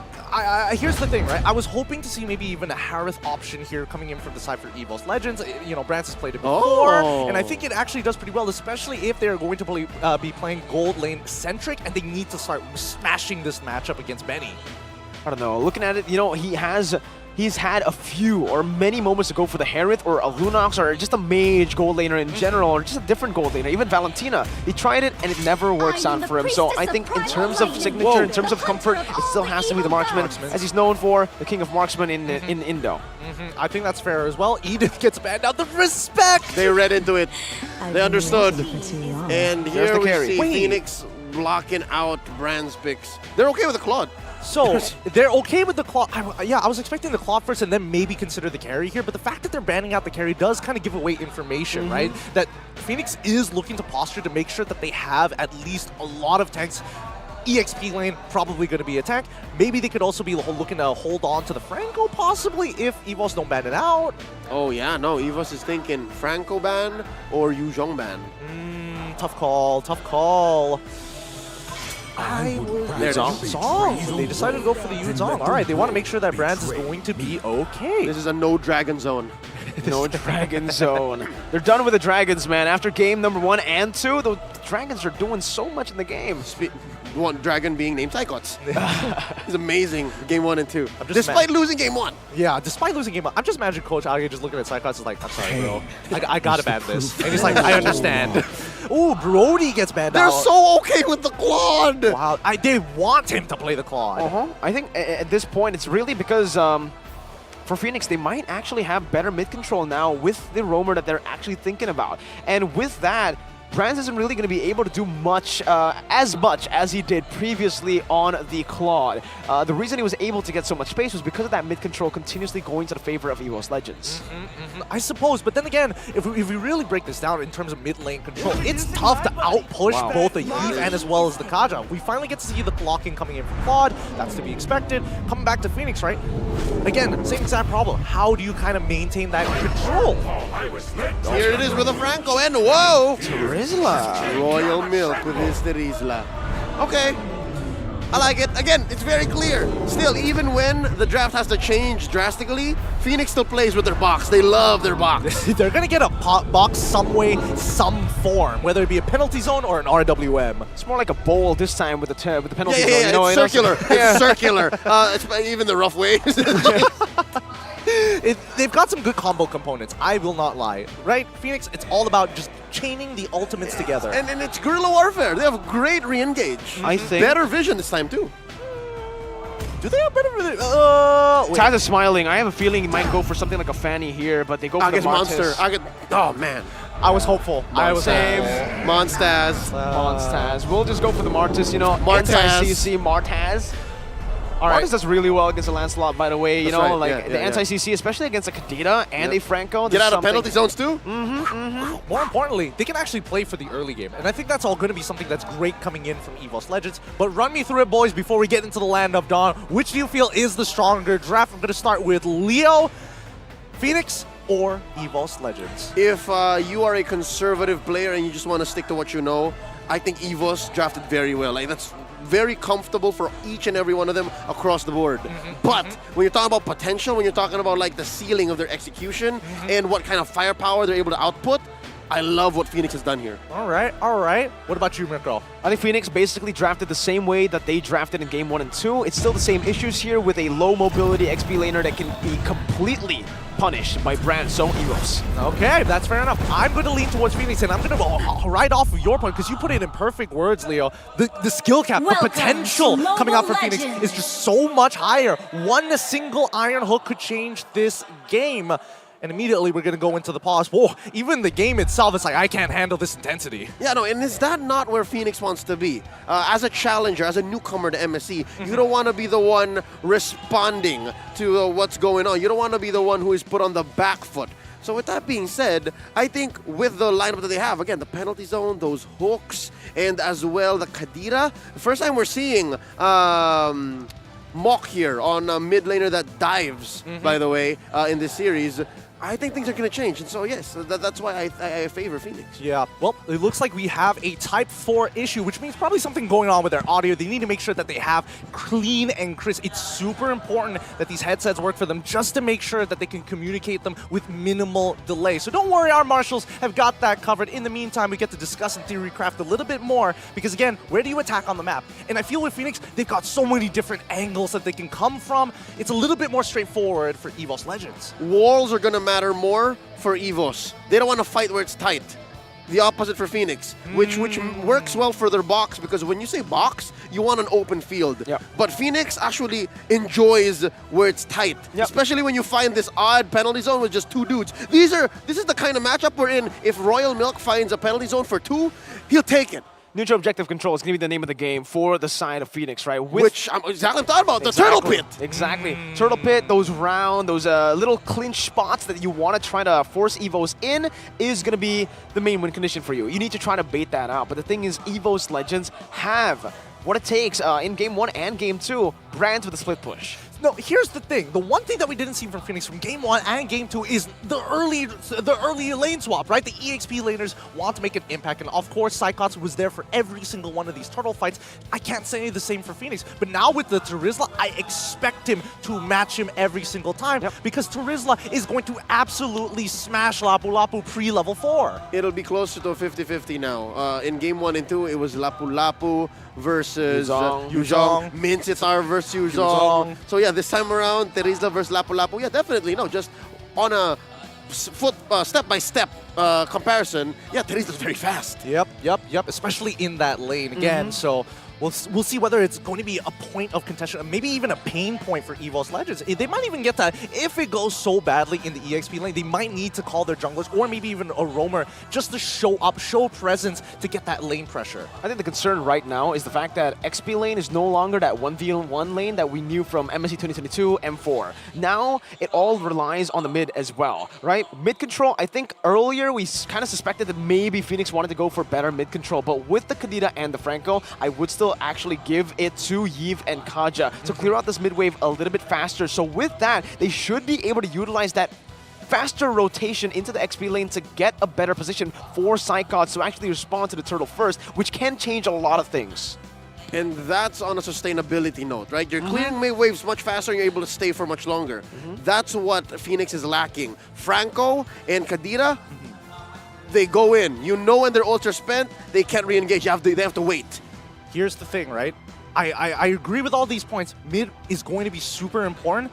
However, the very, very start of the game, we have seen teams actually go with the formation of sending their mage up by the EXP to get their early level 2, while the support sits around in the mid lane, hits their own level 2, and then looks to rotate across to make as much impact in the widest net possible. Which we didn't see much here at MSC. Exactly. It was all the rage at SEA Games. It was all the rage in the, playoffs that happened in the past couple of months. But now, what's going on? Has there been a change in the zeitgeist, in the culture, through the scrims? Because again, I don't know if it happened at Snapdragon. It happened very often during the Snapdragon, right? But again, it's on condition. Like, how strong are you at level 2? And I think in this case for Fenix, it's the perfect time to do so because you're not going to get mid anyway. You might as well hit your level 2s and maybe start affecting with the weaker side or maybe even the stronger side. It's all very situational, right? And I think you're right. I think in this particular situation, that level 2 power spike is going to give Fenix so much more room to play with, so much more kill threat in the early game, kill pressure that they can place on EVOS Legends, because honestly, that's what they need to play with. Wave pressure isn't the way to go for them. But it doesn't come for free. There's an opportunity cost to get that power spike, right? If you park your dudes in mid, you can rotate where you're needed. But if you go for the XP gambit, that's it. You're stuck there until you get there, all right? And with that, is that game time? That's game time! We're getting right into it. Welcome, everybody.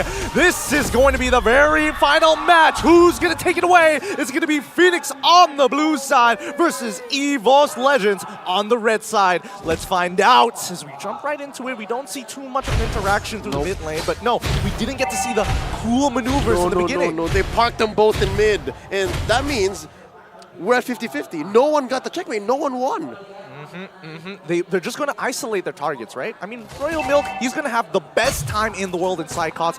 After the punishment he received in game 1 and game number 2, this is like, all right, this is sweet, sweet revenge.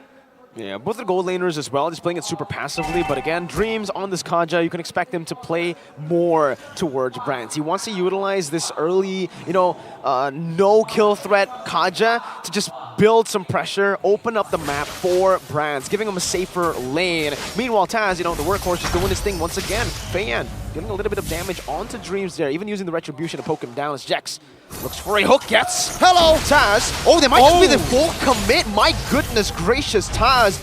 Definitely, had a little bit of a surprise there. Oh, they did. Luckily, Mock, he was very confident. He was like, okay, if we have enough damage, we can bait something out of him. We know if we, use that Petrify, we can guarantee the kill, but there's also the opportunity that the Mortal Coil goes through first. Yeah, so with that, again, we're at a 50-50. No one lost out on anything. Taz didn't spend his Retribution out of panic. No battle spells from Fenix either, and now we're at clean 50-50 for this turtle. Oh, Royal Milk still saving the penalty zone, jumping in already, doing some damage onto Taz, but Fan has taken a lot of damage as well, getting poked down by Hugement earlier. Dreams is waiting for level 4. Once he gets that, the Divine Judgment will give him a lot to say, but the Bloody Hunt locks him down in the rough waves. From Muck will pick up first blood for Fenix. That was a really good call. They knew he wanted to get level 4. They were going to prey on him for it. There was some level of conditioning there because so far in this 2-minute, 30-second game, there's another hook! Jex is lethal, and that side cut. Another member falls. Taz, is he still going to try to look for this right now? He does have the Mortal Coil. He's going to jump in, and Taz! Out-retries Faye, just walks in and jumps out with the retry win.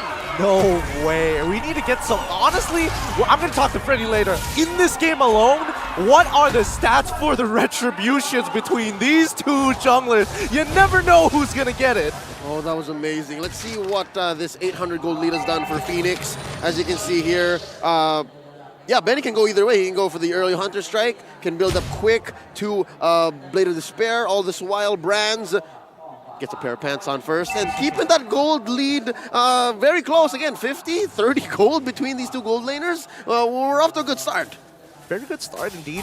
Again, we're not seeing much aggression from either side, right? I expect to see EVOS being the aggressors here and looking to specifically punish like either Mach or even Jex. One or the other, right? It's hard to affect the side lanes without these two coming in for re-engagement and reinforcements at the same time. Oh! Good hook, but that's going to be the Dreams with the Divine Judgment. Locking Mach down. Good targeting that. Mach is still able to survive for a while. Good Mortal Coil and cancel it out though. That looked a bit iffy. Almost surviving. All chat has my turn. Revenge. Dude, the timing on the Kadita passive actually fucking getting that heal bought that extra couple of seconds, and that could have been the difference maker there for Fenix. But unfortunately, at least EVOS, they walk away with it. Fine, no big deal. Let's see where else we can attack on the map. Half a minute until this turtle goes up.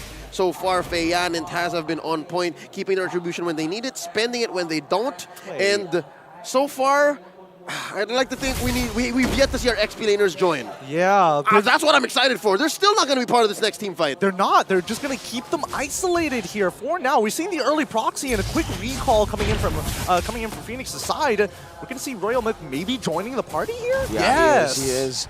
Psychos is making his way down as well, but he's taking his time with it now. Ooh, a cheeky little hook there from Jex. Taz is opening up the turtle side already. Hijume just giving some poke right there as Mach has the position to go for the flank right now. Hijume doesn't have the Purify. Dreams unable to open up that side of the push just yet. Now Psychos jumps in with the Bravest Fighter. That's only the Bloody Hunt used up onto Psychos. Now he's lazy to went to the back line. The stun comes in, but Taz is able to find the Mortal Coil to take Royal Milk down. And just like that, EVOS Legends will be able to secure this turtle. Not for free, because look at Benny.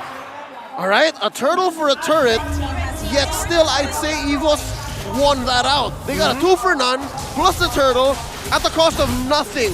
That's free 99. And plus they eventually get the push anyways, and Grand Theft Orange! Yep.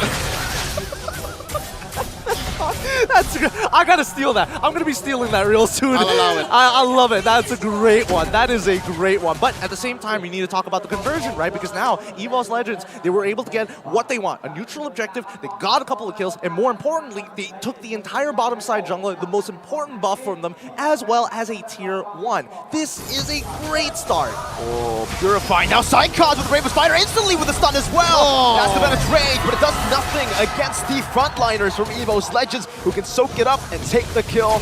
And that's a snowball that we were talking about with the Martas, that potential 3-0-1. Psychos had a small lead over Royal Milk. I saw that he was on his way to his own. Oh, wait! Royal Milk, that's a flicker penalty zone. Hijume, no Purify this time, lockdown. Of course, as a caster, as soon as you mention something, it happens, right? That's the curse, man. That's the curse. That's the caster's curse. Specifically, it's not Mirror Curse, caster's curse. So We gotta be very specific. I was saying Royal Milk was actually trigger shy in that mid lane engagement, but then again, as soon as he saw that they can get, his Dreams! Oh, Dreams actually gets out of that one. Phantom Execution in the back. Oh, that's the Divine Judgment. He conceals that, but the Thorn Rose gets him. Fei Yan now trying to run away, but now just a little bit more damage. Decimation gets canceled away. Pulls him back. Taz still looking for more with the Bravest Fighter by Psychos. And the stun to lock Mach down. He still is able to escape. Brands is chasing him down with the battle mirror image. He's even purified out of the breath of the ocean, and he takes Mach down 6-4 in the 7th minute. I'm telling you, the fact that we have spaces in this arena not filled up, it's a disappointment. They need to be here to see this match. This is high tier Mobile Legends. Oh, that's a DPZ right there. Defensive penalty zone. Fenix is not ready for these fights, man. 2K ahead for EVOS, 7 minutes in. I don't expect Fei Yan to try and take this. Yeah, Jex just made the call. Bro, they're too quick. They're too quick. Give this turtle away. Yeah, not anymore. We can't take more damage. Not like this, and especially if it goes bad, that's going to make that 2.6k lead from the side of EVOS turn into a 5k, and then the mid game is basically done for. Look at Psychos, man. He's making bank about 500, 600 gold ahead of his lane rival. And yeah, he's on his way to a beautiful Dominance Ice. That's going to do work against a majority of Fenix. That is going to make... That's such an investment. I love the Dominance Ice right here. It really is. It really, really is. And it feels bad for Royal Milk, who's supposed to smash this lane matchup, but Psychos is just getting more out of these team fights than Royal Milk himself. Now keep in mind, Fenix, it's all about their ultimates. Without their ultimates, they're not going to engage. They need to find the perfect penalty zone too. In contrast to Psychos, who's all right with maybe, all right, Bravest Fighter Part 1 here, and then I can keep the other charges when it matters, plus I have a flicker to play around with. Yeah, for Royal Milk, it's an all-in situation. Yeah, the anti-CC really... Whoa, oh, wait, whoa. Royal Milk. 3-man penalty zone, but he's going to be the one bursted down here. Taz with decimation. Jax is looking for a concealed play. He flickers forward, finding some Brands there with the suppression. But Jax is going to lose out on this immortality. The Rouge Passion is doing so much damage onto Taz, but he's still able to escape. It's the real world manipulation from Hijime. Takes Jax down. Brands down for 2. 2 for 1. Fei Yan doesn't want to stop there. For Rose Phantom execution to the back even. Just getting out of Dreams' range, even though he doesn't have the Divine Judgment. Wow, I can't believe they found one back there. I thought it was definitely going to be a 2 for 1 for sure. Yeah, he was fashionably late. Yeah. I could have sworn Fenix was done. And I was going to say, isn't Fei Yan a little too late? But no, Fei Yan is never late. He's always on time. Here, check it out again. Like, I wonder if that was well communicated. Or was it like a last minute thing? It was like, no, I can still do it. I mean, look at the movements, right? Like, Beatrix, specifically Benny, is super late to this particular fight, right? He takes the safe path around. And while this is happening, you can literally see Lancelot coming from the bottom side of the map to try and clean it up at the end of the day. And clean up he did, but in the form of just one take. It's Hijime. Here's a Lord Dance. Okay, Taz revealed Jax, now Bravest Fighter as well. They're just isolating Jax really well. Dreams finds the Divine Judgment onto Mock. Good read, right flickering in onto the bush instantly. Royal Milk trying his best to stay as that frontliner, staying and getting vision, but Fei Yan will be gunned down, zoned away. EVOS Legends 3 for 0. This should just be a free lord over to the Tigers. All right, yeah, maybe this time Fei Yan was late. Maybe this time, all right. Maybe this time, but you have to give it to Dreams. That game sense coming in from him, phenomenal, right? Again, that could have been a gambit whereby you don't have vision, you're flickering in, nobody's in there, guess what? You wasted a flicker for nothing and you look like an idiot. But this time, he is on point, so sharp right now, so hot. And not just that, they started off on the best of feet. They denied the Franco the ult. He didn't get the bite on anybody. Exactly. They bursted down Jax even before he could respond. So I think, off of the back of that win, a free Lord, a 3 for none, EVOS can force the advantage, despite Fenix for sure being able to defend this against a level 1 Lord. They can use that to the next team fight's advantage. They can say, you know what, it's fine, just burst down on Jax, and then let's re-engage. It just feels like EVOS Legends, they just need to initiate first. If they do that, Fenix will just completely they're going to be chaotic, and Royal Milk doesn't want that to happen. But it's a bit disengaged right now. Brands still able to escape, but Fei Yan follows him through. Brands still able to kite away, but he will fall. Benny with a flicker forward. Now the Bloody Hunt locks him down. Zygon still able to sustain for a bit, goes in for the stun, but Taz is jumping in. That's a decimation. Taz is going for more, but Jax will flicker out EVOS Legends. I don't know how they recovered from that. Yeah, they trade 2 for 2 somehow there, and Taz able to also get a big flicker coming out from Jax. So now, with the Lord pushing, this could be huge. This could be an inhibitor. Oh, this is a clear win for EVOS. They're winning the lanes. They're winning team fights. Fei Yan versus 3. Fei Yan versus 3. He missed the Thorn Rose. That just might be it right now. Taz is using that passive stack really well. Already getting him down to half HP, but with the Lancelot, I don't know, man. It's really hard to kill. Taz is playing at ×2 playback speed. you see that, Martin? And that forced Jax to flicker out. So yeah, for a minute from now, he can't play aggressive. He can't bite down on Brands nor Hijime. Let's look at the items this time around. Oh, it's interesting to see that despite Benny having this kind of items, I'd say Brands has been more aggressive in the past 5 minutes. Right? Like, yeah, no, you're entirely right. I mean, especially with the way that the game has been going on so far, I feel like, you know, Benny has been targeted, but not as much as he was in game number 2 itself. He shows up late on purpose. He makes sure that the team goes for that big combo, but keep in mind that he works very, very closely with either Mock or Jax, depending on the situation. Less with Royal Milk because of the clapback from EVOS Legends. Making sense. Mock and Jax are interchangeable. The Kadira combo plus Petrify works the same way as a hook bite down. Exactly. They both serve up to give a kill to Benny. Uh-oh. Yeah. Thing is, right now, Fenix, again, they just need to go for these 5v5s, but at this point, I think that goal lead is really, really starting to hurt them, right? Like, Benny isn't able to close the distance, and even if he closes the distance, the damage is certainly not enough right now. It's a significant 2.5K. Yeah. Yeah, some 2Ks are huge, some 2Ks are small. This falls on the former. Yeah. maybe. Wind of Nature, Brands. Yes, this is what we were looking for, right? As soon as we hit that 42k mark, EVOS Legends, especially for their cores, will have their item power spike in comparison to Fenix, who aren't there just yet. But if they delay this, if they reset the Lord at least maybe 1 or 2 times, they should be able to hit their own power spike. Dreams. That's going to be concealed by Jax. Nobody spots him just yet, but there you go. Dreams has finally spotted him, able to escape. Ooh, Hijume. Good sidestep to escape from that Iron Hook. But Fenix have got a pretty good opening now onto the Lord. Taz is doing a good job at just trying to reset it, but he's keeping it at bay, just buying some time. And look at this. Exactly what they did in game number 2. Brands is going to be in the side, but now Fenix trying to go for a Taz with a Mortal Coil. He's still going to go for it, but Bloody Hunt locks him down, and that's going to be a free retribution for Feiyan. Now it's going to be a 4v5 play right now, as Benny's going to be able to go for the Wesker onto the back line. That's the Divine Judgment to lock Benny down. Taz somehow still able to survive, dodging here and there, bobbing and weaving. Taz is alive, and EVO somehow come out on top in a 4v5. No way Taz lives that. How does he get away with this? Yes way Taz lives through that. EVOS Legends understood the situation. They knew that they lost the Lord. No way, but they're gonna push it. Psychos with the stun. Rough Wave still comes through. Now Feiyan trying to clear out the waves. The puncture is perfect. He gets out and he defends his base turret. This Lord for Fenix marching up through top lane is so expensive. Yes, they are going to buy some time. They're going to be able to spawn back and regain some parts of the map, but it was super expensive at the cost of Royal Milk and Benny. They need both for the next engagement. So yeah, they get to push up top. There's this wave that they're forcing Psychos to answer down bottom, but I don't think it buys them much in terms of team fights, at least in the coming minute or so. For now, I mean, both sides still looking for opportunities to punish the other, but I think especially with the mid wave already staggered, right? They only have 2 waves to really care about. And the outer turrets, yes, can fall. That's totally fine. At the end of the day, they're still looking for that opportunity. Find that information. That's why they're sniffing out. That's why Dreams is playing a lot more forward in spite knowing that Jax has that Iron Hook. As soon as he uses it, he gets even more aggressive. Speaking of forward, y'all fellas think that Benny may have buttoned off more than he could chew. Like, he flickered forward earlier, right? On the shotgun. He's doing it like it's 2021. You're right. Literally, 2021, the Beatrix-Wesker combo. And unfortunately, the hitbox is just not there. It's not the same as it was before. And even the damage is not definitely far off. But, oh, good hook, Jax. With Bloody Hunt. Oh, what?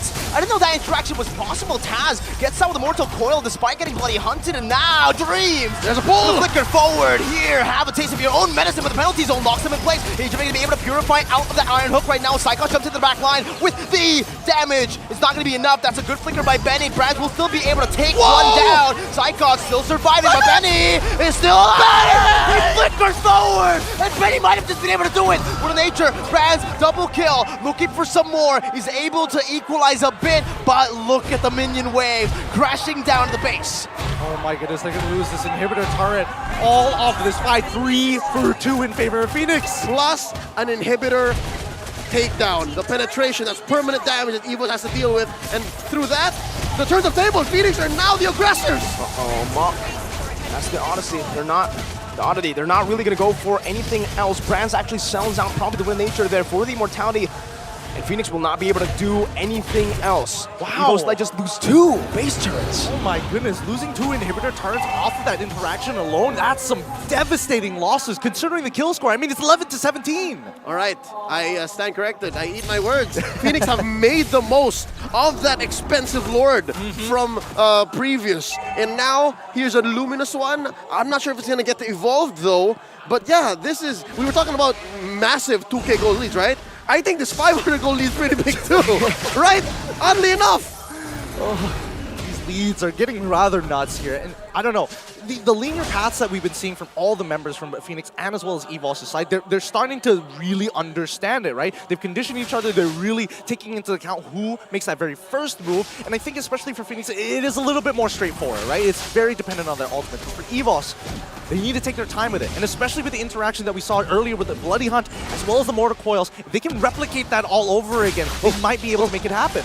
Look at this, look at bot, look at bot. Is nobody going to respond? No, we are seeing 2 people come in. Yeah, Roamer Gold duo. Look at Lord though. The Lord is already down to half of his HP. Feiyan wants to go for the commitment already, and Royal Milk is trying to zone Taz away. They have vision on Taz, and they have that mini wave consistently just pushing down at the bottom lane. Conceded over. EVOS Legends cannot withstand that macro split push, that forced error. Cleanest Lord take in this 18-minute game. Yes. All the others have been And they lose a base turret. all the way. Serious? Oh my goodness. It feels like they just looked at EVOS Legend one time, they saw Brand split pushing in game number 2, and they're like, we're taking that. We can do that too. We can do it better.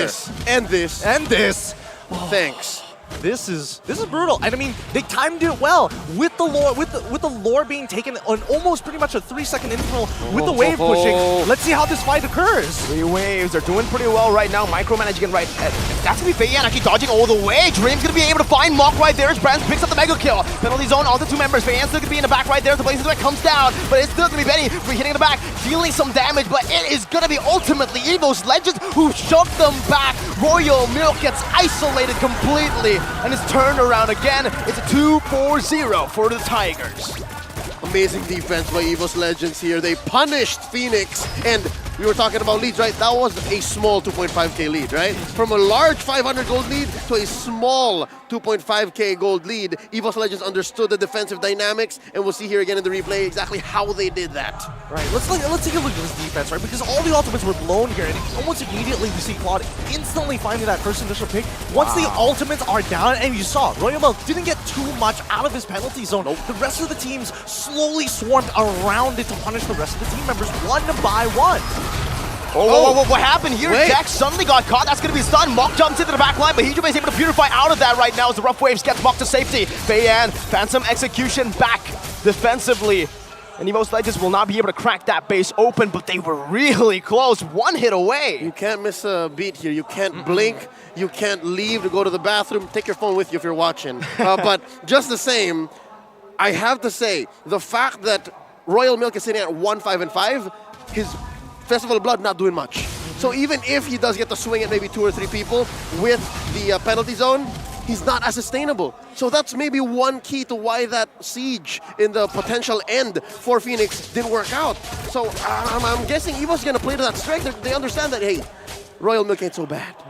I mean, he's playing Terizla. He scales off very naturally, and I mean, look, his items, he's just dedicated to being a frontline tank, right? That's his main goal, and that's all that he wants to do. KOD Feiyan, he's going full damage. El Clasico. Wow. He's had it. Yeah. I assume this is where Taz would have gone if time went on, if the game didn't end. You know what? Fine, I'll do it myself. That's what Feiyan's saying here. But again, we have been seeing Lancelot particularly not liking Hijime, right? He's been getting right on top of him, trying to get as many auto attacks on him as he can, but still, it's a lot of health to get through, especially when he has that brute force breastplate. And Ice Queen 1, I told him some HP, man. That's true. And some sustainability. So I love it. This is the response from Fenix's jungler, who has been doing quite a bit on the map. He's no longer just for clearing waves, no longer just for farming the jungle or major objective takes like this Lord. I think he's understood the fact that, I have to start killing. Much like Taz. Look at Taz, man. 9-1-9. Woo. Right. Taz has been having an amazing game. Taz has an amazing series. He has been playing out of his mind. And in this game, he's really popping off. But this is where you see a lot of the macro movements, right? Especially for EVOS Legends, right? They don't have any inhibitors. Like waves. Fenix, they can force it out of them. They can take the time. Yeah, Taz, dance around with it. Look at your waves. Your team cannot support you for that long. Look at Benny, all right? Benny and Jax, you said it, Leo. The only thing that he's missing from his arsenal is that split push maneuver, and right now he's looking for it, right? The fact that only Psychon's in the back. But EVOS Legends noticed something fishy. They noticed that Benny and Jax are missing from the fray got right revealed. now. They conceal all the way in the bottom lane right now, but Feiyan's gonna be able to deal some damage onto Dreams. That's gonna be the bottom lane. Turn it down, Flicker, and the stun. Jax gonna be caught away, and they actually disengage for the Lord, so they will not even be able to find that Fenix. They did not commit. Royal Milk is caught. He's not this mobile, so he can get slowed down now with Retribution as well. That's a Divine Judgment to lock him down. This should just be, with another Blazing or Bravest Fighter. It's another lockdown. Mok with Petrify still trying to save him away. That's an Immortality bought in time. Royal Milk with Penalty Zone now surviving. Brad dashing away, using Battle Mirror Image to escape from the Venice Rage. But Royal Milk will certainly fall, and it's a 2-0 free for EVOS Legends. Oh, the commitment. We needed to see the commitment from Fenix to chase them down all the way to the very end. There was a pincer maneuver there, so for sure, somewhere, somehow. But yes, there may have been some hesitation along the way, and Fenix just like half of them, 2 out of 5 said, yeah, no, let's not do that. And that's what resulted in the free pickoff, and eventually A free Lord for EVOS, unless Fan has something to say about it? Well, again, Isfan, he's on Lancelot. He can turn this 50-50 very quickly around, but it's on the assumption that Dreams doesn't catch him first. Do they want to risk all of it here? Phantom Execution, Fei Yan looking for it now. Puncture in as well. Fei Yan's very low. Retry still gets it. Everything's thrown out, and Dreams now is going to be able to fire the Divine Judgment onto Mop, locking him down. The Decimation comes through. The Immortality is going to be popped away, but it's still EVOS Legends who come out on top, 2-0 with the Lord. Lord coming here in 5 seconds. Mind you, Fei Yan and Mok are out for 50. This is going to be a dangerous defense. If it's ever going to happen, I think EVO smells blood in the water. They know it, and it only takes about less than that. Like, honestly, about 15 seconds from here on out until we see that Lord crash on, especially with the waves. And even better, EVOS is clearing the waves for it as well. They want to end this quick. That's the Lord in the mid lane, 1 hit away. Dreams with the conceal, flickering forward. Benny is going to be caught in the Divine Judgment.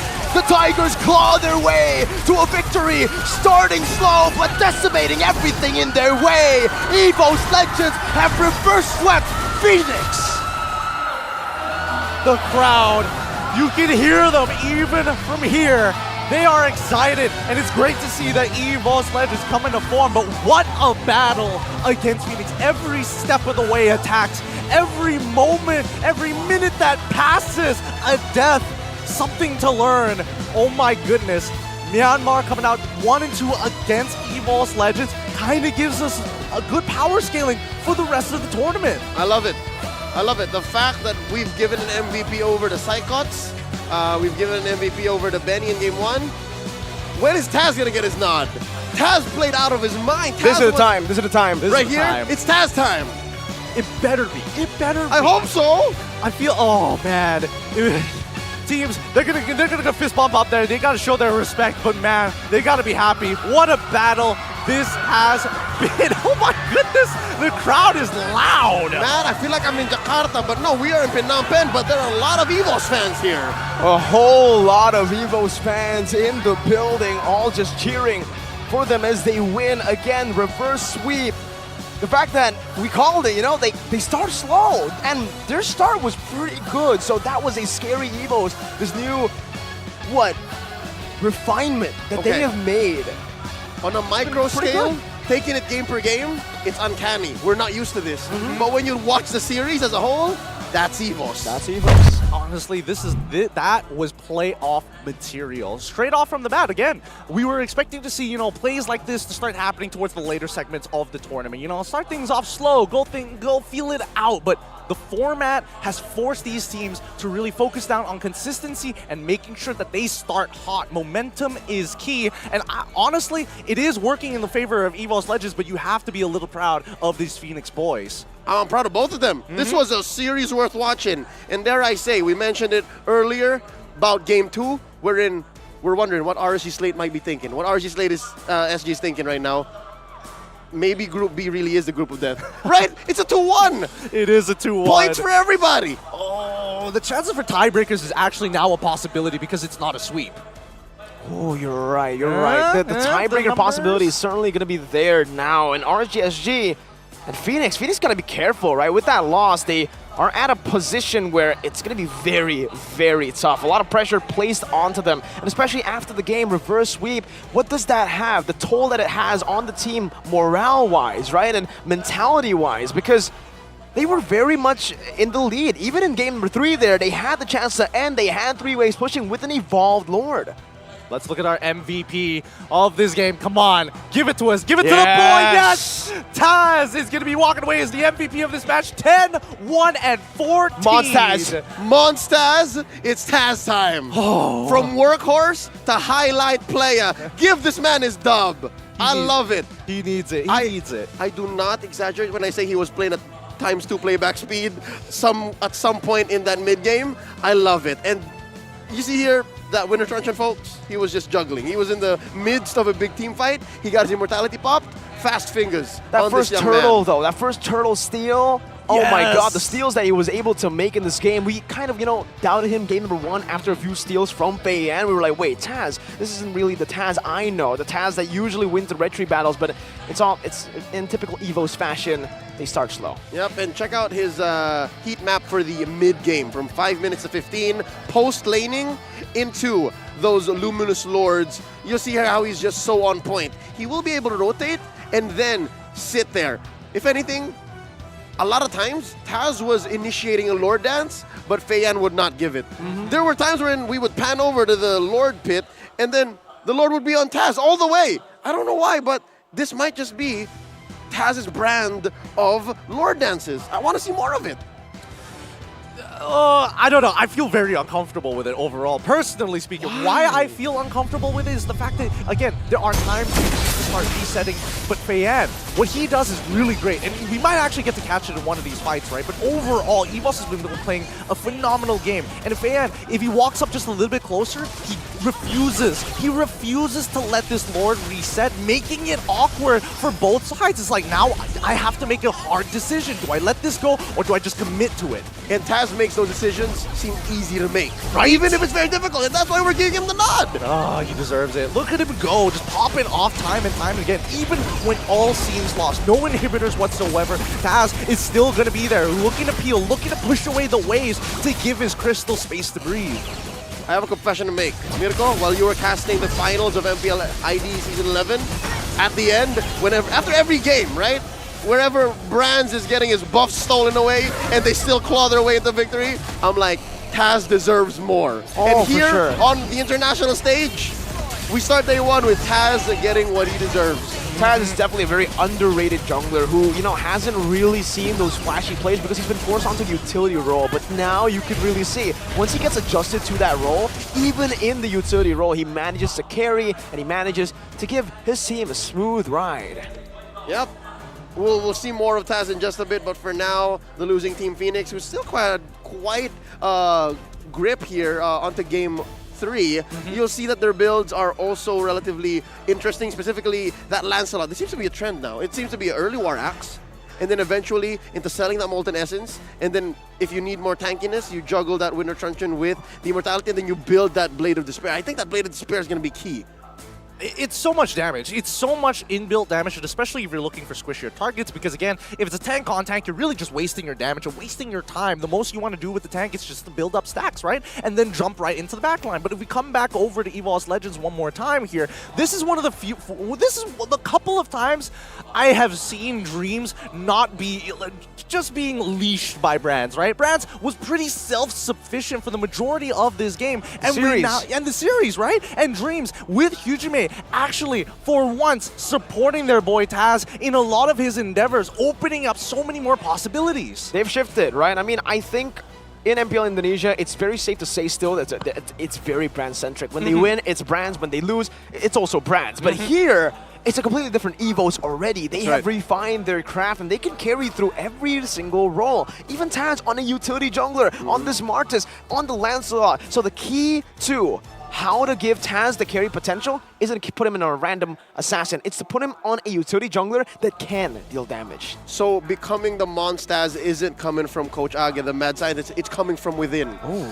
So maybe the Monstaz are the friends we made along the way. Oh my goodness, I've got to inform the Republic about this. They need to know, the gamers must know. It's been a long day. It's been a really, really long day. I don't know about you guys, but these predictions so far... Mirror Curse is at 100%. I'm just going to say. I really don't want to make the Mirror Curse an actual thing, but the facts are there. I called it right. I'm surprised. Coming in from the playoffs of Season 11, I was ruined. I know what the curse feels like now, but now we're back on track. Despite that, I'd like to just remind everyone that in the next few days, when EVOS does play again, I'm expecting to see more of this. I want to see more of the rest of the team passing it to Taz, so that in sports ball terms, they pass the ball and allow Taz to take the shot, because whenever he does, here in the series he ends up with double-doubles. Did you see that? His last KDA line is double-doubles, fam. Literally dunking it. Just crushing it every single time. I wish people could see Mirko's face. That would have been great. What does he That look would like? have been Show. great. Do the face. Do the face. Do the face. Just go. All right, cool. Yeah, but honestly though, like the enabler, the playmakers as well, we gotta talk about them because sure, Taz was phenomenal. The positioning, the way he tackled every single team fight on this Martis as a utility jungler, still executing members, playing kind of like a marksman and assassin on the Martis, but we gotta talk about Psychots and Dreams. These two playmakers, these enablers, man, Psychots especially, definitely the, honorable mention for me.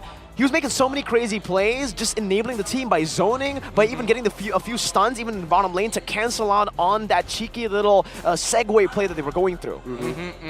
I gotta give it to, again, you mentioned Psychots. I like EXP laners. I'm not gonna lie about it. I'm not hiding it away. I'm an EXP laner, so obviously there's you're a natural player. and I'm a Terizla player. So there's a natural bond for me in EXP. But Psychots, wow, throughout this series, right, it never felt that he was outside of the overall arc of how things were going. Yeah, if anything, with the whole story, speaking of arcs, Game 1 into Game 2, Psychots show. And then eventually like, yo, no, Taz was the real protagonist. And then that's where we capped off. It's a whole anime. It literally is a whole anime, and they should probably consider it. But guys, considering everything that has happened today, and more importantly, the predictions, what do you think of the cast's predictions so far? Or do you have your own viewpoint that you'd like to share with us? If so, don't hesitate to make your own guesses in our MSC guest event. You can find the event in the esports channel in-game. Cheer for your team, and you get rewarded with 1,000 MSC coins. You can use the coins, and you have to redeem the 2023 MSC Avatar Border, emotes, or even the most valuable reward, the new epic skin Atlas Rune Sentinel. So don't hesitate now. Why would you? Why would you hesitate, right? I mean, come on, that's a free skin. That's a free Atlas skin. Do you guys not want to play Atlas with his first ever MSC skin and his first ever epic skin, actually? I would buy the pass twice if I could. Yeah, honestly, I feel like... Can I stack the Atlas skin? Can I have it, like, overlaid over my Atlas? That's technically Atlas is two dudes, right? The Oh. ghost and the shell. New idea, $1 million idea. The next skin that's coming out, but hopefully for the next M series, that you have two different skins for the boy as well as the mech, and you can interchange them and customize them. The boy, like the BOI? Yeah. Literally, that would be super cool. In the meantime, let's have a look at the updated bracket so far for each of the groups. All right, Group A here, Echo standing tall up top, and EVO suffering that sweeping loss, so that's just one game from each. And Group B has a close first and second in EVOS and Fenix, but not until RSG Slate SG has something to say about it. Absolutely. Honestly, RSG Slate might be able to get on the top of the standings if they just clean sweep both of their games. What right? if? What oh if? My lord. This would be honestly one of the few times that we do see that RSG making it so far. And let's obviously quick update for you guys who didn't get to catch the earlier games today. Group C, ONIC versus BXF.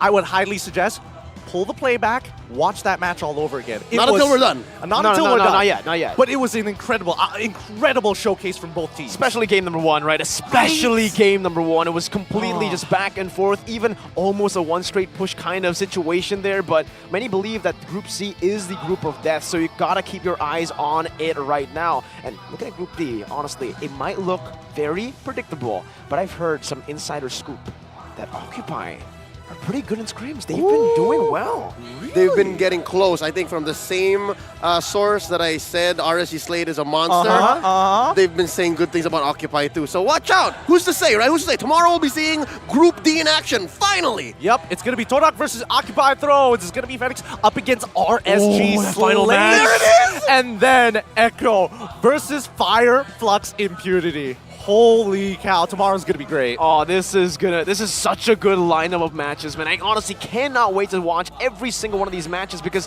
again, it really feels like in MSC 2023 especially, every team has kind of risen in that competitive level. Everyone is sort of on par, you know. Underdog teams are getting a lot of good games against the tournament favorites. We saw it in game number one to set the tone of MSC, and so far, MSC hasn't disappointed at all. They haven't. Honestly, MSC has started off great. I thought it was going to be slow, but that's just not the case. But this means that we did have ended the day with 3 incredible series, and we would once again like to thank our sponsors. MSC 2023 is powered by Moonton, supported by ROG, the official gaming phone, and Secret Lab, our official chair partner. Thank you so much to all of our sponsors. You know what? Let's throw it over back to the main stage. Mickey, it's on you. And that has been the start of Mobile Legends Bang Bang South of Asia Cup. Yes, MSC Group Stage Day 1. Yes. So we will still have 3 days of group stage left, where more teams will show us why they can bring home the cover MSC 2023 trophy. អញ្ចឹងដូចដែលអ្នកនរគ្នាបានដឹងថាការប្រកួត MSC ជាមួយនឹងវគ្គ Group Stage ថ្ងៃទី1របស់យើងក៏បានមកដល់ទីបញ្ចប់ដូចគ្នាហើយអរគុណបងប្អូនដែលតាមដានទស្សនាតាំងពីដើមរហូតដល់ចប់ហើយដែលសំខាន់ក៏ឃើញបងប្អូនមើលតាំងពីដើមរហូតដល់ចប់តែម្ដងតាំងពីក្រុមទី1រហូតដល់ក្រុមទី3ហើយឥឡូវនេះគឺយប់ខ្លាំងមែនតើបងប្អូននៅតែរងចាំតាមដានទស្សនាក៏ដូចជាគ្រប់គ្រងជាមួយនឹង idol របស់អ្នកទាំងអស់គ្នាអញ្ចឹងឥឡូវនេះ MSC របស់យើងក៏បានមកដល់ទីបញ្ចប់ដូចគ្នា Until then this is Harada Miki and on behalf of all the talent production and the organizer see you tomorrow. Goodbye.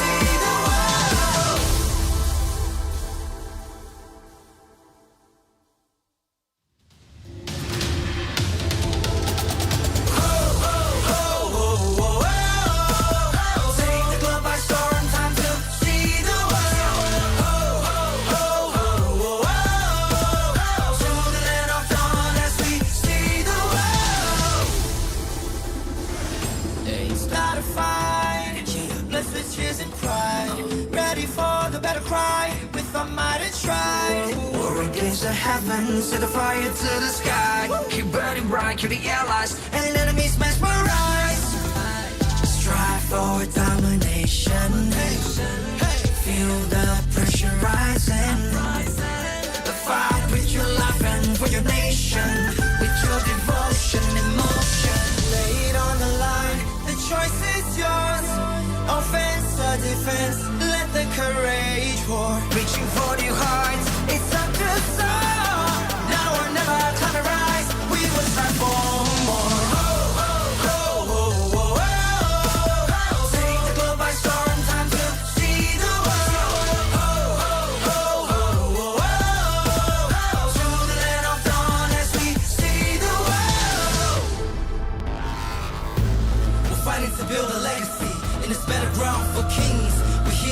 The world that we're the chosen one that brings the heat, the passion, the heart, the soul, and the fury. Show it all, let the world see. We are legends stepping on the ground, no time to waste. Striving to conquer, face the foes, break grace, be the challenger. It's time to soar. Now or never, climb and rise. We will strive for more. Take the globe by storm, time to see the world. To the land of dawn as we see the world. Take the globe by storm, time to see the world.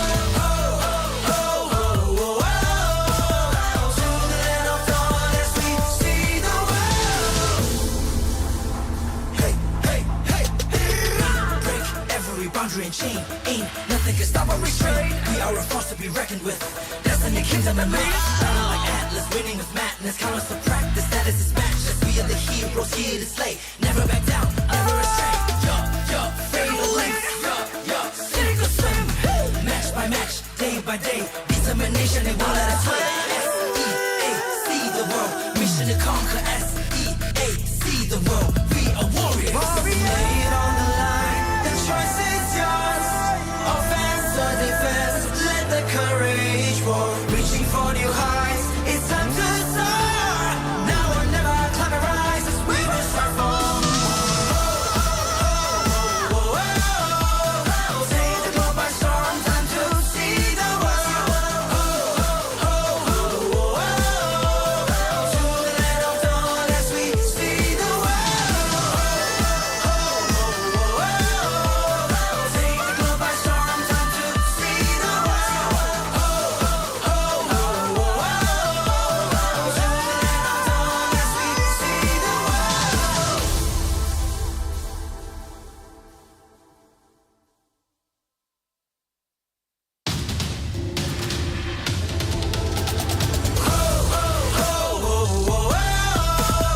Take the globe by storm, time to see the world.